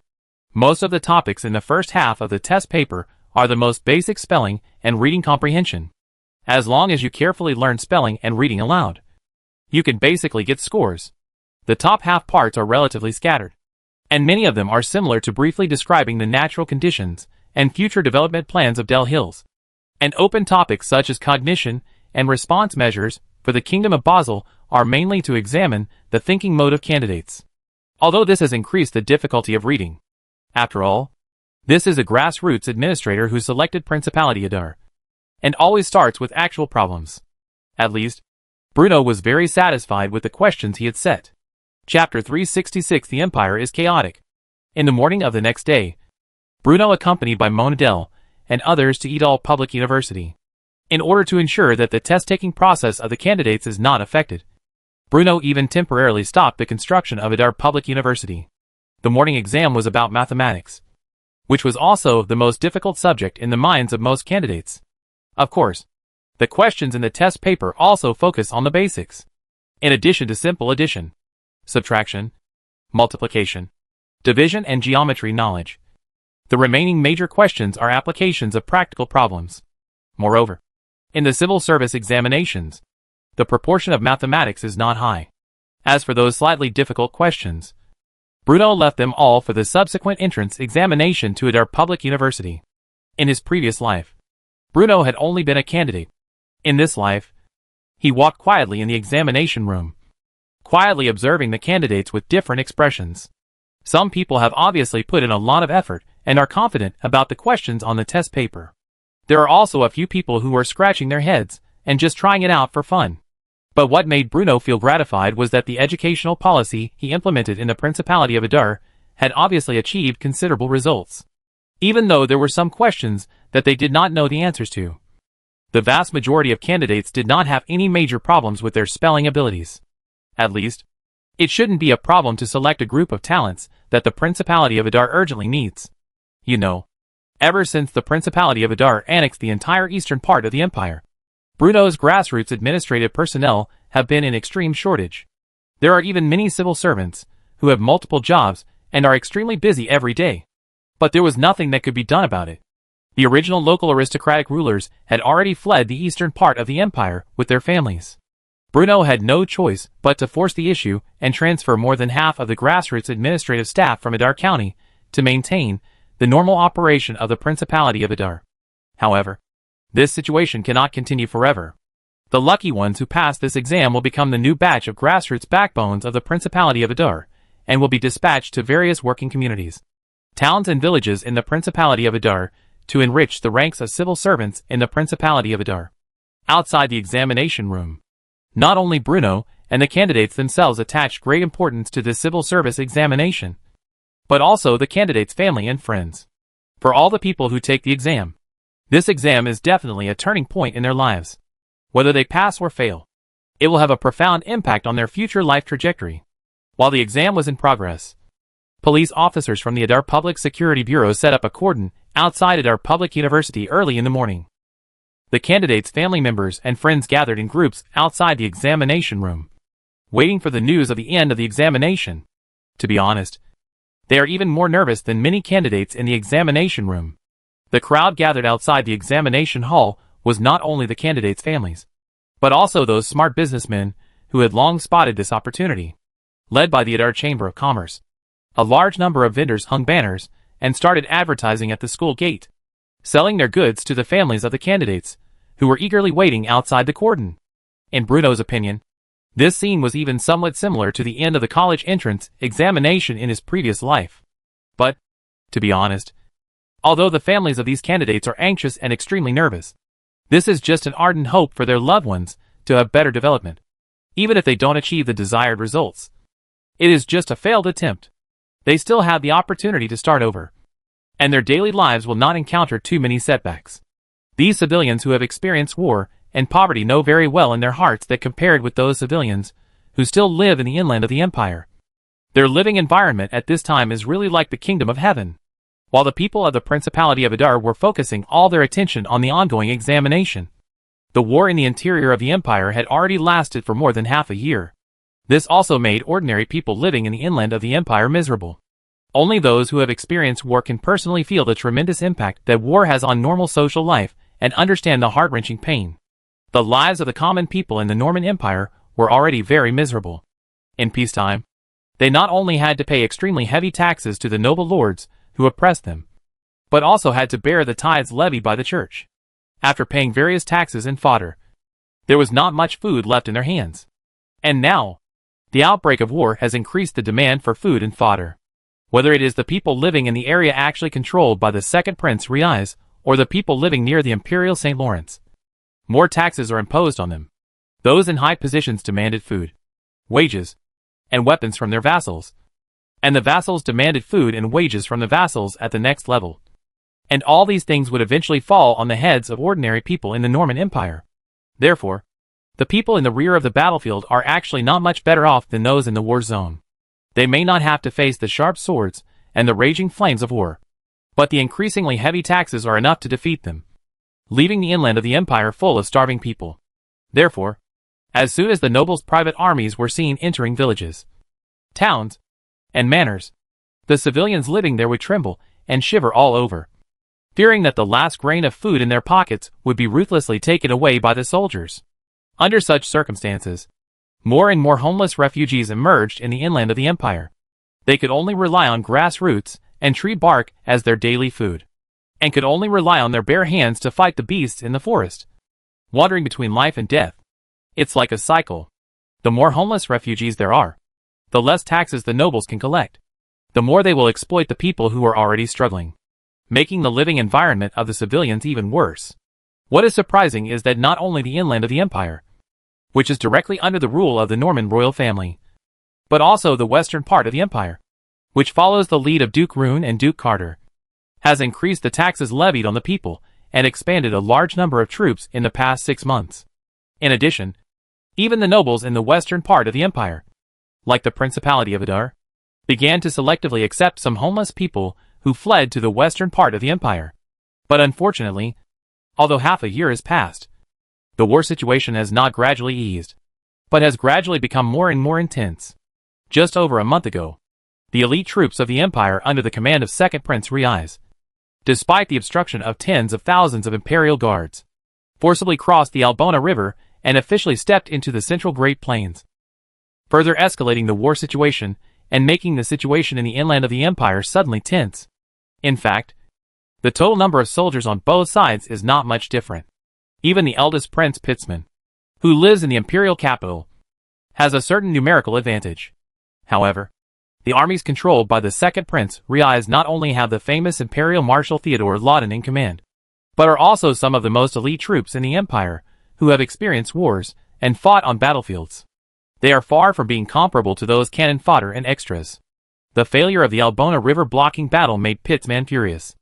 Not only did he dispatch the 3 guard divisions that originally guarded the imperial capital, St. Lawrence, to build a defense line in the Central Plains, he even forcibly recruited more than 80,000 cannon fodder soldiers from the interior of the empire, increasing the total number of soldiers stationed in the Central Plains to 130,000. The addition of the Imperial Guards Division finally allowed Pitzman's army to stabilize its position, forming a north-south confrontation on the Central Plains, Central Great Plains, late at night. Unlike the brightly lit Principality of Adar, the inland of the empire was shrouded in pitch-black night early on. The stars in the sky were hidden behind the thin clouds, flickering from time to time. But the brightness of the starlight was extremely weak, and there was no way they could penetrate the sky under the night sky to bring any mottled light to this land. Fully armed and wearing bright armor, Rez Alexander sat in the tent with a serious expression. On the right-hand side of the second Prince Riaz, the elderly Imperial Marshal Theodoro Laudon also had a serious look in his eyes. Although the army of the second Prince Rez had been unstoppable during this period, conquering a large amount of land, achieving victory after victory, and even pushing the front line to the Central Plains in the heart of the empire, Rez did not feel at ease at all. When it comes to balancing the interests of the powerful people under his command, Rez has a strong talent, which is why many nobles have a better impression of the second Prince Rez. Even though he had signed an extremely humiliating armistice agreement with the Odin Empire some time ago, the second Prince Rez still had the support of the vast majority of the nobles. But to be honest, Rez is not good at commanding operations. Although they had the help of Imperial Marshal Theodore and the assistance of many famous generals of the Norman Empire, the army under Rez still suffered heavy losses in the battle of crossing the Albona River, and even suffered nearly 10,000 casualties. How long can our food and supplies last? Although Rez has already had the answer in his heart, he still confirmed repeatedly. No more than 2 weeks. Terodo said, sinking. Raz's army is indeed a sharp offensive, but including the Empire Marshal Teodoro, Rez's confidant clearly realizes a very severe problem. That is, their grain is heavy, and it can't be supported for a long time. This is not because the roads such as poor roads, but because the northern Xinjiang of the empire had been plundered by the Odin people, and a large number of food was snatched. If it wasn't for Riz to make every effort to raise grain from various places, his army would have faced more severe supplies. It has been the limit for half a year. At this time, even if he squeezes, there is no way to squeeze out even if he is a drop of grain. On the other hand, the big Prince Pialman on the other side, although suffering serious frustrations in the previous war, Pickenman controlled the relatively richer regions of the central part of the Normandy Empire, and the food and grass supply was extremely sufficient. As long as we can delay for another month, the situation on the battlefield will suddenly reverse. I have sent messengers to negotiate with other aristocratic forces, but whether it is the western nobles and the east of Idal, they cannot provide us with food, Marshal Terodo added. After hearing the words, Rez nodded. He had already anticipated such an outcome. Before the situation in the interior of the empire became clear, the old nobles in the west would certainly remain neutral and would not easily express their views. As for the protruding army of Idal, What made Rez is extraordinarily speechless is that during the war, the goods received a large number of homeless people, which made the food that was very abundant in the Eastern Empire became nervous. Even Rez promised to give Bruno's right to register in the Regulatory Council. As the Duke of Eder, Bruno, he continued to recruit citizens and refused to provide grain. In this case, at this moment, Rez finally made up his mind. Marshal Taroto, the plan we had previously drafted before can be implemented. After hearing, Taroto Loren glanced at Rez seriously, and finally nodded. Among the Rez finally made up his mind. The Norman Empire's generals in the camp led the fish, and his expression was dignified. And the elite soldiers, who had been waiting for them, began to act. That's right. Under the dilemma of the food that was about to be exhausted, Rez finally put on the noble principle that the two sides had always adhered to, and also gave up the idea of the Empire Guard division of the great Prince Pitt's men in the positive war. Under the co-staff of Marshal Taroto and others, Rez finally approved a night attack and fire attack that was not in line with the traditional war. Due to the extremely hot weather, the Empire Guard division of Pitt's men put his own camp in the mountains and forests. If Bruno was here at this moment, he would definitely feel extremely familiar with the scene in front of him. Even a sense of déjà vu. After all, as a time traveler from the flower-growing family, he did not read Romance of the Three Kingdoms, one of the four great classics, in vain. The soldiers of Rez are obviously a little strange to night operations, and for the first time, such a night attack. However, they never care about the extremely important decentness and rules in the eyes of the nobles. They only care about how to survive on the battlefield and how to return to their families safely. Therefore, when realizing the war in front of you can soon end in this way, they can't help but look at them. Shoot! With Marshal Taroto's order, the flying arrow rained past through the sky with dense fire. Under the dark night, the fiery redness was finally glowing. Chapter 367 Nobles in the Eastern Part, both civil and military. As the commander of the Imperial Guard Division, Count Jerry Cormy officially took over the defenses of the entire Central Plains a week ago. For a long time, he has always been a supporter of the big Prince Pitt's men. He lived up to Pittsman's trust and led the Imperial Guard Division to withstand the pressure of previous defeats and consolidate the defense line on the Central Plains. Grecorm's strategy is simple. That is, dragging. Because in terms of grain supply, either party's forces cannot be comparable to the eldest Prince Pitt's men. And he has long seen the status quo of the two princes of Rez. Even if there is the support of Marshal Taroto and the coordination of the famous Norman generals. But if there is no grain and no supplies, it is also the air tower that may collapse at any time. Therefore, at this time, Grecormy can be said to be the victory. As long as he can take care of the pressure of these days, the situation in the battlefield will usher in reversal. And he does have the confidence. You know, the Emperor's Empire Guard division of the Emperor Gongwei is the absolute elite in the Norman army. Only the outstanding leaders among the major legions will become a member of the Empire Guard division after this election. Grecoromy's responsibilities can say that even in the face of Odintiechi, which is in the mainland, the Empire Guard division definitely has the power of the battle. It is such a sufficient confidence that Yuri Kelmy at this time can sleep safely in the camp. Only, as if for a moment, the barracks suddenly exploded. His noisy, shouting and killing. When Grecormy got up, even though he was across a layer of camps, he could vaguely see the bright light in the barracks. Legion Chief. Legion Chief. The adjutant rushed into the tent in a hurry without even having time to report. What's wrong? Grecormy frowned slightly. Fire! Fire everywhere! Fire? It is the chef of the army. Before waiting for Grecormy to finish speaking, the deputy interrupted his words pantingly. It is the army of the second prince. They launch a sneak attack on us while the night. What? Jerry Cormy stood up suddenly, picked up the sword placed aside, and opened the tent. Outside the camp, it has been turned into a sea of fire. The shouting and killing of the soldiers sounded all over the night sky. The second Prince Ritz's army was pouring in the damaged camp village. Damn! As a nobleman, Rez actually used such a means of work and humbleness. Grecormy roared angrily. However, the roar of anger cannot change the current situation. The soldiers of the Imperial Guards could only rush to pick up their weapons to resist these aggressive enemies. The hot night of the hot fire illuminated the dark night. The collision and the roar of the sword and the anger shocked the Night Lord on the treetops. Tonight in the middle of the Great Plain, there will be only one winner. A week later. Imperial capital, St. Lawrence. Shrouded in the night. St. Lawrence actually looks no different from ordinary small towns on the mainland. The vast palace and the towering mage towers standing in the XC area are shrouded in the boundless night. Only in the mottled moonlight. See a blurred outline. The whole city is extremely quiet. Only when the patrol team holds the torch can pass through. There will be a scattered footsteps. The Lion Manor is located in the northwest corner of the Emperor Santoros. Because it is also late at this time. Only on the streets near the male Lion Manor. You can see the mottled people and the dim candlelight. Here is a place for nobles to communicate and meet. The magic guide street lamp is only something that only Edol. But the nobles living in the Emperor St. Lawrence, with pure gold candlesticks and countless candles, decorate this manor to light brightly. Many ray leather were sewn into a large carpet and laid it on the carefully carved floor. On the colorful glass windows around the wall, the badges and patterns symbolizing the royal family are drawn, which looks more noble and respectful in the flashing candlelight. At this moment, a grand dinner was being held in the Lion Manor.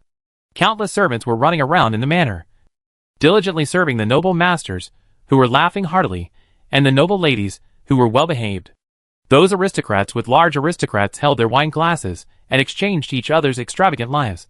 And even the lustful colors that gathered from time to time reached a verbal agreement on the night talk. Those Odins, although they all look ferocious, they are actually weak inside.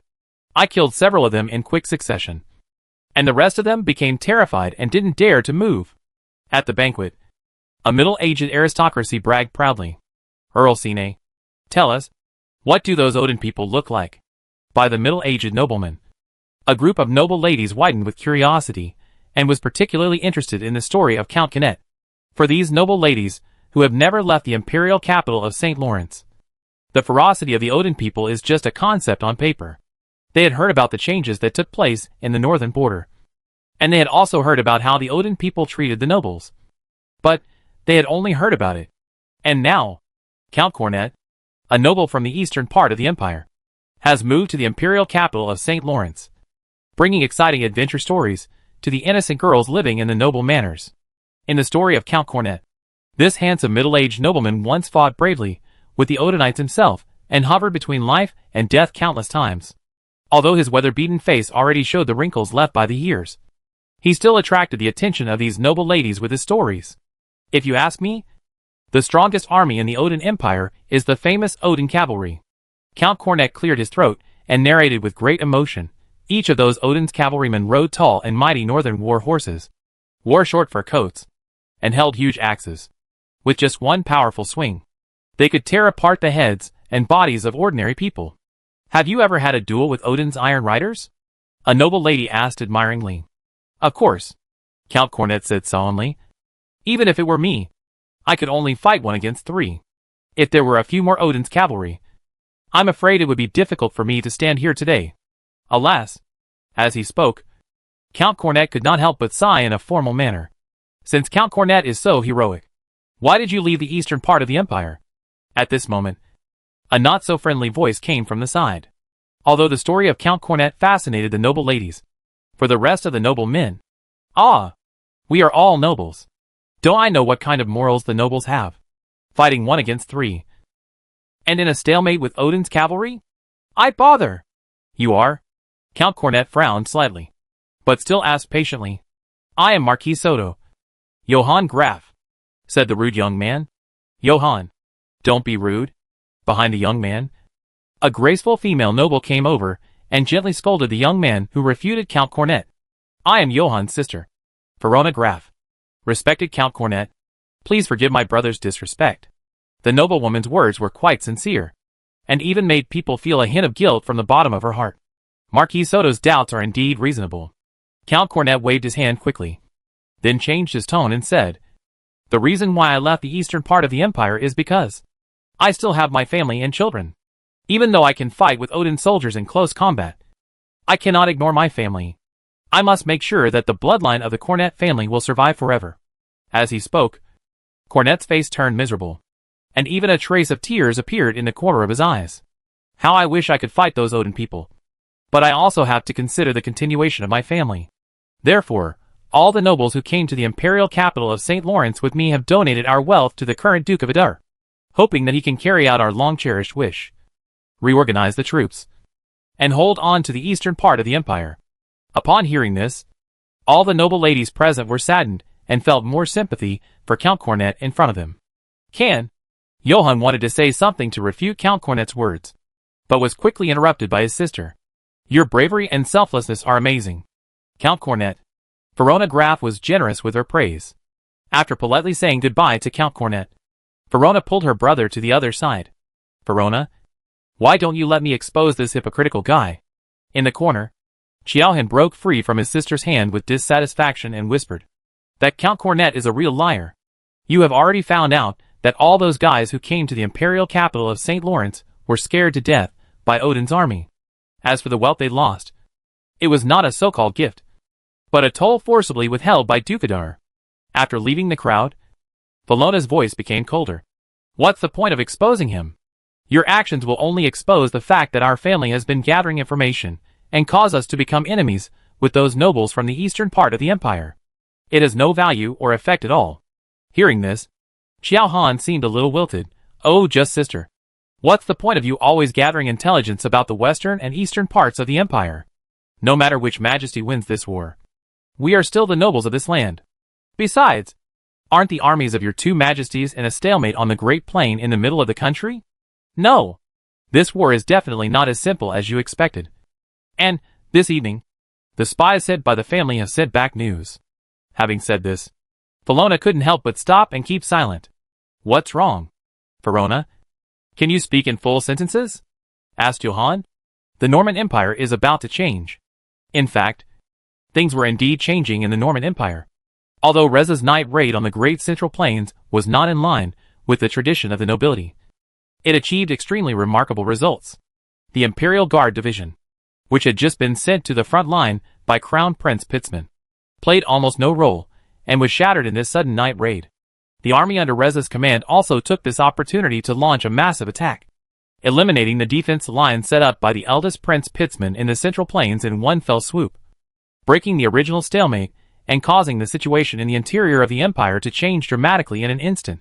You know, Emperor St. Los is located in the southwest direction of the Greater Plain in the central region, and with the defeat of the Empire Guard Division, the Reza's army can already be driven straight into the city of the Empire St. Los. Asshole. Rez has completely disgraced the royal family. Such a dirty, despicable, and shameless sneak attack is a blasphemy to the dignity of the royal family. In the palace, the furious Pitzman kicked over several desks and hacked to death several death row prisoners. But he still could not calm his anger. Your Majesty, we need to make plans early. Yersin Paris, Duke of Dorne, who was temporarily appointed as Chancellor of the Privy Seal by Pitzman, said in a deep voice. Make plans early? What plans? Even if Rez breaks through the central Great Plains and successfully arrives at the city of St. Lawrence, what does that matter? The Imperial Guard Division that guards the imperial capital still retains a large number of elite troops that have not been mobilized, together with the Imperial Guards, the local troops stationed in the southern part of the empire, and the soldiers recruited from the people. It can be said that it is more than enough to guard St. Lawrence, Pitzman said with a gloomy face. There are also military pay and food supplies. Your Majesty, added the Duke of Dorne. To date, for various reasons, among the 5 regent dukes of the Regency Council, Duke Yersin Paris of Dorne has completely stood on the side of Crown Prince Pitzman. That's right. There are also food and military pay. Before Reza's army arrives at the city, Yersin Paris, I order you to get more than enough food and military pay from the pockets of civilians and nobles to sustain for half a year or even longer. Pitzman said. As you wish, my Majesty. But I have to remind you that if the news of the defeat in the central Great Plains reaches the ears of those nobles, it is very likely that a large number of nobles will flee the imperial capital in the next few days. Duke Dorne said solemnly. Then block the city gates and do not allow any nobles to leave. In order to continue the orthodoxy of the Norman Empire, those nobles who do nothing all day must make some contributions. Yes, sir. Chapter 368, Choice. Actually, as a noble, Pitzman's actions were what Duke Yersin Paris of Dorne least wanted to see. But at this time, this is the only thing we can do. Forbidding the nobles to leave the city and forcing countless nobles living in the imperial capital, St. Lawrence, to be dragged into the water. Such an order would undoubtedly push many nobles, who had originally remained neutral, to the side of Rez. But, at this moment, Pitman has no other choice. If Pitman cannot hold on to the imperial capital of St. Lawrence, then everything he has now will be in vain, and even his life will be in danger. The nobles are the richest group of people in the world. What comes out from between the fingers of a noble is enough to equal the oil and water squeezed from tens of thousands of common people. Only by gathering as many soldiers and food as possible before Wright's troops arrive at the city will Pitman have the capital to continue this game. Only when the nobles living in this city stay in the emperor, their family will not fall to Rez, and Pitman can get more support from the pockets of these nobles. As for whether the nobles can agree with him, this is actually not a problem he needs to consider now. And, in any case, he is also the great prince of the Normandy Empire, the patriarch of the Norman royal Alexander family, and the most legitimate heir to the Normandy Empire. The palace wall of the Normandy Palace cannot be said to be unprepared. At least it can be said to be full of sores. When the news of the total defeat in the Central Plains reached the ears of the nobles, they also heard the order of martial law in the imperial capital. However, they did not know that they had privileges in the past, and they were in the category of martial law. So, in shock, countless nobles began to quietly pack their bags, count their gold and silver, and prepare to flee overnight from this place of trouble where war was about to break out. Verona, do you say? Do we need to leave St. Louis? In an aristocratic manner, outside the imperial capital of St. Lawrence, Marquis of Soto, Johann Graf, looked at his sister in confusion.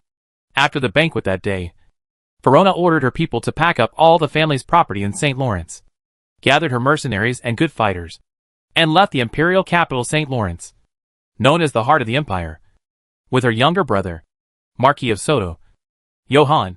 Overnight, the news from the palace has spread. The entire St. Lawrence is now under martial law. If we leave too late, do you think we can still get out? Verona said lightly. But we are nobles. Xiao had understood the meaning of his sister's words and seemed a little surprised. Although Johann holds the title of Marquis and has a fiefdom in the central part of the empire, most of the decisions of the Graf family have been made by the slightly older Verona since the death of their father.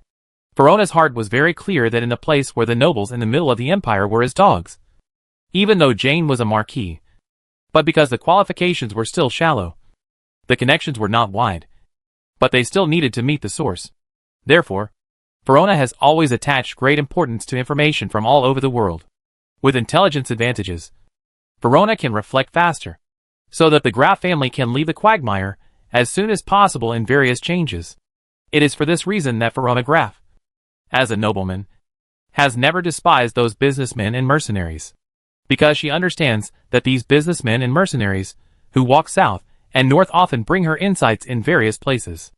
Although Verona is in the emperor's capital, she can also understand rumors that happened all over the empire. For example, news from the west of the empire, the war that happened in the middle of the empire, the secrets in the palace, or the principality idol, who suddenly rose in the eastern empire. Hearing what Xiaohan said, Verona couldn't help but sneer. What can even be a noble? If Pitman's open city gate allows the nobles to leave, then a large part of these nobles will be put in the embrace of the second Prince Rez, and may even send food and soldiers to the second Prince Rez. Only by detaining the nobles in the city can they avoid surrendering to rights and obey Pitman's words. After hearing, Johann seemed a little dull.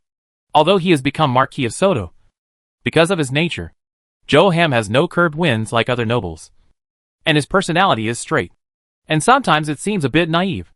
Therefore, after hearing the analysis of my sister, this suddenly realized. And then I felt particularly fortunate. If Verona responded in a timely manner, I left St. Louis before the martial law was promulgated. I am afraid I would be detained in the emperor like those nobles. Only, Verona, where are we going now? Is it going back to the place? John Harn asked immediately.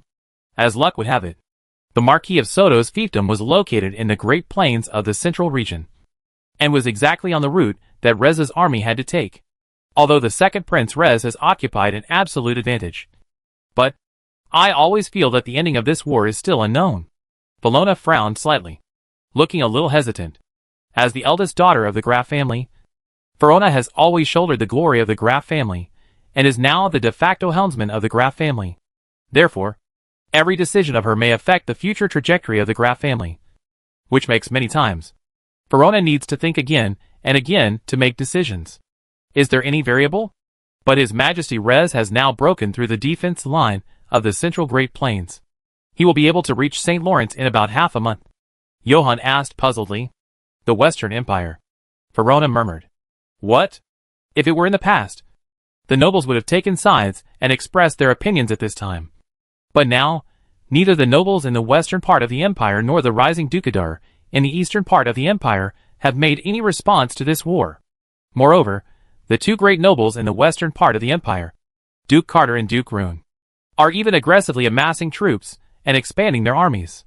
It doesn't look like the war is about to end at all, Verona said in a deep voice. What do we do? Johann quickly looked at his sister and wanted to get an answer from Verona's mouth. Hearing Johann's words, Safona also hesitated. If you do not rely on the second Prince Rez, then there are only two ways to go at this time. One is to go to the western part of the empire and join the noble families that have been running the business for generations.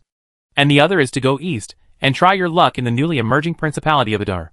In fact, for the vast majority of nobles, unless there are extremely special circumstances, the nobles would make the former western part of the empire their first choice to escape the war. As for the eastern part of the empire, only a fool would go there. Because it was not just Verona.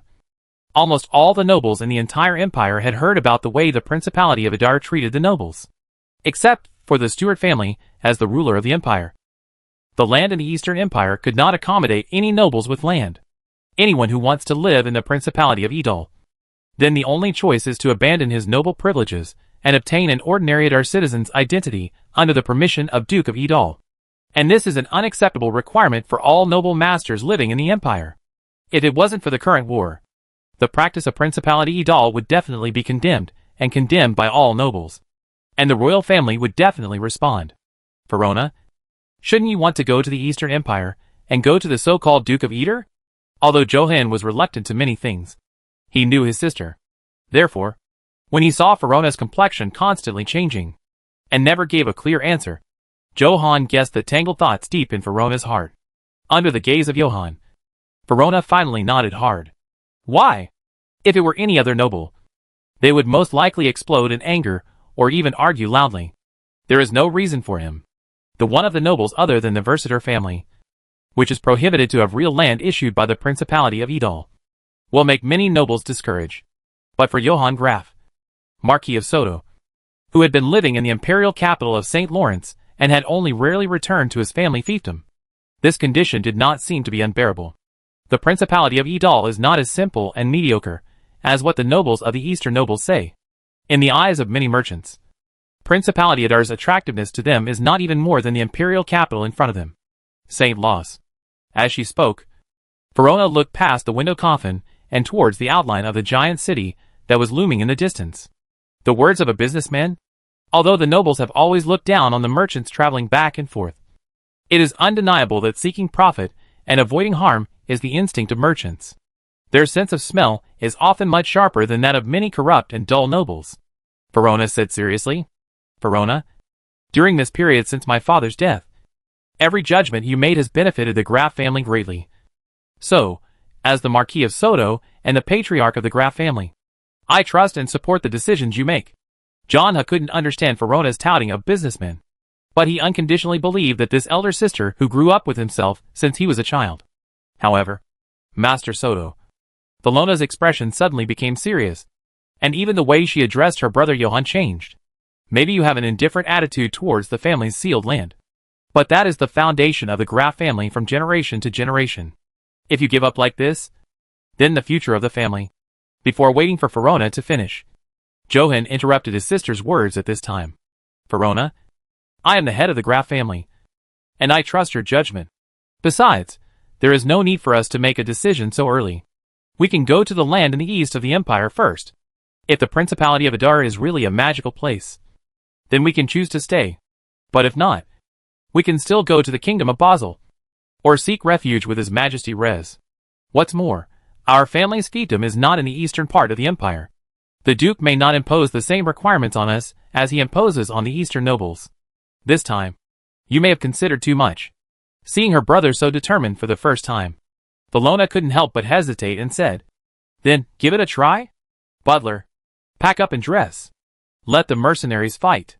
We are going to visit the mysterious and unpredictable Duke of Idal." Xiaohan finally showed his aura as a marquis and spoke in a deep voice towards the door. Under the cover of night, when the nobles living in the empire began to exile towards the west of the empire, the nobles in St. Lawrence stared at the closed city gate in front of them. Marquis Soto's convoy began to move slowly towards the eastern part of the empire. The eastern part of the empire. The Principality of Adar.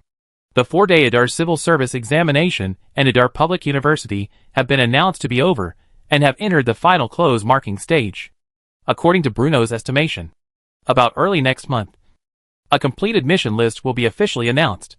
The summer in the Principality of Adar is still hot, and all candidates taking the exam always have a vague anxiety in their hearts. Although the candidates have put in a lot of effort in their daily lives, they have only studied for about a year after all. It is normal for them to have doubts about some questions. In addition, the open-ended questions at the end were beyond the syllabus, so they had to explain according to their own understanding, and they were not sure whether their answers would meet the examiner's wishes. The specific work of reviewing the test papers does not require Bruno to do it. The marking rules and specific implementation strategies for the 2 examinations, including the Civil Service Examination and the Entrance Examination to Adar Public University, will be the responsibility of Mr. Nicholas, the president of Adar Public University. Only open-ended questions that are unanimously rated as excellent by the examiners will be submitted to Bruno for further scoring and screening, as the influence of the war is continuously expanding. During this time, more and more exiles poured into the Principality of Idal. But, seeing the increasing manpower on this land, Bruno did not rashly launch the 3rd spectacle construction. Instead, he officially put on the schedule on the Noble Manor project located on the Adar River. The project that is called the Noble Manor by Bruno was actually developed by Principality in Eder, the first real estate project. Chapter 369 Noble Manor. Although for the civilians of this era, a shed is a good residence everywhere. But this is not the case in the Principality of Idal. According to the legal provisions of the Principality of Adar, all land within the Principality belongs to the Principality of Adar. Therefore, as the old city renovation plan, which was originally implemented only in Adar City, gradually expanded to the entire Principality of Adar, those dilapidated prefabricated houses that could not shelter from wind and rain and were easy to collapse have been demolished by Adar Housing and Construction Department. Instead, low-cost housing, public rental housing and resettlement housing were funded by the Stewart family and built jointly by the Adar City Hall and the Adar Housing and Construction Department. Under Bruno's rule, having your house demolished did not mean being left homeless. For those people whose original residences were in prime locations, once their houses were demolished, in addition to receiving compensation, they could also get a house provided free of charge by Bruno Stewart, Duke of Adar, and could even choose the location of the house independently under certain conditions. As for those people who have had a difficult life and remote residence, they can get the job opportunities provided by Duke of Eder Duke Bruno Stewart, and have the right to use the use of public rental houses. In the previous life, public rental housing was also common in every corner of society. It was affordable housing rented out to lower middle-income urban families with housing difficulties and migrant workers who met the specified conditions. Therefore, as the old city renovation plan was gradually launched, the concept of public housing was also brought by Bruno to this magical world. In the Principality of Adar, whether you are a civilian living a hard life or a refugee who has just left the refugee camp, you are allowed to enter the Principality of Adar, as long as one has the identity of an Adar citizen and obtains an identity card issued by the Adar Immigration Administration. He or she can get a house provided by the Duke of Adar Bruno Stewart by paying a very low rent on time every month. The location of this house may not be ideal, and the facilities in the room may not be very complete, but it at least provides people with a place to shelter from the wind and rain and sleep peacefully at night and in winter. You know, most of the dilapidated houses that were forcibly demolished by Bruno had extremely serious safety hazards. If there was heavy rain or other natural disasters, it would be common for them to collapse and kill people. It is precisely under the influence of this series of policies that the old city renovation plan for the implementation of Principality in Eder not only has not encountered too much barrier, but also has been praised by most people. But the vast majority of the vast majority means that there will always be very few people who do not want to see their houses being demolished. However, the Principality of Adar today is not a prosperous, democratic, civilized and harmonious modern society, but a feudal aristocratic society under the rule of the Stuarts. In addition, the compensation given by Bruno was already extremely generous. Therefore, although a very small number of people were dissatisfied, they gradually accepted this arrangement over time. You know, only in the Principality of Adar are there special civil servants to persuade residents who do not want to be relocated. If any noble collar placed in the Norman Empire, not to mention compensation and a brand new house. You are a civilian, and you dare to doubt the commands of the noble master. This is simply looking for. So, in fact, from a certain level of perspective, even if there are very few people's opposition, but Idal's official apes have a calm response method, but increasingly increase the attachment of people living on this land to the Principality of Idal and the expectations of this land. After all, although the people's voices were extremely weak and no one could question Bruno's decision, they had the right to speak in this land in the eastern part of the empire, regardless of whether the ideas they proposed could be turned into reality. At least the civil servants of the Principality of Adar would give an answer, and this also makes people living in this era realize that, turn out to be, civilians can also have their own ideas and dignity. It was during this demolition and construction that Bruno came up with the idea of creating the Noble Manor project. However, although this first large real estate project in the eastern part of the empire, which was personally instructed by Duke of Idal, is called the Noble Manor, in fact, there are few nobles living in the Principality of Idal. Therefore, the real goal of Bruno is actually those who have a lot of money, but are regarded by the nobles of the empire as the humble people. At this moment when the war situation is becoming increasingly confusing, most of the nobles living in the inland of the empire have already packed their bags and are ready to go on an outing with their families. But the Principality of Idal, located in the Eastern Empire, is obviously not the best choice in the eyes of the imperial nobles, because the regulations on the travel of nobles in the Eastern Empire and guidelines for noble immigration formulated by the Adar Immigration Administration, which have extremely strict requirements for the treatment of noble immigrants, have long been heard by the ears of the imperial nobles.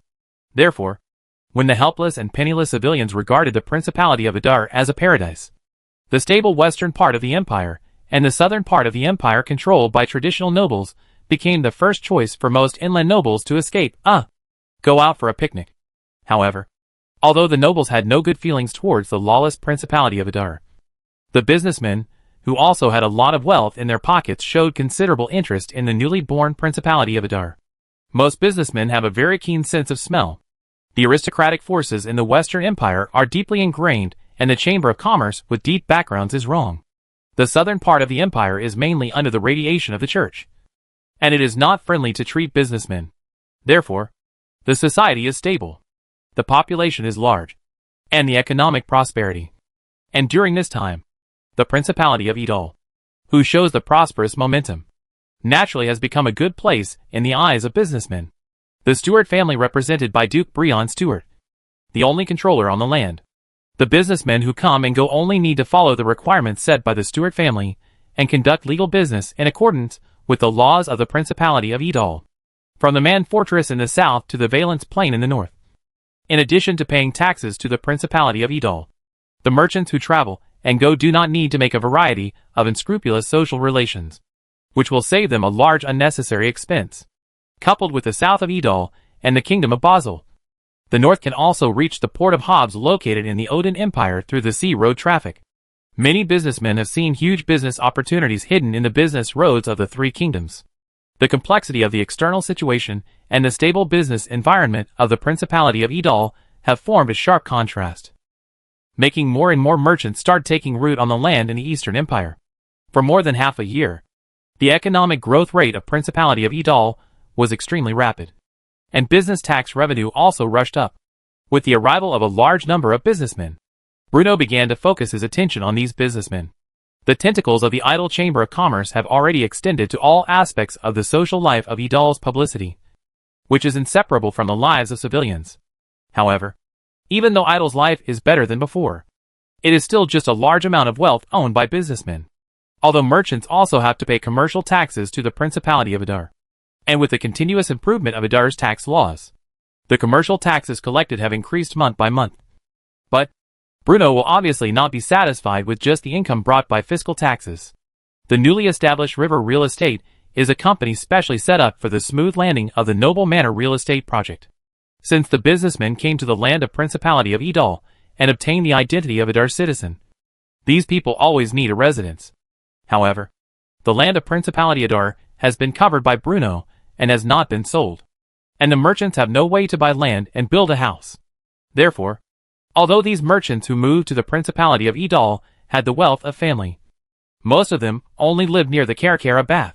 Perhaps for civilians, the houses where these big merchants live can already be called a mansion. But compared with the houses used by the businessmen, they can only be regarded as a snail house. The aristocratic manor planned by Bruno is located in the upper reaches of the Adar River, northwest of the city of Adar, between the Hanging Gardens and the city of Adar. The adults, the land in front of us is the place where we plan to build a noble manor. Harley San Cruz pointed at the construction site in front of him and said confidently, after passing through the Fortress of Man and entering the Principality of Adar. Baron Henrik Halley Santa Cruz, who was originally seriously injured, miraculously survived despite his injuries. Moreover, due to the shortage of talent in the Principality of Adar, and the fact that the newly established Riverside Real Estate was no secret, Harley Santa Cruz, who had a lot of insights into business, was appointed by Bruno as the general manager of Riverside Real Estate. At this time, he was introducing the first real estate projects that were about to become the first real estate project on the banks of the river. Although the merchants living in the Principality of Adar are Bruno's target customers, the aristocratic manor is after all named after the aristocracy. Therefore, if he doesn't trick a few nobles into moving in, it will be a bit lacking and the land price will be difficult to increase smoothly. Only, looking at the situation in front of him, the nobles present felt a little aggressive. Because looking at it, how can you see the shadow of a building on the land in front of him? This is what the Duke said, the aristocratic manor?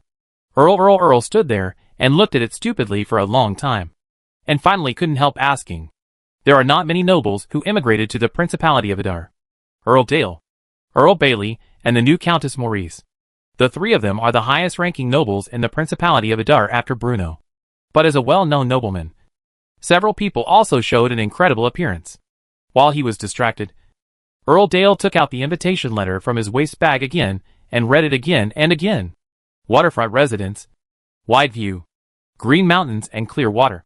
Return to nature, warm in winter and cool in summer. Embrace health, simple life. Enjoy comfort. Beautiful garden. Private territory, like the dignity of an emperor. Enjoy quality life. But the situation in front of me. There are green waters and green mountains. But the problem is, to put it nicely, the natural environment here is beautiful, with the rushing Adar River on one side and lush vegetation on the other. But if you say a little bit, TM is a wasteland here. Although Harley Santa Cruz also felt that it was unheard of to just ask customers to pay for a piece of wasteland. As the person in charge of Riverside Real Estate, Harley Santa Cruz still showed a confident look. You know, this is the first errand that Bruno gave him. If this is not good, then his status in the hearts of the Duke's heart is probably going to fall thousands of feet. Master, Harley considers for a while, and then said, the reason why the nobility of the noble manor for development of the river has not yet been built to provide you with the most professional customized service. Oh! Hearing this, Count Del was interested for a while. He knows the customized service, because with the influx of a large number of businessmen, the flagship store of the Norman family also exists in the city of Adar. It is really expensive, but the customized luxury goods have almost no other shortcomings except expensive. Therefore, Count Del naturally burned a strong interest in the customized manner in Harley. Everyone, please look. While talking, the accomplice quickly supported a colorful renderings. This is, seeing the renderings in front of him, the nobles present couldn't help but widen their eyes. Although there is no real thing in front of you, the building present on this renderings is particularly exciting. It was not a cookie-cutter aristocratic castle, but a building of a different style created by several great engineers based on Bruno's requirements and the aesthetic concepts of Bruno's previous life. The huge transparent glass, large and smooth marble floor, presented to several nobles, is a 3-story building designed by Master Basil. This is our concept of ordinary dwellings. But after all of them are nobles. We may not be able to fit the adults' minds in this kind of house. So we have not started construction. Is this just an ordinary version? It's not custom made yet. It's not what you want. For a while, the nobles present were almost shocked. Chapter 370. Buy it. As a nobleman, Earl Dell, of course, lived too much and spacious Lord Castle. However, although the towering castle looks very mighty, the castle of this era is really not suitable for living. Winter cold and summer heat is only the most basic attribute of the Lord Castle. The wet and moldy smell that has been dispersed from time to time in the corner is the most depressed. Therefore, when Harley showed the renderings of the aristocratic manor in front of Earl Dell's eyes, he glanced at the appearance alone. And Count Dell felt excited for a while. The house is different from the house. Although the houses in Edal are also good, they seem to be somewhat unattractive to most nobles. The reason is simple and unreasonable. Because they are nobles. Although Earl Dell has become a citizen of the Principality of Edal, and only retains the title of the nobles, the traditional distinction of nobles still firmly takes root in his subconscious. The Lord Castle, located in the north of the city, is the residence of Duke of Eder Duke Bruno Stewart. Most of the buildings along the 10th road of the city, and most of them are the important authority of the Principality of Edal. Many places Bruno has arrangements, so even if it is empty now, it will not easily build any messy houses. Therefore, most of the nobles such as Earl Dell, most of them are near the Carcara Bath. Under the intention of Bruno's intention, it was indeed commercially prosperous near the Carcara Bath. Large and small shops gathered together, which was crowded on weekdays. However, most of them lived near the Carcara Bath. But most of them are just civilians and vendors. As a nobleman, he is mixed in a group of civilians, which is definitely not a decent thing for Count Dell. It's okay now. After all, the number of nobles living in the Principality of Edal is only a little bit, and everyone lives between a group of civilians. There is no problem with who jokes. However, as they understand the understanding of Principality Edal, they are more confident in the future of this land. Sooner or later, a scene of nobles gathering together would appear on this land in the eastern part of the empire. And in this way, the residence in the city is not so decent. Therefore, the more Earl Dale looked at the rendering in front of him, the more he liked it. Although the aristocratic manor to be built is located outside the city of Adar, isn't the Sky Garden where the Duke lives on a daily basis also located outside the city? This is clearly aligned with the Duke. Not only Earl Dale, but also Earl Bailey and Countess Morris had basically the same idea. River Home ownership calls this new house as a single villa. Seeing that the nobles present were already shocked by the renderings he had brought out, Harley continued, this single-family villa adopts a brand new architectural style designed by the great engineers, the Duke, and has a total of 3 floors above ground and 1 floor underground, both in terms of the building structure and the interior design and decoration. This place is truly a luxurious aristocratic manor. Not only are there large French windows made by the Adar Glass Workshop, but the floor is also paved with marble tiles hand-polished by craftsmen. Each manor covers several thousand square meters and can be customized with a variety of styles of garden decorations. The flowers and plants used are also the most precious species. Harley St. Cruz paused, swallowed his saliva, and then continued with great emotion. And this is just what you can see with the naked eye. There is a special water supply system in the noble manor. As long as the valve is unscrewed, there will be a clear flowing water from the Adar River out of the water pipe, and under the smooth tile. The construction team will be responsible for installing the floor warm. You may not know what floor heating is. It is the latest research result of the Principality of Adar. It can keep the room warm as spring in the severe winter. In addition, the aristocratic manor is also equipped with a dedicated magic guide air conditioner, a toilet pumping toilet, and the safety of all the nobles is also the top priority in our eyes. To this end, the river bank will set up a security team to surround the security of the noble manor under the authorization of the Duke. When Harley Santa Cruz began to list all these new things one by one, the eyes of the several nobles present were all lit up with desire. Good job. Although it sounds very expensive, the situation described by Harley really made the nobles present have a strong desire to buy it. Furthermore, although the invitation letter inviting them to visit was issued in the name of Riverside Real Estate, it was signed by Bruno Stewart, Duke of Adar. Even if it is for the Duke's face, you need to spend money to buy a building. I wonder how much the detached villa in this aristocratic manor costs. Earl Dale asked nervously. At this point, he had already made up his mind to buy it. But the question was, how much would the villa here be sold for? Harley Santa Cruz calmed down a little, then mustered up his courage and said firmly, 15 gold coins per square meter. What? Even though he had made up his mind to buy a villa, Earl Dale had never imagined that the price of a villa could be so high. He was not short when he came to Edal, so he knew that the square meter was a very popular metering unit in Edal. The floor area of a villa ranges from several hundred square meters to 2,000 to 3,000 square meters, which means the selling price of a mere villa is as high as tens of thousands of gold coins. Although Earl Dale could be said to be a wealthy man, tens of thousands of gold coins were definitely not a small amount for him.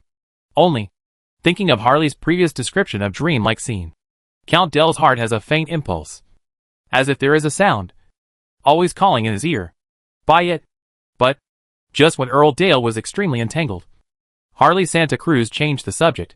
After all, the three present are the first nobles to come to the Principality of Adar. They have set an example for many nobles in the empire, and can be considered as our own people. Therefore, the Duke would rather lose money than make money from you gentlemen. Therefore, if you, the Earls, sincerely want to buy a house, we can give you a subsidy of 1,000 gold coins, and you only need to pay a 20% down payment. After Harley finished speaking, the nobles present were all in a dilemma. After a moment of silence, finally, Earl Dale raised his head, as if he had made up his mind, and said in a deep voice, I need a 2,000 square meter single-family villa. Earl Bailey was still very conflicted at first, but when he saw that Earl Dale had already taken action, Earl Bailey, who had always followed Earl Dale's lead, quickly said, Me too. Earl Dale and Earl Bailey can be regarded as one of the number of rich people in the Principality of Edal, not to mention the wealth that they accumulated since generations. During this time, whether it was the continuous expansion of Uncle Dell fried chicken shop under the name of Earl Dell, or the Edal textile factory, which Earl's inventory. Under Bruno's guidance, both of them obtained new sources of wealth, which not only avoided the situation of living beyond their means, but also their monthly income far exceeded the profits they had previously extorted from the people. Apart from losing their own land, the lives of these nobles are now much easier than before. The slight resentment about the land being taken away has gradually disappeared without a trace with the passage of time and changes in the external situation. After receiving affirmative answers from the two people, Harley Santa Cruz couldn't help but feel relieved. As long as there are nobles who buy it, then half of my mission will be accomplished, and the sales of the real estate project Noble Manor will be stable. And when the building barren playground in front of you starts selling it to businessmen, the price will definitely rise successively. After all, this is a neighbor with the nobles. Even though the businessmen have huge wealth, if it were placed somewhere else, this would be something they would not even dare to think about. The two earls really have a long-term vision. It is definitely a man with great wisdom. Harley Santa Cruz quickly complained. It's just that my fried chicken shop has been opening new branches recently, and I don't have much liquidity. So, you don't need to worry about it. You only need to pay 20% of the down payment. As for the remaining money, you can borrow from Edal with savings banks. The borrowing time can even be up to 20 years. It only needs to return hundreds of gold coins per year. Harley quickly added, Edar United Savings Bank? What's this new thing? Earl Dale felt a little confused. The bank has not opened yet, but it is already in the preparation stage. When the time comes, you can deposit your gold coins into the bank, and you will receive interest every year. Harley introduced. What is the interest? Count Dale hadn't read the Adar Daily for several days, and felt that he had fallen behind again. He couldn't understand these new things that were born in the Principality of Adar. The bank will open in a while, and we will introduce it in the Adar Daily. Your Excellency can pay attention to it. Hearing this, Earl Dale couldn't help but nodded. Since it has not been announced at the Idle Daily, it is probably at the stage of planning, and it is understandable if you don't know it. From the perspective of Earl Dale, the Principality of Edal is good. That is, it is too fast, and various fresh things appear every month. Sometimes, if you don't understand things in time, you will always feel that you are shallow. Only, when Count Dell and Earl signed an agreement happily, and was preparing to go back to prepare for the down payment, Million Morris was embarrassed. The reason was simple. Millie Morris was perhaps the most impoverished noble in the Principality of Adar, and she did not have any spare money in her pocket. You know, long before the Principality of Adar sent troops north, Her family's territory had been looted by the aggressive Odin's cavalry. And even her parents, relatives, friends, and daily servants were nowhere to be found. Therefore, unlike other aristocrats who were led by Idol, Mylan Morris came all by the citizens, and came over little by little. Although she was young, Millian had personally experienced the wars and chaos that had occurred in this land. It was not until she met an official from the Adar Immigration Administration that she came to the Adar territory with the help of her grandmother, for Millie, who had personally experienced the hardships of living outdoors. Although she had a longing for the villa in front of her, it didn't really matter whether she lived there or not. But here's the thing. Today, she holds the title of Countess Maurice, representing the Maurice family that once lived on the Valence Plain. She did not want to tarnish the reputation of the Morris family, and she also hoped that once her family could be reunited, she could live a decent life on this land. So, she also wants to buy it. But the reality is that Millie has no spare money. Countess Maurice. As if he saw the embarrassment in Miriam's eyes, Harley Santa Cruz said quickly. The cake workshop cooperated with the Duke of the Duke has begun preparations during this time. Presumably, the turnover will not be too low after opening. If you need it, you will be willing to lend you a sum of funds without compensation for the Morris family. And the research on mental power in the future may still need to get your help. Thanks to the kindness of the Duke's kindness, the Morris family must work hard for the Principality of Idol. Millian was shocked slightly, and then quickly agreed. Of course, Harley's words were what Bruno had ordered earlier. According to the report that Anil Brad, the chief mage of Edra's chief mage, appeared in the report a few days ago, the mental power of Millian had almost reached a degree of horror. Even Arnell, who has amazing mental strength, feels inferior to him. But what concerns Bruno most is that through Arnell's deliberate guidance and magical regulation, Miriam can even try to guide her own spiritual power, although there is no apparent use for it at the moment. Bruno vaguely feels that Millian's innate talent will bring huge benefits to the Principality of Adar. Therefore, what Bruno has to do is simple now. That is, grace. Whether it is providing a loan or helping Millian, who likes sweets, to open a shop to find a new source of income. This series of measures in Bruno is to tie Millian on the worship of Principality of Idol, becoming a high-quality tools needed by Bruno. Chapter 371 New City. The Valence Plain, located west of the Ida River, has always been the richest land in the eastern part of the empire. Until half a year ago, the arrival of the Odin people suffered the flowers living on this land. Then, the Idol soldiers who fell into the gods of the soldiers put this vast plain into the bag. But, since becoming the territory of Idol, this fertile land has not attracted much attention from Bruno, because the Valence Plain is extremely fertile. But crops such as sweet potatoes and potatoes, which are now widely planted in the Principality of Adar, are not very picky about the land. It doesn't matter whether it is paddy fields or dry land. Just bury them. Even if you can't take care of it a few times a year, it is only less harvested.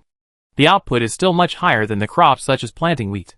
In addition, there are not many minerals on the Valence Plain, and it belongs to the current border area of the Principality of Idol. Therefore, this land that was originally valued by the nobles was marginalized on the Principality of Idol. Bruno naturally devoted most of his energy to the industrialization of magic and making money to create wonders. As for the many matters of the Valent Plain and the northern part of the Principality of Idol, they were all thrown on the shoulders of the old Ford by Bruno. There is no way. The ability to work more. Compared with others, the old Ford, a housekeeper, has grown into a stable and sophisticated official during this time. He clearly knew what the Principality of Idol needed today, and understood what the Bruno Plain would develop in the future. So, for more than half a year, with the Ed River as the boundary, the two sides of the river showed a completely different look. To the east of the Ida River, as the influence of Adar territory continued to radiate northward, not only did Sorenburg, which was adjacent to Adar territory, become far more prosperous than before, but even the Dale Hills to the east of the Ida River also underwent tremendous changes. The Cologne industrial zone that sprang up in the northeast of Dale Hill, and the construction of a large number of stone circles have caused magical industrialization to develop at an unexpected speed in this land. Moreover, the port of Cologne is the port closest to the port of Hobbs in terms of straight-line distance. The unique geographical advantage has enabled the first large-scale textile factory of the Principality of Adar to take root in this land. The Valence Plain in the west of the Ed River has not been affected by too much industrialization of magic guidance. In the plains of Valence, Old Ford completely copied the management model of production teams and workers' communities. The fields that originally belonged only to the nobles were distributed to every citizen willing to engage in agricultural production. In addition, the public apes of the Principality of Idal also distributed a large number of new agricultural customs for the people living on this land, which greatly improved the cultivation efficiency of the people. After all, compared with the development of the industrialization of magic guidance, maintaining stability and resettlement is the most important task of officials on the Valence Plain. However, even though the social production on the Valence Plain is still mainly agricultural production, under the governance of the Old Ford, it also shows a completely different situation from other inland cities. As a border city of the Principality of Idar, although the city of Valence has not yet been covered by magic transmission lines, the people living in this land have become much more relaxed than before. The civil servants of the Principality of Idar never impose heavy taxes on the people, nor do they demand money from the people based on their own moods and preferences. The most obvious feeling for this is the merchants living in the city of Valen. During the more than half a year since becoming Idar citizens, the civil servants of the Principality of Idar and the soldiers of the Idar army have almost destroyed the already extremely fragile outlook on life and values of the local people. Whether it is to buy daily necessities or eat and drink after dating, the Idar soldiers will give money. For vendors, this is simply an incredible thing. You know, if you put it in the past, you should not only wait for the soldiers who came to dine, but also rush to take the initiative to provide a large amount of protection fee before the soldiers left. Because if you don't do this, you will inevitably be stared at by the patrol in the future. It is still a trivial matter if you have suffered various difficulties. So at the beginning, the Idar soldiers' initiative to pay the bill almost frightened the small vendors to death. Not only did the soldiers ask themselves, but they also had to give money. No matter from which aspect. It seemed to mean that they would be going to be a disaster. But when the idle soldiers arrived, all this changed. Of course, the Idalians will also collect money from these shops. But whether it is the way to collect money or the hands of the person responsible for collecting money, they have completely changed. Idal soldiers, who have strict military discipline, will never blackmail or extort the people living on this land. Under the rule of Principality Idar, not only the person responsible for collecting money, but also the idle civil servants, who were responsible for tax matters. Even the taxes they were paying had made clear provisions in legal provisions. There will be no less collection, even a copper plate. But it will never receive any more money. The changes that happened in the city of Valen, of course, are not only reflected at the taxation level. After Bruno's repeated instructions, Old Ford, who was accustomed to the clean and sanitary urban environment, also set the creation of the civilized city of Idar as an important goal during his management of Valence. You know, unlike other cities in the Principality of Idar, the city of Valence, located on the west bank of the Idar River, serves as a bridgehead for the Principality of Idar to overlook the inland of the empire. But it will also face those refugees displaced by the war. Even though Bruno settled a large number of Ida soldiers in Valeno's city, and also set up many tall iron wires on the long border line, hoping that the outers could enter the land of Idal in order through the customs. However, this simple interception method will eventually have a lot of omissions. Even though there are patrols composed of Idar soldiers every day, patrolling the border and the plains to check identities, they still occasionally find the bodies of refugees lying on the roadside. These refugees who had rushed into the Principality of Idar without going through customs inspection had no idea of the Principality of Idar's policy towards refugees. Nor did they know where to find food for the refugees or the direction of the town.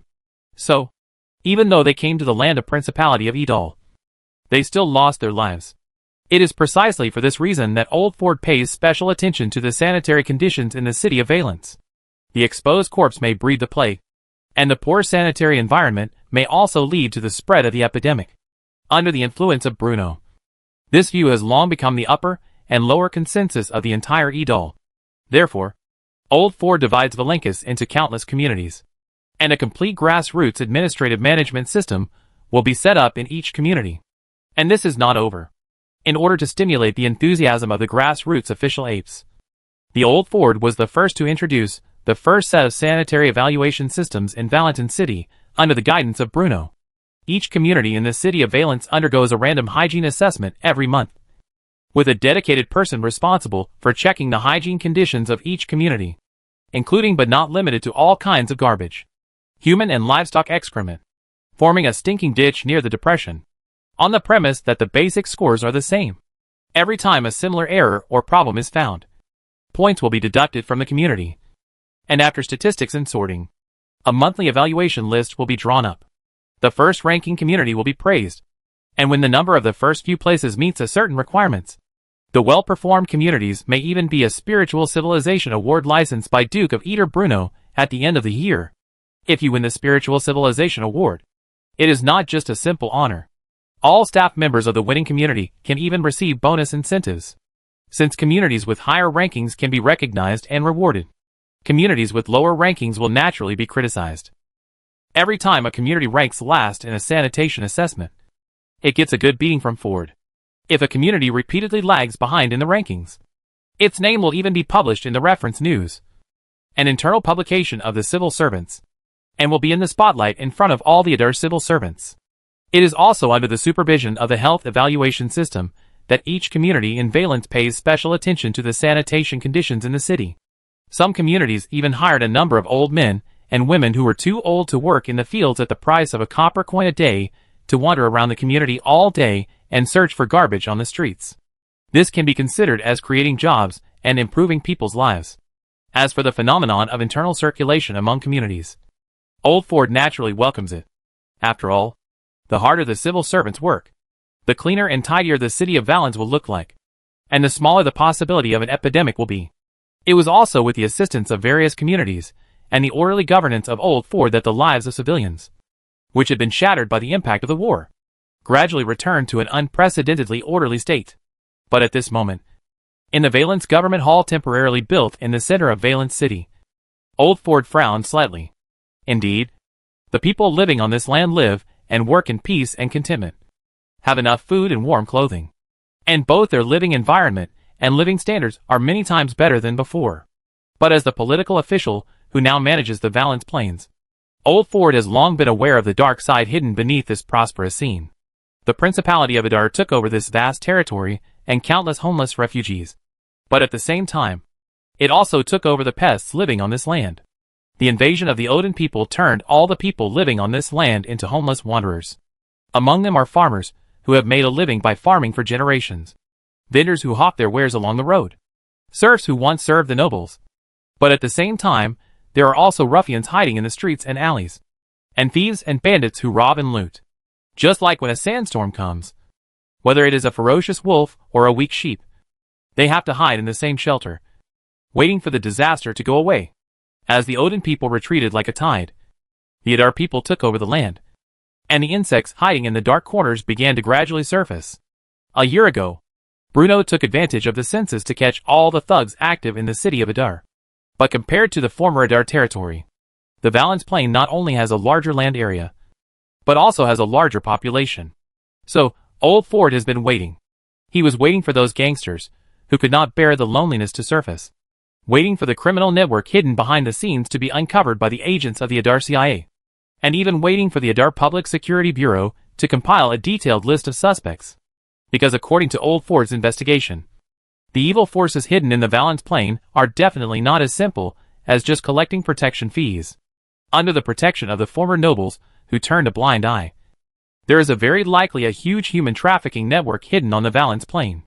They would kidnap civilians who had been living in peace and contentment, brand them with slave marks, and use passing caravans to sell these innocent civilians to the inland of the empire to become serfs under the nobles. Although such criminal networks are small potatoes compared to those in the western part of the empire. But the Duchy of Adar under the rule of the Stuart family will never tolerate the rise of human trafficking. The reason why Old Ford endured for so long was that he wanted to eradicate the criminal network hidden in the Principality of Adar and completely eliminate this cancer that remained on this land.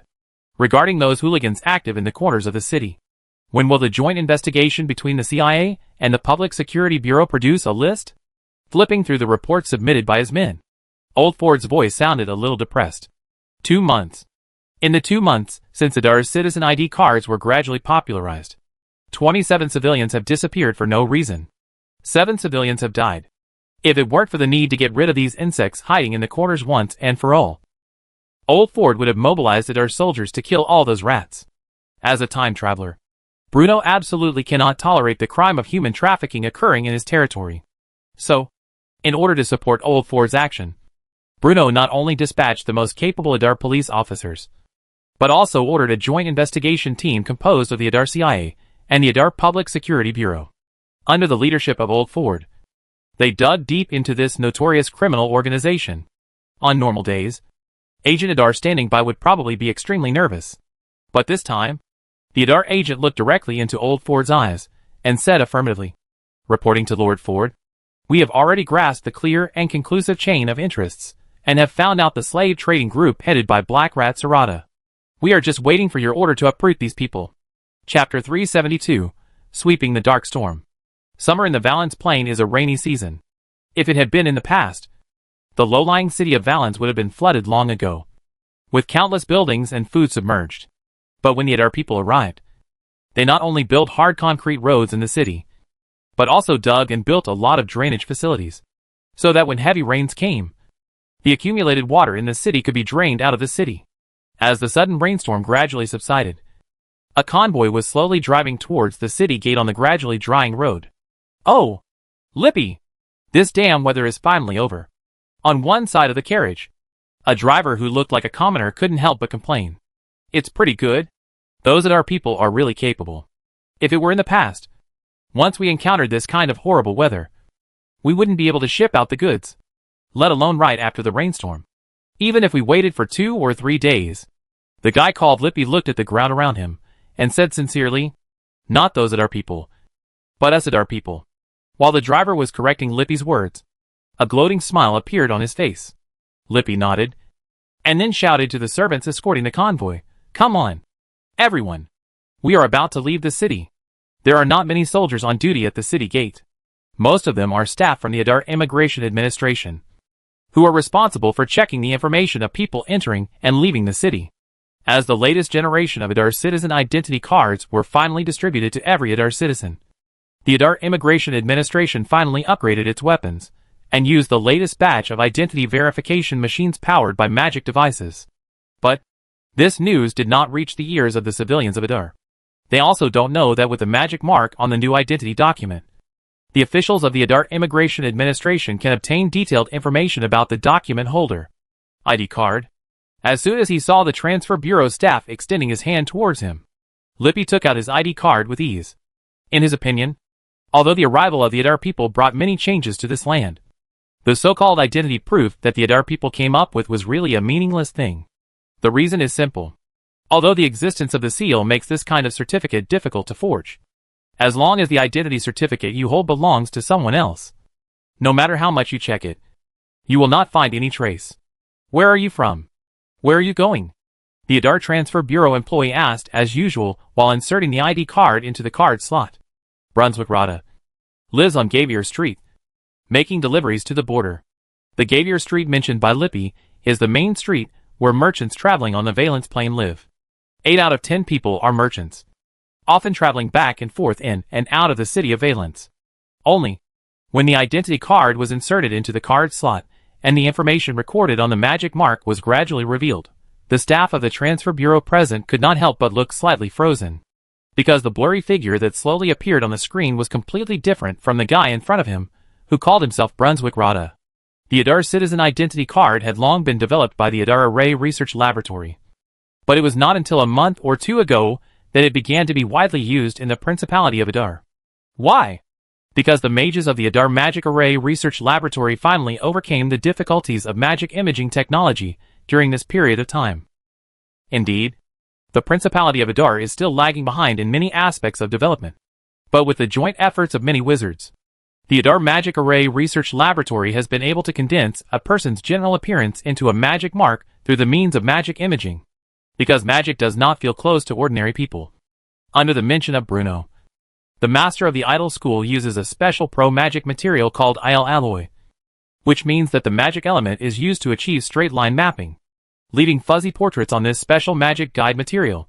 This IL alloy, which is extremely light but not prone to magic dissipation, has naturally been used in the latest generation of Adar Citizen ID cards. Once the magic terminal recognizes the magic mark of IL alloy on the identity document, It can present a blurred human portrait formed by magic patterns on the operating end of the machine. This technology is still in its very early stages, and the portraits it produces are far from clear. But in this era, it is already considered extremely accurate. So, looking at the portraits present on the terminal, and the civilians who claim to be Broderick Rada, the police officer standing on the side had tacitly blocked the road of the team's progress and backward. "You mean, your name is Broderick Rada, right?" The employee of Adar Immigration Administration swallowed hard and confirmed again. "That's right." Although Lippy already had a bad feeling in his heart, he still nodded. But the Transfer Bureau employee didn't say much, but shouted to the others, "Please show your identification as well."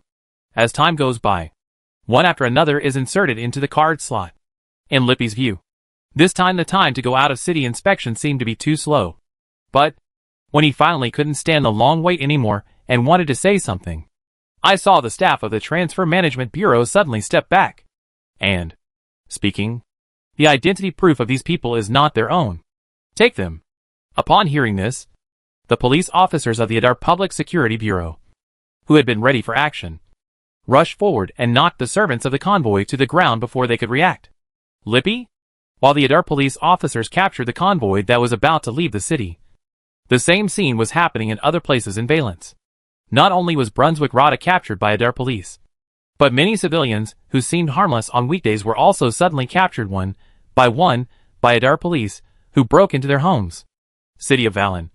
Unicorn. Compared with those communities and lanes in the city, they are rarely lived in unicorn alleys located in the south of the city. Even the surrounding streets are also open, even though the Idal people had long entered the entire Valenka city to walk and renovate it, and clean the traces of the broken walls and the burning of the fire. But even though people avoid this, both the CIA agents in Adar and the police officers of the Public Security Bureau know the reasons. Unicorn Lane can be said to be the base camp of the evil forces of Valenkas. With the reconstruction of Valens, a large number of gangsters and hooligans returned to their former lairs. While begging for the care of the Adar people in the guise of ordinary people, they did shameful things in secret.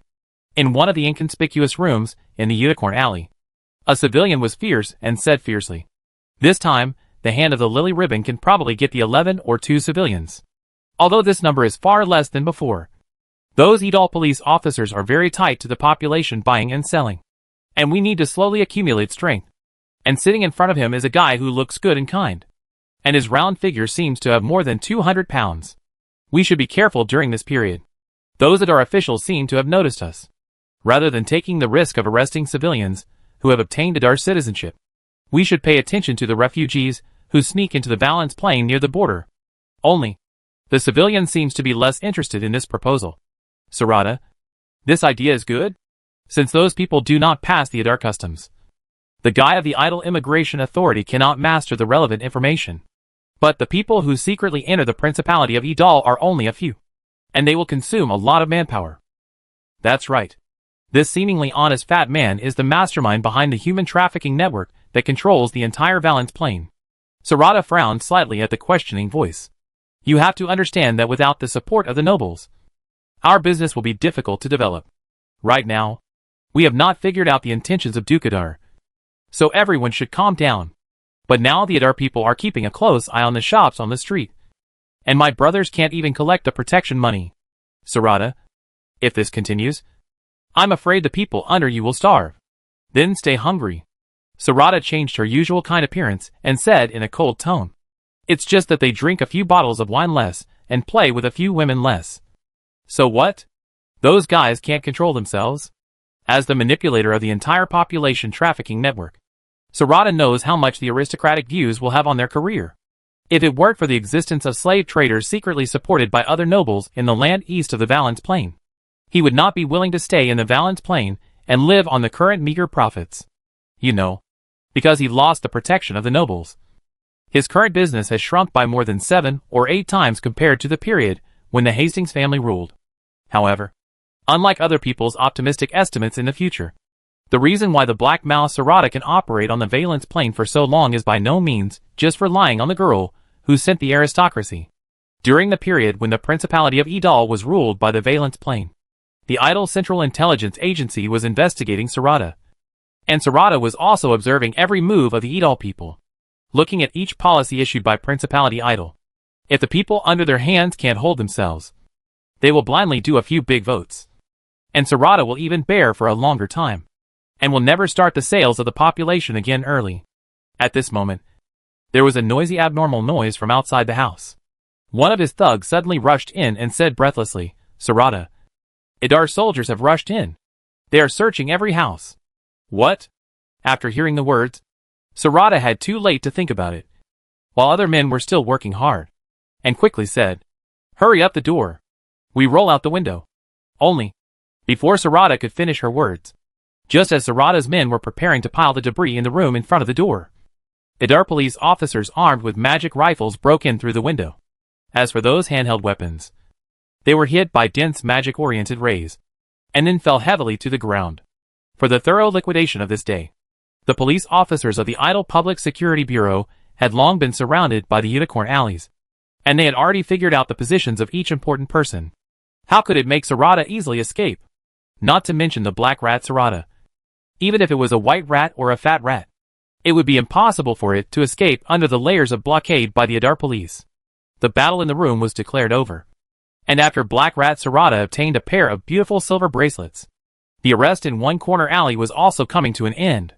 Although these gangsters and hooligans usually act arrogantly when dealing with civilians, they are all very cowardly when facing Idar police officers, except for the initial period, when the gangsters put up a few symbolic resistances.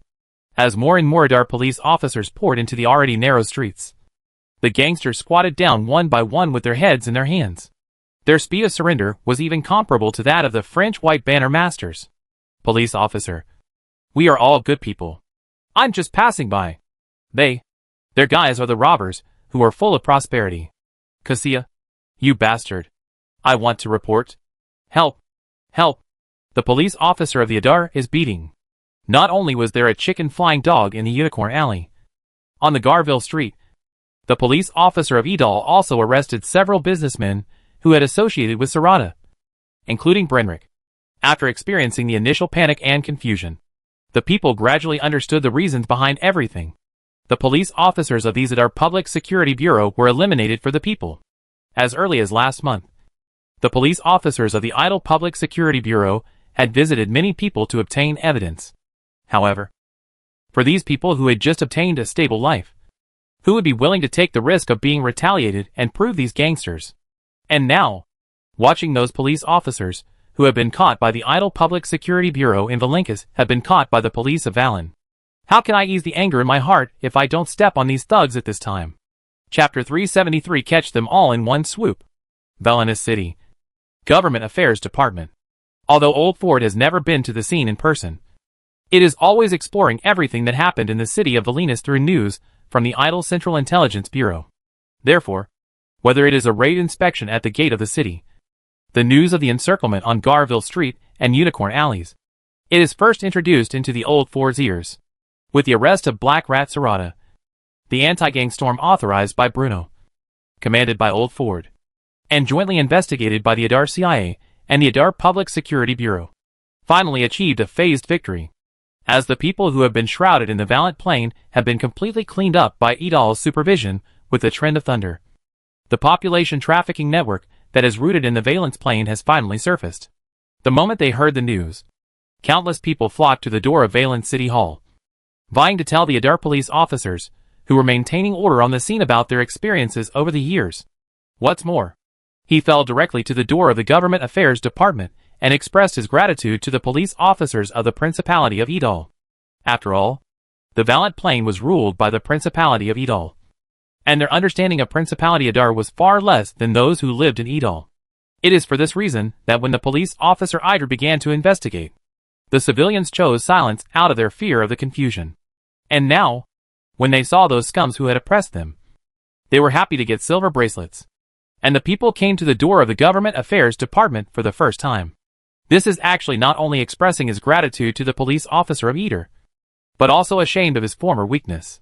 They have long recognized the rule of Principality Idol's land, but maybe until this moment, only then did they really produce the most true love and support from the deep inside of the Duke of Idar. The Duke of Idar, Lord Ford, There are already hundreds of people gathered in front of the government hall. If we don't drive them away, there will probably be a stampede due to the crowd.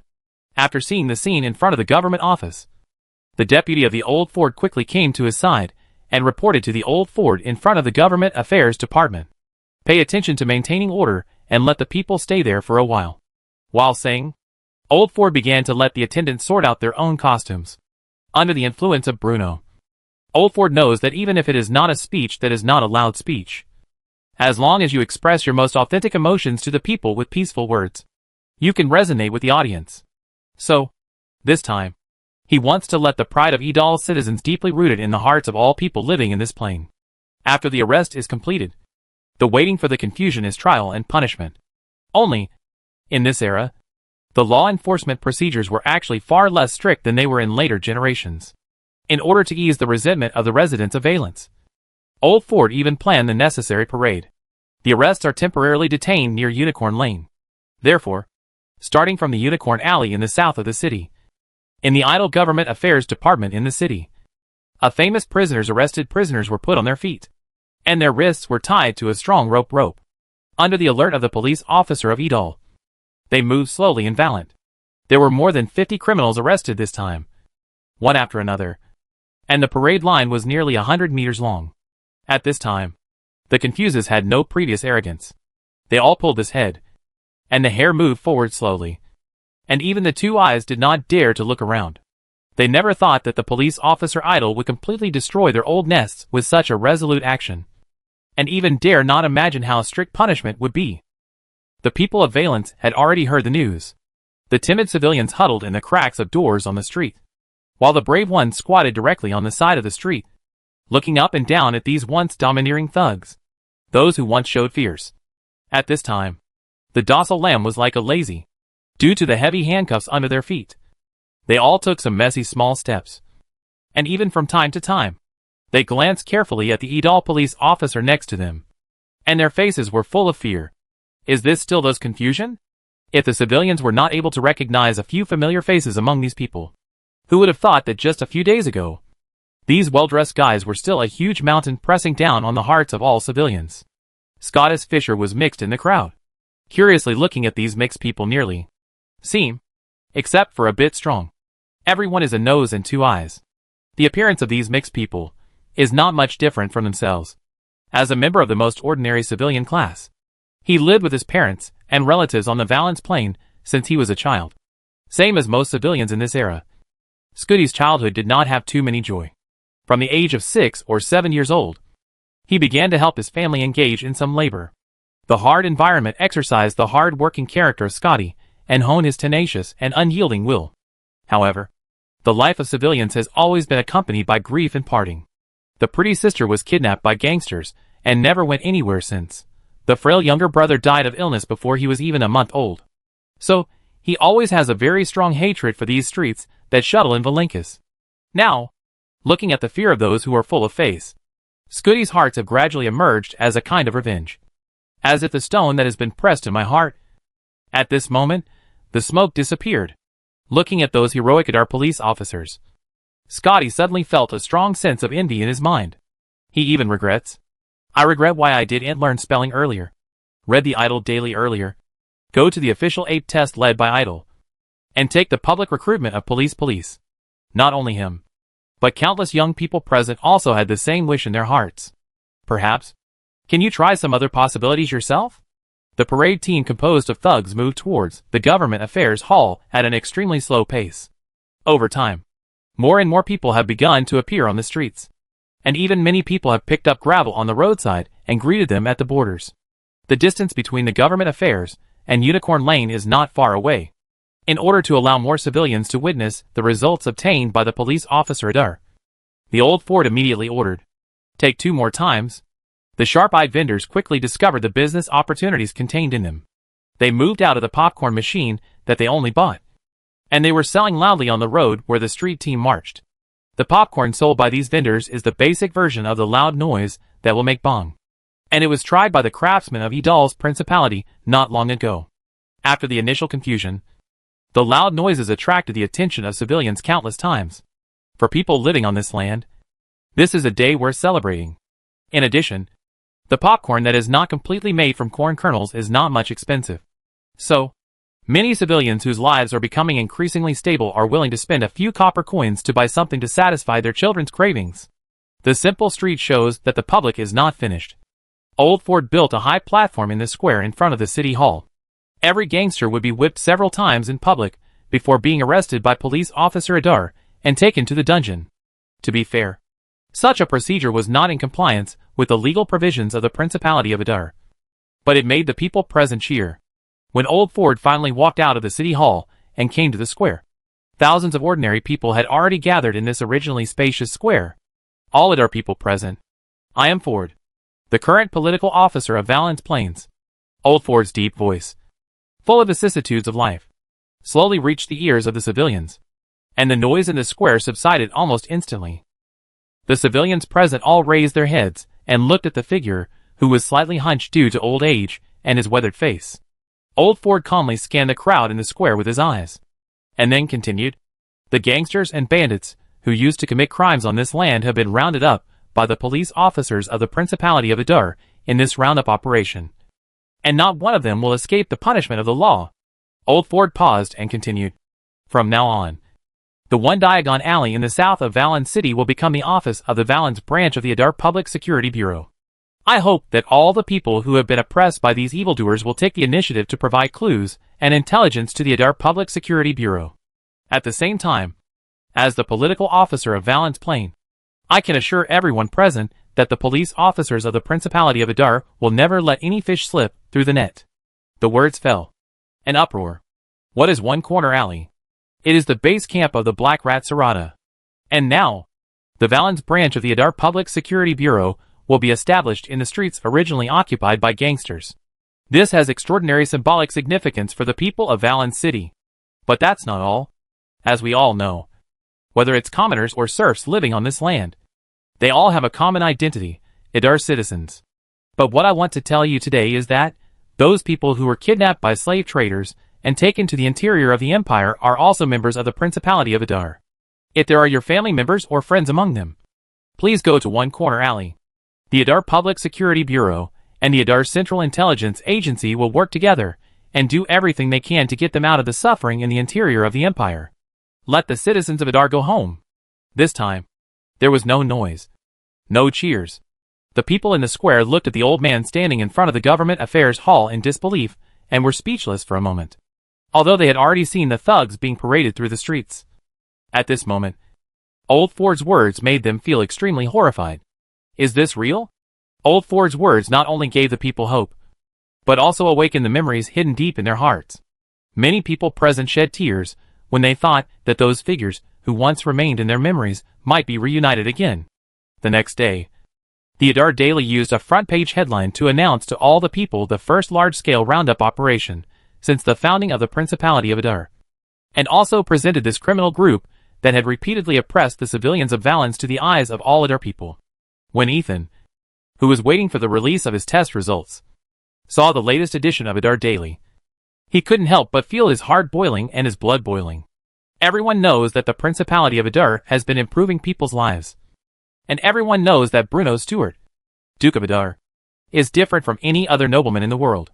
But when everyone heard that these hooligans hiding in the corners were all arrested by the Adar police, while applauding the Adar Public Security Bureau, they also had to marvel at the Adar police's efficiency. In the hearts of Idal civilians, their pride as an idle citizen has become more and more intense. The Adar Daily explained to the public the evil deeds of this criminal gang without any reservation. Collecting protection money from vendors was just the most insignificant evil they committed.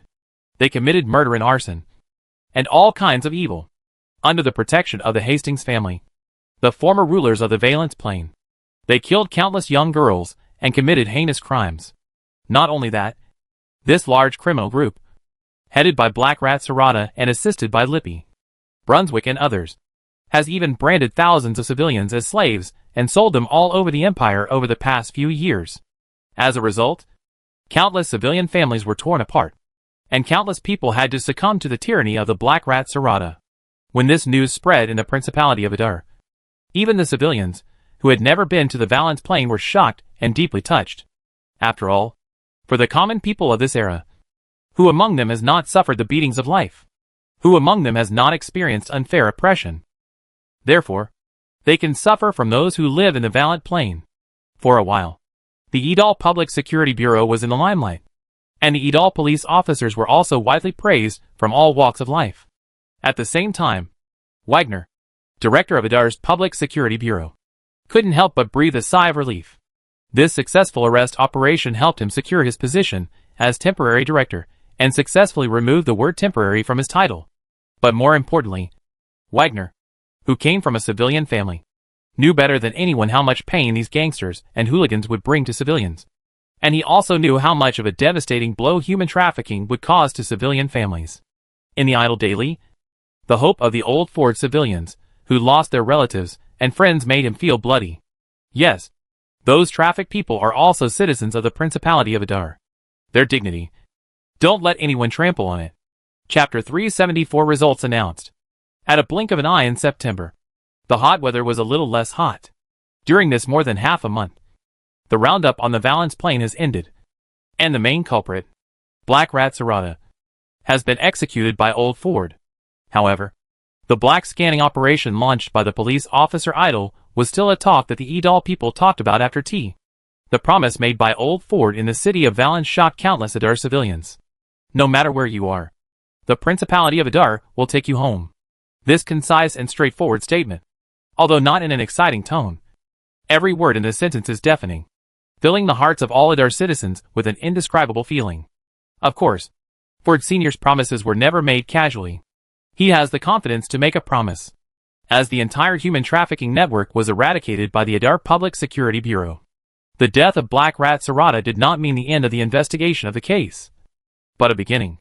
The interrogation of the gangsters has been carried out in an orderly manner in the prison of Valence City. Among the functional departments under the Idar Public Security Bureau, there is a specialized agency called the Torture Department. It has only one duty, which is to interrogate criminals. But don't be fooled by how simple it sounds. The threshold for entering the Torture Department is one of the highest even in the entire Idar Public Security Bureau. The police officers of the Interrogation Department are all backbones drawn from the Public Security Bureau. They must not only be able to spell, but also be smart and able to adapt to changing circumstances. Because only in this way can they find clues in the words and deeds of the criminals and find clues.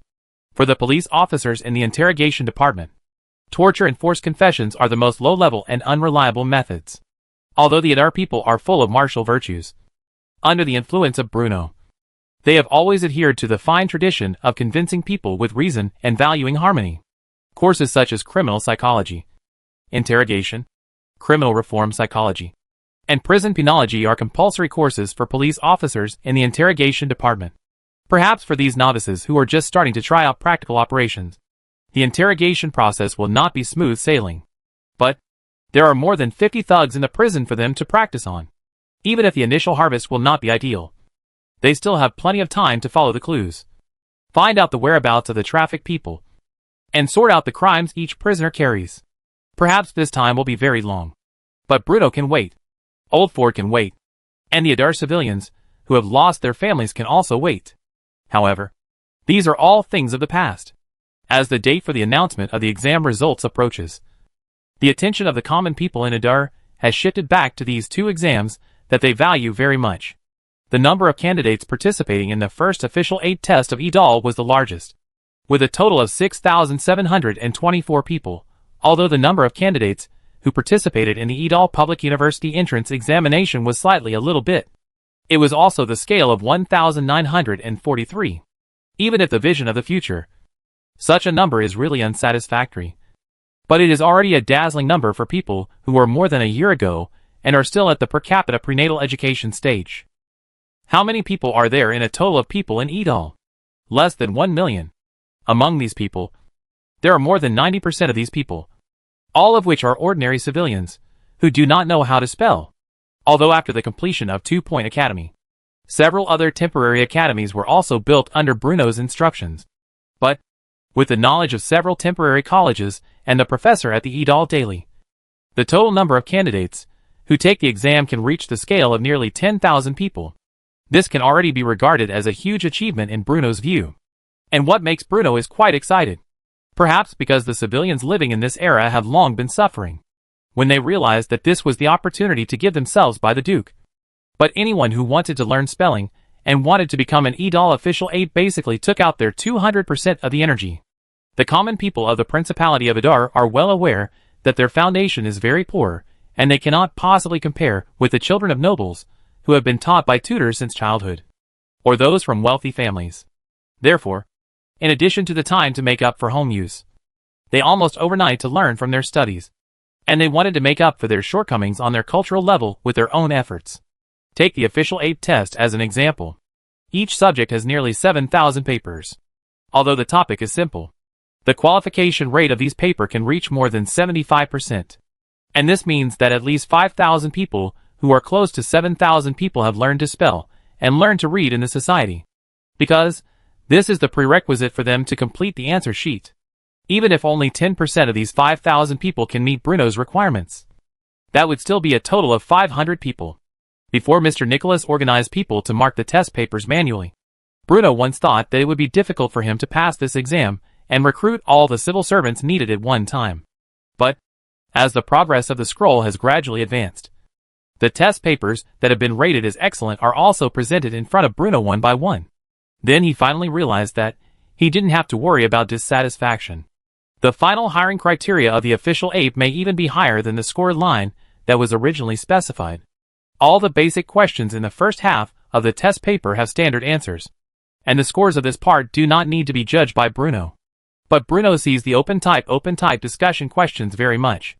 The knowledge of civilians may not be satisfactory, but it can reflect the most authentic ideas in the hearts of most civilians of EDOL. Through these test papers, Bruno can see the way of thinking and thinking logic hidden behind the answer.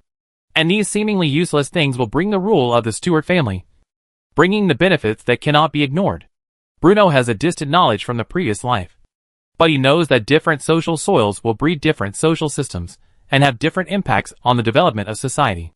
Only by the current situation of the development of the Principality of EDOL can the policies in their own implementation can really be implemented without talking on the paper and become a pavilion in the air. Therefore, Bruno also hopes to find people who really have ideas in the answers of these people and become their arms that they can reuse. And apparently, he found it, because the candidates' names have been covered. The examiners are not clear who the owner of the answer sheet is. However, as the Duke, Bruno finally couldn't restrain his curiosity. After the test ranking and the higher lists were officially finalized, he glanced at it, and the name of the candidate, called Ian. Ethan's answer in the last question was not amazing, but Bruno had a feeling of being began to be everywhere, because the last question of the discussion question, called the tax system of the Principality of EDOL, is to let candidates use this as the theme and express their own opinions. The current agricultural taxation system of the Principality of Adar is not perfect but very simple. Regardless of how much land there is or how much grain is produced, agricultural tax is collected at 20% of the total grain output. However, Ison has completely different ideas for agricultural taxes, not to mention whether it is appropriate. If you delve into it, the answer given by Ian is more like the stall into the acre in the alien version of the world. According to Ison's idea, the agricultural tax should be divided into two parts. That is, according to the output of grain and the amount of land to collect public grain, that is, agricultural tax. However, at this time, the social environment of the Principality of EDOL was completely different from the social status of stalling acres in ancient times. It did not follow the policy of collecting taxes, but also had nothing to do with land. The reason why Ethan put forward such ideas is more for other considerations. In the environment of the gradual increase of the food output of Principality Adar, hunger is no longer the norm of society. Therefore, more and more people have begun to grow vegetables, fruits, and even economic crops such as beets. There is no reason for him. These vegetables and fruits and crops can sell a higher price, and the people of Principality Edol can also buy enough food on the market by the copper plates in their pockets. But Ethan was alert to such a phenomenon. Although it is unlikely, if everyone's people are planted to plant vegetables and other economic crops, who will grow enough food? In Ethan's view, the Edol Affairs Department should formulate a red line that stipulates that the number of public grains to be paid per acre of land can ensure the safety of the food of Principality of Edol in terms of grain supply. Grain safety. This was the first time that Bruno heard this word, which was frequently mentioned in his previous life, from the words of the natives of this era. Therefore, the name Ethan was also firmly remembered by Bruno in his heart. This is a talent worth cultivating. Amid everyone's anticipation, the day of announcing the results finally arrived. Since the number of candidates taking the exam this time is nearly 10,000, under Bruno's order, Mr. Nicholas divided the overall list of civil servant exam results into several sublists according to the candidates' addresses. Early in the morning of the results, the management committees of various communities were surrounded by the civilians who smelled the wind.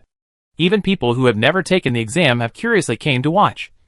After all, for many civilians, becoming a business ape can already be regarded as a class leap. Each list has 4 columns, namely the candidate's name, test score, overall ranking, and whether or not he/she has been shortlisted for an interview. That's right. For the civil service examination, the written test is only the first step in selecting officials.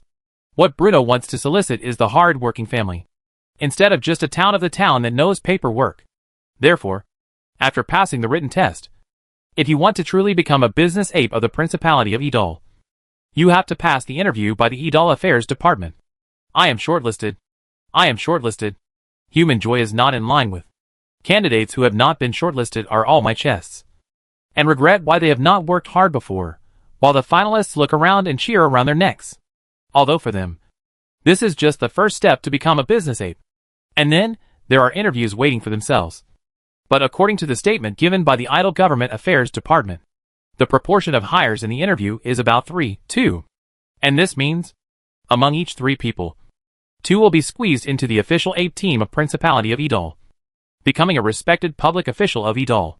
So in addition to being happy, they also made up their minds to perform well in the upcoming interviews, and never let down their family's earnest expectations.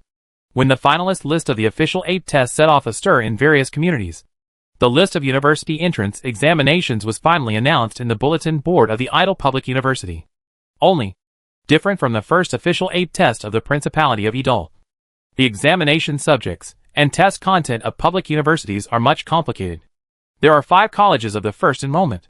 They are the School of Architecture headed by Master Andy, the Polytechnic Institute composed of craftsmen, the School of Economics headed by Julian Heaton, the School of Humanities specializing in the study of social conditions, and the Adar Medical School, which has just been incorporated into the Adar Public University. The test questions of each college are different, and the requirements for candidates also have different emphasis, and the largest number of students in this enrollment, naturally counting the most important science and engineering college in Bruno. There is no upper limit for enrollment, as long as the admission score is higher than the one set by the Polytechnic. The Polytechnic of Adar Public University will certainly accept all applicants. But, because the content of the science and engineering exam is more abstract, and the requirements for mathematics are much higher than that of the Principality of Idol's official ape exam, although there were thousands of applicants, the admission rate was dismal. The Polytechnic Institute admitted 113 students, while the entire Adar Public University admitted no more than 200 students. You know, the number of craftsmen employed in a research workshop under a polytechnic alone is far more than 200. If we include other colleges and some research institutes that are temporarily closed to external students, the number of teaching and non-teaching researchers employed by Adar Public University has even exceeded 600. So, cramming 200 freshmen into the campus of Adar Public University wouldn't create a single wave. Not to mention that you can't lift the waves. Such a number of people even fill in a teaching building. Seeing the stark difference between the Adar Civil Service examination and the university entrance examination, Bruno couldn't help but smile bitterly. The cultivation of talents in the Principality of Adar still had a long way to go. Chapter 375 New Students Admission. For freshmen at Adar Public University, it's clear that they won't have a relaxing summer vacation. And in the Principality of Adar, there has never been such a thing as summer vacation. The time is fleeting, and the Idol people need to fight in seconds. How can the Adar people create a more stable social environment if they take holidays from time to time? How can we create the pearl in the eastern part of the empire? How can we resist foreign enemies under the leadership of the Stewart family? Bruno has always been a kind noble. Of course, he is not squeezing the people, but to help them create a harmonious and stable beautiful future. Yeah, really. So, with the list of freshmen of the Idol Public University, and the final list of the Adar official aid test. The civilians who successfully passed the civil service re-examination began to step up their preparations for the upcoming re-examination. And the first batch of freshmen of Adar Public University also ushered in their long-awaited campus life. September 15th. Sunny. Easy to start school. With the help of magic and various advanced equipment. Adar Public University on the south bank of the Adar River has been completed by more than half. At least, on the east side of the Adar Avenue. The Alexander Library, as the core east campus, has been basically completed.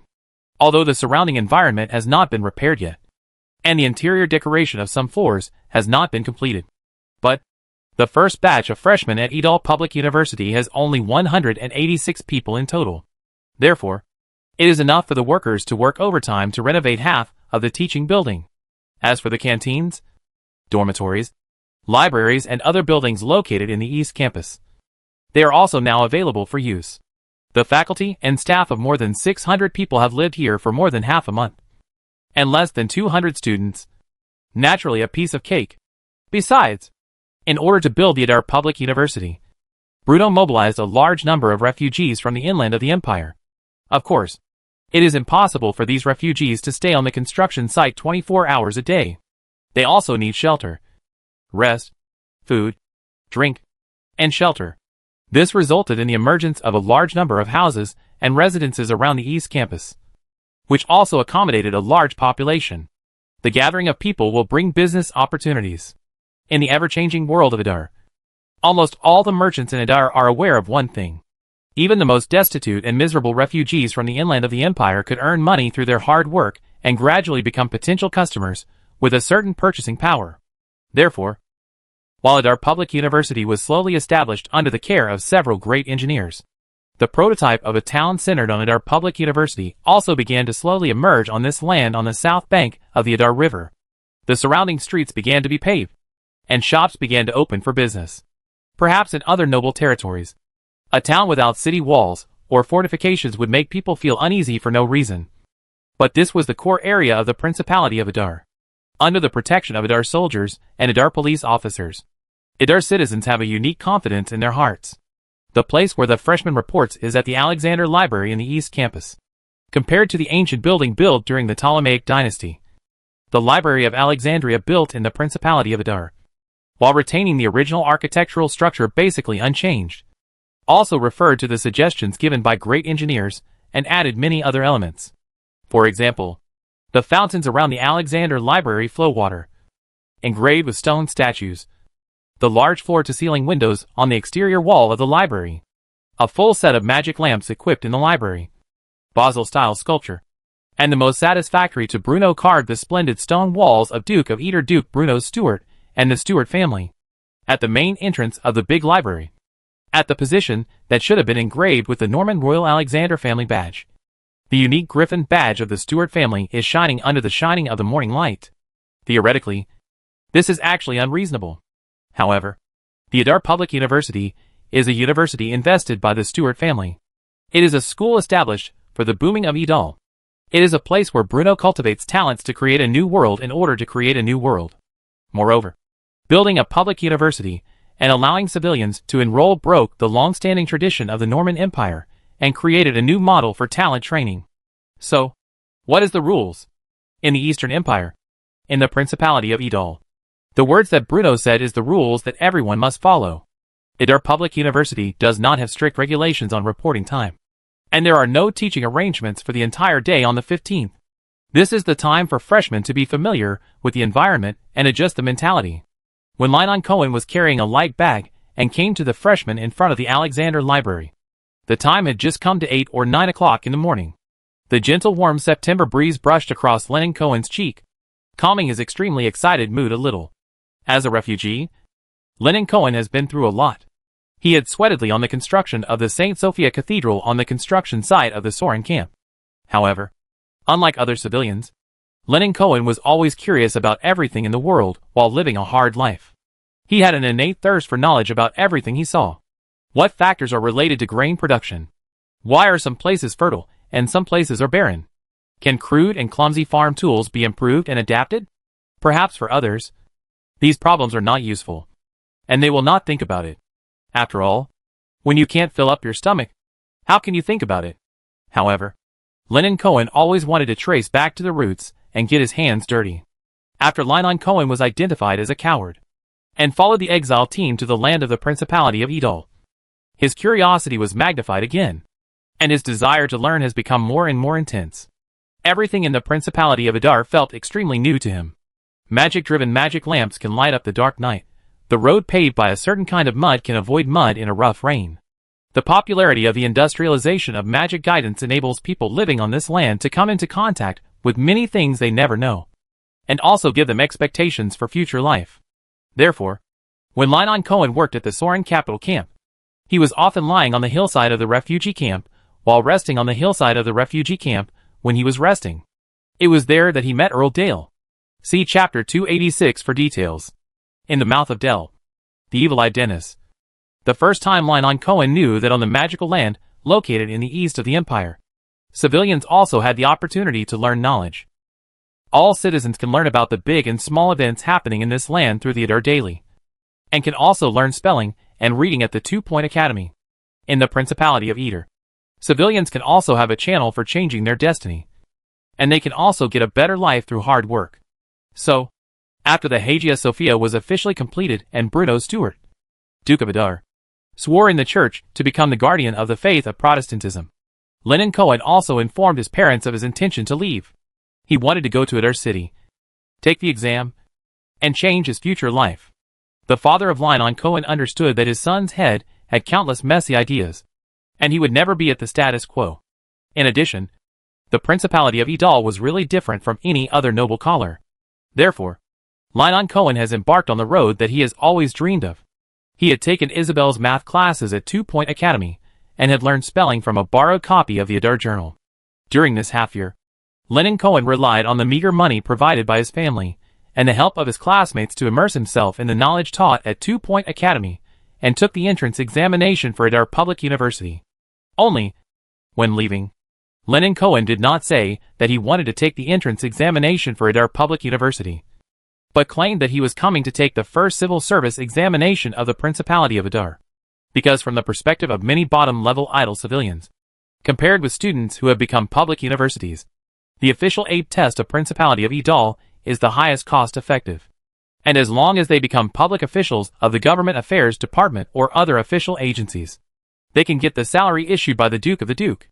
Not only have faces, but they can also support themselves while replenishing their families.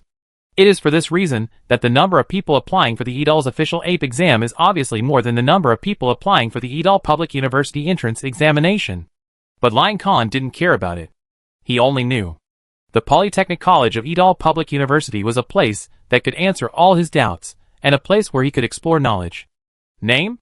The words of the staff everywhere have made Lennon Cohen immersed in memories.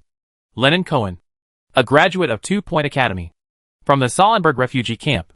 He replied quickly. You are Lennon Cohen? Hearing this, everyone present turned their heads and looked at the young man in front of them, who was less than 20 years old, in surprise. As a staff member of the Idal Public University, they are all impressed by the name of Lennon Cohen, because, among the first batch of new students in the Idal Public University, Lennon Cohen's name is ranked first.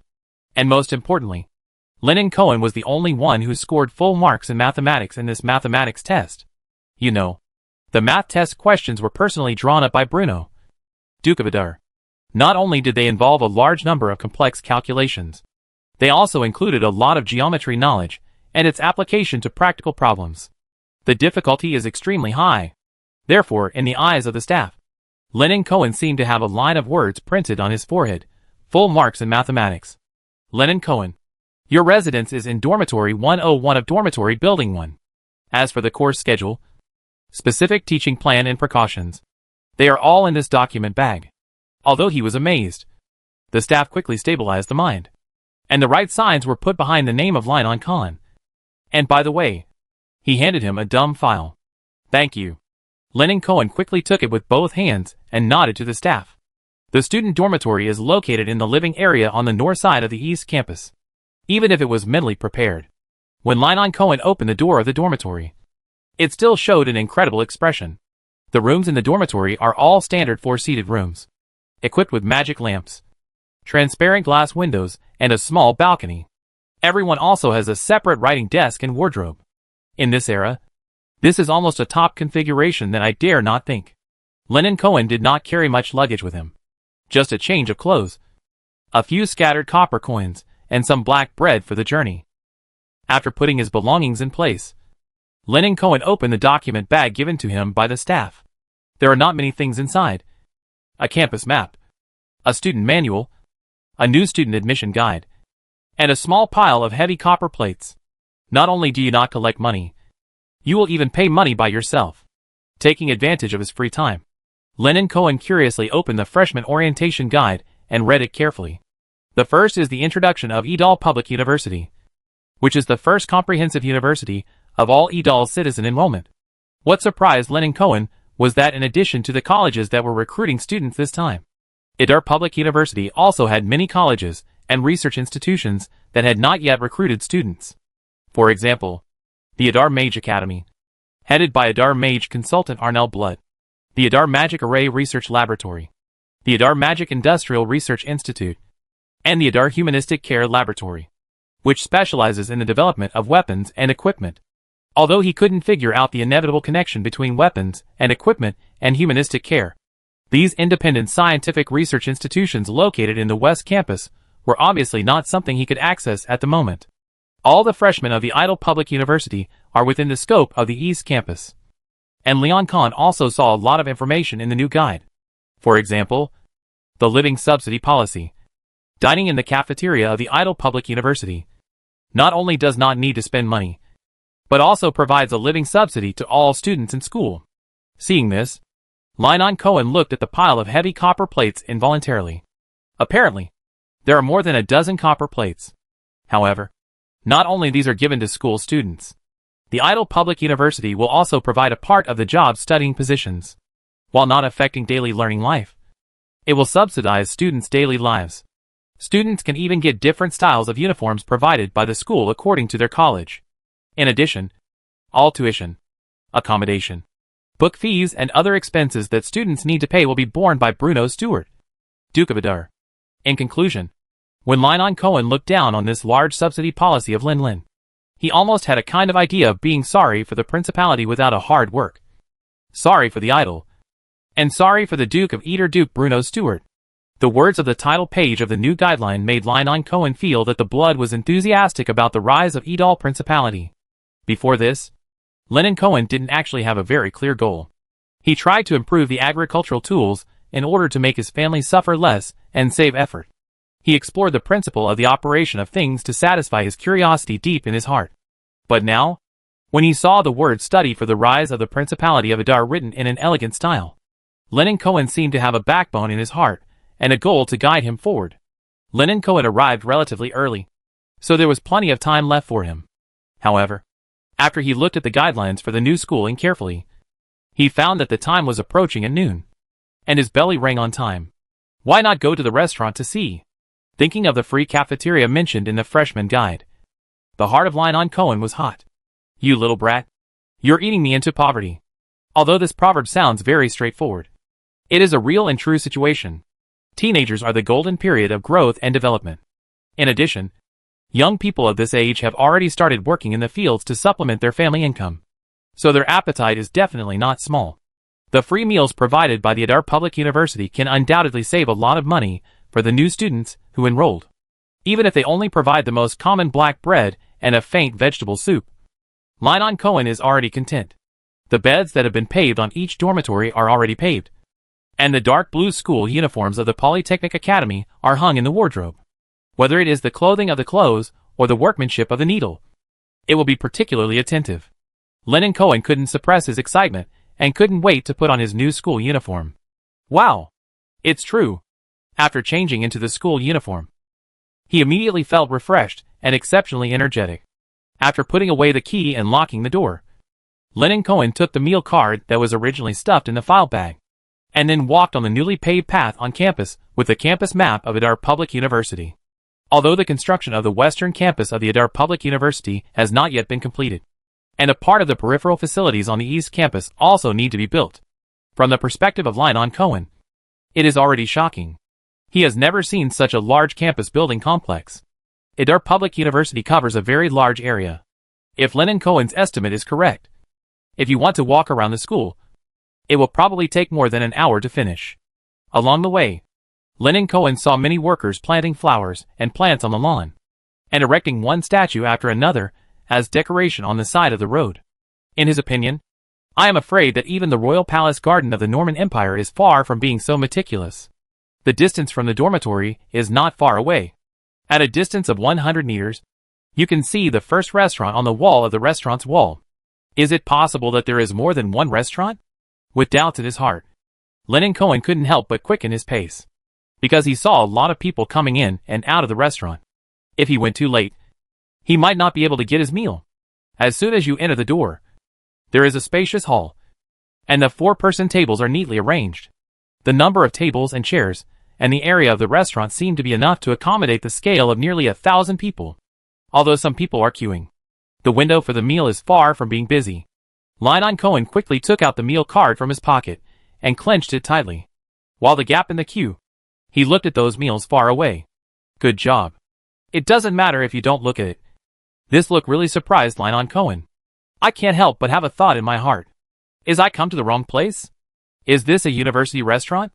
Although there is a certain distance, Lennon Cohen can easily identify the meals that are also neatly arranged on the table.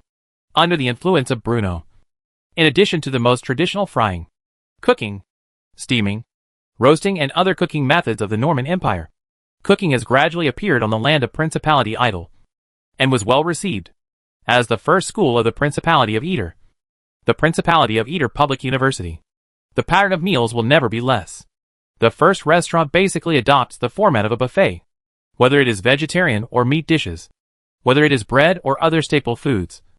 They are all neatly arranged and available for people to take. Lennon Cohen also raised a dinner plate, and slowly moved forward with the team. Hello. May I ask, is this a free restaurant from Idar Public University? Lennon Cohen patted the shoulder of the person in front of him, and asked a little. The man looked back, looked at this young face, and laughed. Are you the first batch of new students? Yes. I am from the University of Science and Technology. Lennon Cohen nodded quickly and answered carefully.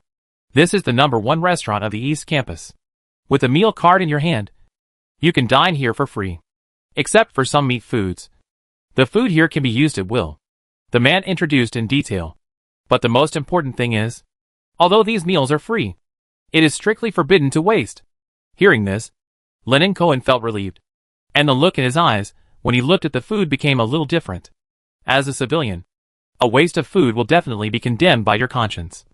And it is absolutely impossible to happen to Lennon Cohen. Potato roasted chicken, wild vegetable soup, rice. When Lennon Cohen was full of meals and walked to an unmanned dining table, he only felt sour. Dig a large piece of chicken with a spoon to the entrance. The feeling of eating meat, and even tears appeared on the corner of the eyes of Lennon Cohen. At this moment, he even wanted to know if he could come here to eat here to give him his family. It was enough for him to eat the black bread he brought with him. His father was already old, but he still relied on selling his labor to make a living. Not to mention the so superior treatment given to himself by the Idar Public University has made him feel particularly panicked. If he can't learn something, he will not be ashamed of the cultivation of the Duke of Idar, Duke Bruno Stuart. Actually, when everyone first came here, it was like this. When I met the middle-aged man when I was playing, it seemed to see through the heart of Lennon Cohen. Sitting opposite him with a smile, within a question, the middle-aged people took the initiative to say, Matteo Ford, Deputy Dean of the Institute of Technology, Director of the Institute of Basic Industry, and your physics teacher. Hearing the words, Lennon Cohen's expression was slightly moved. It's not just you. When everyone just came to Idar Public University, they would feel this way. But you have to know that the Idar Public University is responsible for promoting the progress of the Principality. Only when we do our best to do it, can we bear the heavy trust of the Duke. Matteo Holden said in a deep voice. Chapter 376 Born. Although Matteo Ford's words are simple, they are deeply touched by Lennon Cohen. He nodded vigorously, put aside the random thoughts in his mind, focused his attention on the food in front of him, and worked hard to eat attentively, only by filling the stomach by himself. and then rushing to the courses taught by the Idle Public University and the Concentrated Research Project. He can be able to deal with his first new identity as an Idle Public University. Lynon Cohen does not know how long IDAR's public universities will exist. But in his opinion, he only proves that even the most common civilians have sufficient value. And the school gate of public universities will always open to civilians.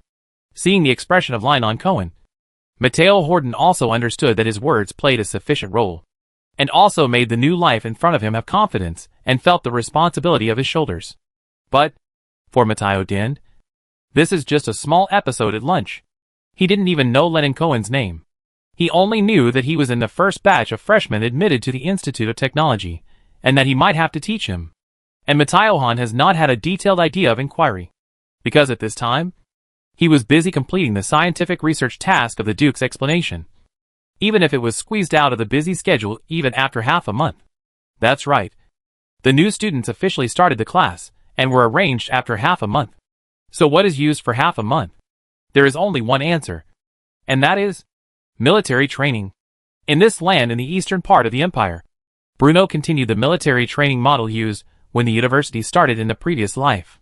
From September 16th to the end of September, the freshmen of all colleges of the Idle Public University will be collected, and under the leadership of the Idle soldiers, they will complete the half-month-old military training. Of course, the intensity of the freshmen's military training cannot be compared with that of the regular army of the Principality of Idar. But the routine training such as standing at attention, marching in step, turning left and right, etc., will not be missed. Moreover, in order to allow the freshmen to understand the strength of the Principality of Idal, the freshmen will even go to the guard barracks of Idal City on the last day of the military training, and participate in the one-afternoon shooting training for one afternoon under the guidance of the soldiers. It is not the purpose of receiving military training, no matter when. Bruno cannot directly select these excellent talents that have been selected by thousands of choices to push on the front line. The real purpose of the freshman military training at Idar Public University is to help the freshmen get used to the daily schedule of Idar Public University more quickly and better integrate into a new group. After finishing the last piece of sweet potato, Matteo Holden burped contentedly, and his eyes suddenly became sharp. Indeed, under the tilt of Bruno's resources, Idal Public University gave teachers, students, and related research institutions from scientific researchers and craftsmen. However, this also means that the scientific researchers in the Principality of Idar are under tremendous pressure and face extremely difficult tasks. As the director of the Institute of Basic Industry, Matteo Ford's task is even heavier. After all, Bruno has always focused on the advancement of various industries of Idal, and has greatly valued it. And it also kept the speed of R&D. Matteo Hahn is not a native Idal. It was a year ago that when the Odin Empire invaded the northern Xinjiang of the empire, the deputy director of the Idal Central Intelligence Bureau, Bomer Blanc, personally took it to the Principality of Idal. The family of the northern Xinjiang of the empire has previously played for the Duke of Duke Parisen. The Duke of Duke, one of the 5 dukes of the Regent Council, although his status was humble, because he has been doing things for Duke Don. Mator Hing's life has been able to live, and it is even much better than ordinary civilians. But no matter how good it is relative to the most common civilian class. No matter how hard Matteo and Fadri do their best, it is impossible to change that it is just the reality of a bottom civilian. At the same time, the invasion of the Odin people broke the calmness of Don's lead. In the fire that burst into the war, who would care about the life of an ordinary civilian? Even if it is a civilian who has played the Duke of Duin for generations, it is useless. In this way, Matteo Hodon, the artisan that was originally attached to the Duke of Duin, became a flower, and began his trembling stray life under the iron hoof of the Odin. However, he is undoubtedly lucky. A craftsman who can serve the Duke-level nobles for generations is bound to be a wine sack. Therefore, at the invitation of Bomer Blanc, he was led by the agent of Principality of Idal to the land located in the Eastern Empire, and became an Idal citizen. Everything of the Principality of Idal made him dazzling. And for the first time, Matteo Horton experienced his dignity as a civilian. He was first arranged to the Idal Steel Factory in the Grand Highland. Since then, he has been missed in the La Ray Research Laboratory of the Principality of Idal. But now, with the establishment of Idal Public University, due to the rational thinking and hands-on ability of Matteo Hahn, the Duke of Eder Duke Bruno Stuart, coupled with his previous improvements for the iron-purging industry of the Principality of Edal. Matteo Fong was appointed as the director of the Institute of Basic Industry. Matteo Deng is a person who knows the grace. When he heard the news about bicycles from Bruno's mouth, Matteo Horton took the initiative to ask for the research funding approved by Bruno, and organized a lot of capable craftsmen to pull up a bicycle R&D team. They have only one mission, and that is to build cars for the Principality of Adar. This is not only to repay the young Duke's kindness, but also for Matteo Holden's persistence. He is not only a craftsman, but also the only heir of the Holden family. A family of craftsmen. And now, after more than half a year of exploration and research, Matteo Holden finally had his first bicycle, the product of his countless efforts. It is for this reason that he had no thoughts to think about something messy, and even too lazy to ask Leon Cohen's name and score. He was full of his head now. All the bicycles that had just settled in the Institute of Basic Industry. Thinking of this, Matteo Holden quickened his pace, hurriedly packed up his plate, and headed towards the Institute of Basic Industries. The Institute of Basic Industry can be regarded as one of the few independent research institutions located in the East Campus of the Edal Public University. It is not far from the Alexander Library. It is surrounded by some gardens and craftsmen. Before Matteo Holden got close, he saw a large group of people gathered on the grass in front of the institute. Even his deputy was standing aside, looking around. Director. When he saw Marcio Ford back, his deputy hurriedly ran over, and his mouth was still breathing. What's wrong? Matteo Holden couldn't help but feel a little worried. Aren't they assembling bicycles in the station? Why are they all out? Could it be something went wrong with the bicycles? It's not the bicycle's problem. It's His Majesty the Duke. His Majesty the Duke heard that the bicycle had fallen to the ground and came over to take a look. The deputy quickly added. Hearing this, Matteo Holden suddenly looked a little nervous. No way. I led my team of craftsmen and spent more than half a year to tinker with the bicycle. If it is not satisfactory, even if His Excellency the Duke doesn't blame me, I will definitely feel ashamed. Moreover, at present, only the first bicycle has been built. It has not been actually tested, and there is no plan to start mass production for the time being. If the first test is not ideal enough, where should my face go? But the Duke had already come, and he couldn't chase his own Duke back, so he could only bite the bullet and walk over. Your Excellency the Duke. Who are you? Bruno looked confused when he saw Matteo Holden walking towards him. This was not because he was pretending not to know him, but because before traveling through time, Bruno was a member of a flower-growing family. Although he has lived in this land for quite a long time, he was still not used to remembering a long list of names like Matteo Holden. What's more, as a Duke, Bruno meets a lot of people every day. If he could remember every name, there would be no need for Bruno to write a diary all day long. Who would write a diary if they were serious? If it wasn't for many things that it was easy to forget, and many people would not remember the names. Bruno was too lazy to write what diary. I'm Matteo Holden, Your Excellency the Duke, in charge of the development and manufacture of bicycles. Matteo Holden replied quickly. Oh, I said. I didn't recognize you for a while. Bruno patted Matteo Holden's shoulder affectionately and said affirmatively, I said it long ago. Matteo Holden is my right-hand man. Hearing this, Matteo Holden was flattered. This is all thanks to the cultivation and trust of the Duke. Okay. I won't say anything else. Let's get the bike out and take a look, Bruno said eagerly. You know, he has been waiting for this bicycle for a long time. As more and more roads in the Principality of Adar were paved with hard and clean cement surfaces, Bruno had been coveting this type of vehicle that did not require animal power for a long time. Only, whether it is bearings or tires, brakes or chains. Although bicycles sound simple, these components are not easily produced. Take the tire for example. Nowadays, tires of horse-drawn carriages, ox-drawn carts, etc. are all made of wood. But if you force wooden tires onto a bicycle, it's terrible to think about it. So, the Adar CIA planned a military operation called Basel Scalpel, with the close cooperation of Adar agents and Adar naval soldiers. Marquis Stein was forced to surrender. See chapters 346 and 327 for details. And the rubber plantation opened by the Adar people in the south of Basel was successfully built. A large amount of natural rubber was transported to the Principality of Adar by sea. But this is still not the end. As we all know, Tires are made of rubber as raw material, and more than half of the rubber on the earth is used in the production of tires. However, the rubber here does not refer to white natural rubber. To turn natural rubber into tires, not only do you have to add a large amount of other raw materials to the natural rubber, but it also has to go through a series of extremely strict processes. If it wasn't for Bruno's speculation, it exchanged tire production skills in the system mall, and Principality Adar happened to be unique to this world, which can replace the raw materials of certain industrial reagents. The production of tires may be far away, and this is just the production of tires, bearings, frames, chains, brake lines. Each of these scattered components requires a large amount of manpower and funds for research and development and trial production.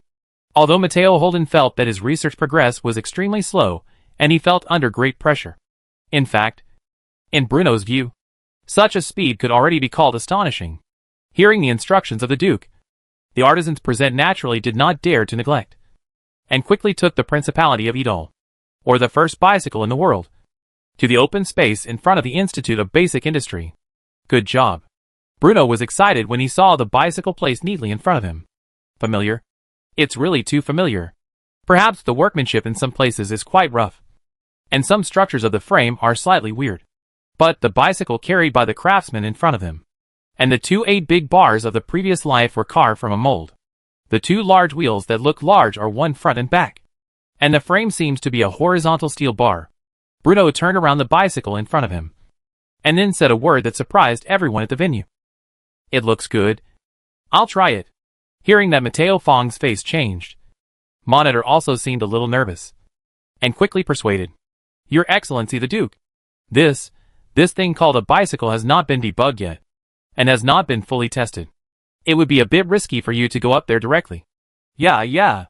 The craftsmen on the side nodded quickly, including Matteo Han.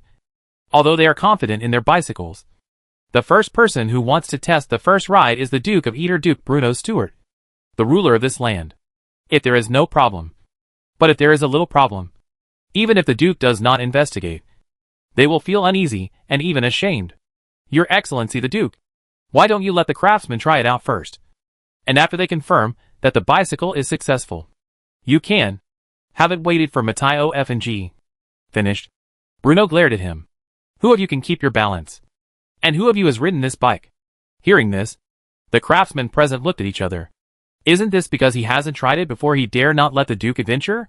Furthermore, if they knew the performance and quality of the bicycle in advance, they would not stop their own Duke. Seeing this, Bruno said seriously, "You all can't do it, but I can. This is what the ancestor of our Stewart family taught me in a dream." After hearing that, Monitor only felt a little stuffed. After spending a long time with the Duke, he discovered that the ancestors of the Stewart family were quite busy. Even after they passed away, they would appear in their descendants' dreams all day long. In the past month or so, the Duke has mentioned the dream he had received in front of me no less than 4 times. Good guy. Once a week. Seeing that everyone present was silent, Bruno smiled and swiftly stepped on the bicycle in front of him and started moving. Chapter 377, Miriam's Mission. I just went up just a little. Don't say that it is still a bit sparse for a long time. To know, before Bruno crossed, the planting flower family had built a well-off society in an all-round way. Bicycles on the market were mostly transmission cars, mountain cars. Whether the comfort of cycling or comprehensive quality in all aspects, has made great progress. As for the so-called 28 bar, he had actually only seen it from the innermost part of his garage when he was young, and it was already covered with a layer of dust. Therefore, when I started riding, I was really a bit uncomfortable. But this shaking of Bruno's scared the craftsman on the side. "Hurry! Guards! Go with the Duke. But don't let the Duke fall." Seeing this, Adar and the Duke guards were gone forward, followed by Bruno's side. And Mattei Hardon and others are naturally not idle. In the eyes of the craftsman, the Duke's desperate practice is clearly to provide himself with the first actual test data. That's all. On the campus of Adar Public University, Bruno was riding unsteadily in the front, with Adar CIA agents following on both sides, and a group of soldiers and craftsmen from the Institute of Basic Industries following behind. Dormitory. After Leono Khan had just seen several of his roommates, after he introduced himself to walk, He intends to take a visit to the campus while he has not started class. But as soon as they walked out of the dormitory door, they saw a large group of people running around the campus, as if they had become a beautiful landscape of the East Campus. "What are you doing?" Lennon Cohen felt that one of the people in the team looked familiar, so he rubbed his eyes and took a closer look. Woohoo! He seemed to see a familiar face in the crowd. Wasn't that Matteo Holden, the vice president of the Institute of Technology, whom he had met in the restaurant at noon? Is this noon running? Anyway, according to Lennon Cohen's knowledge, he had only heard of morning jogging and night jogging. Sure enough, Idar Public University was an academic sanctuary that was completely different from other places. "Cohen, do you know what was doing?" Lean Khan's roommate looked at the people running in the distance, a little embarrassed. "I have met in it. It seems to be the vice president of our Institute of Technology." Hearing that, several roommates couldn't help but grew up in surprise. As they were talking, the huge crowd suddenly turned around and ran towards Lennon Cohen and others. "Seem, are those people mixed with Idal soldiers?" As the crowd gradually approached, Lennon Cohen and his roommates gradually saw those people clearly and heard some faint shouts. "There are soldiers, craftsmen, researchers, and etc." "What's that?" Lennon Cohen noticed that at the front of the crowd, surrounded by several Idar soldiers, a young man in luxurious clothes was sitting on a novel contraption and speeding towards here, with his legs crossed and moving back and forth. Which novel gadget seems to have two large wheels, one front and back, and quickly turns without animal power. "Your Excellency the Duke." "The Duke, please ride slower," the craftsman in the crowd shouted breathlessly. Lennon Cohen turned his head and asked the roommate beside him, "Did you hear it? The Duke? What they just shouted? Seems to be." "I think so. But it's not very likely. Maybe we heard it wrong." Young faces, gorgeous clothes, and guarded by a large number of Idar soldiers. Although everyone present was incredible, their hearts had the same idea in their hearts. The young man riding on two big wheels is probably the current Duke of Idar, Bruno's steward. Only, while his roommates were amazed at the image of Bruno's steward, Duke of Idar, Lennon Cohen was staring at the two big wheels of the bicycle in a daze. Being so close, Lennon Cohen could see it clearly, just by the movements of the Duke's feet. The two wheels turned rapidly, seemingly effortlessly. The artisans and researchers behind the Duke were breathless, showing a sweaty look. No manpower. Fast travel. Extremely laborious. Lennon Cohen seems to be able to see that in the near future, in addition to the common ox carts and carriages, a new transportation will appear on the land of Principality Idar, and change the lives of all people. After 2 laps around the East Campus of the Idal Public University, Bruno stopped endlessly. In addition to Idar and accompanying soldiers, the long-lasting craftsmen followed by them were already exhausted. "The quality of this bicycle is pretty good," Bruno praised, patting the seat with satisfaction. Hearing Bruno's words, Mundell quickly complimented him. "The Duke's riding bicycles is also powerful. If you change it to others, I am afraid that you can't ride a few times. You will fall." How does this rainbow fart sound weird? Although when Bruno proposed to design and develop bicycles of the Institute of Industry, some people mentioned that they would directly introduce magic into it and create a magic-guided bicycle similar to the battery car similar to the previous life. But Bruno was rejected without hesitation. The reason for the rejection is simple: cost. Whose bicycle is produced for? Obviously not for the noble master who hugged and hugged each time every time he went out. Nor was it a rich man who could afford the carriage and hired a car husband.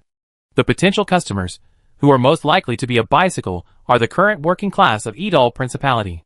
Their family cannot afford livestock, and they cannot hire a driver if the place of work is far away from home. As the Principality of Idal's infrastructure plan and urban transformation plan are fully rolling, the time they delay on the road every day may increase. The emergence of bicycles will undoubtedly provide a possible choice for ordinary civilians of Idal.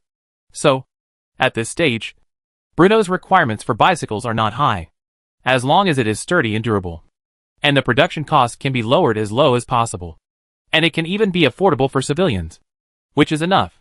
Finally, the tired Matai Otai finally dragged his tired body and rushed over. Duke, do you know what there is still in this bicycle?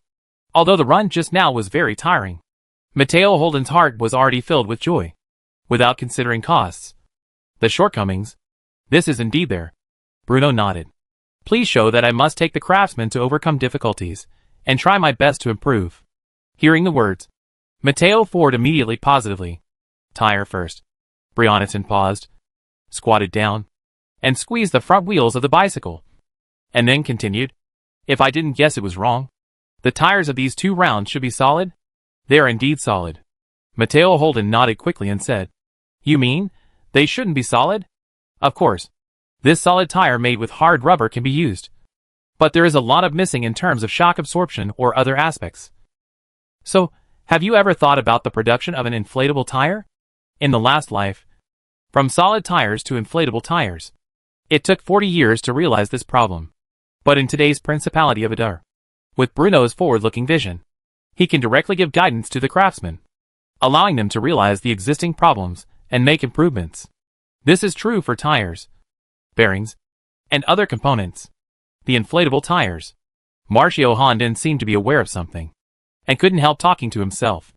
Of course, Bruno continued, now that the bicycle has been built, there are 2 main tasks of your remaining tasks. One is what I mentioned just now. Today's bicycles can only be said to be able to ride. But it is far from ride. You have to use this as a prototype and continuously improve various components including tires. The other is to control production costs and mass-produce bicycles. When developing bicycles, I told you very clearly that bicycles are positioned as a means of transportation that ordinary people can afford. So you have to put more effort into cost control. Duke, rest assured, we will do our best to make these bicycles achieve the goal of mass production as soon as possible. With the farewell of many craftsmen, Bruno led the attendants around him and stepped out of the school gate of the Idle Public University. To be honest, the R&D speed of bicycles does exceed Bruno's imagination, because tires are not the most difficult point. Bearings are the biggest obstacles facing bicycle research and development roads. Prior to this, the Principality carriage of Idal also had bearings, but it was sliding bearing. The sliding bearing, although the name sounds tall, but actually puts a wooden stick into the hole in the center of the wheels, and then use the metal or wood to hold the wheels with both ends, so as not to let the wheels run away during the driving process. In order to reduce the friction during driving, it is necessary to apply a large amount of oil to lubricate. If you don't apply lubricating oil, it will not only be tight, but also can't move. But now, it is obvious that while creating forging steel, the Idle Steel Factory in the Grand Highland has initially possessed the ability to produce rolling bearing. This is great news for Bruno. Not only do many magic guidance machines use rolling bearing, but if they want to move closer to the direction of magic car in the future, then the bearing is an essential part of it. Million's cake shop, it seems to be going near the university town? Bruno suddenly turned around and remembered something. Yes, it's near the East Campus. Go there and see. In order to allow Million Morris to take root in Idal as soon as possible, and also allowed this distant noble lady to make some pocket money, Bruno provided Million with a few cakes and dessert production formulas in the form of technology. The cake-baked workshop named Odini Cake Square was also built in the university urban area on the south bank of the Idar Hunan. Although Bruno looked down on this profit, how to say that he had a certain shares? Let's take a look at it first. But it was over. After all come. Although the university town has just had a prototype, it has also developed. Eugenie Cake Shop is also one of the most eye-catching buildings in this area. Although it is called a cake workshop, the wealthy families of the Principality of Idal are not many after all. So the main business is some white bread and other types of new bread ground. Not only the merchants near Idal city, but even some bakers in the Merlin Special Economic Zone will come here from time to time. If it was placed in the past, white bread must have no market. After all, ordinary civilians can afford it. Only thick and hard black bread. However, with the rapid development of Idaladar and the influx of exiles, whether it is the sales of black bread or the sales of white bread, it has shown a very obvious upward trend. The sale of these bread has also become the most important source of income for Earn Egg Cake Square. When Bruno arrived, Million Morris happened to finish the task of the French Array Research Lab, and was staring at the operating counter, making a cake that looked quite seductive. Since she got the cake production method in Bruno's hands, Million's love for sweets seemed to be magnified in an instant. How many times? Different from Bruno has always maintained a dispensable attitude towards sweets. The nobles of this era have almost a strong enthusiasm for sweets. The cake with a large amount of cream, Jam and Sugar is fascinated by Mylan. In fact, you can try to add some fresh fruits to the cake. Otherwise it will be tired if you eat too much, Bruno suggested. Oh. Bruno's words startled Miriam. She shuddered and looked at Bruno with some resentment. My Lord Duke, why did you come here so suddenly without telling me in advance? I just saw you so investing. So I was asked to bother you. But making cakes to make cakes. This is just to make you make some pocket money. But the control of mental power must not fall, Bruno emphasized. No. Lord Ernell has already told me. At that time, I will go to the port of Dorne with him. I have to see how powerful those snails are. Milion patted his chest and confidently promised. And this is not pocket money. The Duke. The cake workshop is a lot of money every month. And there can be a lot of gold coins. If these money is saved, you can pay off the mortgage soon. If you do it, I will do it for you. Bruno rolled his eyes and said in a sync, it's a deal. When he heard, Milion was particularly surprised. If you can save this money, oh, you will have a lot of pocket money. Chapter 378. In this summer, a lot of things happened in Principality Idle. The aristocratic manor in the northwest of Idal City began to break through the construction. And the black storm on the Valence Plain was also quite effective. The refugee camping rose near the border of Idal. And the citizens gathered by the Principality of Idal also showed a trend of explosive growth. More and more merchants have begun to regard Principality Idal as their base camp. Although they need to pay a lot of taxes here, they do not need to make intricate interpersonal relationships. They can also obtain a stable life under the shelter of Idar soldiers. From Idal City, Merlin's Special Economic Zone, and the Grand Highlands belonging to Idal's land, to the territory of the territory under the rule of Sorember, Port Cologne, and Valencas. As one of the few of the Normandy fire, there are several uncomfortable peaceful places that have not been involved in the fire. And the entire Principality of Idal has shown a unique and prosperous trend. The officials of the Bruno Association also took advantage of the chaotic situation of the inland situation of the Empire, and the precious time for the western service of the Empire, recuperating and developing steadily. With the arrival of Golden Autumn in October, White Barrel also brought good news to Bruno's long-awaited expectations. The Venice Arsenal, located in the naval port of Merlin district, and built with a huge investment of manpower and material resources, has finally been officially completed. That's right. Although the Idle Public University, which started at the same time as the St. Sophia Cathedral, has not yet been built. After the big lighthouse, the Venice Arsenal Studios in the second spectacle building in Merlin's Special Economic Zone has stood on the east coast of the Principality of Idal. There is no way around it. The area of Idar Public University is really too large. Even if the previous wonders cover the area, I am afraid that it can only be flat with the area of the Idle Public University. However, today's Idle Public University has also entered the later construction stage. According to Brian's estimation, it will not be officially completed until the end of the year. The Pacific Venice Armor is still a wonders of the SSS level, because the major engineers of the Principality of Idar did not make much changes on the original foundation of the Venice Armor. The only change made is to expand the Venice Armor in the original scale. And the river channel connected to the instrumental library also entered a certain degree of widening, so that the small and medium-sized ships of the Idle Navy can be unobstructed in the river. After all, for today's Principality of Idal, it is the most important thing to activate the wonders with the Venice Armory and improve the construction progress of the Idle Navy. Under the guidance of the sea plan, is it more important than increasing the speed of building a ship that increases 50%? On the day of the establishment of the Venice Armor, Bruno, the rulers of the Duke, came to the scene in person, but also rushed back to the naval generals at all levels of overseas navy in addition to Captain Howson, who is responsible for the exploration of ocean. You know, Bruno has already released the wind. The Venice Armor of the naval military port standing in the Merlin Special Economic Zone will become the naval headquarters of the Principality of Idal, the largest naval base on the entire continent. Damn! For the naval officers and soldiers of Idar, this is definitely a milestone. And it is also a scene of witness. In this era, the Navy's famous people think that dogs are not tired. Except for Idals abroad under the Stuart family's rule. Any aristocratic caller is unwilling to support a troops with a huge cost and not seeing the slightest use. The short-sightedness of the nobles made them only focus on the wealth on the land. And the means of taking wealth is also very simple. That is, squeezing over and over again, and searching for people who live within their territory. Because of this, the home of the war is always only on the land. In order to compete for limited land, the soldiers of the nobles fought against each other on the land, causing war. The traditional nobles do not know that there are huge profits in the distant overseas, nor will they take the risk of ships that are unparalleled. So, and not to mention the inland nobles. Even the nobles of the navy.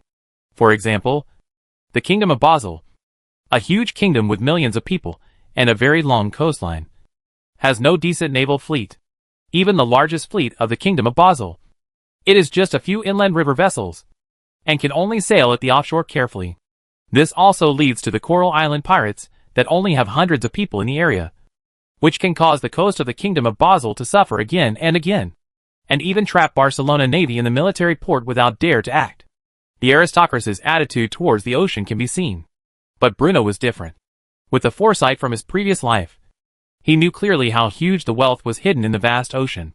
Coupled with the prompt given by the wonders and construction systems, and the map that can be unlocked by brilliant points, Bruno has long regarded overseas land as his own pocket. Even in the process of building the Venice armor, the mutant corpses that floated, and the reminder of the remaining place given by the wonders building system did not change Bruno's outlook on exploring overseas. Only with a powerful navy can ensure that the offshore routes of the Principality of Idal will not be attacked, and the maritime giant who entangle overseas desert island can be threatened to the coastal areas of Idal. Fearless of the enemy, brave the wind and waves, and fight bravely to defend the Adar Sea. On the outermost wall of the Venice armor, the major engineers of the Principality of Idal used hot fonts to inspire Bruno's expectations for the Idal navy. The Venetian arsenal covers a large area, second only to the University of Adar and the fortress of Namur on the Solin River, and echoes the lighthouse of Alexandria located on the south bank of the Adar River estuary, one to the south and the other to the north. Although in the spectacle of the spectacle construction system, the Venice armory did not seem to be so magnificent. But when Bruno personally came to the Merlin Special Zone in person and saw the Venice armor on the coast, the pictures had to be compared with the real thing. Perhaps at first glance at the picture, one would think that the Venetian arsenal was just an ordinary armory. But, at least this wonder built by the great engineers of the Principality of Adar far exceeded Bruno's expectations. Red bricks and white tiles, square spires. Perhaps such architectural styles and architectural colors have a lot of differences with most buildings in the Merlin Special Economic Zone. But it brings a completely different shock. Rather than saying that it is a building, it is better to say that the Venice Armory is a large building. Half is on land and half is on sea. In this naval base, not only has the Idle Navy's military database, but even the Idle Naval Shipyard, the Idal Naval Headquarters, and many military units. When Bruno walked inside the armor under the cluster of the Navy generals, all the naval officers and soldiers present trembled and were boiling. As a member of the Navy, they actually desire to be valued and recognized more than any army soldier. And now, their Lord Duke has demonstrated his trust and attention to the Navy, not only in action, but also in all aspects. How can this not make them wholeheartedly and loyal? Your Excellency the Duke, after visiting most of the Venetian arsenal, Sam Layton, who was accompanying Bruno, could no longer suppress his urgency and stuttered to Bruno. This scale of military bases, our army also wants. In fact, when Sam Layton first heard that his Lord the Duke was going to build the Venice arsenal, he was very calm, because he was confused by the literal meaning. In his opinion, it was just a meritorious weapon, and it was repaired. After all, when fighting the Odin people, the Navy did have a lot of strength. But, as more and more funds and manpower were put into the construction of the Venice armor, he gradually returned to taste. If it was just a meritorious weapon, where would it consume so much money and food? Now, when Sam Reed finally followed Bruno and stepped into the long-haired Venice armor, he naturally became red. This naval base can not only accommodate nearly 10,000 naval soldiers, but even a naval shipyard hired thousands of skilled workers. To be fair, although Bruno has always regarded the ocean as the direction of expansion of the Principality of Adar, the Adar army is the foundation for defending the territory. So, naturally, Sam Layton was extremely jealous of this, and couldn't help but raise his opinions to Bruno. Although the Adar army now has the Namur fortress as its base, as an Adar soldier, who can resist the temptation brought by the military base? Didn't you already have Null Fortress? That is a solid fortress that can accommodate nearly 10,000 people. Oh. Hearing that, Sam Reed could not help but agree with some disappointment. After touring the entire armory, and seeing the ships that were being gradually completed by the hard work of the craftsmen, Bruno, accompanied by everyone, came to the large conference room of the naval base. When the generals present were sitting, Bruno said to Sam Rayton, "Of course, the army will also have. Now the inland situation of the empire is intricate. Since the Venice military database has been completed, the construction of the new military base will naturally be on the schedule. Can it be as majestic as the navy?" Sam Layton found it a little hard to believe. After all, his lord the Duke always kept his word, and he was just probing the question just now. But I did not expect that the Duke's heart really had the idea of breaking the soil. For a moment, Sam Layton felt his heartbeat suddenly speed up, and his whole body was even trembling slightly. Bruno nodded, but then shook his head again. The magnificence will naturally be magnificent. After all, the wonders of the Principality of Edal are well known. However, in the strict sense, the buildings that are about to be built will not be regarded as your army. What is that? When everyone in the cabin stared at Bruno with wide eyes, he continued, "It is the headquarters of the Navy, Army, and Air Force of the Principality of Adar. The headquarters of the Navy, Army, and Air Force." That's right. Bruno nodded affirmatively. Today, the Principality of Edal. Sam led on restrain the idle army. Mal Karen commanded the Edal Navy, and the newly appointed Griffin Knights leader Ralph Hawthorne was commanded by all the air forces of Principality Edal. Only, what Bruno has always admired is the all-round three-dimensional combat of the three army and air. Although today's military system can distinguish their respective powers well, once a war occurs, due to the completely separated command system, each military will inevitably cause mistakes in cooperation. Bruno's original intention was to integrate the army and allow Adar soldiers to exert more powerful combat power. And this time, even if Sam Layton didn't mention it, Bruno would take the initiative to bring it up at this time. Otherwise, see the Navy base. Why do you bring Sam Layton, Ruho Hawthorne, which are not much related to the Navy? The Edal army fully follows the decision of the Duke. Although he knew that Bruno's actions might lead to the suppression of his voice within the army, Sam Layton still expressed his attitude at the first opportunity. Sam Layton knew very well in his heart that only what the Duke gave him was his. As long as he stayed close to the Duke and did his best, that would be enough. Besides, Sam Layton can be said to be the general with the most combat experience in Adar's army. In the war against the Odin people, he has long been aware of the tremendous combat power that can be generated by the close cooperation of multiple military branches. It is indestructible, unstoppable. Edal soldiers will always look at the Duke of the Duke. Me too.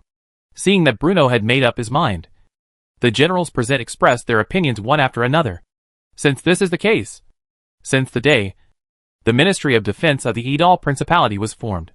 In addition, organized craftsmen and refugees to build the Alhambra Palace in the DC area of Adar City as the headquarters of the Adar Principality's Ministry of Defense. Chapter 379. When Bruno finished speaking in one breath about the arrangements that had been brewing in his mind for a long time, everyone present fell silent. In fact, no one had any objection to Bruno's arrangement. Sam Layton still commanded the army, Mal Callan still commanded the navy, and Rolf Hawthorne was still in charge of the Adar Air Force. The only difference is that there is an additional Adar Principality Ministry of Defense above the Navy, Army and Air Force. However, according to Bruno, except when war breaks out, the Ministry of National Defense will be upgraded to the Supreme Command. In peacetime, the existence of the Ministry of National Defense will not directly affect the internal decision-making among the various military branches of the Principality of Adar. After a moment's silence, Bruno continued, in addition, the Minister of Defense will not be directly appointed by a powerful general. His purpose is to coordinate the various armies and handle military affairs, such as logistics, deployment and rotation, reserve troops, and other trivial matters. So, I think that Army Chief of Staff Sarah Corrin should be a good candidate. Sarah Corrin.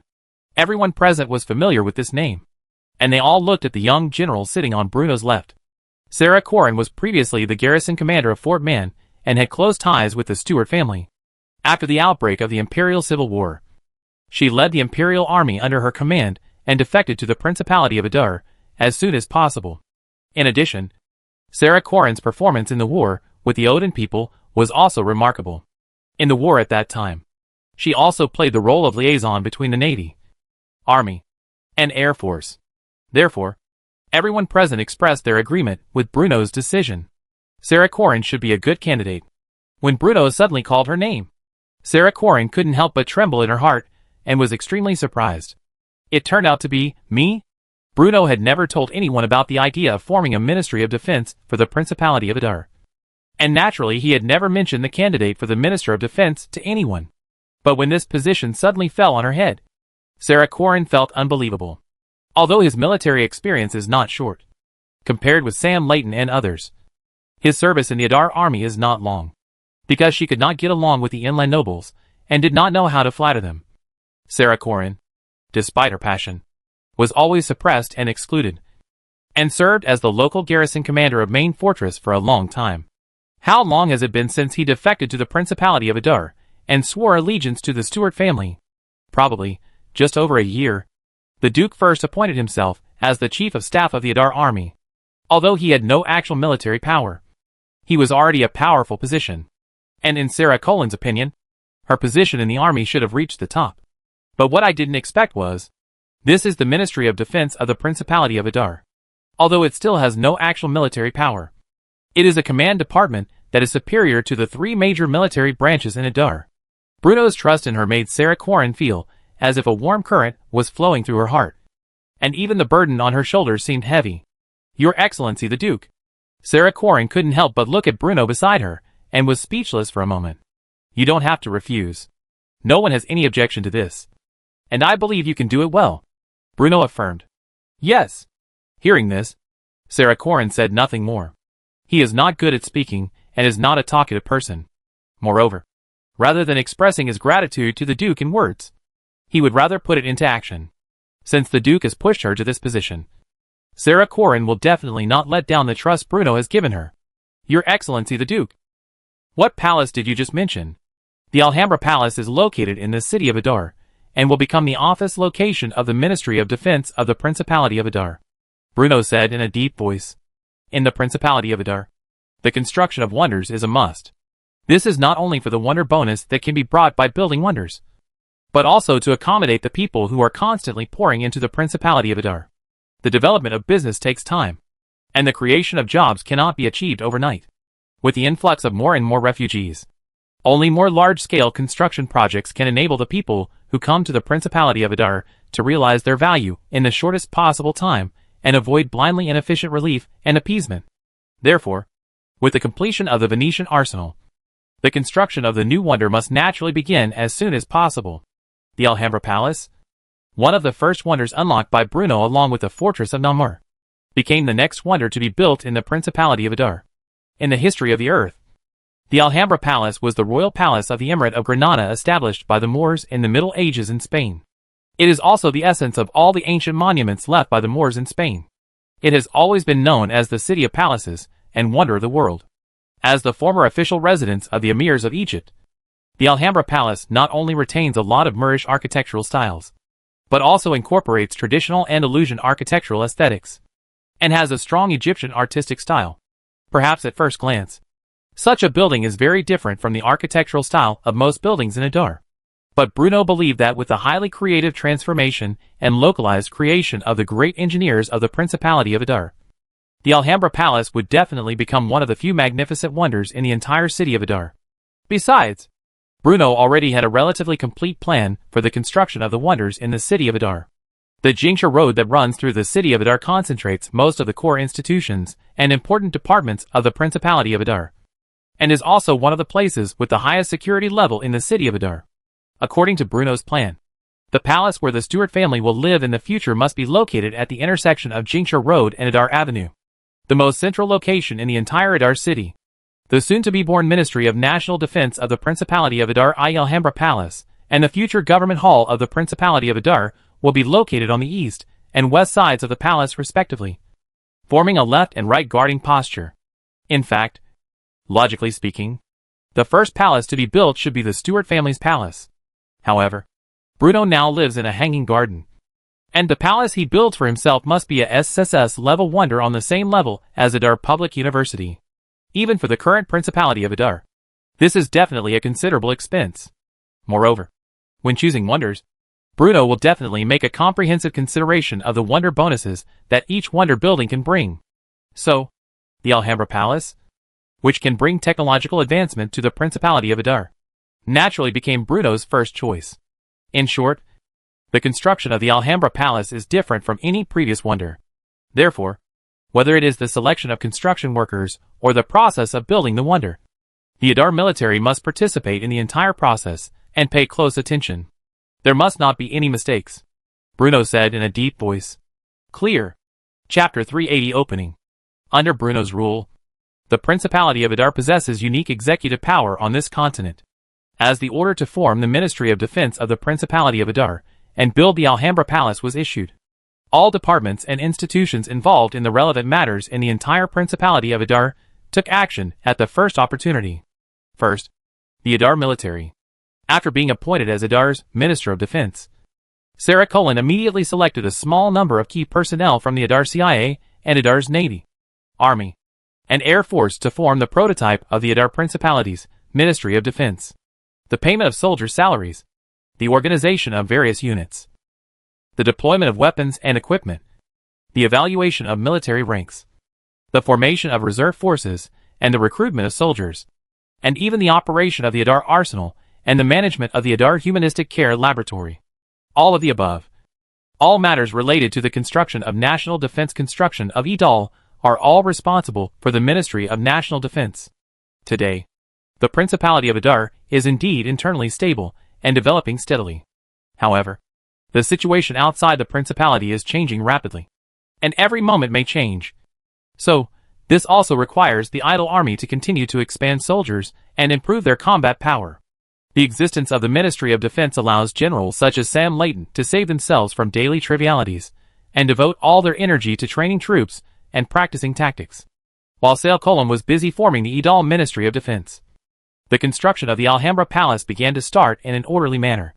The Adar Finance Department began to approve funds, while the Government Affairs Department and the Urban Planning Department began to prepare for the demolition and compensation of houses to resettle the people who originally lived within the construction area of the Alhambra Palace. As for the refugees who were originally responsible for building the Venetian arsenal, if they have found a reliable livelihood in the Merlin district, the Adar Immigration Administration will be responsible for their local resettlement. However, if you still fail to find a suitable source of life, it will start to migrate in batches under the arrangement of the workers of the Migration Authority and participate in the construction of the Alhambra Palace.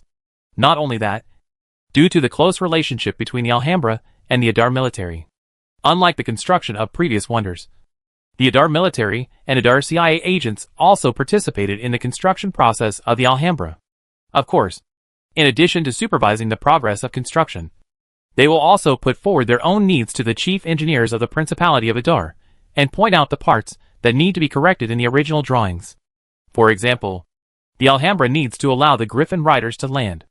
The Adar CIA needs to set up an independent office inside the Alhambra Palace to communicate with the Adar Principality's Ministry of Defense in a timely manner.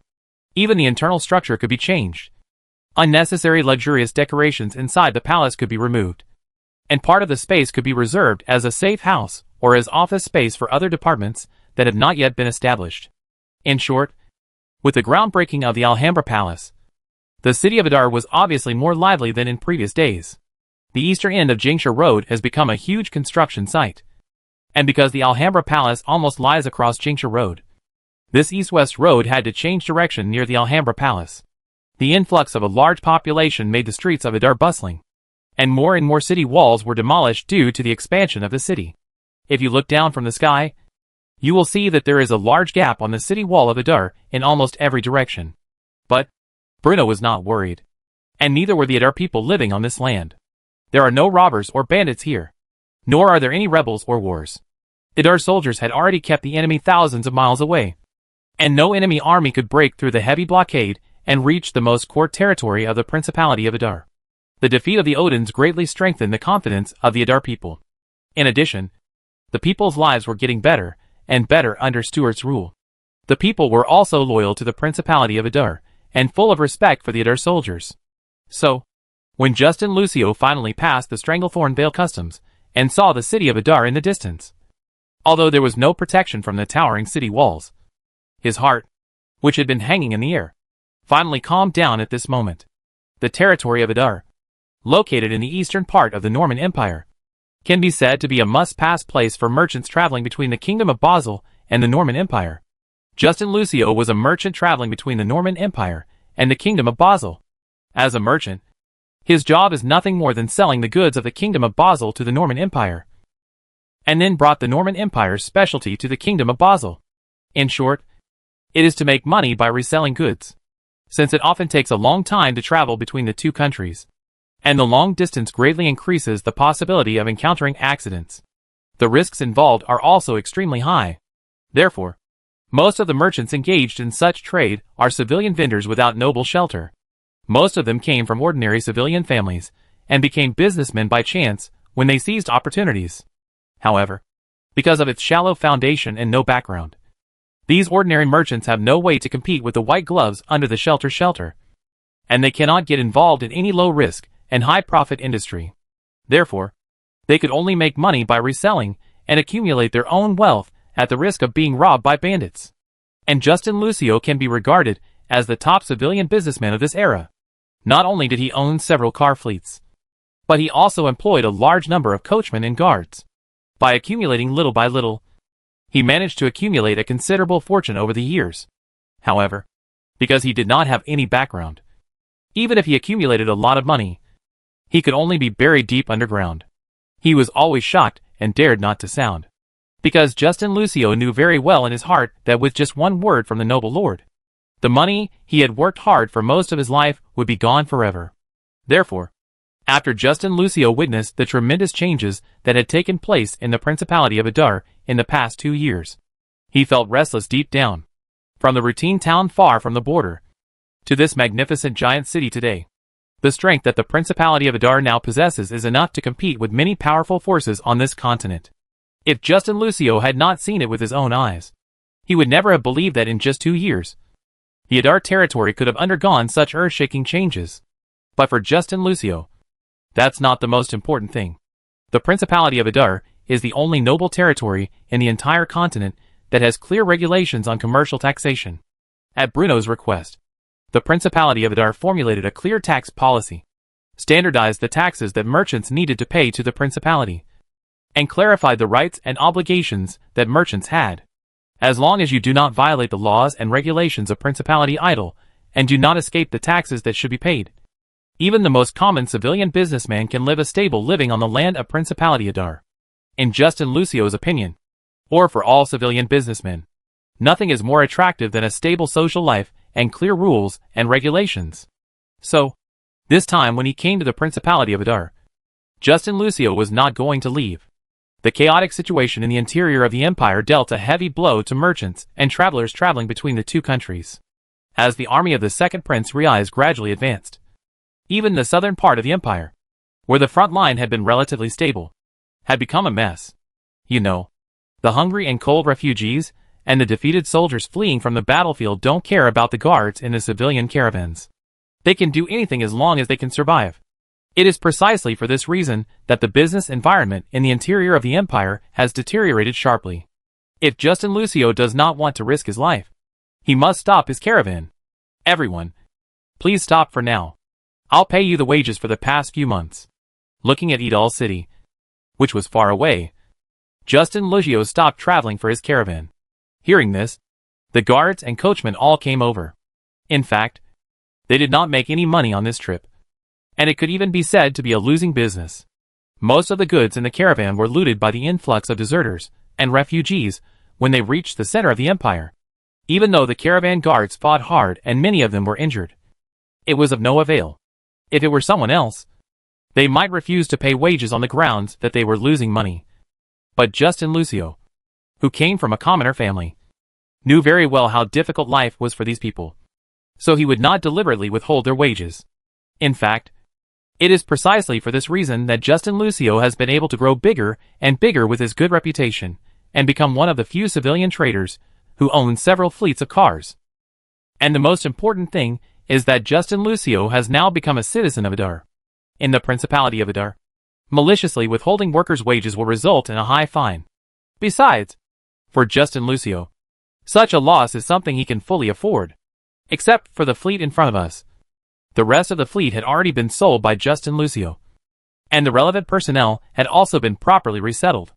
Justin Lucio's wife and children had already immigrated to the Principality of Adar with all their belongings and put down roots in this land. As for the guards and coachmen in front of him, they can be regarded as the last group of people around Justin Lucio. Master Justin, thank you for your gift. The God of Light will surely bless you. Master Justin, if you need any more work in the future, just tell us what to do. The drivers who received their wages bowed and expressed their gratitude to Justin Lucio. After dismissing the laborers and guards who followed him, Justin Lucio returned to his residence in Adar before sunset. Justin Lucio's house is located in the DC district of Adar, near the baths of Caracalla. It is considered one of the best houses in Adar. Mrs. Lucio was already waiting at the door, greeting her husband who had come from afar. I should have known better than to make this last trip. I encountered some problems along the way and lost a lot of money. After a long separation, when Justin Lucio saw his wife and children again, in order to avoid unnecessary worries, he simply mentioned the swordplay he had experienced. I'm glad you came back safely. Our family has accumulated a lot of money over the years, and our business in Adar City is gradually improving. You don't have to run around anymore. Just stay in Adar Principality. Ms. Lucio carefully wiped the sweat stains on her husband's forehead, and said worriedly, different from the demands of the immigrants. If a businessman in the country wants to obtain the Idle Citizen ID card issued by the Idle Public Security Bureau, it must provide a certain number of jobs for Principality Idle. Therefore, in order to obtain immigration permission, Justin Lucio gave his wife a large sum of money so that she could buy shops in Adar and recruit workers, so that his family could obtain Adar citizenship. When the exhausted Justin Lucio sat down from the table, Mrs. Lucio had already prepared a warm coffee and the white bread he had just released. This is, looking at the dark brown liquid in front of him. Justin Lucio seemed a little puzzled. This kind of drink is called coffee. This is something unique to our Dadar Principality. Seeing this, Mrs. Lucio said quickly, I feel slightly bitter at the entrance. But if it is a fine product, we can taste a very mellow sweetness. Seeing his wife's bowing, Justin Lucio picked up the warm cup of warm coffee and laughed. In less than half a year, you have begun to be yourself? Call. Mrs. Lucio added a little sugar in the coffee, so it not only didn't feel any bitterness, but made Justin Lucio's surprise. The taste is mellow, the fragrance is overflowing, and after the bitterness, it is a unique sweetness of coffee. At least, Justin Lucio likes this very much. Indeed, not bad. That's natural. Mrs. Lucio raised her head and said proudly, but, since the business of this business has stopped, I should always find something to do. Otherwise, isn't it sitting in the mountains? You have been in this Principality of Adar for half a year. Have you found any business opportunities? Tore off a piece of white bread in the entrance. A little concern on his face showed a little. During Justin Lucio's business days, Mrs. Lucio not only gave him advice, but also provided him with great help and acted decisively and efficiently. Otherwise, he would not have been at ease letting his wife come to the strange land of the Principality of Adar alone with their family and children. Therefore, Justin Lucio did not avoid anything, but asked directly. After hearing the words, there was a little puzzlement on Ms. Lucio's face. Didn't you give me a sum of money at the time? Let me open a few stores in this idle city. If it wasn't for our shops with enough employment, how did our citizenship get it? It's just a few shops. Even if there are more, how much can you make every month? Although Justin Lucio had already made up his mind to take root in the Principality of Adar, he still spoke nonchalantly. After all, although traveling for business is very risky, the profit that can be obtained from a trade trip is definitely not a small amount. And to be honest, Justin Lucio never thought about how much profit he could make from the shops in Adar City.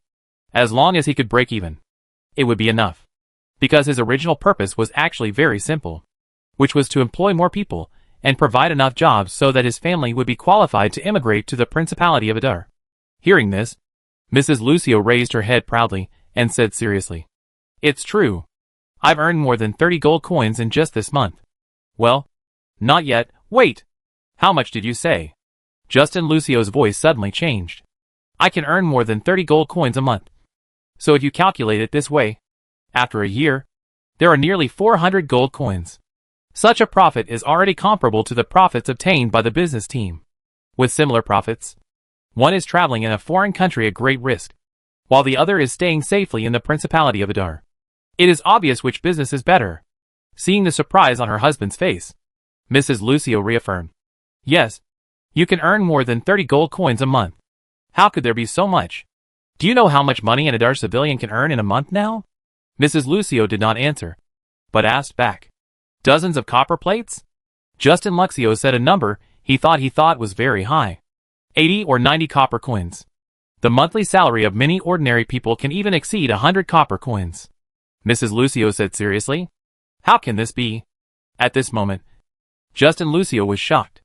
If a civilian can earn 100 copper plates a month, then 100 and 200 copper plates in a year, equivalent to 60 silver pilots, or 3 gold coins. As a traveling merchant, Justin Lucio knew clearly that in other noble territories, it was already considered good for an ordinary civilian to get a salary of 30 copper coins per month. The salary of Idal civilians can reach 3 times.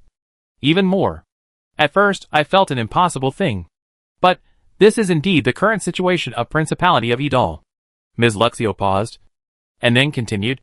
The war of the Empire inland has led to an increasingly exile, and businessmen pour into this land. The existence of the exiles will bring a lot of labor, and the arrival of businessmen will bring a lot of money to this land. And Duke of Eder, Bruno Stewart, also earned a lot of money from the aristocracy in various ways, and then organized the road to build a bridge to build a wonders. But I don't know why such a significant change has occurred. But the Principality of Adar seems to have developed a discipline that specializes in studying such issues. And Your Excellency the Duke calls it economy. Economy? That's right. Mrs. Lucio nodded affirmatively. Although Justin Lucio had often passed through the land of the Principality of Adar before, his understanding of the Principality of Adar was certainly not comparable to that of his wife, who had lived here for more than half a year. Therefore, after a detailed conversation with his wife, Justin Lucio gradually understood the current situation of the Principality of Adar. But the more detailed he knew, the more he was shocked to Duke of Eder, the Duke Brion Stewart. Before this, he only saw that the Principality of Adar had a powerful army, a growing population, an increasingly high status in the Norman Empire, and was able to stay out of the chaos of the empire. But when he heard more and more news about the Principality of Adar from his wife, Justin Lucio finally realized that the military strength and institutional norms of the Principality of Adar were only one aspect, and what he had previously known was only the tip of the iceberg of the Principality of Adar. During the period of Duke Brion Stewart, the most significant changes in Principality Adar was actually the lives of ordinary people, from starvation and cold to a stable and prosperous life. In Justin Lucio's opinion, no noble territory in the world could undergo such a huge change in just 2 years. But the Principality of Adar overturned Justin Lucio's cognition, because this aristocratic territory located in the eastern part of the empire really did it. The skyrocketing of people's income will also increase the price level to a certain extent, but this improvement is controlled by Bruno to a certain range. The food supply is sufficient, and the market supply and demand are stable. When the people's hands began to have more coins, the products that can be purchased and selected for Idal people are gradually increasing. On daily wear, civilians no longer have to keep a long rough cotton jacket as a herit. They can buy a fair price and excellent quality clothes in the department store of Idal. In terms of food, in the Principality of Adar, white bread is no longer exclusive to the nobles. Hard-working civilians can also buy freshly baked white bread through their own efforts.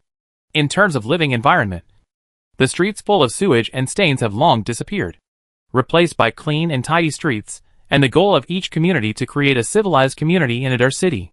New clothes produced by the Adar Textile Factory. Special snacks that appeared near the Caracalla baths and on the streets of the town. Mosquito coils, soap, daily necessities, newspapers, and other reading materials. During this period, all the changes that took place in the Principality of Adar were seen by the people, and had a profound impact on all aspects of social life in the entire Principality of Adar.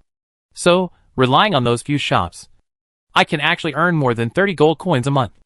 Although he had accepted this fact, Justin Lucio felt an inexplicable sense of frustration in his heart. He didn't know why he had such a feeling in his heart. But everything that the Principality of Adar presented before his eyes left him dumbfounded. And he was speechless for a moment. If we say that at the beginning, he was shocked by everything about the Principality of Adar. So when his wife described everything about the Principality of Adar to him in detail, the feeling in Justin Lucio's heart could no longer be described by the word shocked. It seemed to see the imbalance in her heart. Mrs. Lucio continued, "Not all stores can generate such huge profits. Our 3 stores are all located near Adar Avenue and Adar Department Store. There is a huge flow of people in the area, so we don't have to worry about sales and profits. It's just, there is one thing I'm not sure about, and I can't make up my mind, so I still need you to make the decision." After her husband gradually regained his composure, Mrs. Lucio pondered for a moment, and then spoke in a deep voice. "What's up? Buy a house and a villa outside of Adar." A week passed in the blink of an eye. The new house mentioned by Mrs. Lucio is actually the Noble Manor located northwest of Adar City, as Bruno's imagination. Although the name of this real estate project is called Noble Manor, the actual target customers are all the big merchants who have moved to the Principality of Edal. The most important purpose of the reason why Bruno attracted Earl, and other idle nobles was not to make money, but hype. Being neighbors with nobles and being neighbors with businessmen are definitely 2 completely different concepts.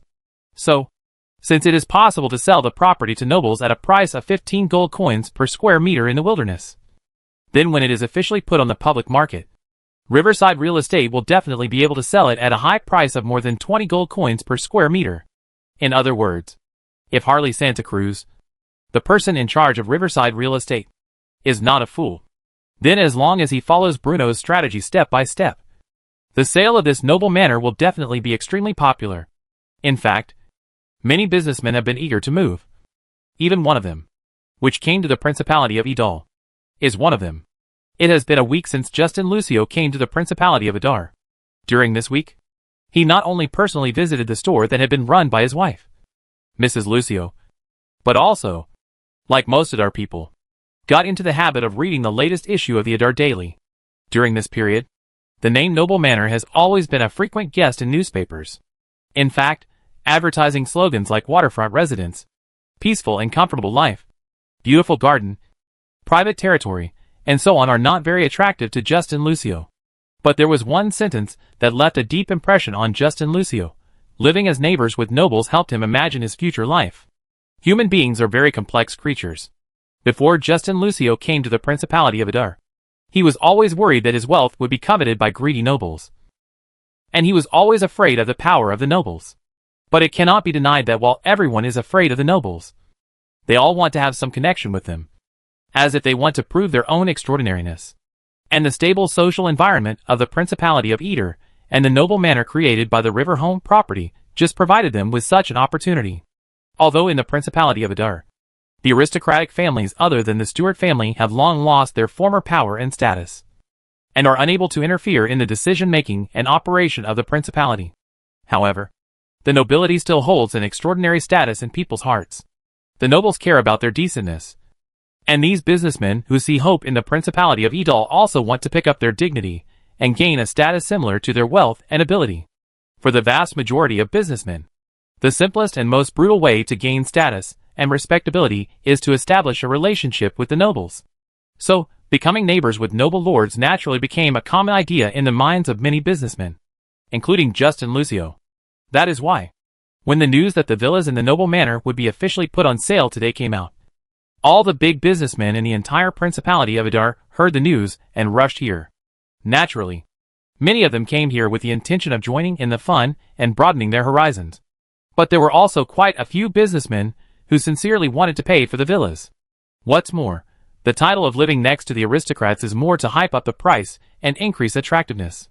The future appearance of the aristocratic manor depicted by Riverside Real Estate has already made many people feel itchy.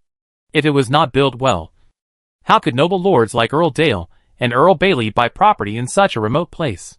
So, on the day when the noble manor was officially put on sale, Justin Lucio, who had been impatient for a long time, brought his wife to the sales office of the noble manor in the XC district of Adar.